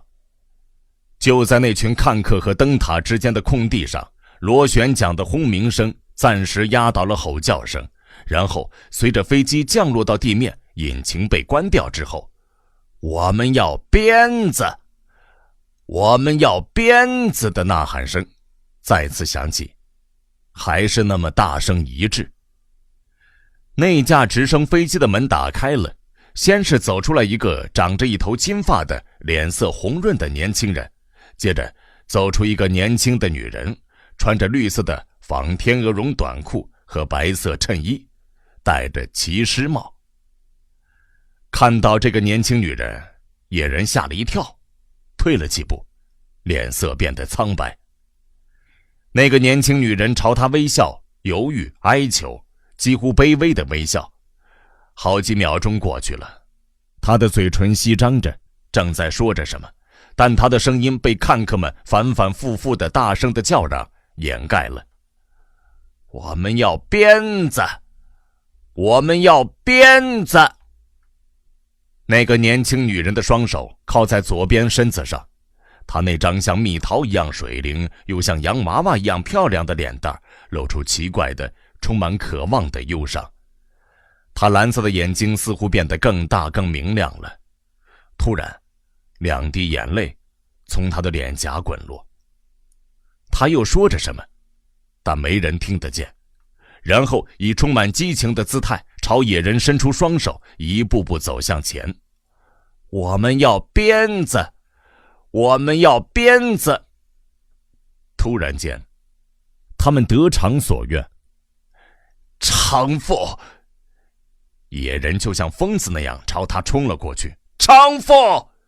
他像疯子一样拿着他那根有许多小节的鞭子抽打着他。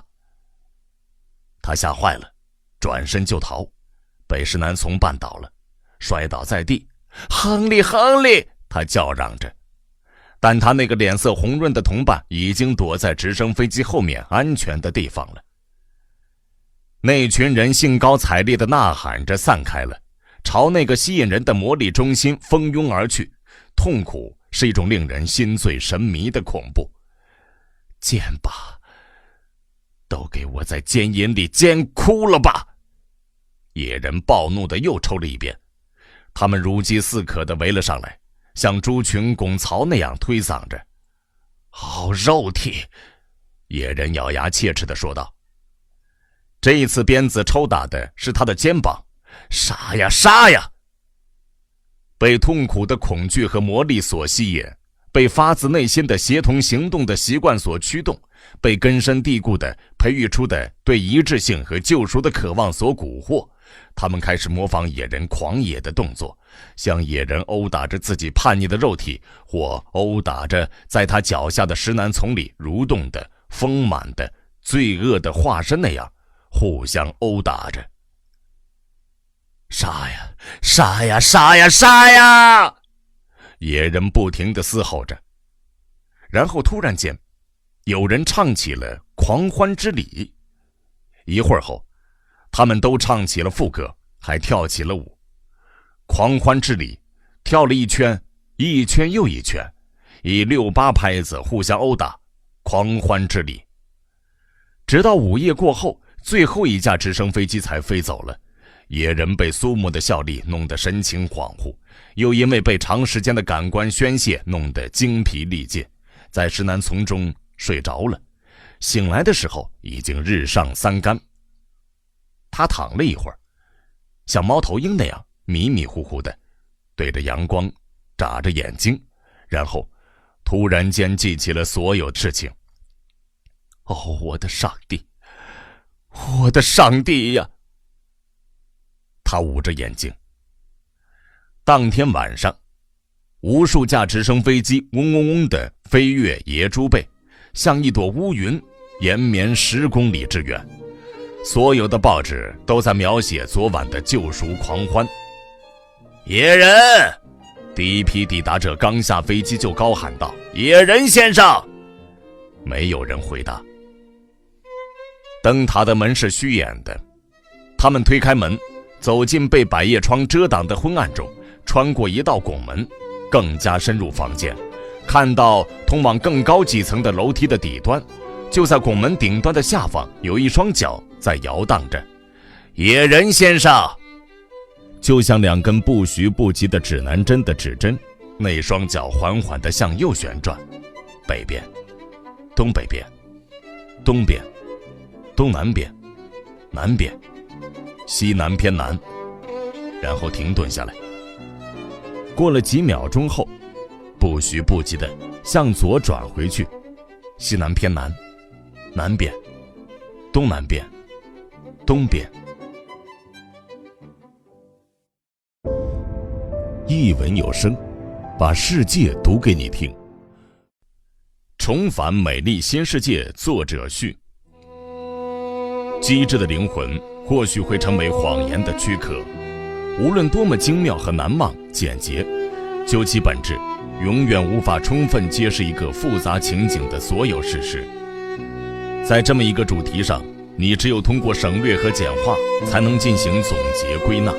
省略和简化有助于我们进行理解，但很多时候会让我们的理解出错，因为我们所理解的内容或许只是由缩略者精心归纳的概念，而不是纷繁宏大的现实，而它才是主观抽象所得出的概念的本源。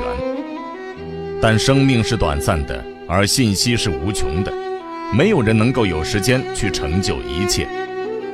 在实践中，我们总是被迫在过分简略的阐述和无法进行阐述之间做出选择。简略是必要的恶，缩略者的任务就是尽可能做到最好，虽然在本质上是不好的，仍强于什么都不做。他必须学会简化，但不至于弄虚作假；他必须学会专注于情况的本质内容，但又不至于忽略太多起到决定意义的旁支细节。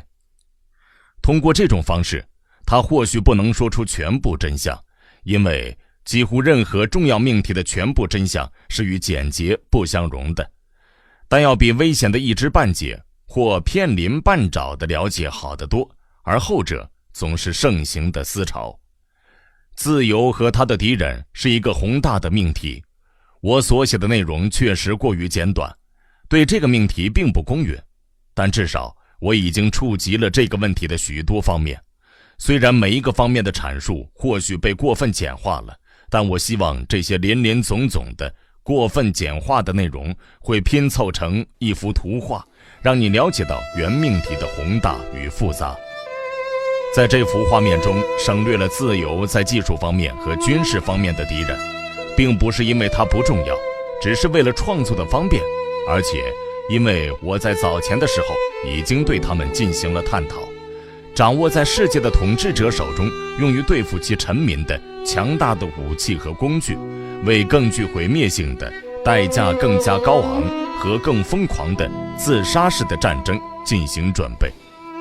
接下来的章节发生的背景将是匈牙利人的起义和对他的镇压、氢弹，每一个国家为了国防而付出的代价，还有无穷无尽的身穿军装的年轻士兵的队伍，有白种人、黑种人、棕种人、黄种人，他们正俯首帖耳地行军，朝公共墓地前进。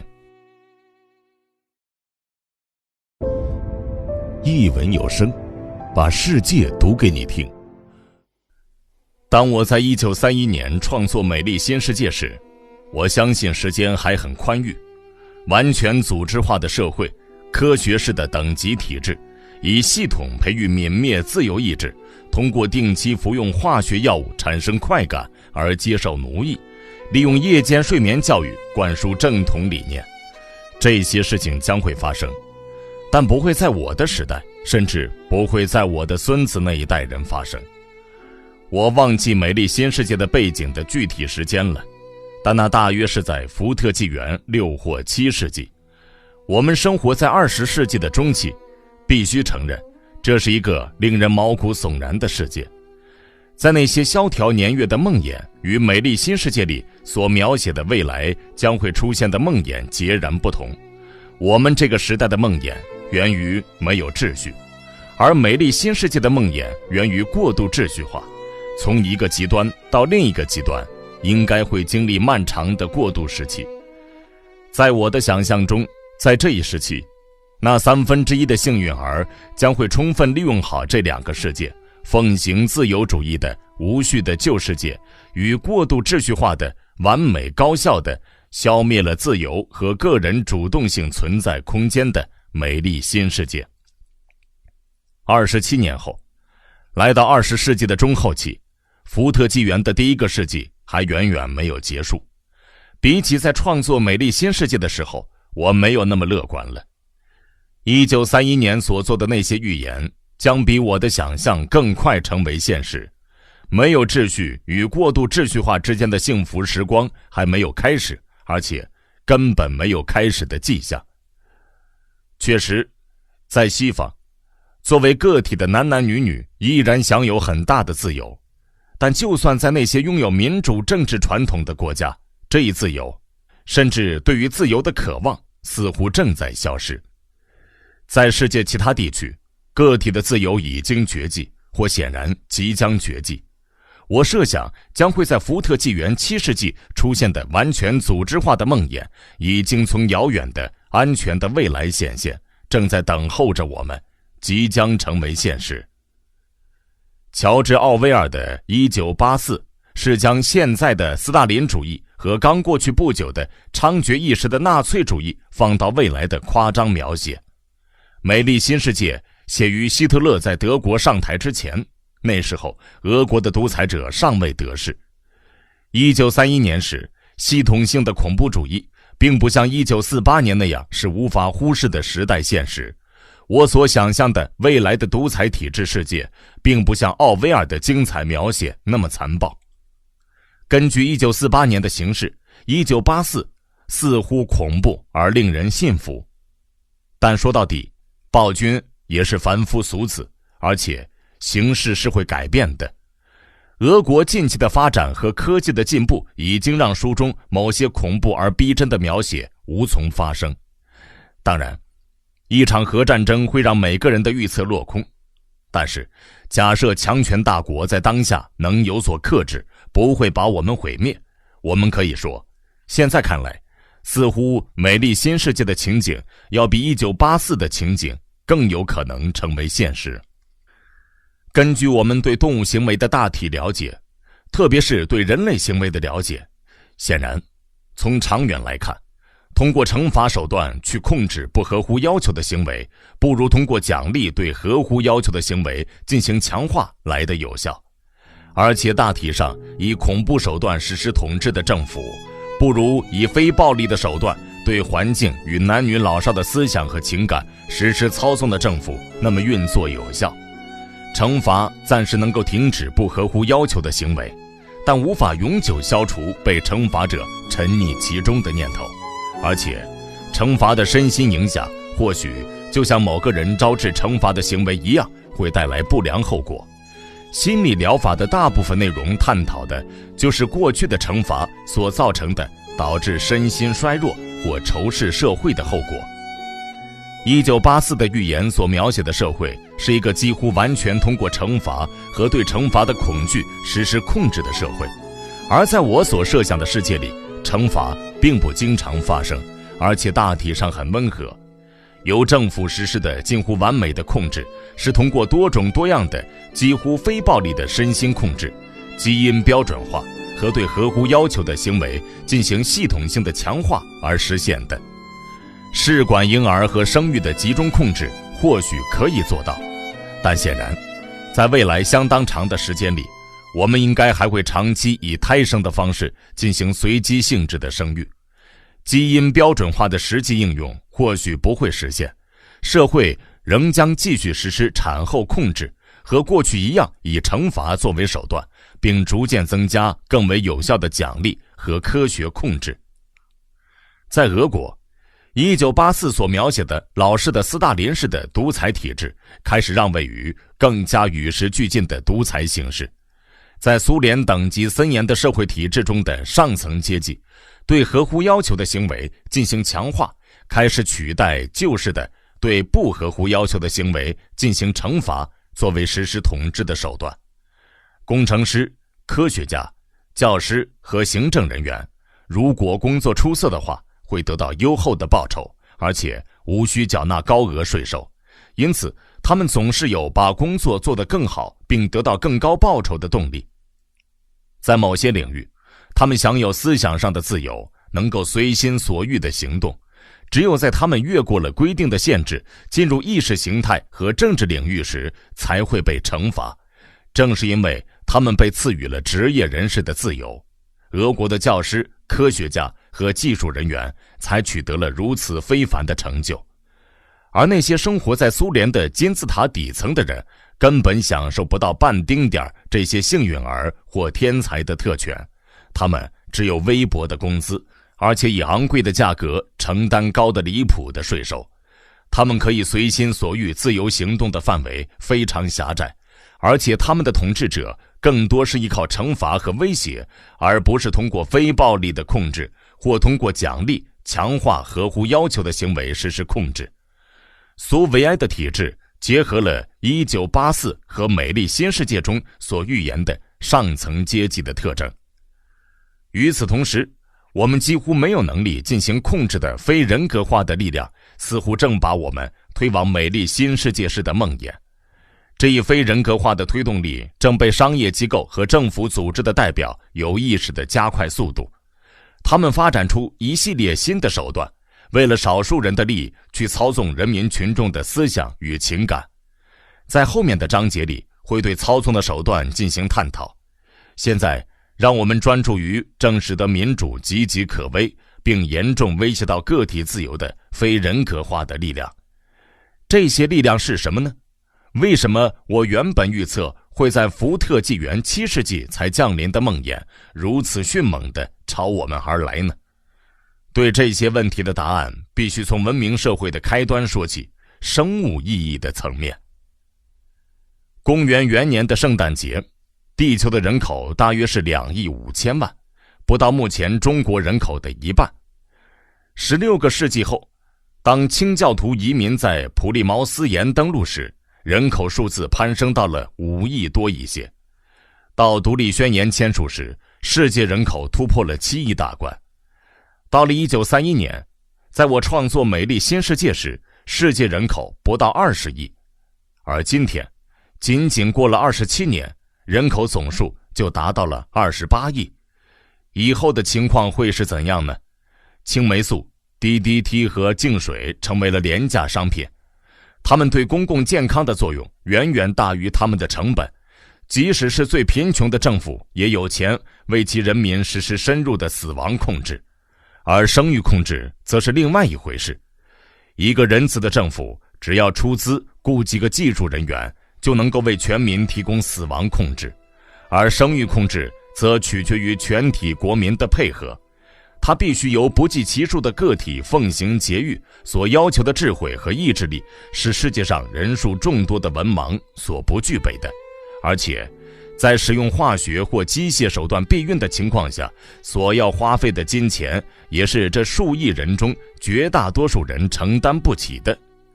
此外，没有任何宗教或社会传统会赞成滥杀，而提倡不受节制的生育的宗教和社会传统则影响深远。正是基于这些原因，死亡控制可以轻易实现，而生育控制的实现则很困难。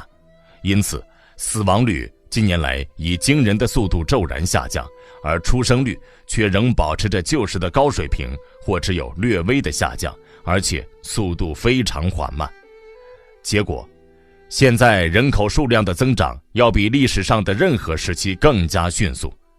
此外，每年的增长自身也在增长，除了以复合增长的规律稳定增长之外，在技术落后的社会，随着公共健康法则的一一落实，人口还呈现非常规的增长。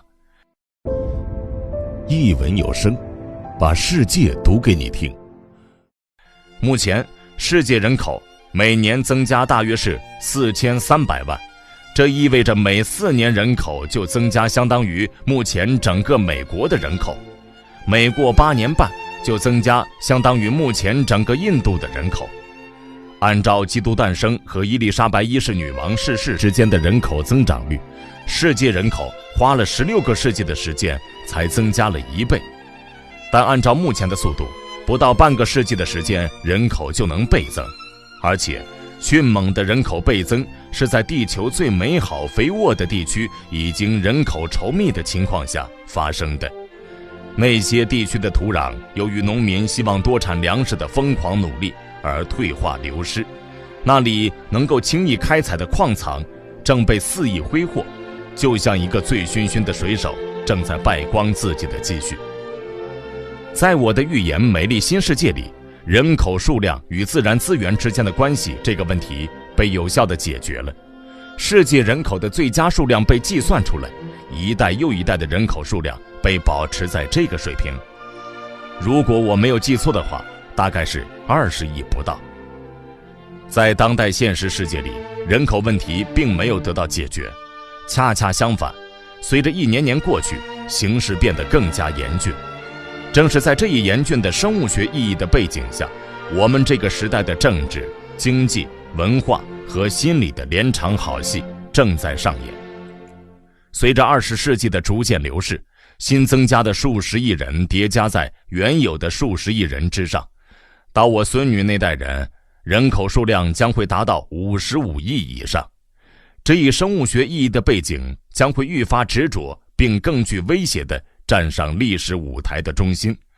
急剧增加的人口与自然资源、社会问题和个人幸福之间的问题，是当前人类的最主要的问题，而且在接下来的一个世纪里仍会是最主要的问题，或许还将延续到之后的几个世纪。新的时代应该始于1957年10月4日，但事实上，当前我们所有关于后人造卫星时代的高谈阔论根本没有意义，甚至很荒唐。对于人类而言，接下来的时代不会是太空时代，而会是人口过剩的时代。我们可以对一首老歌的歌词稍加改动，并提问：如此辽阔的空间，能不能在厨房里生起火？亦或小小的神明会转起烤肉叉、烤肉叉、烤肉叉？显然，答案是否定的。登月对于强大的国家来说，或许会带来军事优势，但它并不能改善生活。再过50年，当前的人口规模将会倍增。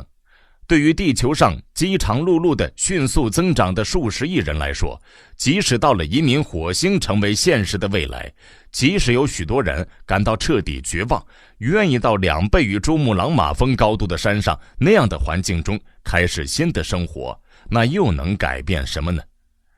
过去4个世纪以来，许多人从旧世界漂洋过海来到新世界，但无论是他们离去，还是将食物和原材料带回来，都无法解决旧世界的问题。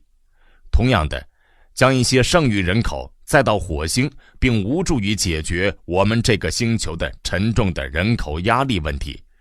这个问题没有解决，我们的其他问题也就无法解决。更糟糕的是，它将会使得个体自由和民主生活方式的社会价值观根本无法存在，或几乎无法想象。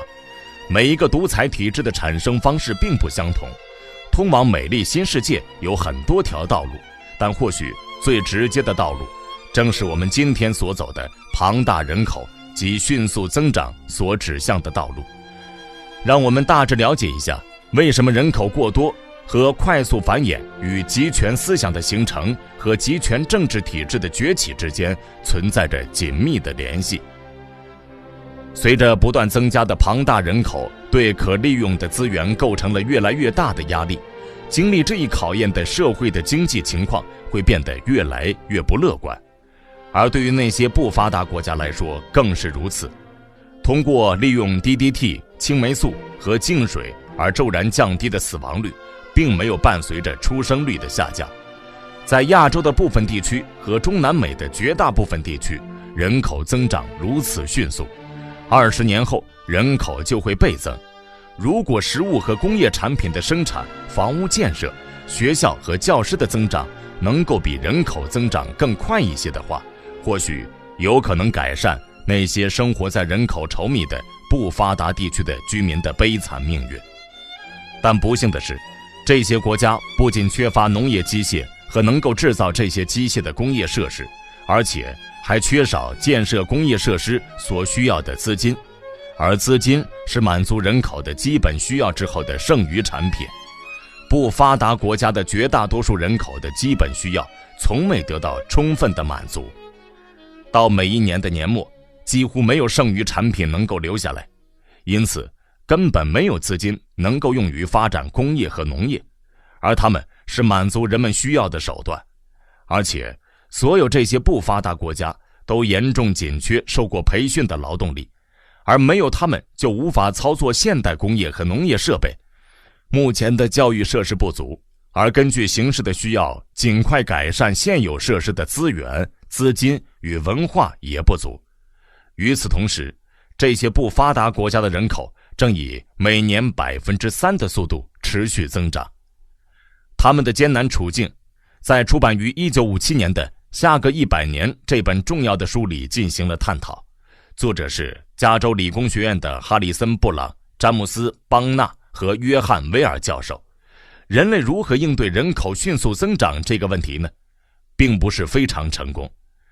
有力的证据表明，过去半个世纪以来，大部分不发达国家的个人处境明显恶化，他们的伙食变得更糟糕了，每个人所拥有的财产也更少了。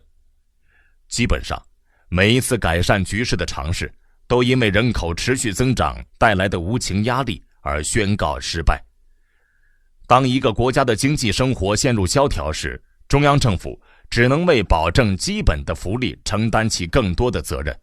他必须制定精密的计划应对严峻的局面，他必须对民众的活动实施更大的控制。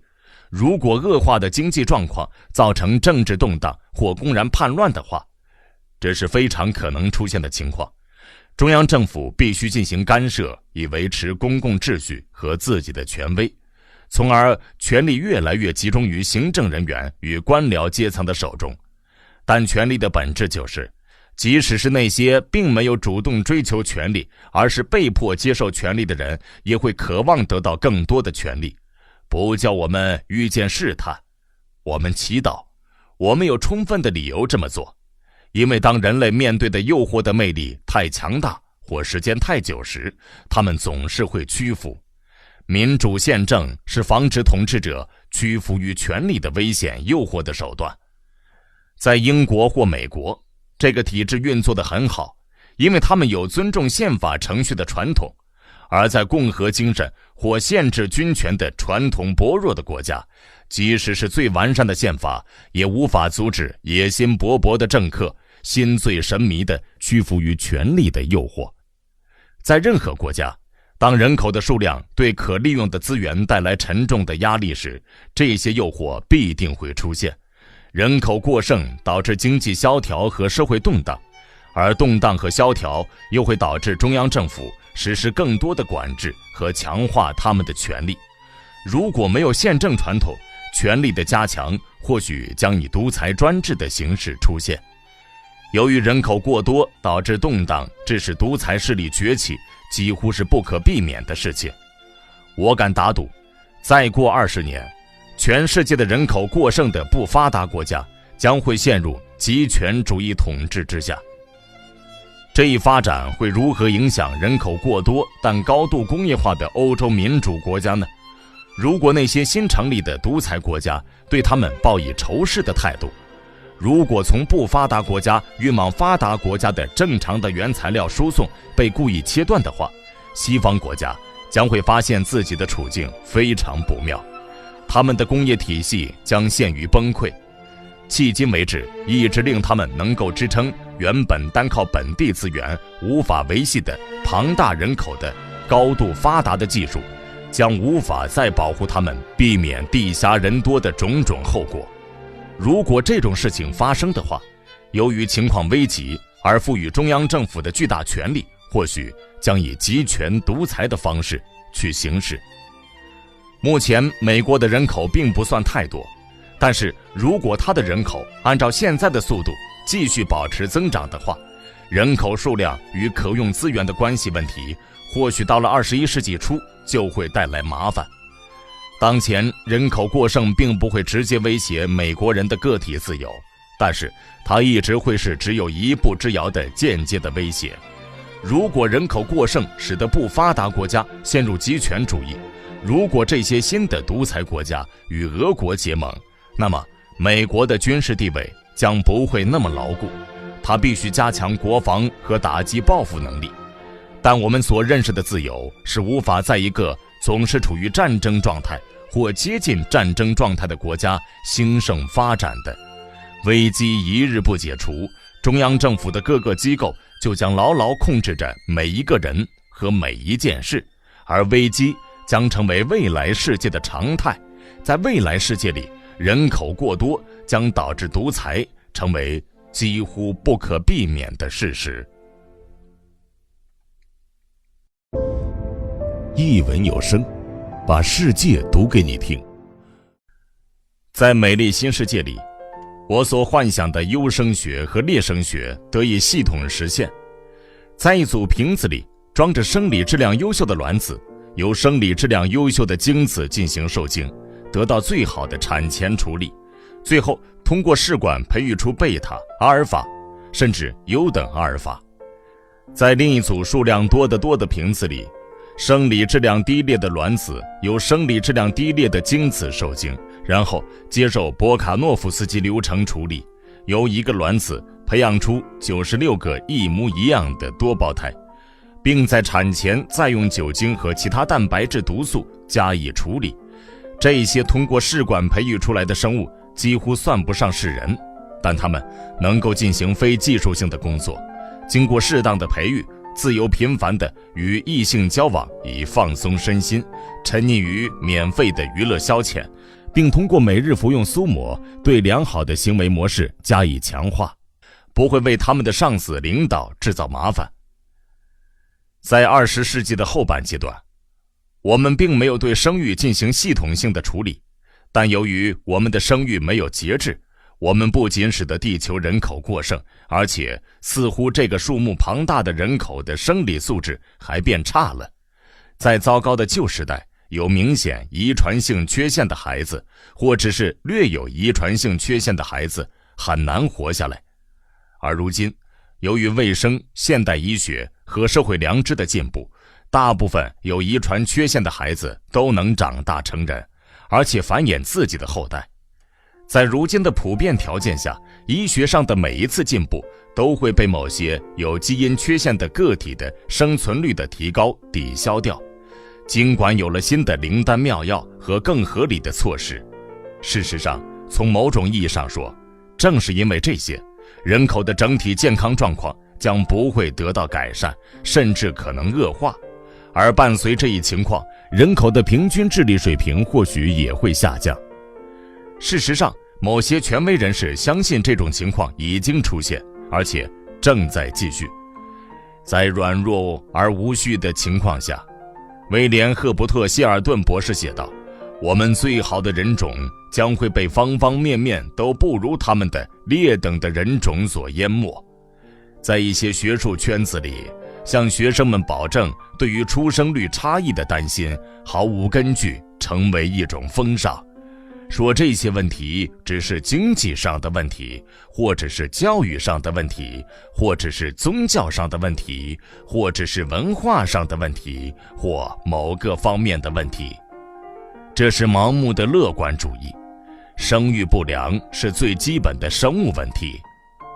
他还补充说，没有人知道这个国家美国的平均智力水平自从1916年特曼尝试标准化 IQ 100的意义以来，到底下降了多少。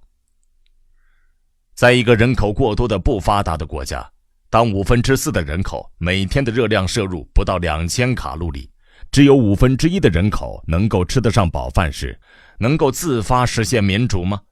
如果民主制度由外部确立或自上而下推行，它能够维持下去吗？现在，让我们思考一下富裕的工业化的民主社会的情况。在劣生学随机而有效的作用下，智力水平和身体机能正在下降。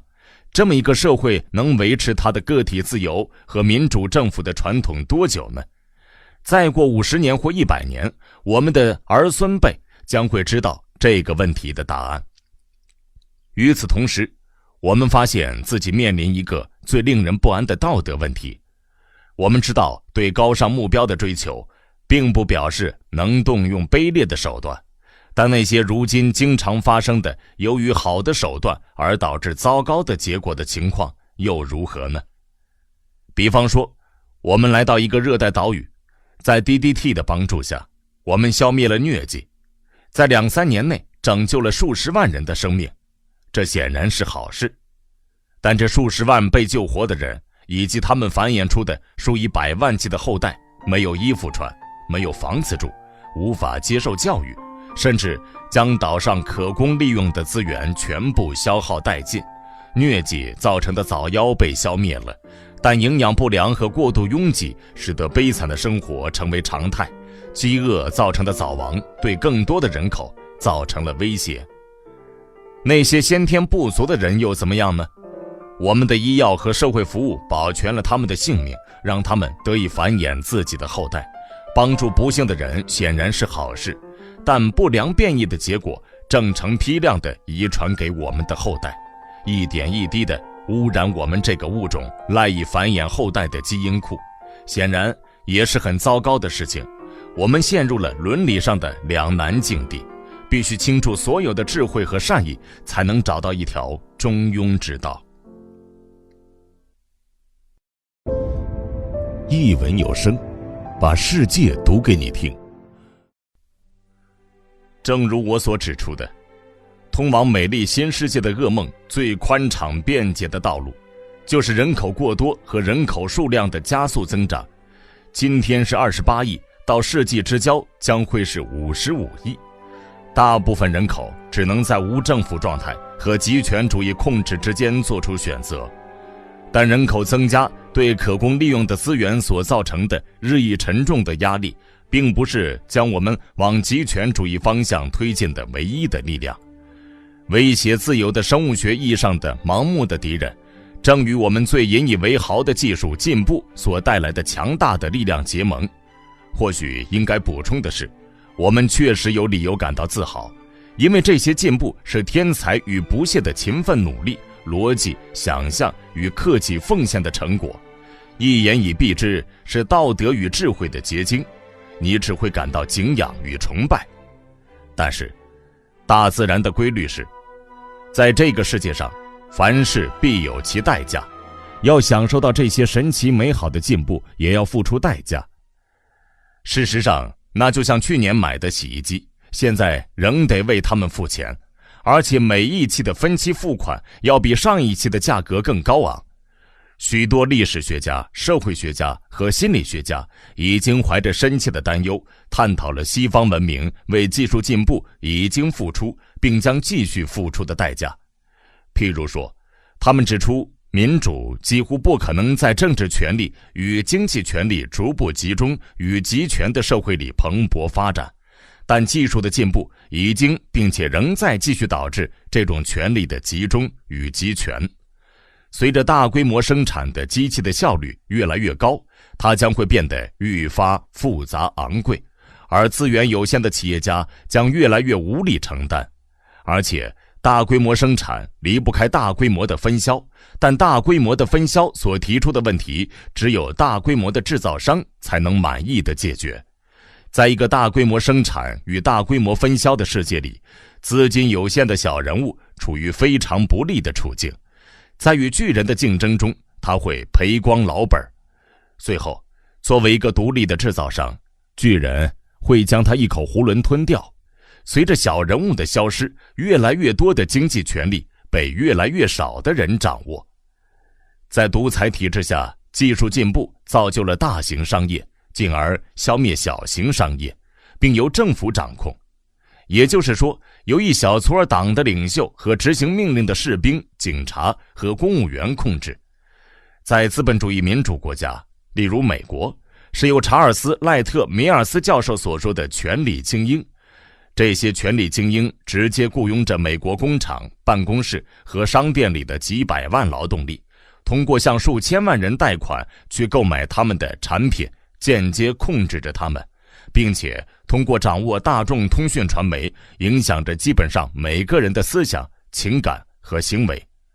套用温斯顿·丘吉尔的话说，从未有如此之多的人被如此之少的人如此程度的实施操控。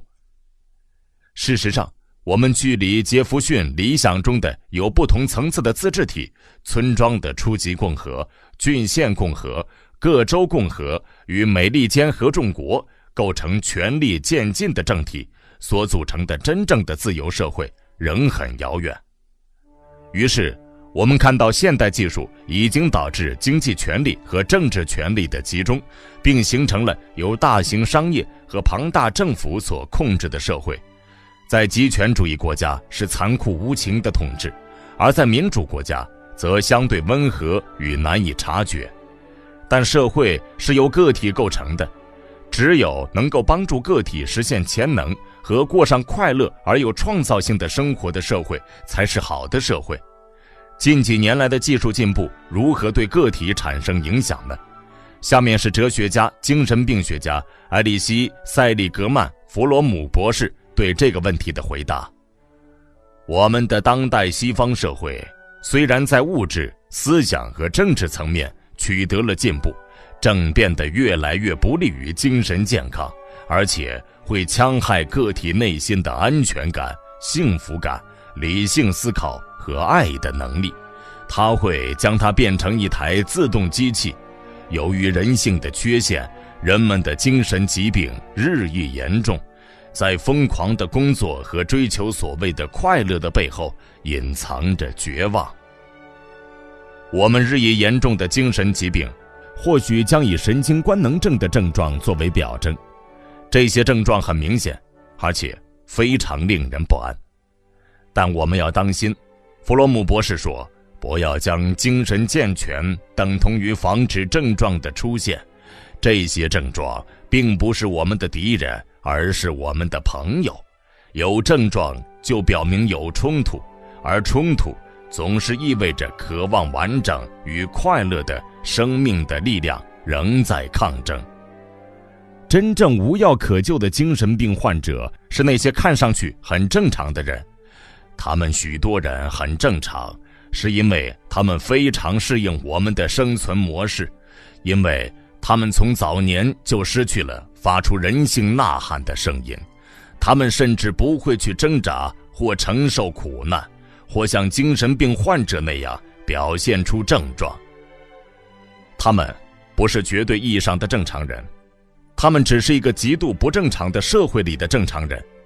他们完美地适应了这个不正常的社会，这就是衡量他们的精神疾病严重程度的尺度。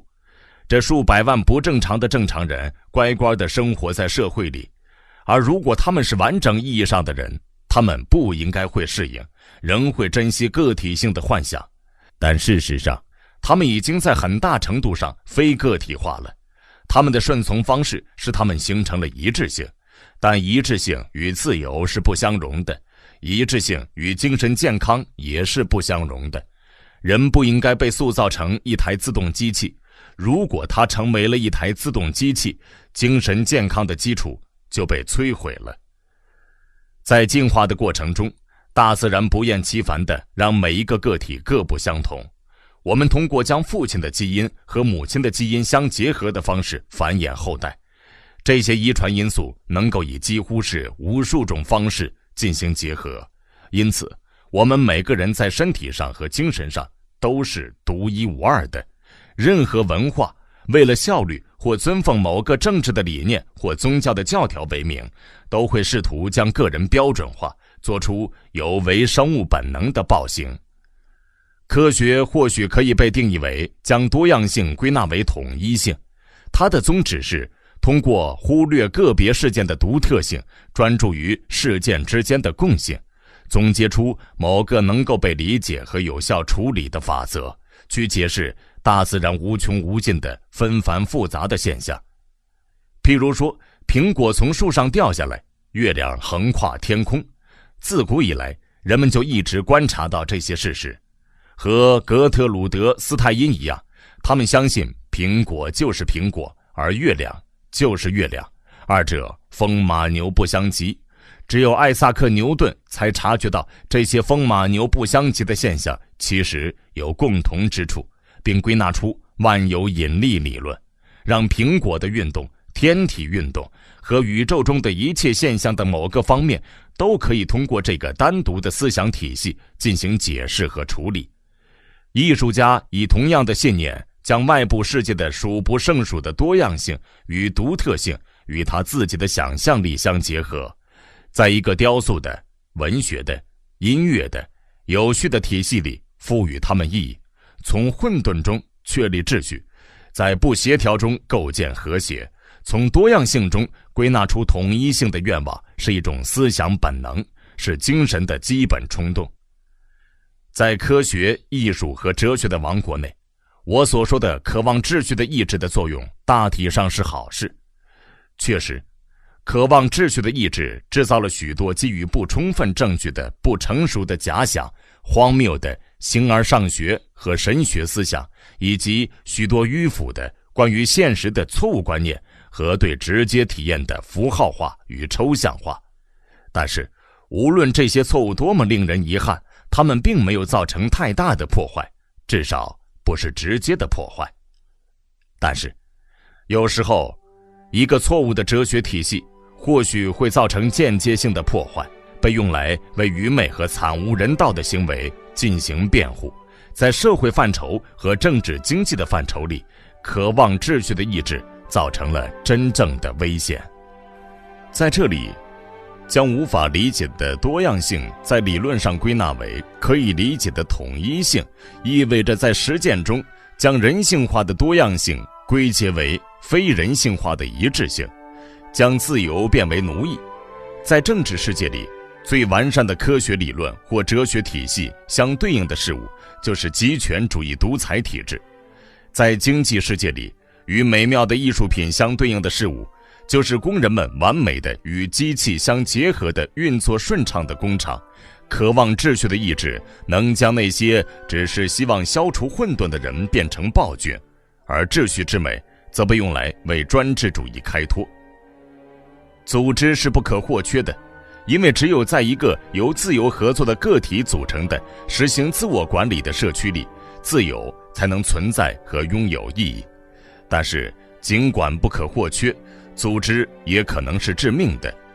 过多的组织会将男人和女人变成自动机器，扼杀创新精神和毁灭自由存在的可能。和以往一样，唯一的安全途径是在自由放任和完全控制这两个极端之间找到一条中庸之道。一文有声，把世界读给你听。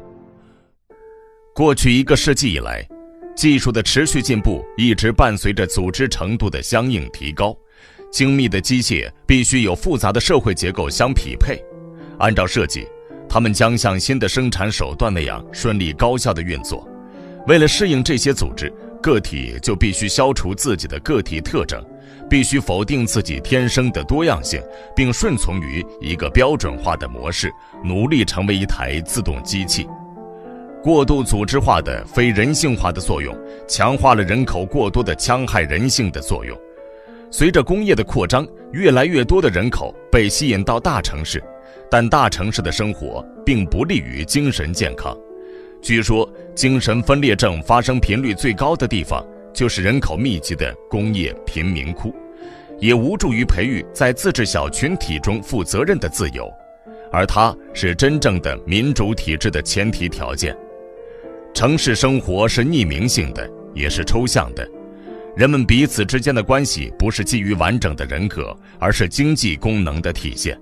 当他们不工作时，就只是不负责任的贪图享乐的人。过着这样的生活，个体会感觉到孤单和无足轻重，他们的存在失去了任何意义。在生物学的意义上，人有一定的群居性，但不是彻底的社会性动物。它更像是一头狼或一头大象，而不是一只蜜蜂或一只蚂蚁。原始形态的人类社会根本不像蚂蚁穴或白蚁窝，它们只是组成了族群而已。做一个简单的类比，文明是从原始的族群转变到社会性昆虫式的有机体的过程。当前人口过多的压力和技术变革正在加速这一进程。白蚁窝似乎可以实现了，甚至在某些人的眼里，它就是美好的理想。吴枭说，这个理想是永远无法实现的。在社会性的昆虫与群居性并不是特别强的头脑发达的哺乳动物之间横亘着巨大的鸿沟，即使那头哺乳动物尽自己的最大努力去模仿那只昆虫，鸿沟依然存在。无论他们多么努力地进行尝试，人类都无法构建出社会性的有机体，他们只能创造出一个组织。在尝试构建有机体的过程中，他们只是创造出了极权主义体制。美丽新世界描绘了一个奇妙而又有点低俗下流的社会图景，在那里将人类塑造的如同白蚁一般的尝试几乎达到了极致。显然我们正被推往美丽新世界的方向，但同样明显的事实还有，如果我们真心渴望的话，我们能够拒绝与正在推动我们的盲目的力量合作。但是抵制的愿望目前似乎并不是非常强烈或广泛。正如威廉·怀特先生在他那本杰出的作品《组织伦理》所指出的，一种新的社会伦理正在取代我们以人为本的传统伦理。社会伦理的关键词是调整、适应，以社会为依归的行为，归属感、社交技能的掌握、团队合作、集体生活、集体忠诚、集体驱动力、集体思考、集体创造力等。它的基本设想是，作为整体的社会，要比个人拥有更大的价值和意义。与生俱来的生物意义的差异应该让位于文化意义的一致性。集体的权利优先于18世纪所倡导的人权。根据社会伦理的看法，耶稣认为安息日是为人类创造的。这个想法是彻底错误的。恰恰相反，人类是为了安息日而创造的。他必须牺牲自己与生俱来的个人特征，伪装成集体活动的组织者心目中标准化的、合乎理想的、会交际的人。合乎理想的人会展现出合群活跃，多么美妙的字眼！和对集体拥有高度忠诚，总是乐意服从命令，有归属感。合乎理想的人必须有合乎理想的妻子，非常合群，有极强的适应力。不仅接受她的丈夫首先要忠于企业这个事实，而且自己也非常忠诚。就像米尔顿对亚当与夏娃的评论，他只为了上帝而生存，而为了上帝，他在他的身体中。在一个重要的方面，合乎理想的组织人的妻子要比我们的第一位母亲糟糕得多。他与亚当得到主的允许，可以放纵不羁地沉溺于年轻的嬉戏。我不愿意让亚当离开他那肌肤胜雪的伴侣，让夏娃背离仪式，让美妙的夫妻恩爱遭到拒绝。今天，根据哈佛商业评论的一位作家所写的，努力达到社会伦理所倡导的理想模范妻子，绝对不会要求占有她的丈夫太多的时间和关注，因为她需要一心一意专注于工作，甚至她的性生活也必须降低到次要的地位。僧侣们发誓要清贫、温顺和守贞，属于组织的人可以发财致富，但必须承诺服从。他毫无怨言地接受权威，崇拜他的领袖。墨索里尼永远是正确的，而且他必须做好准备，为了雇佣他的组织更伟大的荣耀，甚至舍弃夫妻恩爱。值得一提的是，在1984里，党员们被迫顺从地接受比清教徒主义更严苛的性伦理。而另一方面，在美丽新世界里，所有人都可以无拘无束地沉溺于性爱的冲动。奥威尔的预言所描写的社会是一个永远处于战争状态的社会，而他的统治者们行使权力的目的，首先当然是为了自己的快乐，其次是让他们的臣民长期处于战争所要求的紧张状态。通过禁止性爱，领导者们得以让他们的追随者保持合乎要求的紧张情绪，与此同时能够以最令人陶醉的方式满足他们的权力欲望。美丽新世界所描述的社会是一个世界统一的国家，战争已经被消除，统治者的首要目标是不惜一切代价让被统治者不制造麻烦。这一点，他们通过合法化一定程度的性自由，通过废除家庭以及其他手段，基本上保证生活在美丽新世界里的人不会有任何形式的毁灭性或创造性的情感压力。在1984里，权力欲通过施加痛苦而得到满足，而在美丽新世界里，则是通过给予快乐，但同样是对人的侮辱。显然，当前的社会伦理只不过是在为过度组织化的不良后果进行开拓，它代表了从不得已而为之的事情中寻求价值，将坏事变成好事的可悲的尝试。它是一个非常不切实际，因此极度危险的道德体系。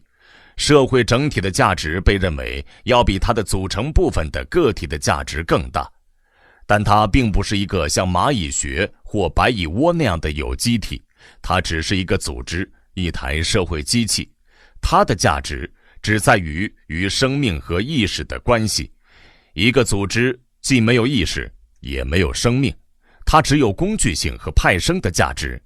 它本身并不美好，它的价值完全在于它如何能够让构成集体总和的个体获益，让组织优先于个人，就是让目标服从于手段。希特勒和斯大林已经清楚地展现了这一点。在他们残暴的统治下，通过暴力和宣传、系统性的恐怖和系统性的思想控制的综合运用，使个人的目的服从于组织这个手段。在独裁制度更有效率的明天，或许暴力行为不会像在希特勒和斯大林的统治下那么多。未来的独裁者的臣民将会没有痛苦地被一帮经过高度培训的社会工程师实施组织管理。我们这个时代的社会工程的挑战，一位这门新科学的热情的支持者写道，就像50年前技术工程遇到的挑战一样。如果说20世纪的前半叶是技术工程师的时代，后半叶或许将会是社会工程师的时代。而我猜想21世纪将会是世界主宰科学等级体制和美丽新世界的时代。至于监督者由谁监督这个问题，又会是谁来规划工程师他们呢？答案就是直白的否定，他们不需要任何监督。某些社会学博士似乎相信他们绝不会受到权力的侵蚀，就像加拉哈特骑士，他们有以一当十的能力，因为他们的心灵是纯洁的。而他们有纯洁的心灵，是因为他们是科学家，经过了6000个小时的社会学研究。呜呼，高等教育并不一定能保证更高尚的品格或更高明的政治智慧。除了伦理和心理层面的担忧之外，还有纯粹科学性的担忧。我们能够接受社会工程师们为他们操纵人类的做法所提供的依据和辩护的理论吗？比如说，埃尔顿·梅奥教授向我们强调说，人有强烈的愿望，想要和他的同伴们一起工作，即使那不是最强烈的人性的特征。我会说，这显然不是真相。有些人像梅奥那样喜欢和人交往，但有些人并非如此。这是性格和遗传的问题。任何基于人类总是渴望与同伴交往的设想的社会组织，对于许多男男女女来说，就是普洛克鲁斯滕斯之床，要么会被截肢，要么会被拉长，才能适应这张床。还有，许多当代的社会关系理论家对中世纪诗情画意的描写是多么浪漫而误导。中世纪的人作为行业工会、庄园或村庄议员，受到他们的保护，得到一生的安宁。我们会问，保护他们不受什么的伤害呢？肯定不是免受上层阶级无情的欺压。而伴随着安宁贯穿中世纪的始终是常年的沮丧、郁郁寡欢和僵化的等级森严的不允许社会阶层上下流动的体制。人们都被绑在土地上，几乎没有横向流动的空间。对这个体制怀着强烈的憎恨。人口过剩和过度组织化的非人性化的力量，以及尝试引导这些力量的社会工程师们，正将我们往新的中世纪制度的方向推去。中世纪的复兴会比美丽新世界中构想的制度设施，如婴儿培育、睡眠教育和药物刺激的欢愉更加容易接受，但对于大部分人来说，这仍然是一种奴役。一文有声，把世界读给你听。欧洲的信条是，杰弗逊写道，有人组成的团体一定会逾越秩序与公义的界限，只能由权威施加独立于他们的意志之外的武力与道德，才能维持秩序与公义。而我们美国新民主体制的缔造者则相信人是理性的动物，生来便拥有天赋的权利和正义感，能约束自己不做坏事，将有节制的权利交托于他们自己选出的人手中，由他们保护自己的权利，并自愿履行职责。后弗洛伊德时代的人会觉得这番话精致典雅，富于感染力。人类并不像18世纪的乐观主义者所想象的那么理性和天生怀有正义感。另一方面，他们也不像20世纪的悲观主义者想让我们相信的那么道德败坏或毫无理性可言。虽然有本我和无意识，虽然神经官能症与智商低下十分普遍，大部分人或许正派讲理，能够被信任，能够去实现自己的命运。民主制度是在尊重个体自由和主动性的基础上协调社会的机制，并让国家的统治者的直接权力臣服于被统治者的最高权力。事实上，在西欧和美国，总的来说，这些制度一直运作有效，证明18世纪的乐观主义者们并非错得很离谱，人类很有可能管好自己，并更好地实施自治。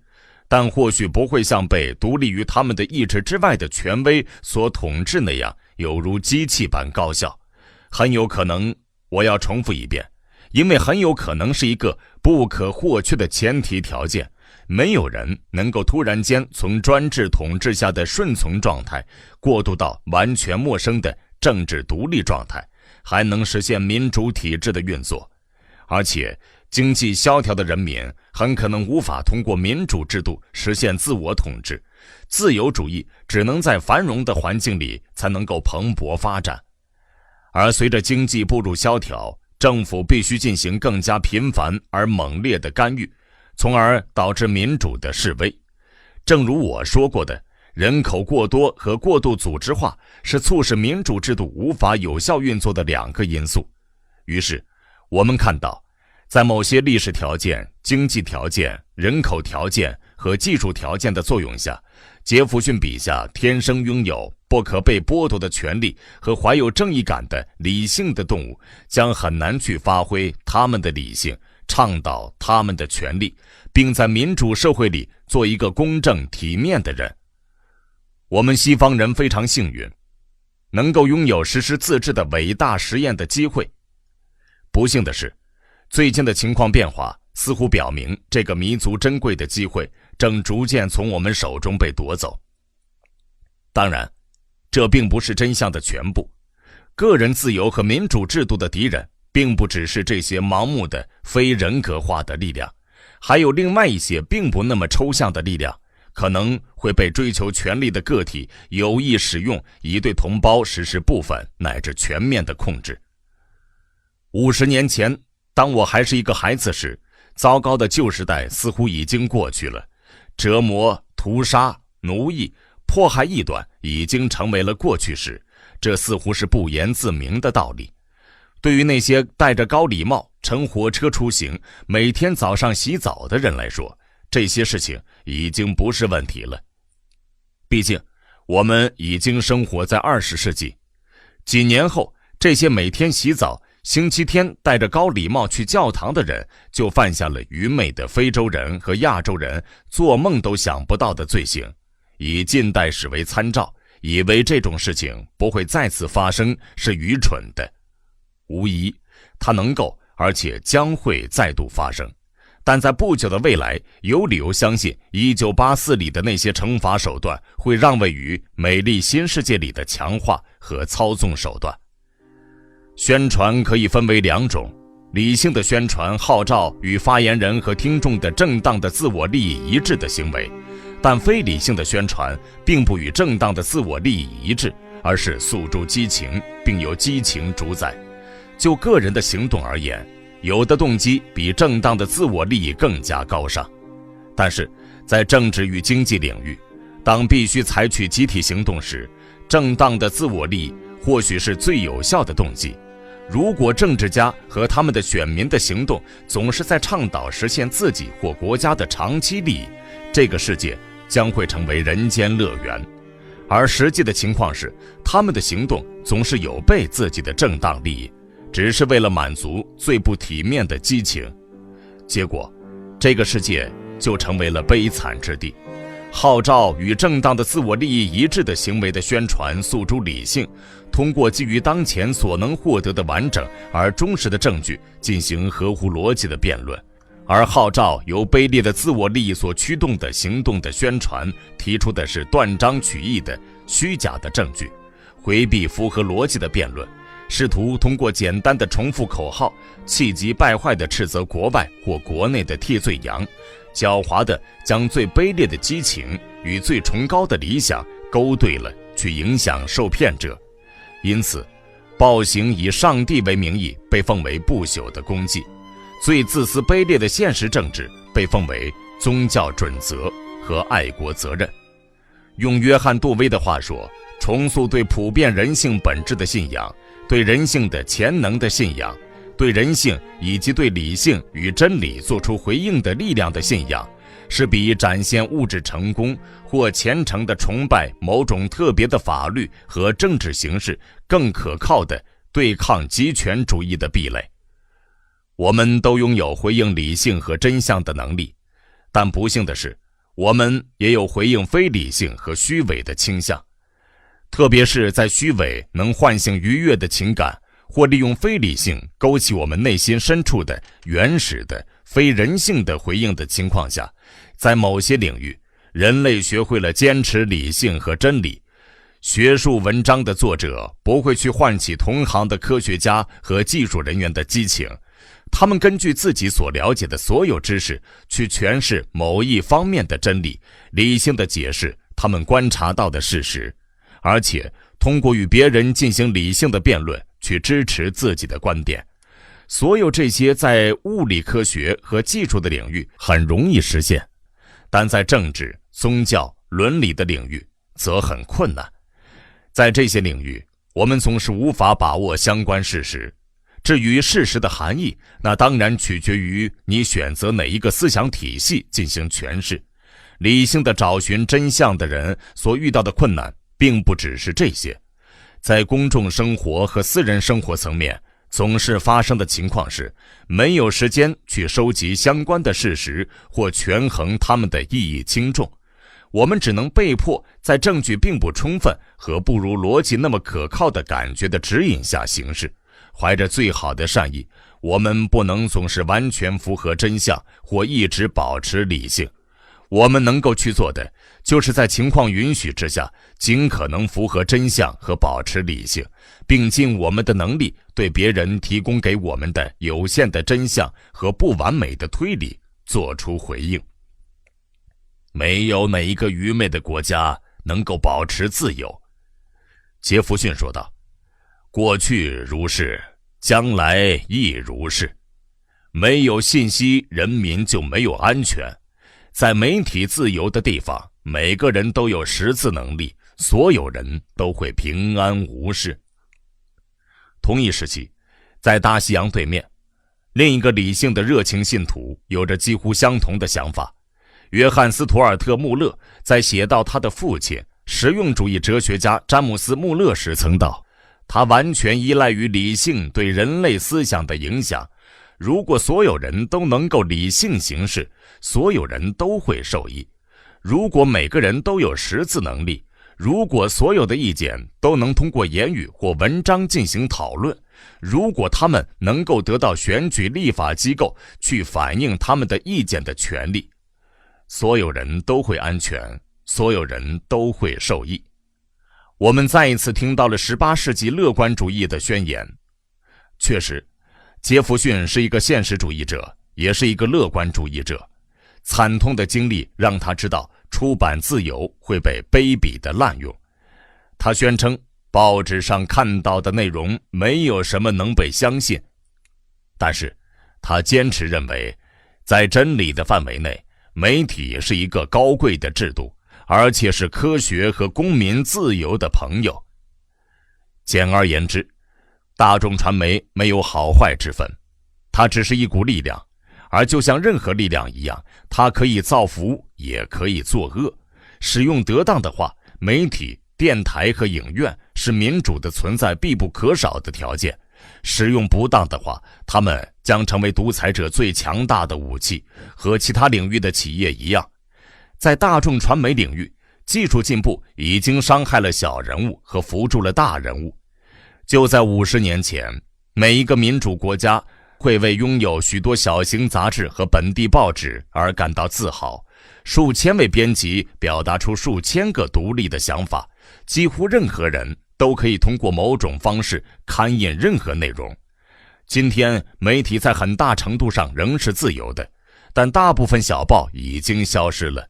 木匠、现代印刷机器和新闻报业集团对于小人物来说，代价太高了。在推行极权主义的东方，那里有政治审查制度，大众传媒被国家控制；在奉行民主的西方，那里有经济审查制度，大众媒体由权力精英阶层的成员控制，由不断增加的成本和传媒力量集中于几个大公司的手中所造成的内容审查制度，并不像国家所有制和政府宣传那么糟糕，但它肯定不是杰弗逊等民主人士会赞同的东西。全民识字和自由出版的早期支持者只想到了宣传工作的2个可能性：宣传或许是真实的，也有可能是虚假的。他们没有预见到在所有西方资本主义民主国家都会发生的事情。庞大的大众传媒行业的发展关心的并不是内容的真与假，而是不切实际的、根本无关紧要的内容。一言以蔽之，他们没有预见到人类对于消遣的几乎欲壑难填的渴求。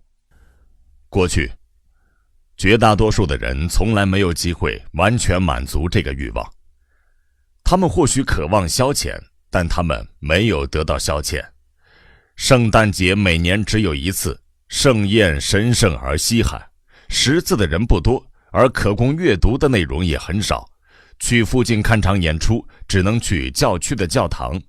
虽然有很多场表演，但内容很单调乏味。要说有什么可以和现在盛行的情况相比较的，我们必须回到古罗马帝制时期。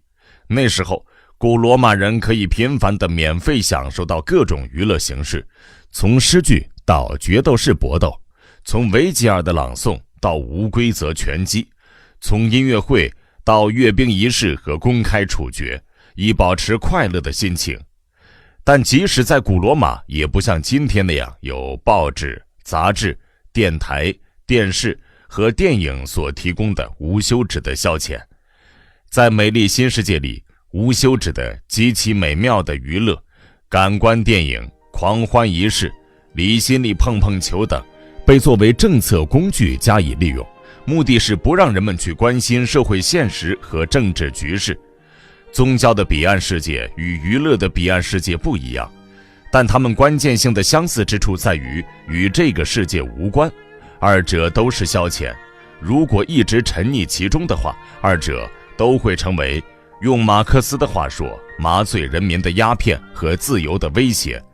只有警醒的人才能够维护他们的自由，只有那些意志理智地活在当下的人才能有望通过民主制度实现自我治理。一个社会的绝大多数成员，如果大部分时间不是活在当下和可预测的未来，而是生活在虚无缥缈的运动、肥皂剧、神话构建的奇幻迷离的世界里时，将很难抵挡想要操纵控制他们的人一步步的侵蚀。今天的独裁者在宣传中主要依靠重复、镇压和闻过是非，重复他们希望被当成真理接受的口号，镇压他们希望忽略的事实。激情的唤醒与合理化或许会为了党派或政府的利益而被利用。随着操纵的艺术和科学得到更深入的了解，无疑未来的独裁者将学会将这些技术与无休止的消遣结合在一起。在西方，他们正构成威胁，将维护个体自由和民主制度的理性宣传淹没在无关紧要的琐事的海洋中。一文有声，把世界读给你听。希特勒的军备部长阿尔伯特·斯皮尔在二战结束后接受审判时，发表了一则长篇演讲，非常准确地描述了纳粹暴政，并分析了他的手段。他说道，希特勒的独裁体制与历史上之前的独裁体制在本质上是不同的。他是第一个对自己的国家全方位实施现代技术手段的独裁体制。通过诸如电台和高音喇叭等技术手段，8000万人被剥夺了独立思考的权利，从而让他们臣服于一个人的意志。早期的独裁者需要有能人的协助，甚至在最基层也是如此，而这些人是能够独立思考和行动的人。如今现代技术高度发达，极权主义体制在现代通讯技术的帮助下已经不再需要这些人，基层领导有可能被机器代替，结果就是出现了新型的对命令丝毫不加批判的接受者。在我的预言性政治预言作品《美丽新世界》里，技术的发展远远超越了希特勒时代的成就，结果就是接受命令的人比起纳粹分子更加缺乏批判能力，对发号施令的精英阶层更加俯首帖耳，而且他们被进行了基因标准化的改造，在经过产后培育，然后去执行作为下属的职能，几乎就像机器一样可靠。在下一章里，我们将会看到这种对基层领导的培养已经在独裁体制里进行。俄国人不仅依赖先进技术的间接影响，他们正致力于直接改造基层领导的身心机制，让他们全身心接受残暴，而且在各个方面极其高效的培育。斯皮尔说，许多人做着同一个噩梦，担心有一天国家会以技术手段实施统治。这个噩梦在希特勒的集权体制下几乎实现了，是几乎，但并没有真的完全实现。纳粹分子没有时间，或许没有智慧和必要的知识去对他们的基层领导进行洗脑和改造，或许这正是他们之所以失败的原因之一。继希特勒之后，新的独裁者可供使用的技术手段已经大大丰富了。除了电台、高音喇叭、移动电影院和轮转印刷机之外，当代的宣传工作者还可以利用电视去播放雇主的图像和声音，并用卷轴磁带记录下来。由于技术进步，老大哥现在可以几乎就像上帝一样无处不在。新的独裁者增强的手段并不只是局限于技术层面。从希特勒的时代开始，应用心理学和神经学等领域已经开展了大量的研究工作。这些领域是宣传工作者、灌输者和洗脑者们特别关心的领域。那些精于改变别人思想之道，并且信奉经验主义的专家人士，通过试错法归纳出了几个行之有效的方法和流程，但并不知道为什么他们会有成效。而如今，控制思想的艺术正逐渐成为一门科学。这门科学的践行者知道他们在做什么和为什么要这么做。他们的研究工作以基于大规模实验证明的理论和假想为指导。在这些新的知识以及这些知识所指导的新的技术手段的帮助下，在希特勒的集权体制下，未能实现的噩梦，或许将很快得以完全实现。但在我们探讨这些新的知识和技术手段之前，让我们先看一看在纳粹德国几乎就要实现的噩梦。希特勒和戈贝尔们使用了什么手段去剥夺8000万人的独立思考的权利，并让他们臣服于一个人的意志呢？这些可怕而成功的手段是基于人性的什么理论呢？这些问题的答案的大部分内容可以从希特勒自己的话里找到，他们是多么清晰而狡猾的言语呀！当他就宏大而抽象的命题，如人种、历史和上帝的意志进行创作时，他所写的内容真是不堪卒读。但当他写到德国群众和他用来统治和引导他们的手段时，他的风格就改变了，不知所云变成了意义充实，空喊高调变得不动声色，愤世嫉俗，而且清晰明朗。希特勒的哲学著作要么是在白日做梦，或复述着别人的半生不熟的理念，而当他就群众与宣传发表意见时，他所写的内容是他了解的第一手经验。用最好的希特勒传记作家艾伦·布洛克先生的话说，希特勒是历史上最出色的煽动家。有些人会补充说，只是一个煽动家而已，但他们并没有理解群众政治时代权力政治的本质。正如希特勒本人所说的，要成为领袖，就必须有打动群众的本事。他的目标首先是打动群众，然后使他们脱离传统的忠诚和道德，将他们强行纳入由他亲手设计的新的集权统治秩序。赫尔曼·劳施宁在1939年写道，希特勒对天主教会与耶稣教会怀着深深的敬意，不是因为他们所奉行的基督教的教义，而是因为他们所控制的精密的机器，他们等级森严的体制，他们极其聪明的策略和手段，以及他们对人性本质的洞察和他们在统治信徒时对人性弱点的巧妙利用。没有基督教义的教会主义和修道院式的统治，不是为了上帝或实现个人救赎，而是为了国家和由前身是煽动家的领袖的更加伟大的荣耀与权力。这就是群众通过一系列行动被领往的目的地。让我们了解一下希特勒对群众有什么样的看法，和他是如何打动他们的。他奉行的第一条准则是价值判断。群众是卑微可比的，他们无法进行抽象思考，而且对自己的小圈子之外的事情根本不感兴趣。他们的行为不是由知识和理性决定，而是由情感和无意识的驱动力决定。这些驱动力和情感正是他们正面的以及负面的态度的根源。要成为一位成功的宣传工作者，就必须学会操控和摆布这些本能和情感。引发最大规模革命的驱动力，从来不是说服了群众的科学的教诲，而总是鼓舞他们的忠诚和促使他们采取行动的某种歇斯底里的情绪。任何希望获得群众支持的人都必须掌控打开他们的心扉的钥匙，用后弗洛伊德时代的术语，就是开启他们的无意识。希特勒对中下层阶级成员的吸引力最大，他们被1923年的通货膨胀摧毁了，接着在1929年和之后那几年的大萧条中再被摧毁了一遍。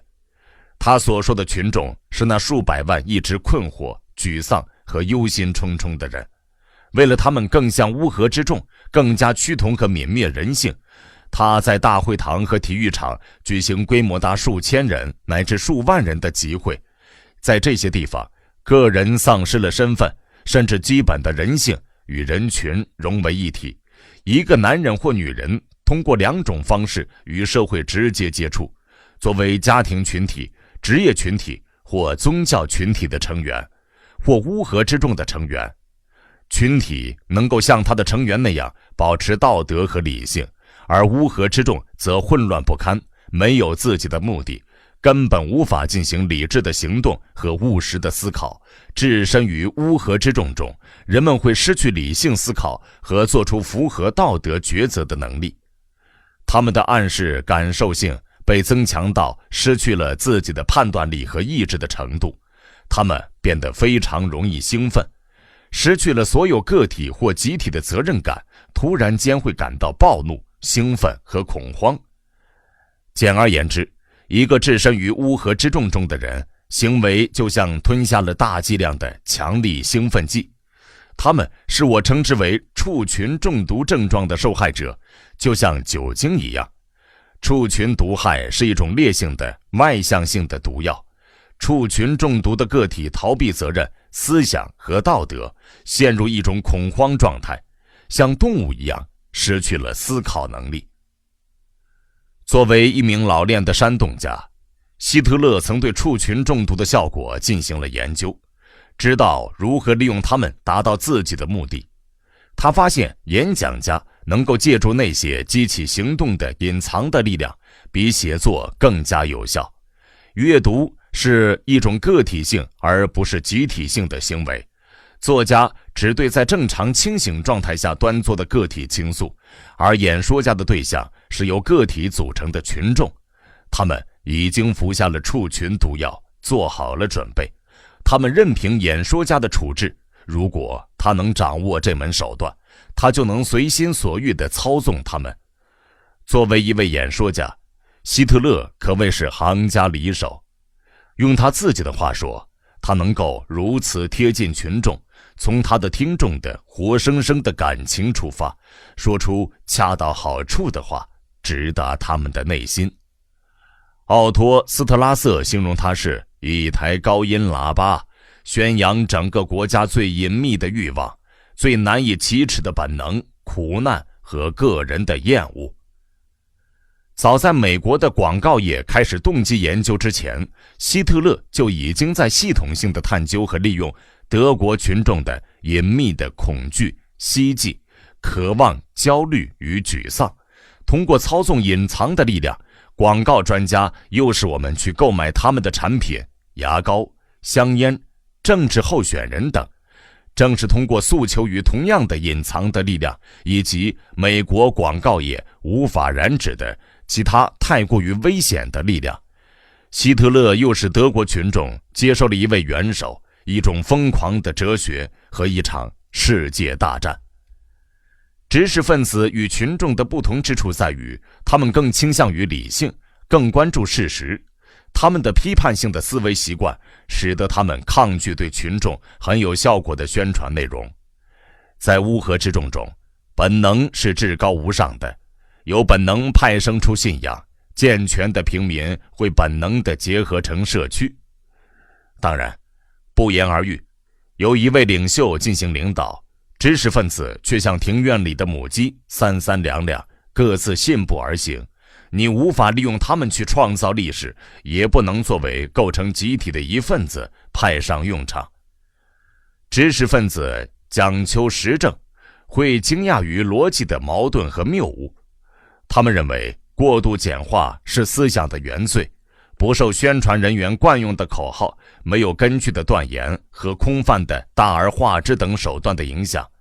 一切有效的宣传，希特勒写道，必须限制在几则干巴巴的必要的内容，然后再以几道一成不变的公式进行表述。这些一成不变的公式必须一直重复，因为只有不断的重复，才能最终成功地将一个理念移植到群众的记忆中。哲学教导我们要去怀疑似乎不言自明的事物，而政治宣传则教导我们要接受不言自明的事物，不去进行判断或怀疑。煽动家的目的是让整个社会都奉他为领袖，但是正如伯特兰·罗素所指出的，没有实证基础的教条体系，如经验哲学、马克思主义和法西斯主义的优势在于能在信徒的群体内产生极强的凝聚力。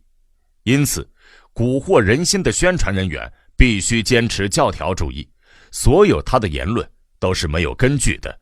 他所描绘的世界图形里没有灰色，一切要么是邪恶狰狞的黑色，要么是圣洁美好的白色。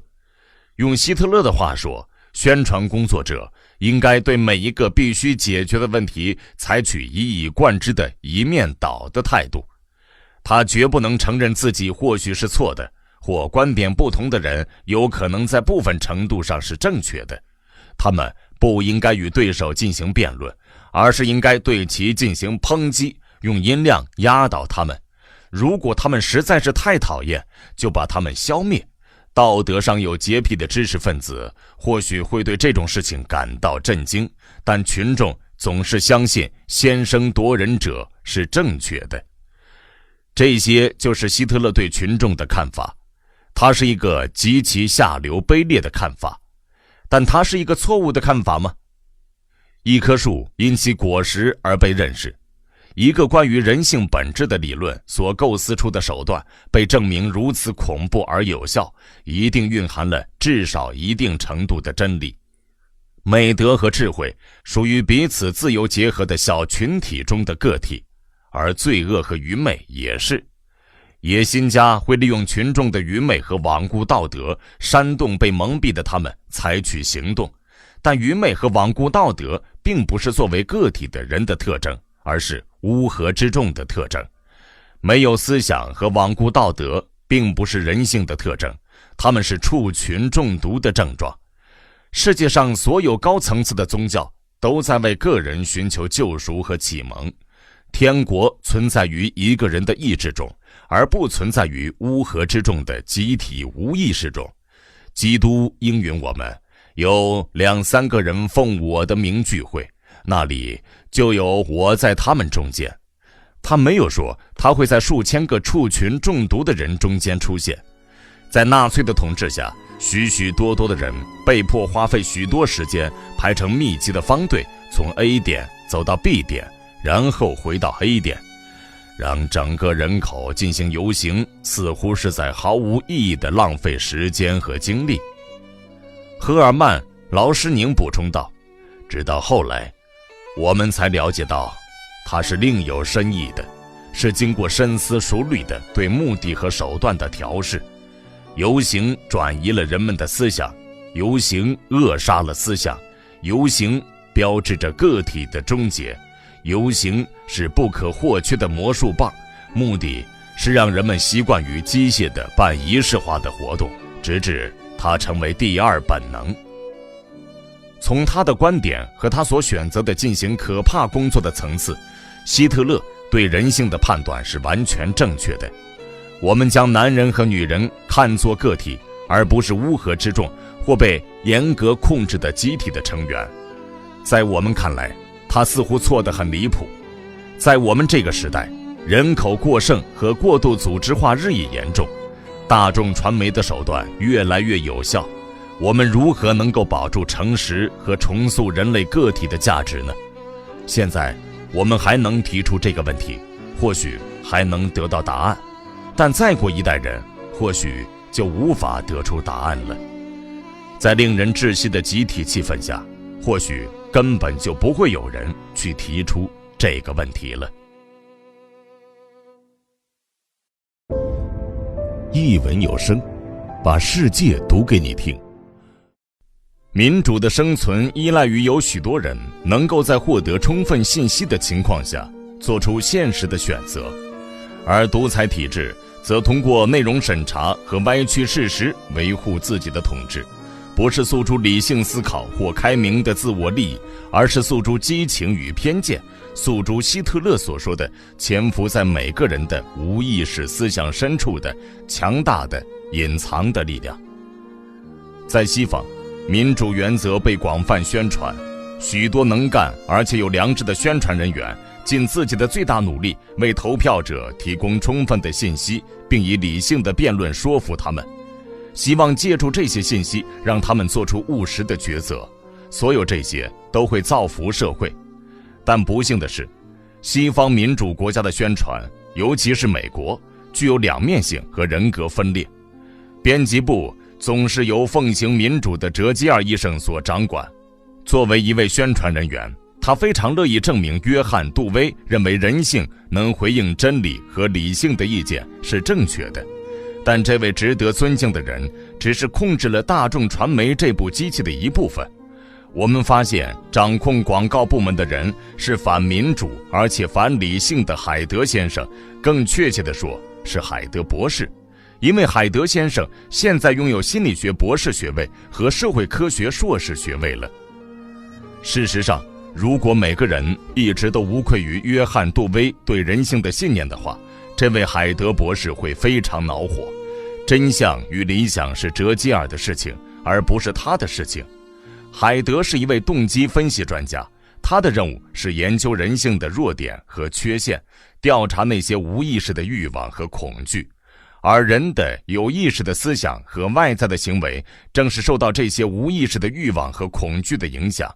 而他做这些事情，不是像道德家那样希望让人变得更美好，或像医生那样希望治病救人，只是为了寻找出为了老板的经济利益，利用他们的无知和非理性的最佳方式。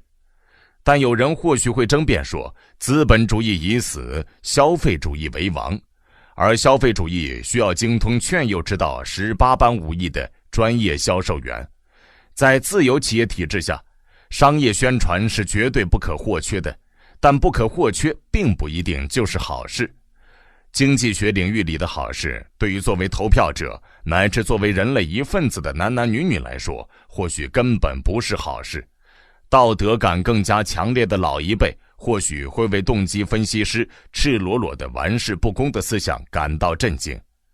而今天，当我们读到像范斯·帕卡德先生的《隐藏的说服者》这么一本书的时候，我们会觉得内容很有趣，而不会觉得恐怖，感到平静而不是愤慨。有了弗洛伊德，有了行为主义，有了大规模生产者对于大规模消费的近乎绝望的永不间断的需求，这只是顺理成章的事情。但我们会问，未来将会发生什么事情呢？海德的所作所为从长远来说与折基尔的所作所为一致吗？理性的宣传能够在与另一个更加活跃的非理性宣传的抗衡中获得胜利吗？在这里，我不会尝试去回答这两个问题，而是让他们作为探讨技术发达的民主社会的群众劝诱的方式时的背景。比起大权在握的独裁者或即将上位的独裁者雇佣的政治宣传工作者，民主国家的商业宣传工作者的任务在某些方面要轻松一些，在某些方面则要困难一些。它要相对轻松一些，因为几乎每个人都怀有对于啤酒、香烟和冰箱的喜好，而几乎没有人会喜欢暴君。它要相对困难一些，是因为商业宣传工作者受制于游戏规则，不能利用听众更加野蛮的本能。奶制品的广告商非常希望告诉他的读者和听众，他们所有的麻烦都是一伙没有信仰的国际人造黄油厂家的阴谋引起的，他们的爱国责任就是列队出发去烧掉压迫者的工厂。但是这种事情不可能发生，他们只能使用比较温和的方式进行宣传，但温和的方式没有通过语言或行为暴力的方式那么刺激。从长远来说，愤怒与仇恨是自我毁灭的情感，但在短期内，它们能带来精神上甚至生理上的高度满足，因为它们会释放出大量的肾上腺素和去甲肾上腺素。一开始的时候，人们或许会讨厌暴君，但当暴君或即将掌权的暴君为他们带来释放肾上腺素的宣传，渲染敌人的邪恶无耻，特别是邪恶透顶应该灭之而后快的敌人时，他们就会满怀热情地追随他。希特勒在演讲中一直重复着仇恨、力量、无情、粉碎、摧毁这些字眼，而且在说出这些暴烈的字眼时，会伴随着甚至更加暴烈的姿态。他会声嘶力竭地咆哮，他会青筋毕露，他的脸会涨得发紫。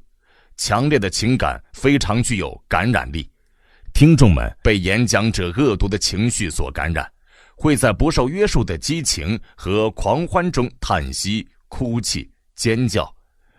而这些放纵是如此美妙，大部分体验过的人会热切地回来再度寻觅。我们几乎所有的人都渴望和平与自由，但只有一小部分人对促成和平与自由的思想、情感和行动怀有热情。相反，几乎没有人想要战争或暴政，但许多人会在促成战争和暴政的思想、情感和行动中得到快感。这些思想、情感和行动用在商业上太危险了，广告人员只能接受这一束缚，尽自己的最大努力去利用毒害程度较轻的情感和相对比较平静的非理性的形式。有效的理性宣传，只有在当时的各方对符号的本质以及它们与所象征的事物和事件的关系有明确的认识时，才可能实现。非理性宣传的效力取决于群众无法理解符号的本质。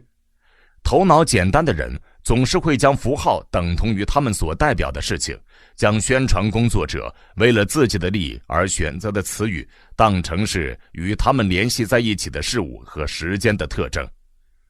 举一个简单的例子，大部分化妆品是用羊毛织做的，那是净化的羊毛织油和水混合而成的乳液化合物。这种乳液有很多好处，它能渗透肌肤，它没有难闻的味道，还有温和的抗菌作用等等等等。但商业宣传人员不会去讲述这种乳液的真正的好处，他们会给它起一个美妙动人的名字，对女性的美丽进行极尽美妙而误导人的讲述，并展示美丽动人的金发女郎滋润肌肤的图片。一位广告商写道，化妆品厂家卖的不是羊毛织，他们卖的是希望。为了这个希望，这个欺骗，他们将脱胎换骨的承诺。女人愿意付出乳液的原价10倍乃至20倍的价钱去购买，因为宣传人员以高超的技巧，通过误导性的象征符号，将其与几乎每一个女人深切的愿望、渴望变得更加吸引异性的愿望联系在一起。这类宣传内在的原理非常简单，找到一些共同的欲望，一些广为流传的无意识的恐惧或焦虑，想出某种方式将这个愿望或恐惧与某个你想卖的产品联系起来，然后通过语言或图像的符号搭建起一座桥梁，让顾客能从现实进入补偿性的梦境，再从梦境进入幻觉，以为当买下你的产品时就能梦想成真。我们买的不是橙子，我们买的是活力，我们买的不是汽车，我们买的是尊严，诸如此类。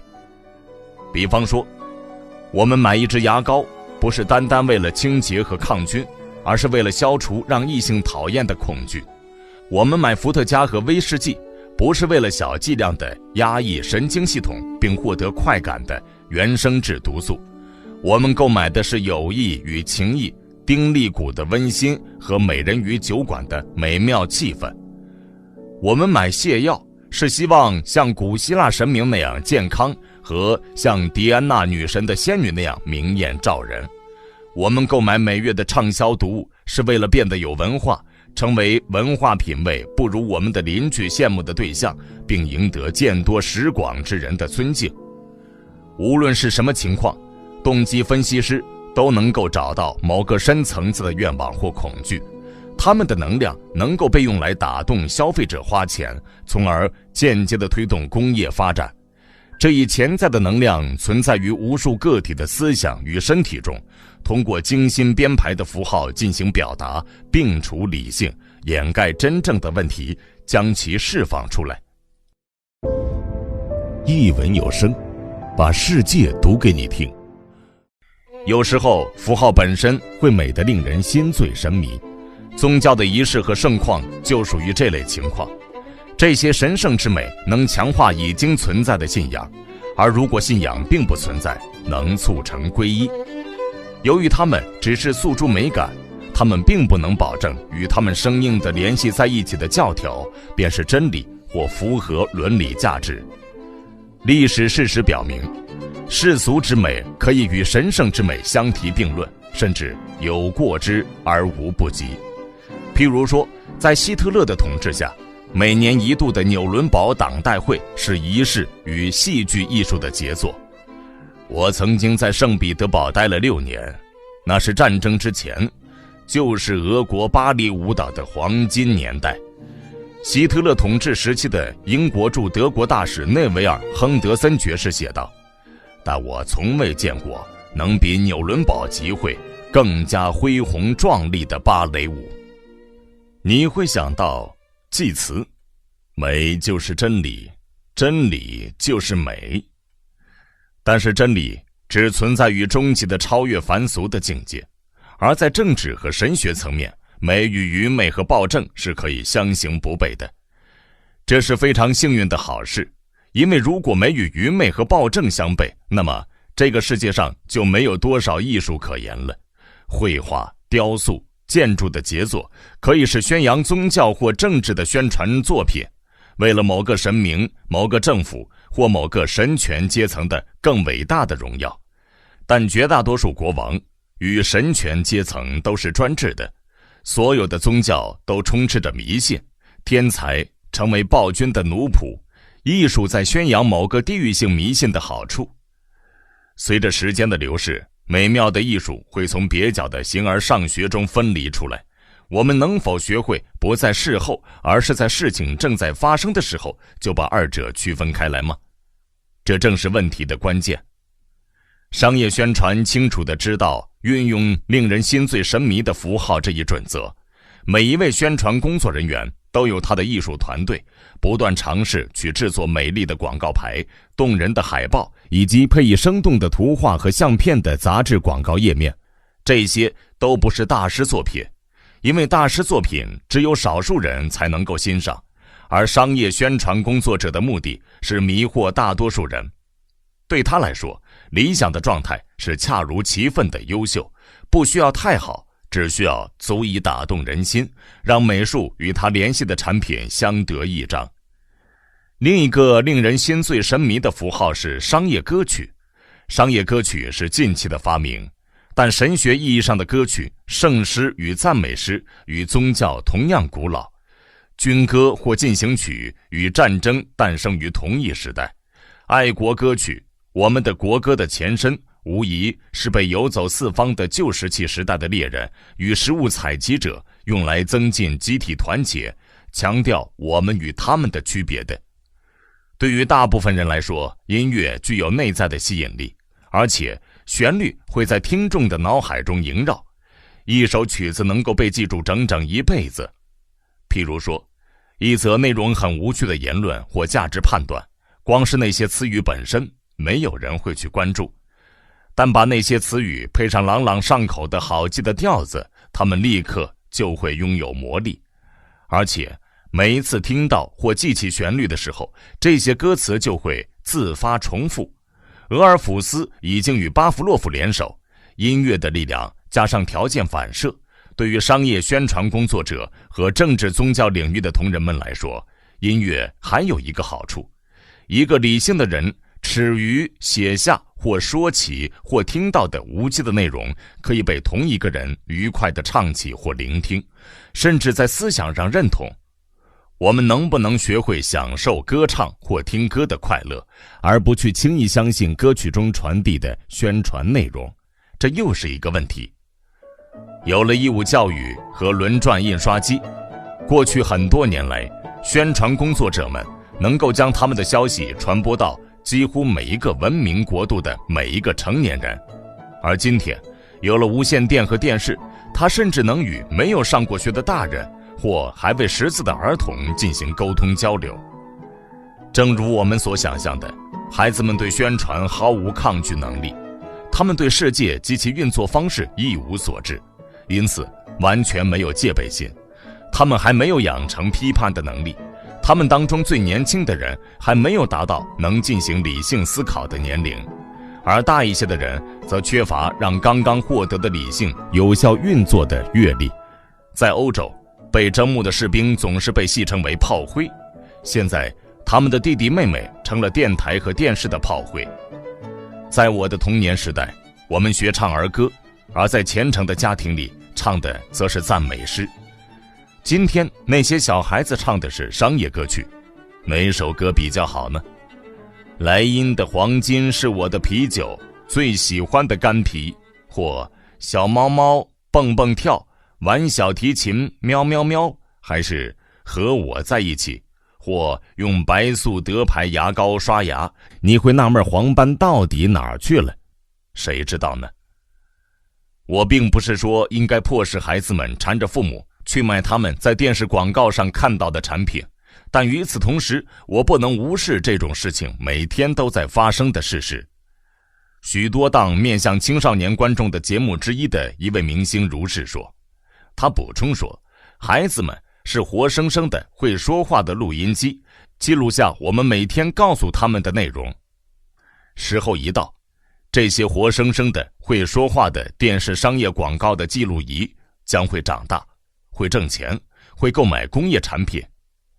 想一想，克莱德·米勒先生兴高采烈地写道，想想他对于贵公司的利润意味着什么。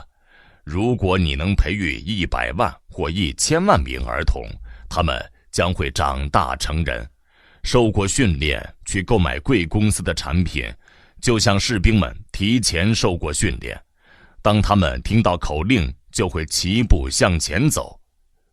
是的，想一想那一幕吧。与此同时，请记住，那些独裁者和即将掌权的独裁者已经在琢磨这种事情很多年了。那数百万个、数千万个、数亿个儿童将会长大成人，接纳暴君的意识形态，就像训练有素的士兵那样，应对暴君的宣传工作者在他们有效的心灵中种下的触发命令，做出相应的行动。自治政府与人口的数量成反比，选区越大，单独一张选票的价值就越小。当他只是几百万人中的一员时，个体选民会感觉自己根本无能为力，是一个可以被忽略不计的数字。他为其投票的候选人离他很遥远，远在权力的金字塔的顶峰。理论上说，他们是人民的公仆，但事实上是这些公仆在发号施令，而人民由于身处金字塔的底部，只能乖乖听命。人口增加和技术进步使得组织的规模和复杂程度也随之增长，官员手中的权力越集中，相应的选民手中的控制力也就越小，同时还伴随着公众逐渐失去对于民主程序的尊重。民主制度已经遭到当代世界非人格化的力量的削弱，正从内部被政客和他们的宣传人员所破坏。人类的行为有种种不理性的方式，但如果给予机会的话，他们似乎都能在证据充分的情况下做出理性的选择。民主制度只有在各方都在尽力传授知识和鼓励理性思考的情况下，才能有效运作。但今天，在世界上最强大的民主国家，政治家与他们的宣传工作人员倾向于几乎完全利用投票人的愚昧和非理性，使得民主程序毫无意义。1956年，一份商业主流报刊的编辑告诉我们，两党会以销售商品的商业手法去推销他们的候选人和议题。这些手法包括科学的选择诉求和经过精心策划的重复。收音机插播广告和广告会以计划好的强度重复选举口号，广告牌会推送被证明有感染力的宣传口号。除了浑厚的声音和美妙的措辞之外，竞选人还得在电视镜头前有诚恳的外表。政治宣传人员只会利用选民的弱点，而不是他们潜在的力量。他们不会尝试去教育群众，让他们变得适合实施自治，他们只满足于操纵和压榨他们。为了实现这个目的，所有的心理学和社会科学的资源都会被动员和运用。精心挑选的选民被安排深度访问，这些深度访问揭示了某个社会在选举时最为盛行的无意识的恐惧和愿望。专家们精心挑选词语和图像，目的是去舒缓，或者如果有必要的话，去增强这些恐惧，满足这些愿望，至少是象征性的满足。在读者和听众的身上进行尝试，然后借助反馈信息进行变更或改善。之后，选战被交给大众传媒工作者。现在需要的是金钱和一个能被教会露出诚恳模样的候选人。在新的安排下，政治原则和行动规划已经无关紧要，竞选者任由广告专家摆布所展现出的个性和做派，才是真正要紧的事情。不管怎样，无论是精力充沛的硬汉，还是慈祥的父亲，这个候选人必须魅力四射。他还必须是一个不会让观众感到厌倦的表演者。他们习惯了电视和收音机的消遣，不喜欢被要求专注或长时间进行思考。因此，这个候选人兼表演者所发表的演讲都必须干脆简短。当前的重大问题最多只能花5分钟，最好60秒钟就结束。因为听众渴望听到比通货膨胀或氢弹更为生动有趣的内容。辩论的本质是，政治人物和神职人员总是倾向于将复杂的问题过度简化。站在布道坛或演讲台上，即使是最有良知的演讲者，也会发现要讲述出全部真相是非常困难的事情。现在用于推销政治候选人的手段是把它当作保证有效的除臭剂，选民不会听到关于任何事情的真相。一文有声，把世界读给你听。在前面2章里，我讲述了由最出色的煽动家和有史以来最成功的销售员所践行的，或许可以被称为大规模的思想操纵技术，但人的问题不能单靠大规模的方式去解决。霰弹枪有其作用，而皮下注射器也有其作用。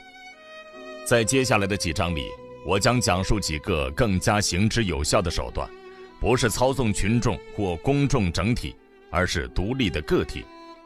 伊万·巴甫洛夫在他的划时代的条件反射实验过程中观察到，当承受长期的生理压力或精神压力时，实验室的动物会表现出种种神经崩溃的症状。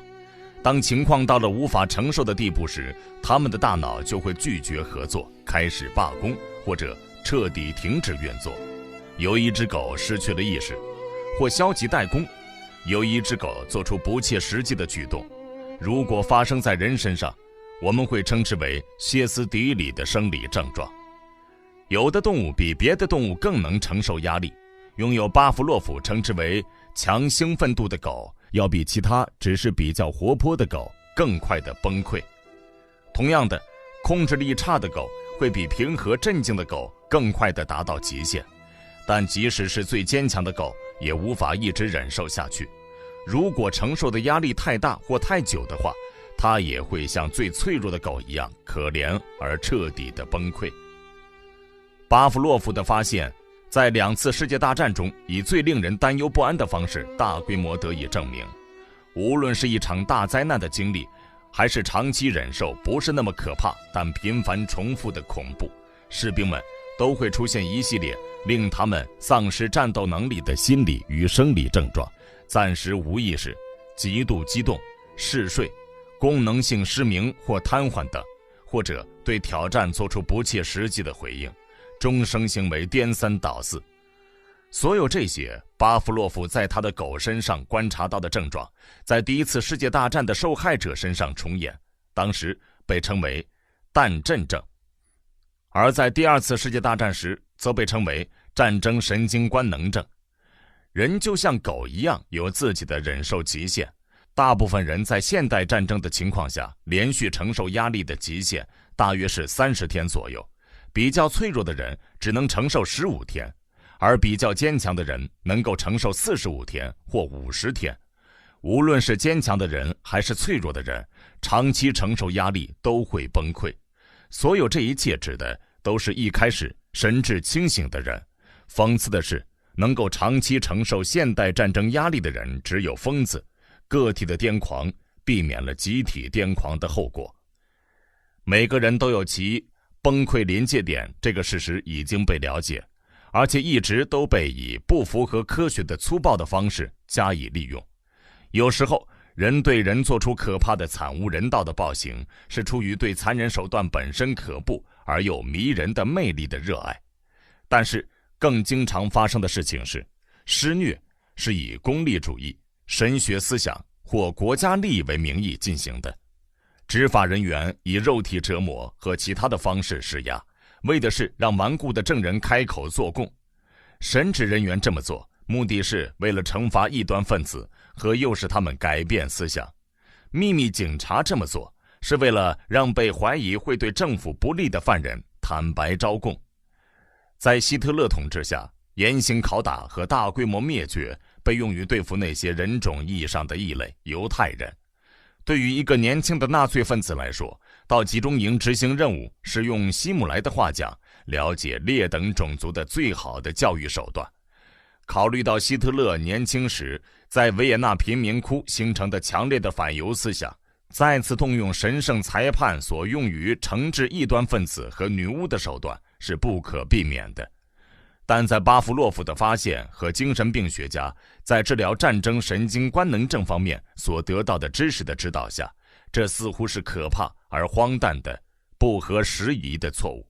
大到足以使大脑彻底崩溃的压力，可以通过尽管惨无人道却不需要使用暴力的方式进行施加。无论早些年发生过什么，似乎可以很肯定地说，今天的独裁国家的警察并没有广泛地使用暴力折磨。他们的灵感不是来自于异端审判法官或盖世太保，而是来自于生理学家和他们那些被系统处理的实验室的动物。对于独裁者和他的警察部队来说，巴甫洛夫的发现具有重大的实践意义。如果狗的神经中枢系统能够被摧毁，那么政治犯的神经中枢系统也可以被摧毁，只需要施加足够的压力并持续足够长的时间就可以了。到了折磨的尾声，囚犯会陷入崩溃或歇斯底里的状况，并愿意招供他的逮捕者想要他招供的任何内容。但光是招供并不足够，一个绝望的精神病人对任何人都没有意义。那些精明强悍的独裁者需要的不是一个将被关入精神病院的病人，或一个将被枪毙的死刑犯，而是一个愿意悔过自新并为他的事业奋斗的人。让我们再回到巴甫洛夫，他发现在到达崩溃临界点的整个过程中，狗变得比平时更加听话。当那只狗达到或接近其大脑承受力的极限时，新的行为模式就能够轻易地建立，而且这些植入动物体内的新的行为模式似乎从此不会消失。在压力下所学习到的东西将会成为它的构造的不可分割的一部分。心理压力可以通过很多方式去制造。在刺激格外强烈时，当刺激与习以为常的回应被过度延长时，当那只狗的大脑因为有悖于已经学会预测的刺激而陷于困惑时，当刺激不符合已经建立的认知模式时，狗就会变得焦躁不安。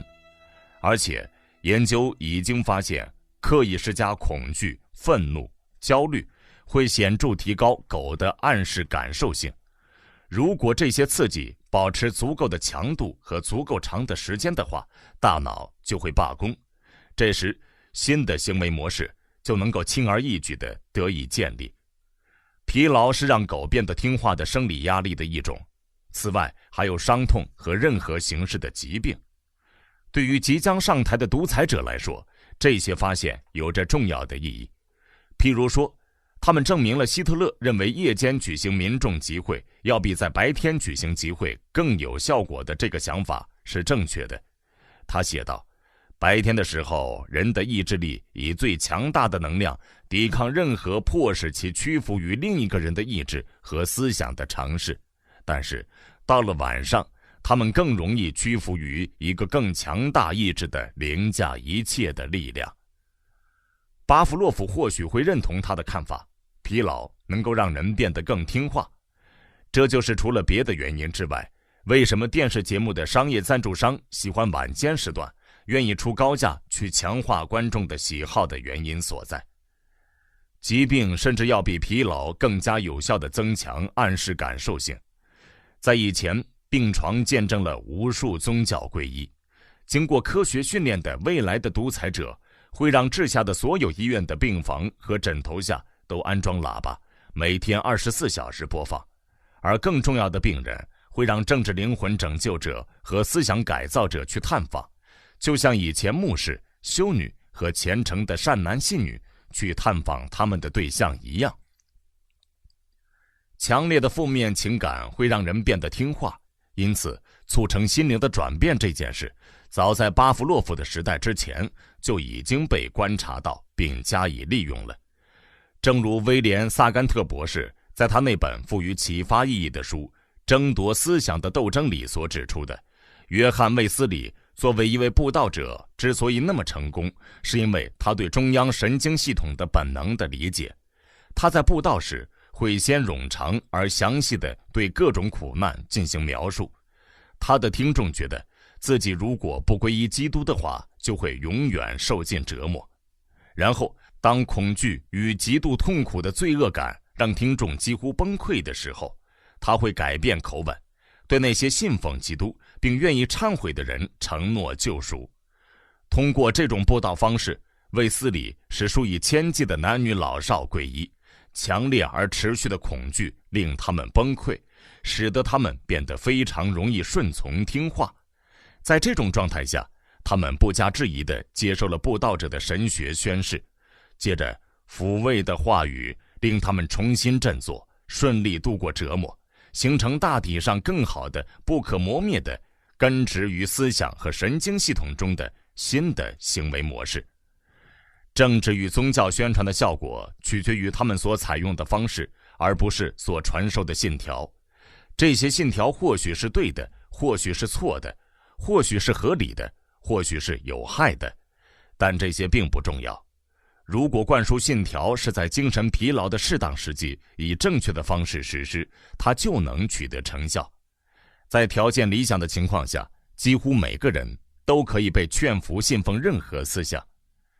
我们掌握了关于独裁国家警察如何对付政治犯的手段的详尽的描述。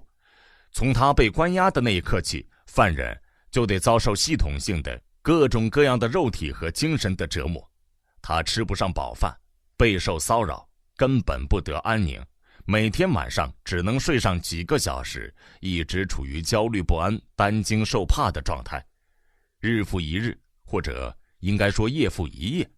因为这些巴甫洛夫式的警察知道疲劳能够让人变得顺从听话，他会被一连盘问好几个小时，那些问话的人会想尽办法恐吓扰乱他的心神。经过几个星期或几个月这样的折磨，他的大脑开始罢工，无论他的逮捕者想要他招供什么，他都会坦白招供。然后如果他需要被改造而不是被枪毙，他会得到希望的慰藉。如果他愿意接受真实的信仰，他还能得到救赎。当然，不是来生，因为按照官方的思想，并没有来生这回事，而是今世。巴甫洛夫在政治立场上似乎是一个旧式的自由主义者，但命运就是这么讽刺。他的研究和理论促成了一支遍布世界各地的狂热的全情投入的心灵和反射神经系统，是要摧毁旧式自由主义的大军。如今正在进行的洗脑采用综合手段，其有效性一定程度上依赖于对暴力的系统利用，一定程度上依赖于巧妙的心理操纵。它表明1984的路线正朝美丽新世界的路线转变。在一个已经成立了很久而且管制得当的独裁体制下，当前我们正使用的半暴力的操纵手段，无疑似乎显得很粗糙。从婴儿时期就接受培育，或许还接受了生物意义上的命运设计。中下阶层的群众将永远不需要改变信仰，甚至不需要对真正的信仰进行再培训。最高阶层的成员必须能够有新的思想去应付新的情况。因此，比起那些职责并不是去思考为什么，而只需要默默的乖乖的干活和死掉的人来说，他们的培训不会那么僵化刻板。这些上层阶级的个体仍保持着野性，与完全驯服的动物不同，作为培训者和守卫者，他们自己只经过些许改造，他们的野性或许会让他们变得离经叛道。当这种情况发生时，他们要么会被消灭，要么会被洗脑以接受正统观念，或被放逐到某个孤岛上，就像在美丽新世界中一样。在那里，他们不会再造成麻烦，只会互相骚扰。但普遍的婴儿培育和其他操纵手段还需要几代人的时间才能实现。在通过美丽新世界的道路上，我们的统治者只能依赖过渡性和临时性的手段进行洗脑。一文有声，把世界读给你听。在我的预言美丽新世界里，没有威士忌、香烟、非法的海洛因和违禁品可卡因。人们不吸烟、喝酒或吸毒。每当有人感到沮丧或心情低落时，他会吃1-2片名为苏摩的化合物。这种假想的药品的名字取自于古代入侵印度的雅利安人在他们最神圣的宗教仪式上所使用的一种未知的植物，可能是玛丽金属植物。进行庄严的仪式时，祭司与贵族会喝下从这种植物的茎干榨取的令人陶醉兴奋的汁液。在吠陀圣歌中，我们了解到喝下苏摩的人会得到多重的祝福，他们的身体变得更加强壮，他们的心中充满勇气、快乐与热情，他们的头脑变得更加清醒，立刻体验到永生，对自己将获得不朽充满信心。但这种神圣的汁液有其缺点，苏摩是一种危险的药品，它是如此危险，即使是伟大的天神因陀罗，有时候喝了苏摩也会生病，凡夫俗子服用过量的话，甚至会死掉。但那种经历是如此超然、美妙和令人开悟，喝苏摩被视为一种高贵的特权，为了这个特权，多大的代价都愿意付。美丽新世界里的苏摩毫无它的印度的前身那些缺点，小小的剂量就能让你感到飘飘然，而加大剂量能够让你产生幻觉。如果你服用3片的话，你就会在几分钟之内进入令身心放松的睡眠，而且完全没有生理或精神的代价。美丽新世界里的人在心情低落或因为遇到日常熟悉的烦心事时，可以去度假，不会牺牲他们的健康或永久性的降低效率。在美丽新世界里，服用苏摩的习惯并不是个人的恶习，它是一种政治制度，是权利法案规定的生命、自由与追求幸福的各种要义。但这一最宝贵的个体不可被剥夺的权利，同时也是保卫独裁者的最强大的武器。为了国家利益而系统性的让个体服药，是统治世界的主要正纲。每天配给苏摩是防止个体不满、社会动荡和反动思想传播的保障。卡尔·马克思宣称宗教是人民的鸦片，在美丽新世界里，情况发生了逆转，鸦片或确切地说是苏摩成了人民的宗教。就像宗教一样，这种毒品有宽慰和补偿的力量，它唤醒了另一个更加美好的世界，提供希望，增强信仰，倡导博爱。一位诗人写道，啤酒在向人们宣扬上帝这件事情上比米尔顿更有效果。我们要记住，比起苏摩，啤酒是最粗陋和不可靠的药物。在向人们宣扬上帝这件事情上，苏摩之于酒精，就好比酒精之于米尔顿的神学辩论。在1931年，当我在描写想象中的未来世界用来使人快乐顺从的合成药物时，著名的美国生化学家厄文·佩吉博士正准备离开德国。之前3年，他一直待在德皇威廉研究院，研究化学物品对大脑的影响。佩吉博士在最近一篇文章里写道，很难理解为什么科学家们要花那么久的时间才开始着手研究他们自己的大脑里的化学反应。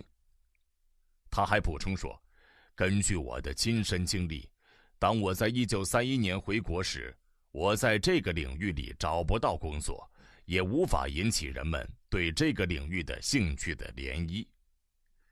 今天27年后，1931年根本不存在的涟漪变成了生化和精神药物学研究的滔天巨浪。调节大脑运作的霉素正被研究，人体内之前未知的化学物质，如肾上腺色素和血清素，已经被分离出来，而且它们对我们的精神和身体的深远影响，现在正在被研究。与此同时，新药正在被研发，在多种化学物质的作用下强化、纠正或干预行为的药物。通过这些方式，神经系统时时刻刻都在执行控制身体以及指挥和调节意识的职能。在我们现在看来，关于这些新药最有趣的事实是，它们能在短期内改变大脑的化学构成和相应的精神状态，而不会对大脑造成永久性的伤害。从这个意义上说，它很像苏沫，而不像以前那些改变精神的毒品。譬如说，古老的镇静剂鸦片是一种危险的毒品，从新石器时代开始直到今天，一直令人上瘾和破坏健康。古老的致幻剂酒精也一样，用圣经诗篇的作者的话说，这个毒品能悦人心。但不幸的是，酒精不仅能悦人心，如果饮用过量，还会引发疾病和上瘾。而且过去8000到1万年以来，它一直是罪恶、家庭不幸、道德败坏和原本可以避免的惨剧的主要肇因。古老的兴奋剂如茶、咖啡和马黛茶几乎完全没有危害，它们也是非常微弱的兴奋剂。与这些令人振奋但不会令人迷恋的饮品不同，可卡因是一种非常强力而危险的毒品。服用可卡因的人必须为他们的极度快乐和无穷无尽的精力和脑力的幻觉付出代价，包括痛苦、抑郁，犹如万蚁侵蚀的生理痛苦和导致暴力犯罪的妄想症幻觉。另一种更新型的强力兴奋剂是安非他命，它更出名的商品名称是苯丙胺。安非他命非常有效，但如果滥用的话，代价就是身心的健康。据报道，在日本目前有大约100万安非他命的瘾君子。在古典的致幻剂中，最有名的是墨西哥和美国西南部的乌羽玉和大麻，在全世界以诸如哈希什、班高、草等别名进行服用。根据最权威的医学与人类学证据，比起白人的杜松子酒或威士忌，乌羽玉危害要小一些。服用它的印第安人能够在宗教仪式上进入天堂，并感觉自己与挚爱的社区融为一体。而这种享受的代价只不过是不得不咀嚼味道难吃的东西和感觉恶心反胃1-2个小时而已。大麻是一种毒害较低的药物，并不像某些人为了让我们相信所极力渲染的那么有害。1944年，由纽约市长任命的药品委员会调查了大麻的问题。经过精心的研究，他们得出的结论是，大麻对社会并不构成严重威胁，甚至对那些沉迷其中的人来说也无大害，只是让人觉得讨厌。现在让我们的注意力从这些古老的精神药品转向精神药理学研究的最新成果。知名度最高的几种药物是3种新的镇静剂：利舍平、氯丙嗪和甲丙胺酯。在对几类精神病患者进行临床实验之后，前2种药物已经被证明疗效显著。尽管它们不能治愈精神疾病，但至少能够暂时抑制更痛苦的症状。甲丙胺酯对罹患各种神经官能症的病人有相似的疗效。这3种药品都不是完全没有副作用，但它们造成的生理健康和精神效能的代价非常低。在一个凡事都有其代价的世界里，镇静剂的好处远远高于其代价。棉儿通和氯丙嗪还不是苏沫，但已经非常接近于这种神奇药物的其中一个方面。它们能够暂时松弛神经，在绝大多数情况下不会对器官造成永久性的伤害，只是在药物起作用时会对身心效率造成些许影响。作为麻醉剂，它们或许要比巴比妥酸盐更好，后者会使思维迟钝，而且大剂量服用的话，会导致一系列不良的精神生理症状出现，也许还会导致严重上瘾。麦角酸酰二乙胺是药理学家们最近开发出的苏摩在另一个方面的替代品，几乎没有生理伤害的感受改善剂和致幻剂。这种神奇的药物只需要50微克甚至25微克，就能将人们带到另一个世界，就像巫与狱。在大部分情况下，麦角酸酰二乙胺所创造的另一个世界是天堂，但也可能是炼狱，甚至无间地狱。无论是美妙的世界或是恐怖的世界，几乎任何服用麦角酸的人都能感受到深刻而富于启迪的体验。不管怎样，精神能够发生如此剧烈的改变，而且对身体的影响如此之小，真是令人惊讶。苏摩不仅是一种致幻剂，也是一种镇静剂，而且它还是身心的致幻剂，能主动缔造新快感，也能带来被动的快乐，释放紧张和压力。理想的兴奋剂，强力却又不会造成伤害，仍然有待开发。我们已经了解到，安非他命远远不能令人满意，为它的效力所付出的代价过于高昂。有希望承担苏摩的第3种功效的候选药品是异烟酰异丙腈，现在正被用于治疗抑郁、舒缓冷漠和增强心理能量。但根据一位我认识的杰出的药理学家所说，更有希望的药物是一种仍在实验阶段的新的名为迪安诺的化合物。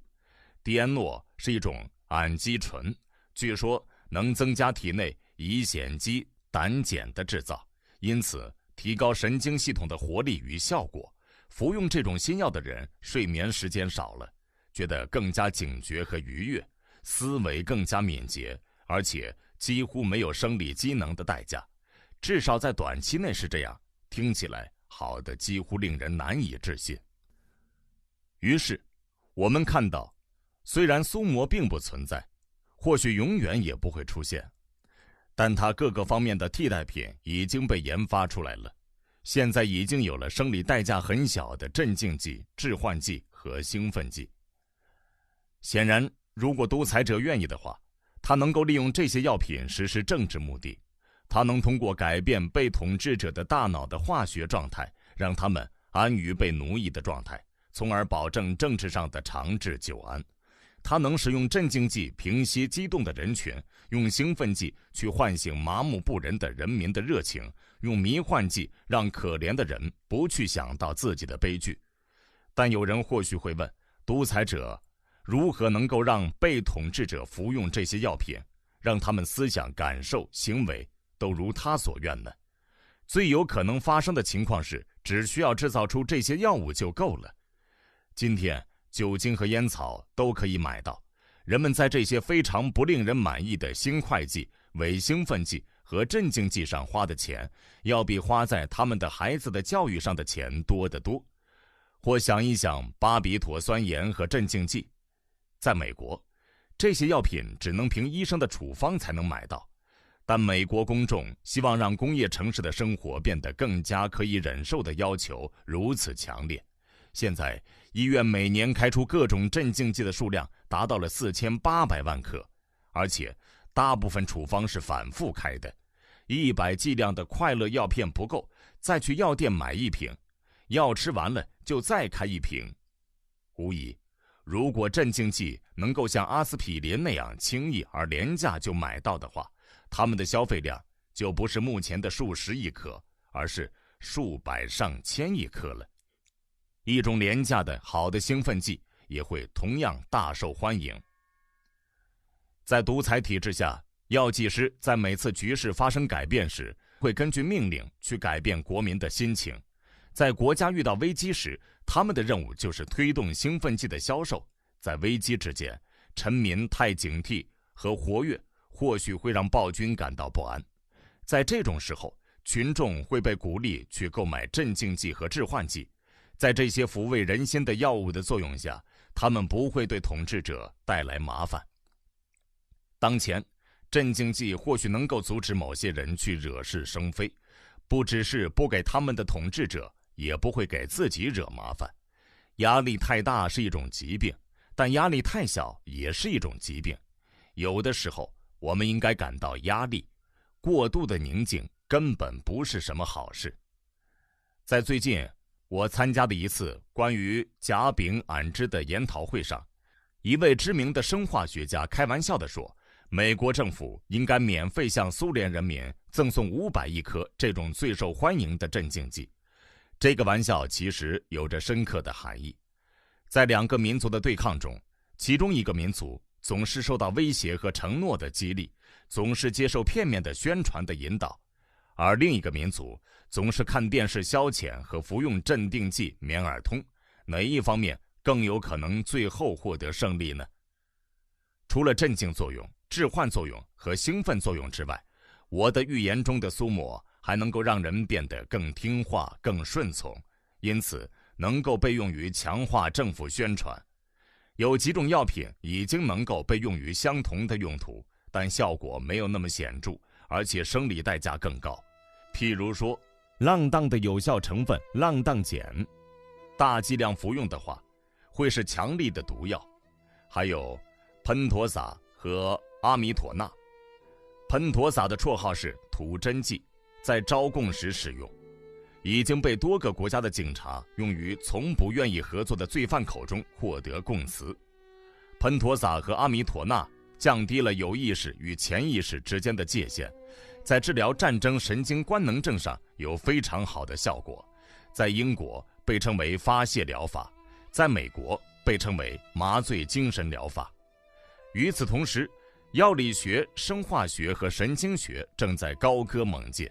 我们可以很肯定，再过几年，能更让人顺从听话和降低精神抵抗的新的化学手段就将被发现。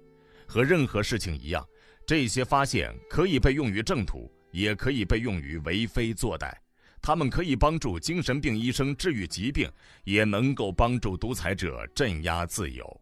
更有可能出现的情况是，他们能够造就或囚禁自由，能治病救人，也能谋害人命。一文有声，把世界读给你听。西格蒙德·弗洛伊德在1919年出版的《梦的解析》的角注里，提醒读者关注奥地利神经学家博伊泽尔博士的作品。他在不久前发表了一篇论文，描述了他使用视素仪进行的实验。在这些实验中，博伊泽尔要求实验对象画出他们在观看视素仪时有意识地留意到的画面。然而，他转而关注实验对象在当天晚上所梦到的情形，要求他们再把梦到的内容画出来。结果确凿无疑地表明，实验对象没有注意到的图像上的细节构成了梦境的素材。博伊泽尔的实验经过多次改良后又重复了几遍，大部分工作由查尔斯·费舍尔博士进行，并就梦与潜意识感知这个主题向美国心理分析协会刊物贡献了3篇优秀的论文。与此同时，学术界的心理学家们也没有闲着，他们的研究证实了博伊泽尔的发现，表明人们实际所看到的、听到的内容要比他们意识到自己看到的、听到的内容多得多。他们不知道自己看到的、听到的内容被记录在无意识层面里，或许会影响他们有意识的思想、情感和行为。纯科学不会永远停留在纯科学的层面，迟早它将会转变成应用科学，最后变成科技。理论转化为工业实践，知识成为力量，公式与实验改头换面，以清淡的面目出现。在这个例子里，博伊泽尔的蛮有意思的纯科学，以及潜意识感知领域的所有其他蛮有意思的纯科学，令人惊讶地保持了其原先的纯粹性很长一段时间。然后在1957年的早秋，在博伊泽尔的那篇原创论文发表40年后，一则消息宣告他们的纯洁性已经成为过去，他们已经被加以应用，进入技术的领域。这个消息引起了相当程度的骚动，整个文明世界都在谈论它。这并不奇怪，因为这种名为潜意识映射的新型技术与大众娱乐有着紧密的联系。而在文明人的生活中，大众娱乐如今扮演着宗教在中世纪所扮演的角色。我们这个时代被起了很多别名，焦虑时代、原子时代、太空时代，或许还可以被称为电视上瘾时代、肥皂剧时代、唱片骑师时代。在这么一个时代，博伊泽尔的纯科学已经以潜意识映射的形式被加以应用，这个消息必定会引起大众娱乐受众的浓厚兴趣，因为这个新技术的直接受众就是他们。他的目的是在他们不知情的情况下操纵他们的思想，通过专门设计的视速仪、词语或影像，会在节目进行时，不是在节目进行之前或之后，在1毫秒或更短的时间内，在电视机屏幕上或电影屏幕上显现。畅饮可口可乐或点上一根骆驼香烟，将会在爱人拥抱或心碎的母亲哭泣时叠加在上面。观众的视觉神经会看到这些隐秘的信息，他们的无意识思想会对他们做出反应。到了适当的时候，他们会有意识地想要喝苏打、汽水和抽烟。与此同时，其他秘密信息会以极其轻柔微妙的方式倾诉，不会让意识听见。在有意识的层面，听众注意的是像亲爱的我爱你，但在潜意识的层面，在意识阀之下，他那双极其敏锐的耳朵和他的下意识思想会接收到关于除臭剂和泻药的最新好消息。这种商业宣传真的有效吗？商业公司提供的关于潜意识映射技术应用的证据语焉不详，而且从科学的角度看，很不令人满意。据说多买爆米花的命令在电影院幕间休息时每隔一段时间播放，促成了爆米花销售量50%的增长。但单独一次实验并不能证明什么，而且这个特殊实验的构设很粗陋，没有尝试去控制无疑会影响电影院观众的爆米花消费的许多变量。不管怎样，难道这就是将多年以来对于潜意识的科学调查所积累的知识最有效的运用了吗？光是闪现一种产品的名字和去购买它的指令，就能够打破销售阻力和招来新的顾客。这种事情有可能实现吗？这2个问题的答案显然是否定的。但是这当然不是说神经学家与心理学家的发现根本没有实用价值。如果巧妙地加以利用，博伊泽尔的蛮有意思的纯科学或许将会成为操纵不加猜疑的思想的强大工具。从暗示性的提示，让我们的注意力从爆米花小贩转移到正在同一领域进行的比较低调却有想象力的更好的方式。在英国，操纵潜意识的过程被称为洗脑灌输。研究者强调创造合适的心理条件，进行潜意识劝诱的重要性。当接受者在药物的作用下，或由于疾病、饥饿或任何形式的身心折磨而处于轻度催眠入定状态时，意识层面之上的暗示会更有可能起作用。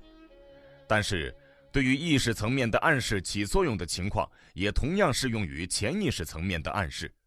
总而言之，一个人的心理抵抗越弱，洗脑灌输的暗示就会越有效。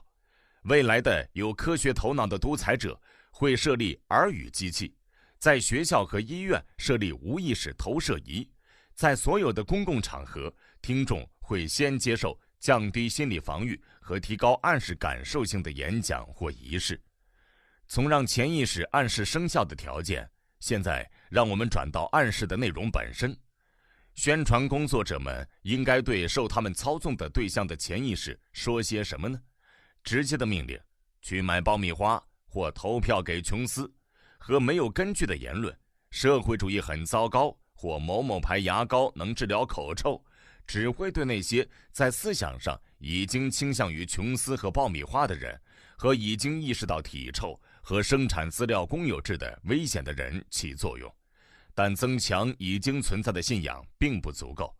如果宣传人员要配得上他们的地位的话，就必须创造新的信仰，必须知道如何争取到那些漠不关心和犹豫不决的人，必须能够缓和矛盾，甚至可以化敌为友。除了无意识的主张和命令之外，他们还必须加上无意识的劝诱。在意识层面，非理性的劝诱最有效的方式之一是联想式劝诱。宣传工作者可以将他选中的商品、候选人或事情与某个文化中绝大多数人认为是美好的理念、人物形象或事物联系起来。因此，在促销时，女性的美或许会被武断地与从推土机到利尿剂的任何事物联系在一起。在选战中，爱国主义可以跟种族隔离或种族融合，跟诸如圣雄甘地或参议员麦卡锡的任何人联系在一起。几年前在中美洲，我观察到了联想式劝诱的例子，让我对想出这个点子的人佩服得五体投地。在危地马拉的山区，唯一的进口艺术品是外国公司免费派发的彩色日历，他们要把商品卖给当地的印第安人。那些美国日历上面有狗的照片、风景照片和年轻女人罗衫半解的照片，但对于印第安人来说，狗只是实用的牲畜，风景是他这辈子天天看腻了的，而且他对半裸的金发美女并不感兴趣，或许还有点令人反感。因此，美国日历远远比不上德国日历那么受欢迎，因为德国的广告商花了一番功夫去了解那些印第安人重视和感兴趣的是什么。我对一个商业宣传杰作的记忆尤为深刻，那是一张由阿司匹林的厂家发行的日历。在图片的下方，你看到熟悉的装着白色药品的瓶子上的商标，上面没有雪景或秋日的树林，没有可卡犬或丰满的歌舞团女演员。不，聪明的德国人将他们的止痛药和圣三位一体端坐在云层上的色彩鲜艳、栩栩如生的图画联系在一起，周围是圣约瑟、圣母玛利亚、形形色色的圣人和一大群天使。乙酰水杨酸的神奇功效在印第安人的淳朴虔诚的心灵中得到了天赋和整个天堂的保证。这种联想式的劝诱应用于潜意识映射技术上似乎特别有效。纽约大学曾在国家卫生部的资助下进行了一系列实验，发现一个人对于一幅意识层面看到的图像的情感能够被无意识层面对于另一幅图像或带有价值判断的语句联系在一起而被修正。因此，当一张面无表情的脸在无意识层面与快乐这个词联系在一起时，在观察者看来，他就似乎正在微笑，看上去很友善、亲切和外向。当同样一张脸在无意识层面与生气联系在一起时，他就似乎蒙上了严峻的表情，而且在观察者眼中变得充满敌意和难以相处。对一群年轻女人来说，他还会开始显得很大男子主义，而当与快乐这个词联系在一起时，他们眼中的这张脸就会像是属于同一性别群体中的成员。丈夫们和父亲们可要注意了。对于商业和政治宣传工作者来说，这些发现显然具有重大意义。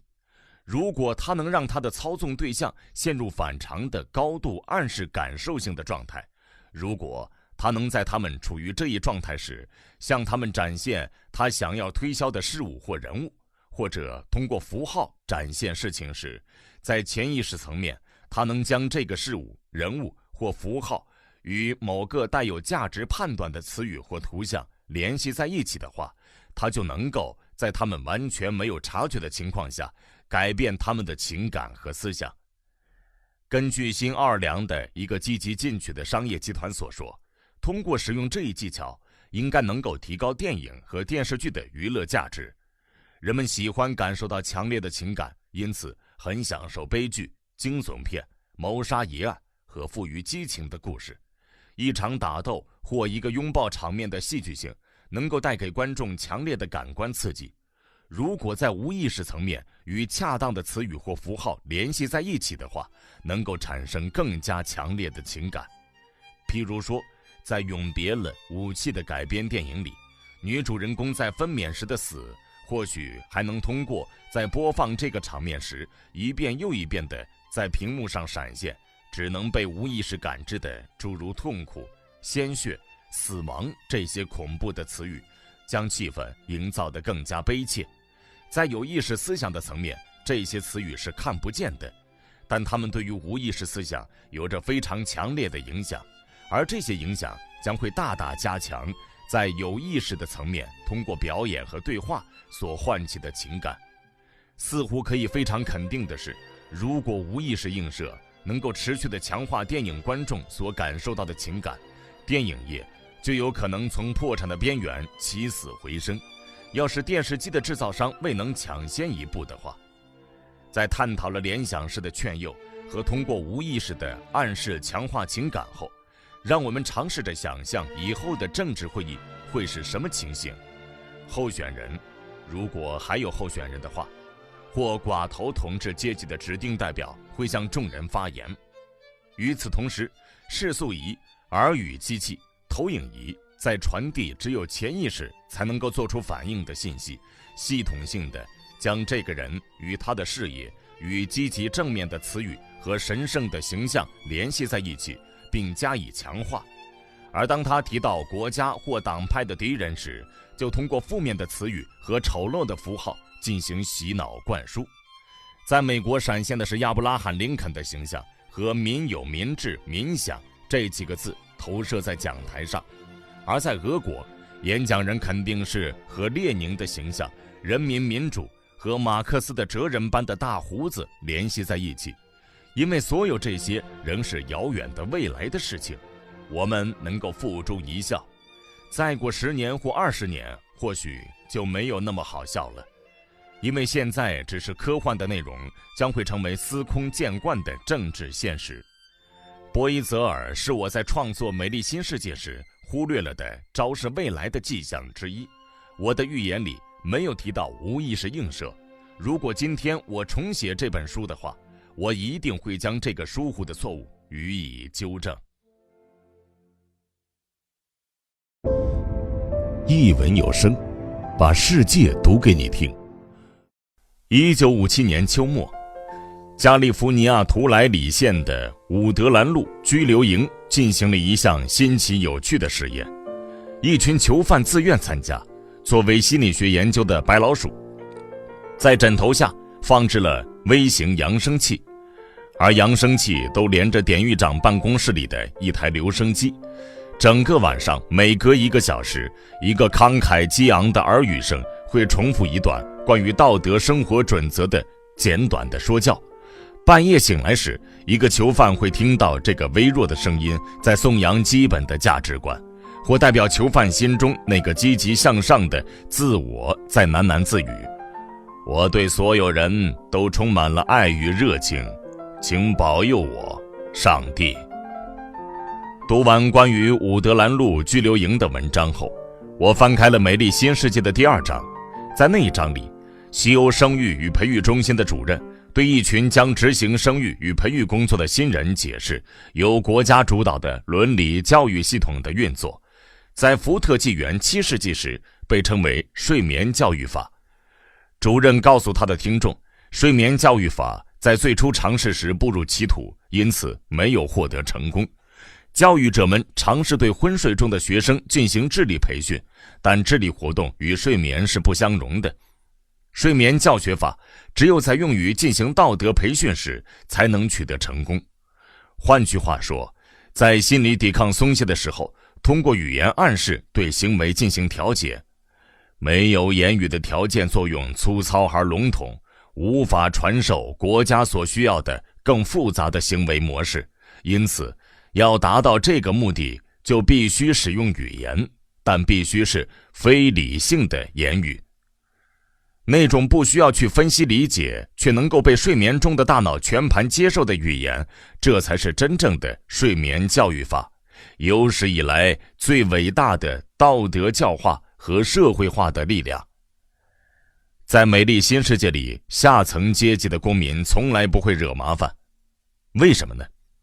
因为从他们能够说话和理解别人对他们说什么的那一刻起，每一个下层阶级的孩子都在接受不断重复的暗示，夜复一夜，在昏昏欲睡和酣然入睡的时时刻刻，这些暗示就像是蜡滴一滴滴地附着在他们滴落的石头上，将它包裹起来，和它结合在一起，直到最后那块石头变成了一个深红色的蜡团，直到最后那个孩子的思想就是这些话，而这些话就是那个孩子的思想，不只是孩提时的思想，他长大了也会秉承这个思想，一辈子都是这样。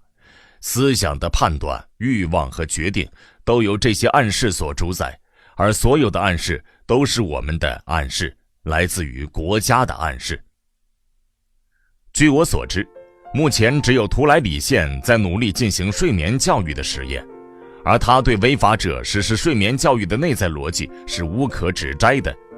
要是我们所有人，而不只是伍德兰路拘留营的囚犯，能够在我们睡着的时候被切实有效地灌输对世人的爱与怜悯就好了。不，我们反对的不是那个慷慨激昂的耳语声所传达的信息，而是由政府机构推行睡眠教育的原则。民主社会的官员被授予权力以行使权威，他们能够获得许可随心所欲地使用睡眠教育这种手段吗？在这个案例里，他们只是对志愿者进行实验，而且利益高尚，但没有人能保证在其他情况下都是出于良好的动机，或灌输都是在自愿的基础上进行的。任何法律或社会制度如果使得官员有可能陷入诱惑，都是不好的。任何法律或社会制度能够让官员不受诱惑去滥用被授予的权利，谋求私利，或为某个政治、经济或教会组织的利益服务，都是好的。如果睡眠暗示能取得成效的话，将会成为能够向失去自由的听众施加暗示的人手中一个非常强有力的工具。民主社会的一贯主张是，权力经常会被滥用，因此应该有限度地交到有任期限制的官员手中。在这样的社会里，官员使用催眠暗示应该由法律进行管制。当然，如果睡眠暗示真的是一个强有力的工具的话，但它真的是一个强有力的工具吗？它真的会像我在所想象的福特纪元7世纪那样有效运作吗？让我们看一看证据。在1955年7月的心理学学报里，查尔斯·西蒙与威廉·埃蒙斯分析和评估了该领域的10个最重要的研究。所有这些研究都与记忆有关。睡眠教育能够帮助学生完成死记硬背的任务吗？在一个睡着的人耳边所说的内容，他第二天醒来时能记住多少呢？西蒙与埃蒙斯的回答是，我们对10个睡眠教育研究进行了考察，许多研究被商业机构或流行杂志和新闻文章不加批判地引用，支持睡眠中进行学习的可行性。在对实验设计、统计数据、研究方法和睡眠的标准进行批判性的分析后发现，所有这些研究都在一个或几个方面存在着缺陷。这些研究并没有明确清晰地证明在睡眠中真的进行了学习，学习似乎在某种特殊的醒着的状态下发生了，但实验对象后来并不记得他们是否醒着。从学习时间的经济性的角度看，这或许具有重要的实用意义，但这并不能被解释为睡眠学习。在一部分程度上，这个问题因为对于睡眠不够充分的定义而变得含糊不清。事实上，二战时期在美军内部，甚至早在一战就进行了实验。士兵们除了白天上课学习摩斯密码和外语之外，还在睡着的时候接受指导，结果显然很令人满意。二战后，美国和其他地方有几家商业机构卖出了很多枕头扬声器和定时控制的留声机和录音机，帮助演员迅速记住台词，让政客和牧师显得很擅长进行即兴演讲，帮助学生备考。而最挣钱的是，帮助不计其数的对自己的现状并不满意的人，通过被暗示或自我暗示成为另一个人。自我实施的暗示能够方便地记录在磁带上，然后在白天和睡觉时反反复复地聆听。来自外部的暗示可以通过录音带的方式被买到，上面有各种各样的有益的信息，有释放压力的录音，有促进深度放松的录音，有提升自信的录音。大部分使用者是销售人员，有增加魅力和变得更有吸引力的录音。最好卖的录音是促成性和谐和针对那些希望减肥的人的录音。我对巧克力很冷淡，我不会理会土豆的诱惑，我根本不为松饼所动。还有提高健康的录音，甚至还有挣更多钱的录音。而了不起的是，根据衷心感激这些录音带的消费者未经证实的证言，许多听过睡眠暗示的人真的挣钱多了，许多肥胖的女性真的成功瘦身了，许多即将离婚的夫妇真的获得了性和谐，并过上了幸福快乐的生活。在这一方面，西奥多·瑟诺芬·巴伯刊登于1956年10月份《临床与实验催眠月刊》的文章《睡眠与催眠》是最具启发意义的。巴伯先生指出，轻度睡眠与深度睡眠之间有一个重要的差别。在深度睡眠中，脑电图仪没有记录到阿尔法波，而在轻度睡眠中则有阿尔法波出现。从这个角度说，轻度睡眠比重度睡眠更接近于醒着的状态和催眠状态。这两种状态都有阿尔法波出现。大声吵闹会让一个处于深度睡眠中的人醒来，比较轻微的刺激则无法让他醒来，但会让阿尔法波重新出现，由深度睡眠状态过渡到轻度睡眠的状态。一个处于深度睡眠状态中的人是无法接受暗示的，但巴伯先生发现，当实验对象处于轻度睡眠中并被给予提示时，他们会做出反应，就像他们在催眠恍惚状态下会对暗示做出反应一样。许多早期的催眠研究者进行过类似的实验。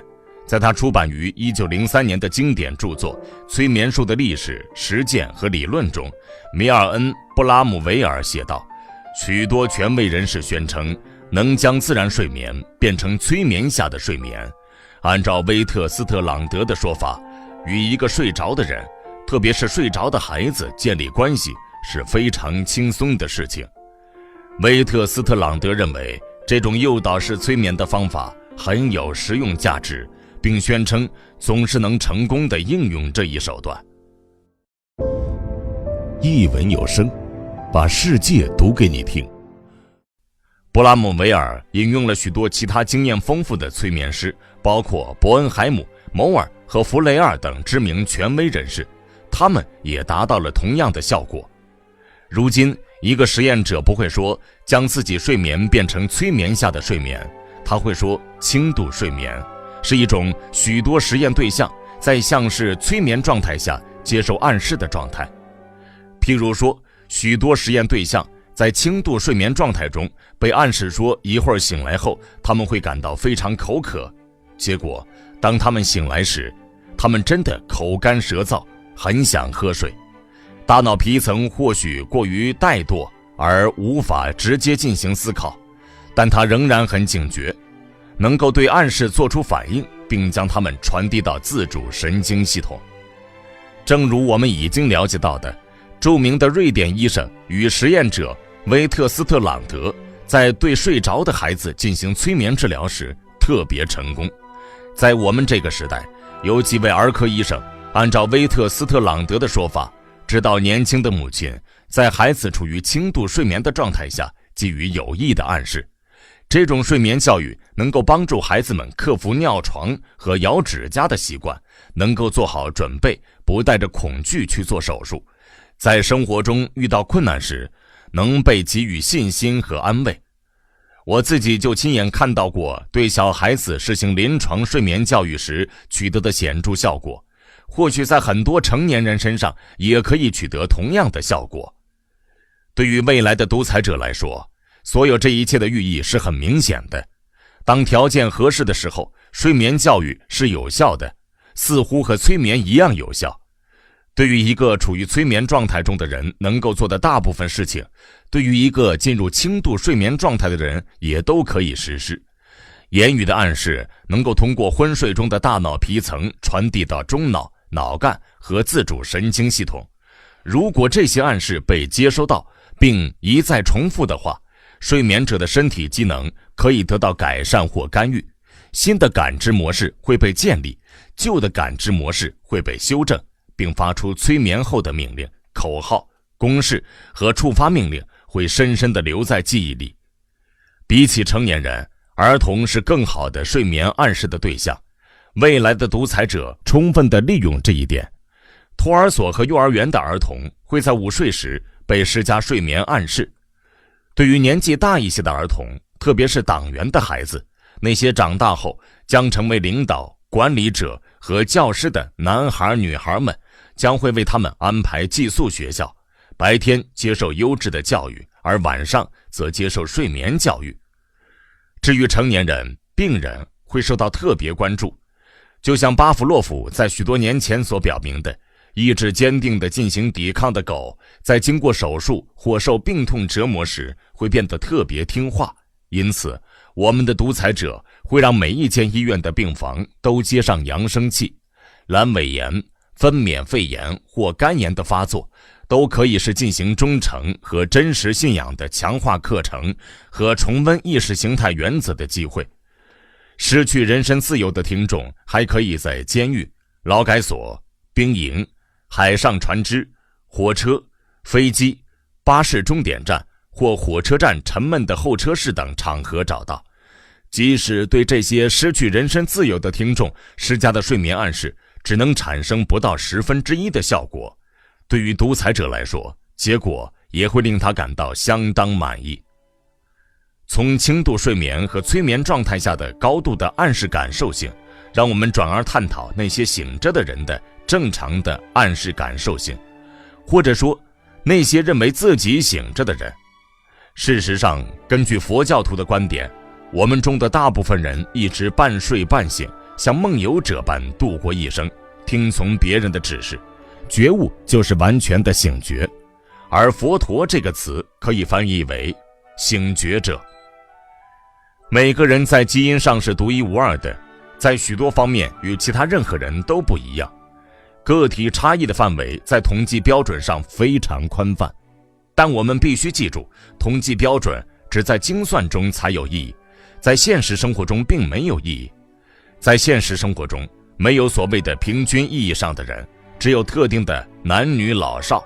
每个人都有其与生俱来的身心特征，所有人都在尝试或被迫将自己的生物多样性硬生生地挤入文化模式的统一性中。个体之间的暗示感受性有非常显著的区别。当然，环境因素在让一个人比另一个人对暗示更有反应上起到一定程度的作用，但同样肯定的因素还有体质上的差异，对暗示极度抗拒是相当罕见的。幸好如此，因为如果每个人都像某些人那样冥顽不灵的话，社会生活就根本不可能进行。社会能够在相当程度上有效的运作，原因就在于大部分人都是可以受到暗示的影响，只是程度不同而已。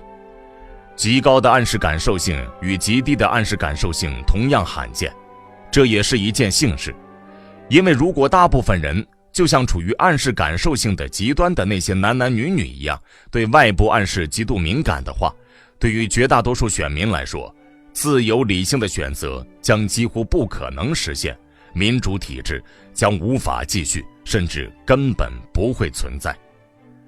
几年前，在麻省综合医院，一群研究者进行了一次关于安慰剂止痛效果的最发人深省的实验。安慰剂是病人相信有效，但实际上并没有药效的东西。在这个实验中，实验对象是162个刚刚做完手术的病人，全都感到很痛。当一个病人要求吃药止痛时，他或她会被打一针，或者是吗啡，或者是蒸馏水。所有的病人都被注射了一些吗啡和一些安慰剂，大约30%的病人从未能从安慰剂那里得到慰藉，而有14%的人被注射了蒸馏水后感觉疼痛减轻了，剩下的55%的病人有时候觉得安慰剂能止痛，有时候则没有效果。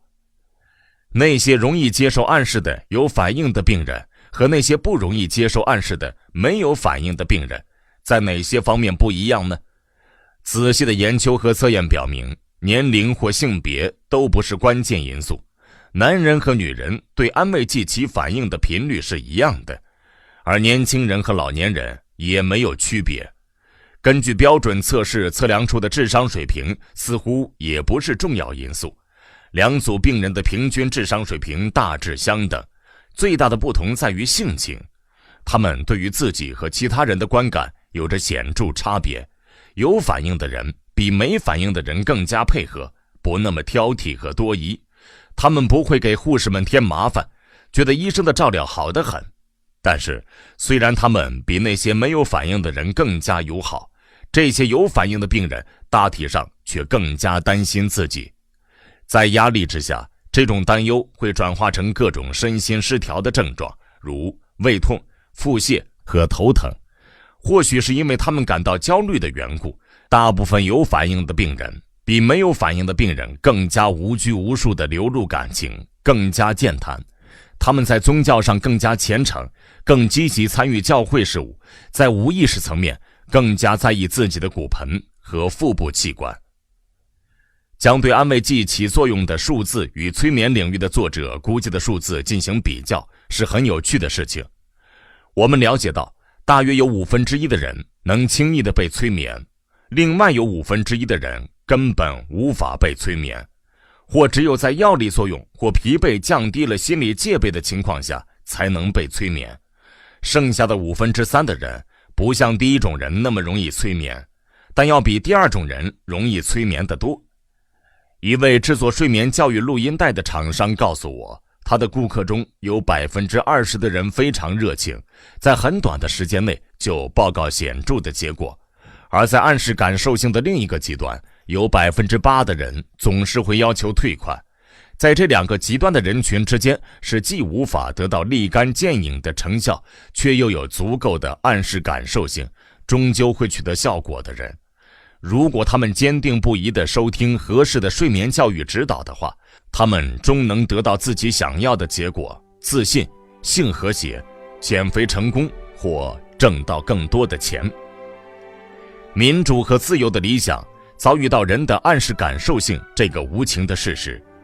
1/5的选民能够在几乎一眨眼间就被催眠，1/7的选民被注射清水后就感到疼痛消除，1/4的人会立刻热情地对睡眠教育做出反应。除了这些过于配合的少数人之外，还有反应迟钝的大多数人。任何手段，老道而且愿意付出必要的时间和不但凡的人，都可以利用他们不那么极端的暗示感受性。个体的自由与高度的个人暗示感受性一致吗？民主制度能否经受得住受过科学培训、精于利用个人和群体的暗示感受性的手段高明的思想操纵者的颠覆呢？为了个体的利益和民主社会的利益，在何种程度上，过于容易受到暗示的天生的倾向性能够通过教育被消弭呢？商人、教会人员和像走马灯那样上台下台的政治人物，利用与生俱来的暗示感受性，能够在何种程度上受到法律的控制呢？在前面的章节里，已经直接或间接对前两个问题进行了探讨。在接下来的内容中，我将探讨预防与救治的问题。一文有声，把世界读给你听。争取自由的教育必须以阐述事实与阐明价值观作为起点，而且必须制定合适的手段去实现这些价值，并与那些不管出于什么原因而选择忽略事实或否定价值的人做斗争。在前面的章节里，我探讨了将源自于过度组织化和人口过多的弊端正当化，并使之看上去像是好事的社会伦理。这么一个价值体系与我们所了解的关于人类身心的知识并行不悖吗？社会伦理认为教化是决定人的行为最重要的因素，而天性、个人与生俱来的生理与心理特征是可以忽略不计的因素。但真的是这样吗？人真的只是他们的社会环境塑造的产物吗？如果事实并非如此，认为个体没有他所属的集体那么重要的观点，有什么正当性可言呢？所有的证据都指向这么一个结论：个体的生命和社会的传承的重要性并不亚于文化。每一个人在生物意义上是独一无二的，有别于所有其他个体。因此，自由是一桩好事，宽容是高尚的价值，而严格管制则是巨大的不幸。出于功利或理想原因，独裁者、组织者和某些科学家渴望将令人抓狂的人的天性的多样性归结为可以实施管理的统一性。约翰·布罗德斯·华生在首次宣泄行为主义热情时，庄严地宣布他找不到遗传性的行为模式或特殊的能力，音乐、美术等有家族遗传性的支持。即便到了今天，我们听到哈佛大学的杰出心理学家博尔赫斯·弗雷德里克·斯金纳教授坚称，随着科学解释越来越完善，原本或许可以被认为是个人所做出的贡献似乎接近于零。人类所自诩的创造力，在艺术、科学和道德领域所取得的成就，这些在新的科学的自我写照中并不显著。他们其实是选择的能力和我们让他为选择的结果承担责任的结果。一言以蔽之，莎士比亚的戏剧不是莎士比亚写的，更不是培根或牛津伯爵写的，他们是由伊丽莎白时期的英国人写的。60多年前，威廉·詹姆斯写了一篇名为《伟人与环境》的文章，在文章中为杰出的个体进行辩护，反对赫伯特·斯宾塞的抨击。斯宾塞声称科学完全摒除了伟人。他写道，伟人必须与诞生他的社会的所有其他现象等量齐观，是其所有早前的事件促成的产物。伟人或许是或似乎是改变的直接促成者，但如果这些改变有一个真正的解释的话，它必须在条件的总和中去寻找，而正是这些条件造就了它和这些改变。这是一番空洞的深奥的言论，根本没有实际应用的意义。我们的哲学家所说的是，在我们完全理解一切之前，必须知道一切。这句话没有问题，但事实上，我们永远不可能知道一切。因此，我们必须满足于片面的理解和直接的原因，包括伟人的影响。如果有什么事情从人的角度说是肯定的话，那就是确切地说，先是伟人重塑了社会，然后才是社会造就了它。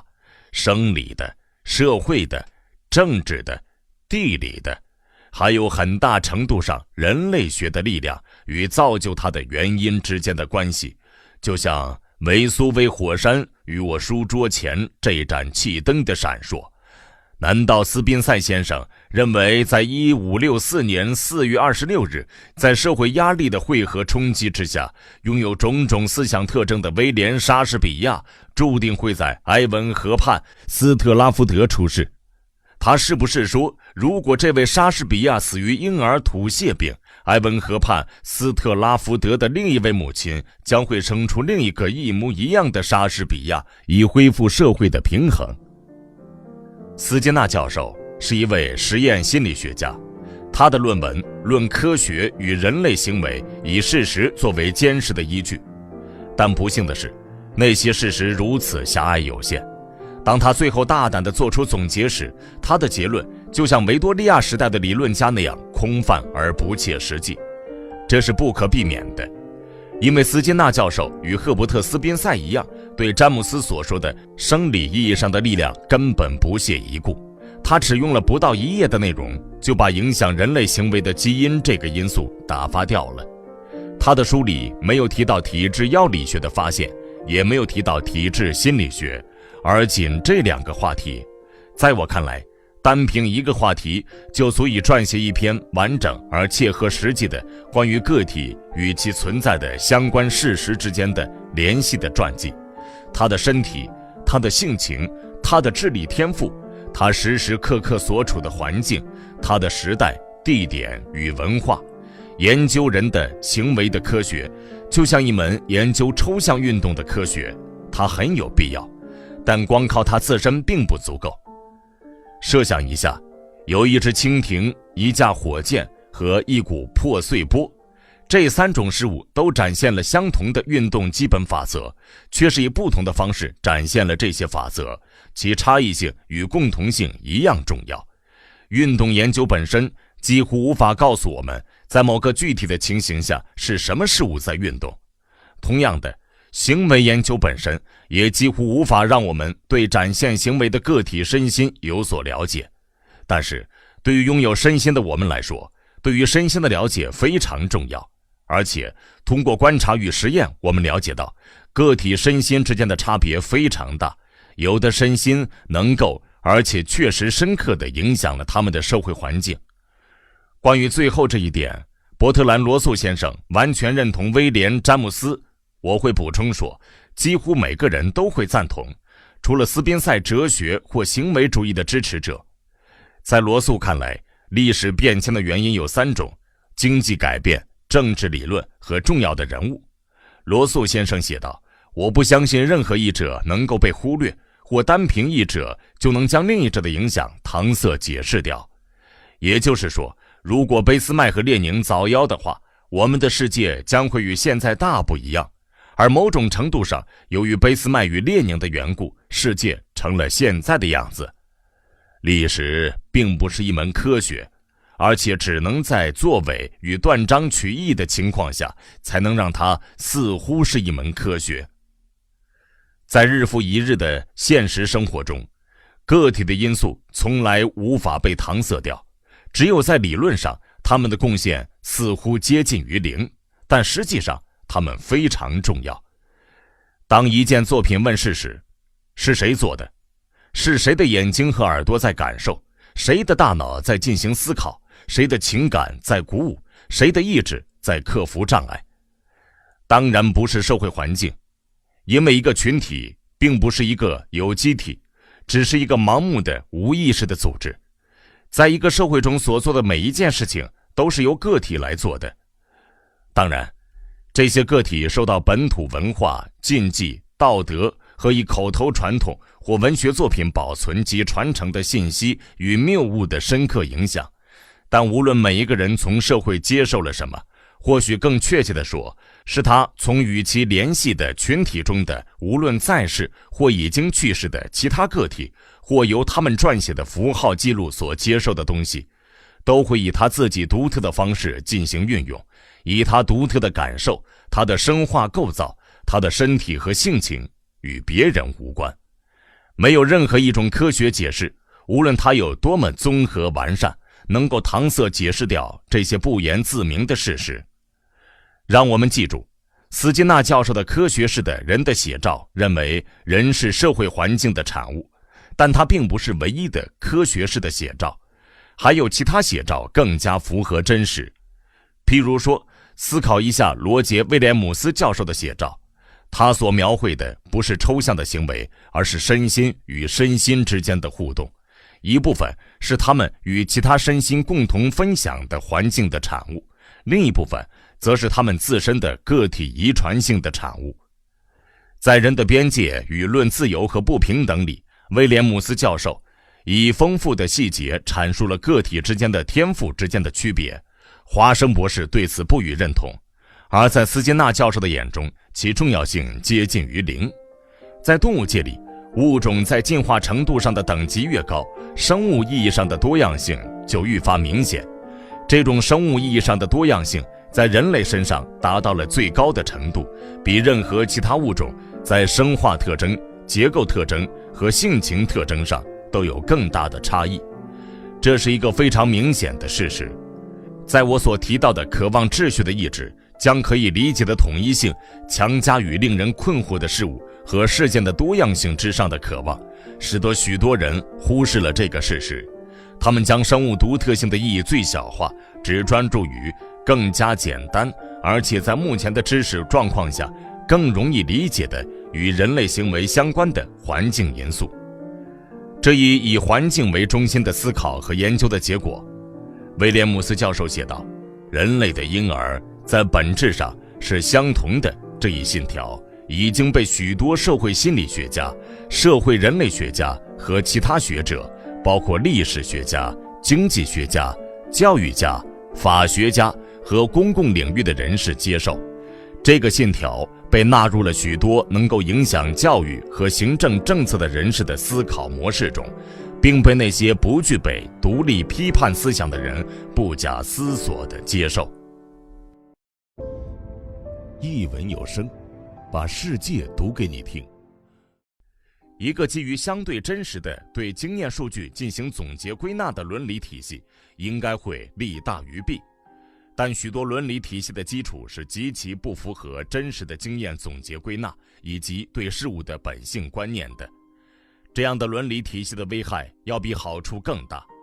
直到不久之前，人类普遍相信恶劣天气、牲畜的疾病和性无能或许是由巫师恶意作祟而引起的，将巫师捉住并处死就成了责任，而且这个责任被神圣地记载于摩西的经书中。行邪术的女人不可容她存活。以这个错误的观点为基础的伦理和法律造成了最骇人听闻的罪行。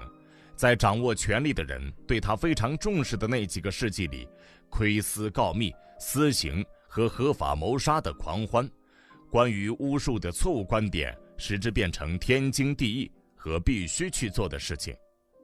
但他们远远比不上我们这个时代基于错误的经济学观点和错误的人种观点的纳粹伦理所命令执行和正当化的更大规模的暴行和惨剧。社会伦理的基础是我们是完整的社会性动物，人类的婴儿出生时别无二致，个体是在集体环境下塑造的产物。但这些观点是错误的。如果社会伦理被广泛接纳的话，将可能会造成同样可怕的后果。如果这些观点是正确的，如果人类真的是一个社会性物种的成员，如果他们的个体特征微不足道，并能够通过适当的培育而完全定型的话，那么显然就不需要自由了。国家迫害要求实现自由的异端人士将会被正当化。对于白蚁来说，为白蚁窝服务就是最好的自由。但人类并没有彻底的社会性，他们只是有一定的群居性。他们的社会不是像白蚁窝或蚁穴那样的有机体，而只是组织。换言之，是为了集体生活而创造的机器。而且个体之间的差异是如此巨大，即使在最强大的文化塑造之下，一个极端的内培夜行者仍会保持他那好交际和贪图享乐的特征，而一个极端的中胚层体型者仍会保持精力充沛、不畏艰难的特征，而一个极端的外胚夜行者会总是孤僻、内向而过于敏感。在我的预言《美丽新世界》里，基因改造和后天培育的双重过程确保了合乎社会要求的行为。在试管里培育婴儿，通过采用数量有限的母亲的卵子和促使每一个卵子不断分裂的手段，培育出100多个一模一样的多胞胎出来，以此保证生出来的人高度一致。通过这种方式，有可能为标准化的机器培育出标准化的操作员来，而标准化的操作员在出生后，再通过婴儿培育、睡眠教育和使用化学药物产生新快感，代替一个人感到自由和有创造力时的满足感，使其成为完美的产品。正如前面的章节所指出的，在我们生活的世界里，巨大的非人格化的力量正在促成权力的集中和一个严格管制的社会。对个人实施基因标准化仍然不可能实现，但庞大的政府和商业机构已经掌握了，或很快将会掌握美丽新世界里所描述的所有的用于控制思想的手段，以及其他我根本无法想象的手段。未来人口过多而且过度组织化的世界的统治者们缺乏对胚胎进行基因一致性改造的能力，将会尝试对成人和他们的孩子推行社会和文化的一致性。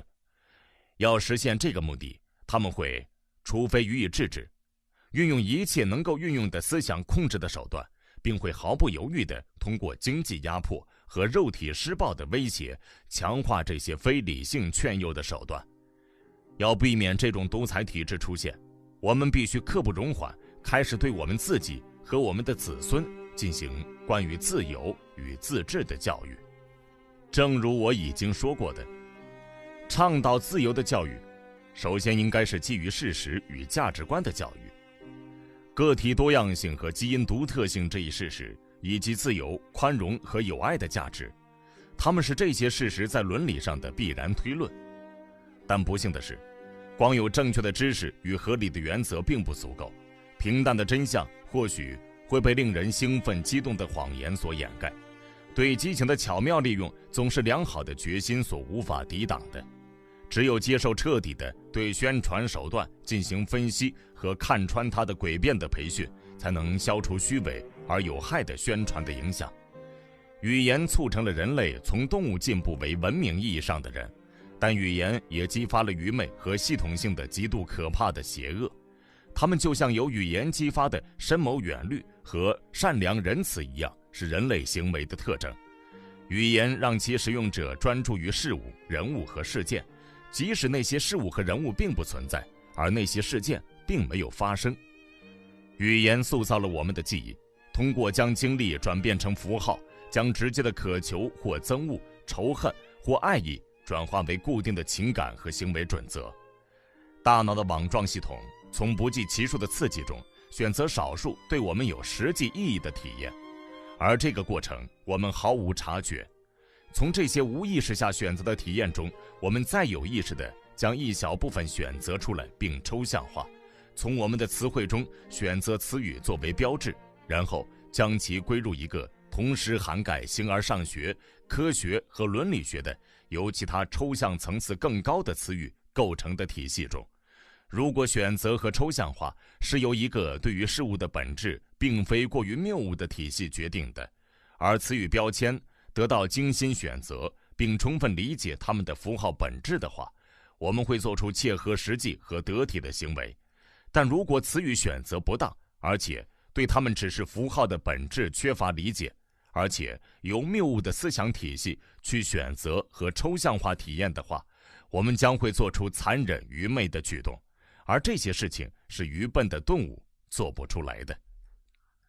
自由的敌人通过非理性的宣传，系统性的败坏语言的资源，目的是哄骗或恫吓受害者像思想操纵者所希望的那样去思考、感受和行动，倡导自由的教育，其中必须包括语言的恰当使用的教育。在过去2-3代人的时间里，哲学家们殚精竭虑地对符号与意义的含义进行分析。我们表达的词语与句子是如何与我们在日常生活中必须应对的事物、人与事件联系在一起的。对这个问题进行讨论会花费太多的时间和偏离主题。简单的说，对语言的恰当使用进行合理教育的教材，横跨从幼儿园到研究生院的每一级别的教育，现在已经有了。分辨符号的恰当使用和不当使用的教育已经可以立刻开始进行了。事实上，过去30-40年间，它原本可以随时开始，但现在孩子们并没有在接受系统的教育去辨别真伪或区分有意义和无意义的表述。为什么会是这样？因为他们的长辈，即便他们生活在民主国家里，也不想让他们接受这类教育。在这里有必要讲述一下宣传分析学院那短暂而可悲的历史。该学院创建于1937年，当时纳粹的宣传喧嚣一时，影响深远。他的创始人是新英格兰的慈善家菲尔林先生，在其赞助下，对非理性宣传的分析开始进行，并为高中生和大学生准备了几篇课文。接着，战争打响了。一场在各个战线进行的全面战争，不仅在战场上，还在思想上进行。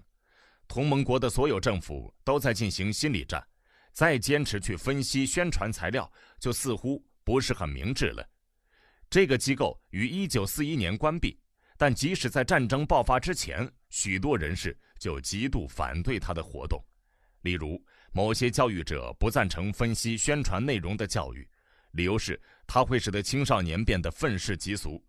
军方也不欢迎，他们担心新兵会开始分析教官所说的话。还有神职人员和广告商的反对。神职人员反对宣传分析，因为它会破坏信仰和使得人们不再去教堂。广告商反对宣传分析，原因是它会削弱品牌的忠诚度和影响销售。这些恐惧和厌恶并非没有依据。太多的平民百姓如果对他们的牧师和上司所说的话寻根问底的话，或许将会造成颠覆。当前的社会秩序依赖于服从的继续，不对那些掌握权力的人和本地传统神圣化的宣传提出太多令人尴尬的问题。再一次，问题的关键所在是找到一条中庸之道。个体必须有充分的暗示感受性，愿意并且能够使社会运作，但不能有过分的暗示感受性，以免无助地落入职业思想操纵者的圈套。同样的，他们应该接受关于分析宣传内容的充分的指导，不至于不加批判地相信胡说八道的内容，但不能有过度的批判性，让他们断然拒绝并非总是符合理性的、出于善意的传统守护者所说的话。或许光靠分析是无法找到并坚持轻信和怀疑一切之间的中庸之道的。这个负面性的手段必须以更加正面性的手段阐述一组以事实为坚实基础的被普遍接受的价值作为补充。首先是基于人的多样性和基因独特性的个体自由的价值，其次是慈善和怜悯的价值，基于古老而熟悉的事实和现代精神学的最新发现，无论人类的身心差异有多大，对于我们来说，爱就像食物与居所是必不可少的。最后是思想的价值，没有了思想，爱将虚弱无力，而自由将无法实现。这组价值为我们提供了判断宣传内容的标准，不合理性和有违道德的宣传会被断然拒绝，只是不合理性但与爱和自由相形不悖，而且原则上不妨碍思想运作的宣传则可以被暂时接受。一文有声，把世界读给你听。我们能够接受倡导自由的教育，比我们现在所接受的教育要好得多的教育。但我在努力尝试表明的是，自由遭到了来自许多方面的威胁，人口的、社会的、政治的、心理学的威胁。我们的疾病是由多个因素的合力造成的，只有通过相互配合的复合药方才能治愈。在处理任何复杂的关乎人的问题时，我们必须考虑所有的相关因素，而不只是单独一个因素，少一个都不行。自由受到了威胁，迫切需要倡导自由的教育，但还有许多事情要做，譬如说倡导自由的社会组织，倡导自由的生育控制，倡导自由的立法。让我们从最后这几个因素开始吧。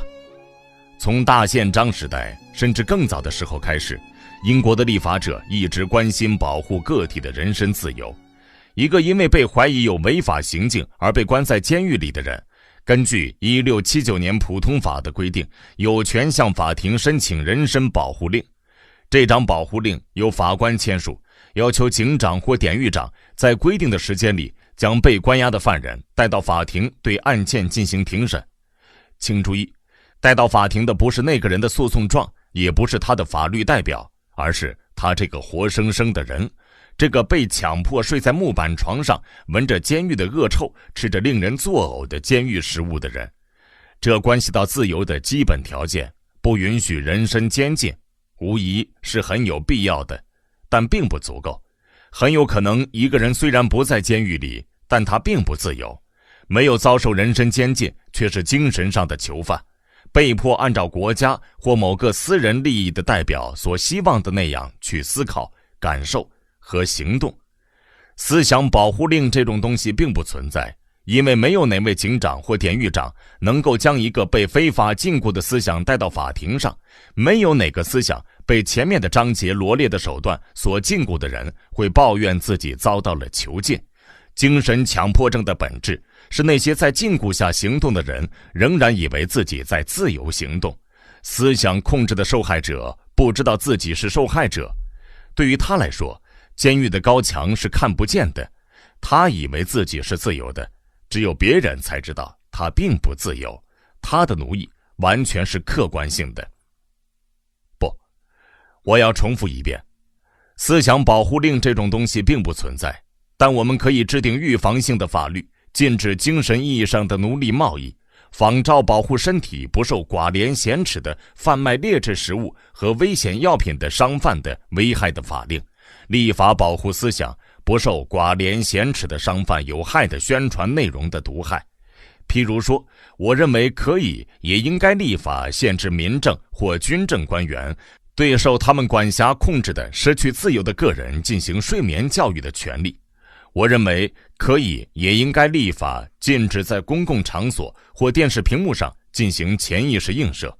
我认为可以也应该立法限制政治候选人在选战上支出的金额，而且还要限制他们不得进行扰乱整个民主程序的非理性的宣传。这样的预防性的法律或许能够起到一些作用，但如果那些现在正在威胁自由的非人格化的力量继续肆虐的话，他们很快就会失效。最完善的宪法和预防性的法律也无力对抗逐渐增强的由人口增长与技术进步带来的压力。宪法不会被废除，好的法律会继续存在于法典上，但这些自由主义的形式起到的作用只是掩盖和装饰深刻的非自由的本质。如果人口过多和过度组织没有得到遏制，我们或许将会看到民主国家将会出现促使英国变成民主政体，但仍然保留君主政体外在特征的过程的逆转。在人口过度增长和过度组织化的无情冲击下，以及越来越有效的思想操纵手段的影响下，民主国家的本质将会改变。古老典雅的形式，选举、议会、最高法院以及其他将会保留下来，而内在的本质将是一种新式的非暴力体制。所有传统的名字和神圣的口号将会和旧日的美好时光一般无二。民主和自由将会是每一次广播和每一篇社论的主题，但那是有着特殊含义的民主和自由。与此同时，寡头统治阶层与他们那些训练有素的士兵、警察、思想制造者和思想控制者会悄悄地按照自己的想法操纵局势。我们如何能够控制现在正威胁我们历经艰难才争取到的自由的那些巨大的非人格化的力量呢？在口头上对这些问题做出空泛的回答是非常容易的事情。思考一下人口过多的问题。迅速增长的人口数量正对自然资源构成越来越沉重的压力。我们能够做些什么呢？显然，我们必须尽快将出生率降到不至于高于死亡率的程度。与此同时，我们必须尽快增加食物的供给。我们必须制定和执行世界性的政策，保护我们的水土和森林。我们必须开发出不像雷那么危险，而且不会迅速枯竭的实用的替代品作为燃料。此外，在节约地使用我们日渐减少的容易开发的矿物资源的同时，我们必须研究出新的不是太昂贵的方式，从越来越贫瘠的矿石中开采这些矿产。最贫瘠的矿则是海水。但吴潇说，所有这一切都是说得轻松，做起来难。每年增长的人口应该减少，但该怎么做呢？我们有两个选择，一方面是饥荒、瘟疫与战争，另一方面是生育控制。我们大部分人会选择生育控制，然后立刻发现我们面对的是一个同时涉及生理学、药理学、社会学、心理学甚至神学的难题。灵丹妙药还没有被发明出来，即使它被发明出来了，该如何将它送至数以亿计的潜在的母亲的手中，并让他们吃下去，以降低生育率呢？在当前，由于现有的社会风俗、文化影响力的心理惰性的影响，该如何劝服那些应该服药但不愿意服药的人改变想法呢？要是罗马天主教会提出反对呢？他们反对任何形式的生育控制，只接受所谓的安全期避孕法。顺便说一下，这个方法已经在那些工业程度落后的、最迫切需要降低出生率的社会里被证明几乎根本没有效果。这些关于未来和假想的灵丹妙药的问题必须被提出来，但光靠现有的化学和机械生育控制手段，不要指望能够得到令人满意的答案。当我们从生育控制的问题转移到增加食物供应和保护我们的自然资源这个问题时，我们发现我们所面对的困难或许不可同日而语，但依然相当艰巨。首先是教育的问题，那些现在耕种着世界上绝大部分农田的不计其数的农民和庄稼汉，什么时候才能接受教育并改善耕作呢？当他们接受了教育，他们将如何筹集资金以获得机器、燃料、润滑剂、电力、化肥和改良品种的牲畜和作物呢？没有了这些，最好的农业教育也没有用武之地。同样的，将由谁去教育这些人保护资源的原则和做法呢？如何阻止对食物的需求正在迅速增加的饥肠辘辘的农民去掠夺式开发土地呢？如果他们能被劝阻的话，将由谁为他们的支持付钱，让满目疮痍的地球得以逐渐恢复健康和肥沃？如果这种事情仍然可以实现的话，或者思考一下那些正在努力进行工业化的落后社会，如果他们成功了，谁将来阻止他们在拼命追赶发达国家时，像过去和现在仍在进行的那样愚昧而肆意地挥霍地球的不可替代的资源呢？到了最不得已的时候，那些贫穷的国家能否拥有从贫矿中获取不可替代的矿物所需要的懂科学的劳动力和巨额资金，使得采矿在技术上可行或在经济意义上划算呢？或许所有这些问题总会得出实际的答案，但还要等多久呢？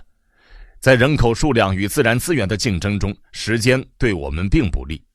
到本世纪末，如果我们非常努力地尝试，或许世界粮食市场的供应会是现在的2倍，但届时的人口也会是现在的2倍。数十亿人将会生活在半工业化的国家，并消耗相当于目前的消费量10倍的能量、水、木材和不可替代的资源。简而言之，粮食状况将和今天一样糟糕，而原材料的状况将会严重恶化。为过度组织化这个问题找到解决方案，并不比为自然资源和人口增加这个问题找到解决方案来得容易。口头上得出空泛的答案非常简单，政治上的定义是权力伴随着财富而来，但现在生产资料正迅速成为大型商业和大型政府的垄断财产，因此如果你相信民主，就做出安排，尽可能平均地分配财富吧。或者谈一谈投票的权利吧。大体上说，它是一项重要的权利，但实际上正如最近的历史一再表明的，投票的权利本身并不足以保证自由。因此，如果你希望避免通过全民公投走向独裁体制，就要将现代社会的只是在执行职能的集体拆分为能够独立于大型商业与大型政府的官僚体制之外的自愿合作的自治群体。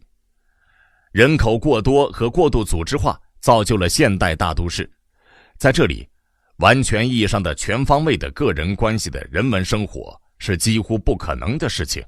因此，如果你希望避免个人和整个社会走向精神贫瘠的话，离开大都市，复兴小型的乡村社区，或创造类似于小型乡村社区的组织网络，让大都市变得更有人情味。在这里，个体能够以完整的人格交往合作，而不只是专业职能的化身。所有这些在今天都是浅显的道理，事实上早在50年前就已经是浅显的道理。从希莱尔·贝洛克到莫提莫尔·阿德勒，从信用合作社的早期倡导者到现代意大利与日本的土地改革者，怀着良好愿望的数代人一直在提倡经济力量的分散化和财富的平均分配。为了分散生产，为了回归小规模的乡村工业，许多奇思妙想的计划被提出来。还有杜布鲁尔的精密的衡量一个大型工业组织内的各个部门的自治程度和主动性的计划，还有工团主义者，他们勾勒出由各个工会主持下的生产团体组成联合会的无政府社会的蓝图。在美国，亚瑟·摩根和贝克尔·波朗内尔提出了新型的乡村与小城镇生活的理论与实践。哈佛大学的斯金纳教授在他的著作《桃园二村》里对这个问题提出了作为一位心理学家的观点。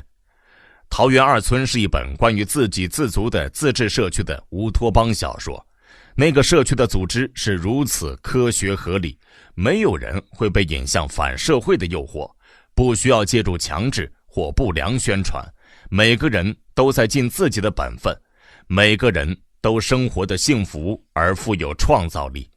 在二战期间和战后的法国，马塞尔·巴布和他的追随者们创建了几个没有等级之分的自治生产社区，他们也是倡导互助和完整的人性生活的社区。与此同时，在伦敦，帕金汉实验表明，通过协调广泛利益群体的医疗服务，即使在大都市里也能创造一个真正的社区。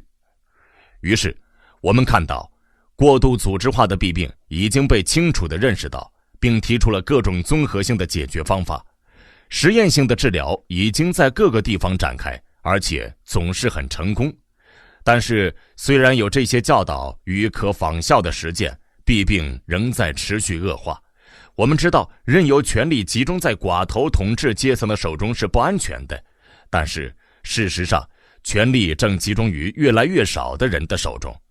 我们知道，对于绝大多数人来说，现代大都市的生活是匿名性的、原子化的，并非完整意义的人文生活。但是大都市变得越来越大，工业都市的生活模式一直没有改变。我们知道，在一个庞大而复杂的社会里，民主相对于规模可控制的自治群体而言，变得几乎毫无意义。但是越来越多的国家的事务由大型政府和大型商业的官僚进行管理，在实践中非常明显，过度组织化的问题几乎就像人口过多的问题一样难以解决。在这两个问题上，我们都知道应该做些什么，但我们都无法依照我们的知识去采取有效的行动。这时，我们发现自己面临一个非常令人不安的问题：我们真的希望依照我们的知识去采取行动吗？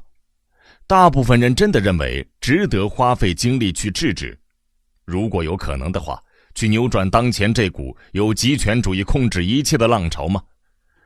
美国是其他都市工业国家几年后的先驱榜样，而近期的民意测验表明，美国的大部分青少年，也就是明天的投票者，对民主制度并没有信念，并不反对审查不受欢迎的思想，并不相信民治民有的政府是可能实现的。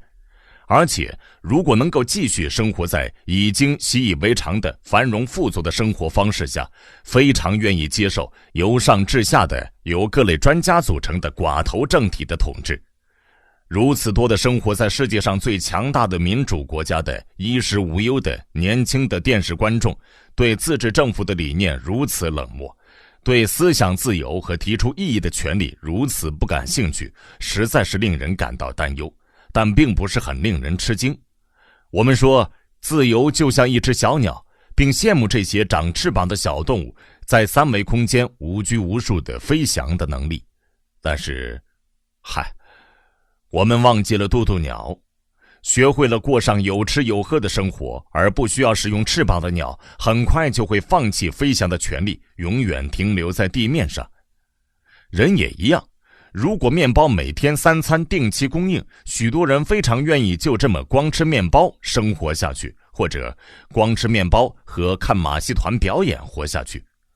最后，陀思妥耶夫斯基的预言中，那位宗教大法官说道，最后他们将把他们的自由放在我们的脚下，对我们说，让我们做你们的奴隶，但请让我们吃上饱饭。当阿廖沙·卡拉马佐夫问故事的讲述者，他的哥哥那个宗教大法官是不是在说反话时，伊万的回答是，根本不是。他把这当成了自己和教会的功绩，他们消灭了自由，这么做是为了让人类获得幸福。是的，让人类获得幸福。